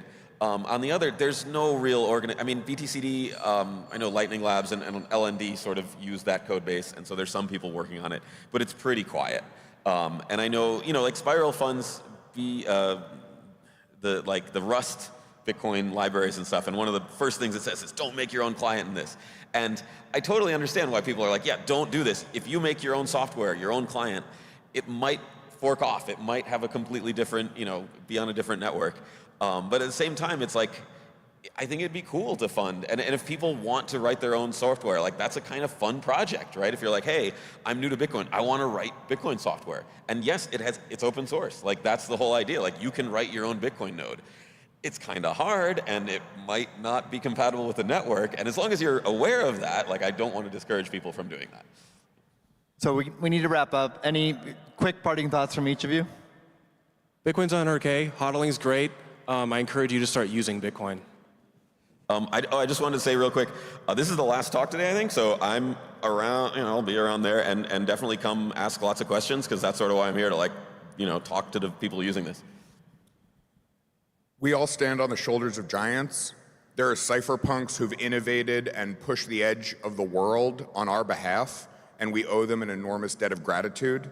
If you're tempted to take profits in Bitcoin, Think about giving some of that to the open source developers who continue to make this system run. They need us, and we need them even more. So please, please, please contribute. Thank you for that. And the last thing I'd say, this is a really complex and very interesting topic. If you want to learn more, I'll show my own project, BCAP, Bitcoin Consensus Analysis Project, that you can check out and read more about it. Thank you.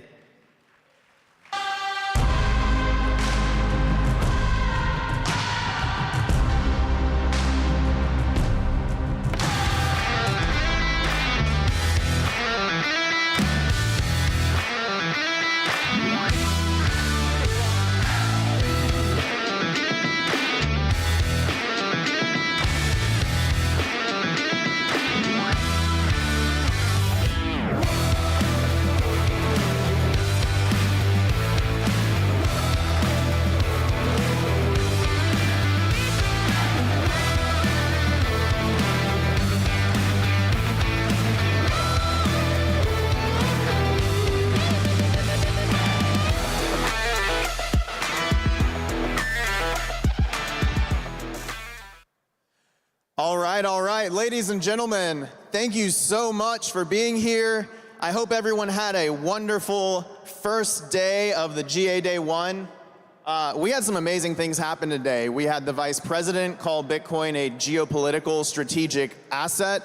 We had the Mayor of New York announce his intention to issue a Bit bond. We had the government of Pakistan announce a strategic Bitcoin reserve. We broke the record for transactions, Bitcoin transactions in a day, and so much more.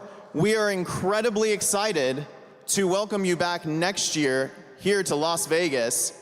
And as a thank you for coming, we want to make your ticket next year free.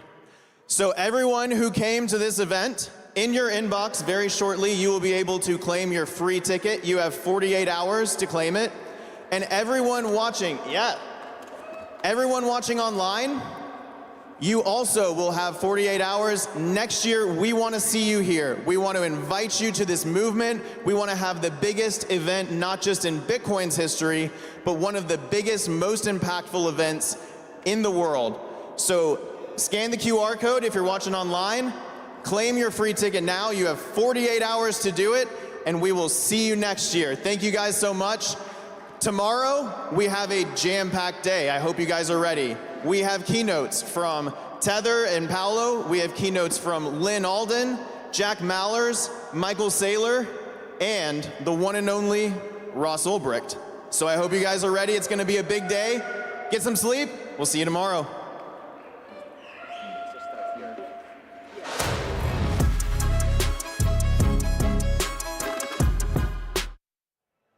Welcome back to the Bitcoin Magazine News Desk presented by Mara. I'm Frank Corver, the political correspondent for Bitcoin Magazine, joined here to my left by Fred Thiel, the CEO of Mara, Nolan, host from Roxham TV, and Aaron Von Weerdem, editor-in-chief of Bitcoin Magazine. It has been an incredibly exciting day here. We did break the Guinness World Record. We made over 4,000 transactions. 4,000 Bitcoin payments were made here at the Venetian in Las Vegas. History made in the Guinness World Book of Records. Vice President J.D. Vance spoke, set the day in motion. Got everybody sort of excited. Major moment in political history in the United States, the largest political figure in the history of the United States speaking at a Bitcoin event. And we had the mayor of New York City, Eric Adams, here speaking about issuing a Bit bond. What a wild day. Fred, I've seen you speak a few times this year. There has been a sea change in America under the Trump administration. What is it like to operate a company like Mara in the United States under this administration? Let's just say it's like we had to play defense for 4 years, and now all of a sudden a weight's been lifted off our shoulders and we have somebody we can collaborate with. You know, we have a lot of positive action going on around the strategic Bitcoin reserve. I think you're going to see a lot of work going forward around taxation as it relates to Bitcoin miners. I think you're going to see the market really open up, especially with, you look at stablecoin legislation. When the Genius Act gets signed by the president, you're going to see the market for Bitcoin actually increase, because now you're going to have stablecoins being able to be issued and used and traded 24/7, which supports the Bitcoin market. You know, not too far behind that is going to be tokenization of all securities and equities and 24/7 trading there. I think you have a White House team between David Sachs and Bo Hines who are absolutely focused on doing what is best for the Bitcoin mining industry, what is best for Bitcoin, what is best for crypto. And I think you obviously have all the way up to the top a lot of support for that. You have support for that at Treasury. You have support for that across the cabinet departments. So it's definitely like a fresher breath air, and it's amazing to really feel how collaborative the government is. You know, going back 3-4 years ago, we would reach out to government and say, hey, you know, we want to talk to you about this legislation, this regulation, and it was like silence. You know, talk to some lowly person who's watching the door. Now, you talk to somebody, I mean, even on the eve of the inauguration, I was in Washington, D.C. at the crypto ball, and I walk up to the Speaker of the House and start chatting, and he says, hey, here's my cell phone number. Right? It's like totally different wind. It is a different vibe. I've been covering the White House, and it's there. There's a vibe of almost like it's the people's house again. For Trump's first 100 days, they had only new media there to cover it. So Bitcoin Magazine was invited to speak with Secretary Lutnick and Bo Hines. It's exciting. It really is exciting. Nolan, we were talking about this earlier over on your program on Roxham. Your thoughts about the sea change in America, especially the difference between Bitcoin 2024 and Bitcoin 2025? Well, when I see all the trouble right now in DC, for example, everyone getting all stressed out about the cuts that didn't come, the big beautiful bill, not everyone thinks it's so beautiful because it's so big. And we start hearing from Besant about growing ourselves out of the problems in the balance sheet. And it's going to take something pretty amazing, the type of growth that they need. And when I look at a miner and I look at this administration and I look at what I saw last year from Trump, the thing that he pulled off that amazed me was he's an older man, right? That's the only thing I don't love about him. He is kind of old. But he sounded like a young guy up there. He really sounded credible and enthusiastic and optimistic about the future. And one of the things that we don't hear much about is this idea of the Freedom City competition that he came up with during the campaign. And I'm here with one of the most amazing public miners in the space, and I got to ask you, when I think of growing our way out, we do need brand new things, and the idea of a Bitcoin mine financing and powering the energy required to build one of these new cities, to me says, Mara, Bitcoin is going to win this competition that Trump has, and I can actually see the path to growing. Is this something we have to look forward to in our future, in the near term? Yeah, I mean, I think if you look at any city, you need to have power infrastructure, you need to have water, and you need to have communications infrastructure. What Bitcoin mining can do is powered with good energy generation, whether that's solar, whether that's thermal, whether it's however nuclear, however you're doing it. Bitcoin mining can help take every single electron you're not using to power the city and monetize it in a way so that you get a quicker payback on the power generation, and you can actually subsidize essentially energy prices to the consumers, because you're selling every electron that gets generated. Think about it this way. You have an airplane that takes off every 10 minutes, and if there are empty seats on that airplane, that's money that's not being made by the airline. But if you had somebody who was selling every single seat always, then you could operate the airline super efficiently, because you never would have a worry about capacity. You'd never have a worry about having to alter generation to load. And you could just sit and hum and produce the cheapest energy in the best possible way. And I think that would be huge for any new city you're building from scratch, because also Bitcoin mining would bring with it the ability to heat the city, because you can reuse the heat from our data centers to heat cities. I mean, in Finland, we heat 80,000 homes with 2 small data centers. Wow, incredible. Stunning stuff. Aaron, I want to go over to you for a moment, if you don't mind. You're watching from over in the Netherlands, where you're based. We do see some really great things in the Bitcoin space being set in motion under this administration. What to you are some of the things we should be paying attention to and things that we should still be vigilant about? Generally speaking, I mean, well, it's interesting. Fred mentioned that a weight has been lifted from your shoulders. I'm wondering, for example, Mara a couple of years ago announced that you mined an OVAC-compliant block, right? Is that something because you were experiencing regulatory pressure, or why was that decision made at that time? Yeah, so that was back in 2021. And actually, one of the first things I did after becoming CEO of the company was to shut down that product. But essentially, the idea was go back to the days when there was a thought that green Bitcoin would have a premium price to dirty Bitcoin. Right. OFAC-compliant Bitcoin would have a premium value to normal Bitcoin. That's not the case. It's not true. Never has been, never will be, I think, today. And so we removed that. The fact of the matter remains, if miners censor transactions on the network, that then creates problems. And that is one of the reasons why it's so important to have highly distributed Bitcoin mining, right? Because if too much mining capacity is concentrated, or it's really the pool, forget about the miners, it's the pool. Well, it's both, I would say. But until we have full Stratum 2 compliance, then the miners don't have a choice because it's the pool that assembles the block. And so they're doing the censoring. And so when you have these large pools that control 25, 30% of the transactions, it's no different than in the world of Ethereum where you have consensus, right? And they're validating the pools. So they're validating the transactions. So it's really critical that we have as many miners around the world as possible, mining in as many locations. And I think that the US today is in this great position where you have a high 30% of global hash rate in the US split up amongst 20 plus largish miners, plus a lot of small independent miners, which means you're getting good distribution. I mean, we're the largest in the world and we represent maybe 6% of the global hash rate. Gentlemen, if you don't mind, if we could hold the thought, we just have to cut over to an ad break. We'll be right back to keep with this discussion. We're here closing out the day at the first general admission day of Bitcoin 2025. We'll be right back after this ad.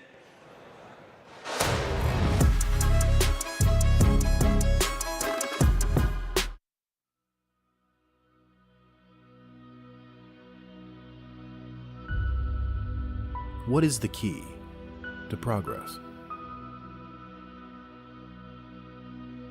Is it more machines, more money, more buildings? Or are those just the outcomes?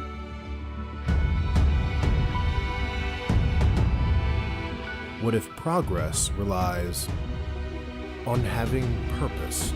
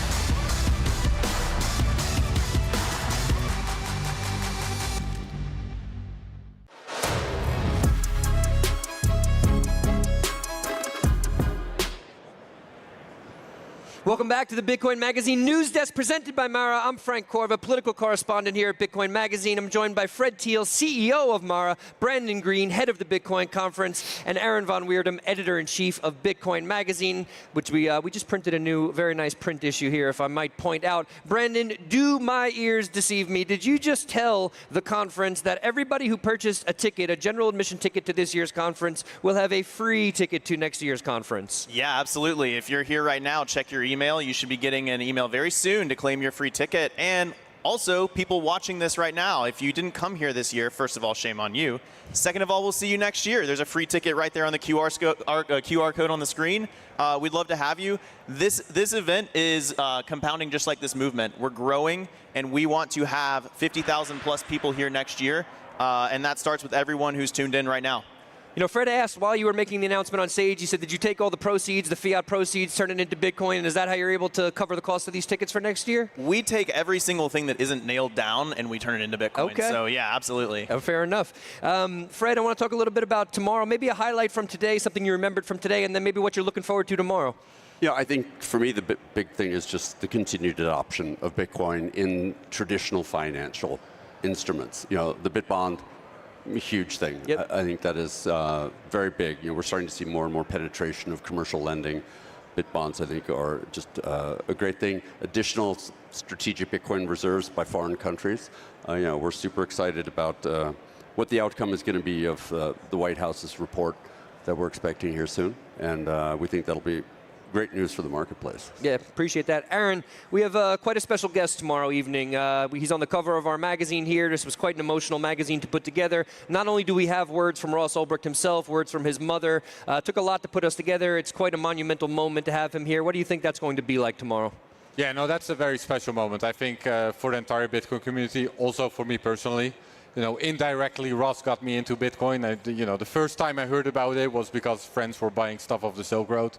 You know, he was imprisoned for way too long, I think, for running a website. The fact that he's here at this conference, the fact that he's free, and that he's here at this conference is, you know, it's amazing. It's incredible. I'm looking forward to it. Yeah, Brandon, could you fill us in a little bit on what it was like to get Ross to commit to doing this? And I only say that because, yeah, he spent some time. He spent 11 years in prison, some of that time in solitary confinement. He'll be greeted by the largest crowd to ever attend a Bitcoin conference tomorrow. What do you think that's going to be like, and what was it like to get him here? Yeah, well, I mean, first of all, I think it's easy to take for granted that Ross would speak. This is a massive moment for him, and 35,000 people is no joke to be talking in front of as your first moment kind of being back in the public. So it's going to be really special. I talked to his mom earlier today, and I told her, you know, I hope you're ready, because the welcome that he's going to get from this Bitcoin community, I think, is going to bring a lot of wet eyes to the room. I know mine. You know, I'll be trying to keep it together myself. This is He's an emotional guy. Yeah, I'm an emotional guy, but this is such a special moment for the whole movement. And you know, it really shows the power that this movement has. You know, we see injustices in the world, we band together, and we make the world a better place. And you know, the Ross story is one that is core to Bitcoin, and it's an important one to tell. And we're so honored that Ross will be here to tell his story himself. Yeah, amazing. Fred, I'd like to have a little bit of your thoughts on today. Today and yesterday, we had a number of political figures here, some of whom I know you've spoken with. I actually saw you speak with, it was Senator Lummis at PubKey earlier this year at a very cool event. What do you think it's like for politicians to come here and see 30,000 enthusiastic Bitcoiners? Well, I think go back to last year in Nashville, right? Nashville was the first time you really saw politicians coming to court the community. Why? The voting group of 18 to 40-year-olds, that block is the first block that are not ideologues, meaning they are not Democrat or Republican first, American second, and then issue voters. They are issue voters first and foremost. And crypto speaks to them. Crypto, decentralization, Bitcoin speaks to them. That is why you're seeing now a larger number of politicians coming, politicians who have taken the past year and have now put forth programs. Senator Lummis, been a huge supporter, very active, obviously, the White House, Tom Emmer, the whole group of senators, Senator Haggerty, for example, with the Genius Act. They're all here talking to Bitcoiners because what you have is a voting bloc which is absolutely critical. And as we go into the midterms for 2026, and remember, the election cycle for that really is going to start towards the end of this year. You're seeing people who, hey, you know, I missed out on this block last time. I may have to do something to really attract this block. What am I going to do? They're out here talking to potential constituents. They're out here talking to people to figure out really, what platform do I need to have in my district, in my state, to be able to attract those voters? Because, you know, you have essentially a lot of people who are going for re-election who maybe are in tenuous seats. And this is the most important block in the nation. Yeah, it's not something they can sleep on anymore, for sure. Aaron, I want to go over to you. You've dedicated a good chunk of your life here to editing Bitcoin Magazine. You've been to many of these conferences over the year. It's over the years. It's no secret that obviously we have a lot more of the political class here. Bitcoin is being talked about more as a financial asset. Can you take us across time a little bit and talk a little bit about what's changed and your thoughts on it? Yeah, no, it's incredible to see. I've been in Bitcoin for 12 years, and the first conferences where there's, well, thanks, where there's like a couple of hundred people at most, and that was a big conference. To just see it, accumulate to this, spectacle that it is. 30,000 people. How many people are here, Brandon? 35,000 and counting, man. Yeah, yeah, people all interested in the same thing. It's something. We've come a long way. Yeah, we were just talking about it. It's almost like the enormity and the grandiosity of Vegas is a perfect complement to almost how huge and grand this conference has become. Yeah, the thing is also, I always say this on the live desk, like the conference is more than the main stage, right? Like it's an entire experience. Like there's the other stages, there's the booth areas, there's all the people you meet. It's being here is something different than only watching the talks, even though they're great talks. We appreciate that too, though. I haven't seen them all, but it's an experience that you gotta. We appreciate that, and we do work to induce a little bit of FOMO, if we're speaking honestly here at the live desk. Brandon, I want to go over to you. This seems like something that's very easy, very simple to put together. The Bitcoin conference. I'm joking, obviously. Very easy. Please tell us a little bit about what goes into it. Well, first and foremost, we have an amazing team. Truly an amazing team. There's 40 people just about that are dedicated year-round to making this event an amazing experience for everyone. If we're having 40,000 attendees, that's roughly 1,000 to 1 attendee to full-time staff on this event. It's crazy. But yeah, every single thing you see around here has been planned, meticulously thought through by people on this team, and we want it to be the best experience possible. And one quick thing that Aaron said that I just want to double tap on is, I don't know if people understand the power that they give this event by showing up and being here and being excited. And without going into details, there are details. There are many announcements that are made about Bitcoin and policies that are enacted about Bitcoin that happen due to this conference, due to people wanting to connect with this audience. And so it is a powerful thing to be able to wield, to be able to point in the right direction. And it really comes from the people who come here and pour their hearts into Bitcoin. Yeah, appreciate that. Fred, you've spoken at a number of these conferences. You've seen things change over the years, too. We just talked about the sea change in America, the new administration. What is it like? What was it like to soak all this in over the course of the last 2 days? Oh, I think this is always, for me, just a way to reconnect with the community. I spend a lot of time traveling around the world talking to people in both TradFi, the mining space, the energy space, technology space, but you only get snippets. You come here and it's like you're totally immersed. It's the closest thing to all of a sudden feeling like you're coming home. Appreciate that. I think that's a perfect place to end it there. The closest thing you could feel like to coming home. Perfect words to end day 2, technically day 1, general admission day 1, but the second day of the Bitcoin 2025 conference. We want to thank you all from the bottom of our hearts for watching. We're here signing off, like I said, for day 1. We're going to be with you bright and early tomorrow morning, 9:30 a.m. local time, Pacific time. Please make sure to set your reminders to join us then. Thank you again. Take it easy, everybody. Have a good night.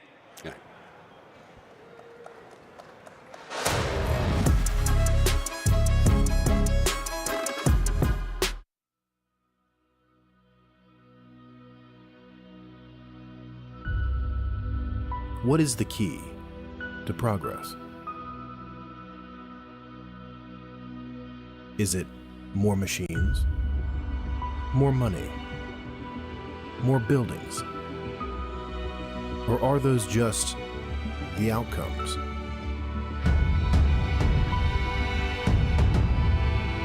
What if progress relies on having purpose?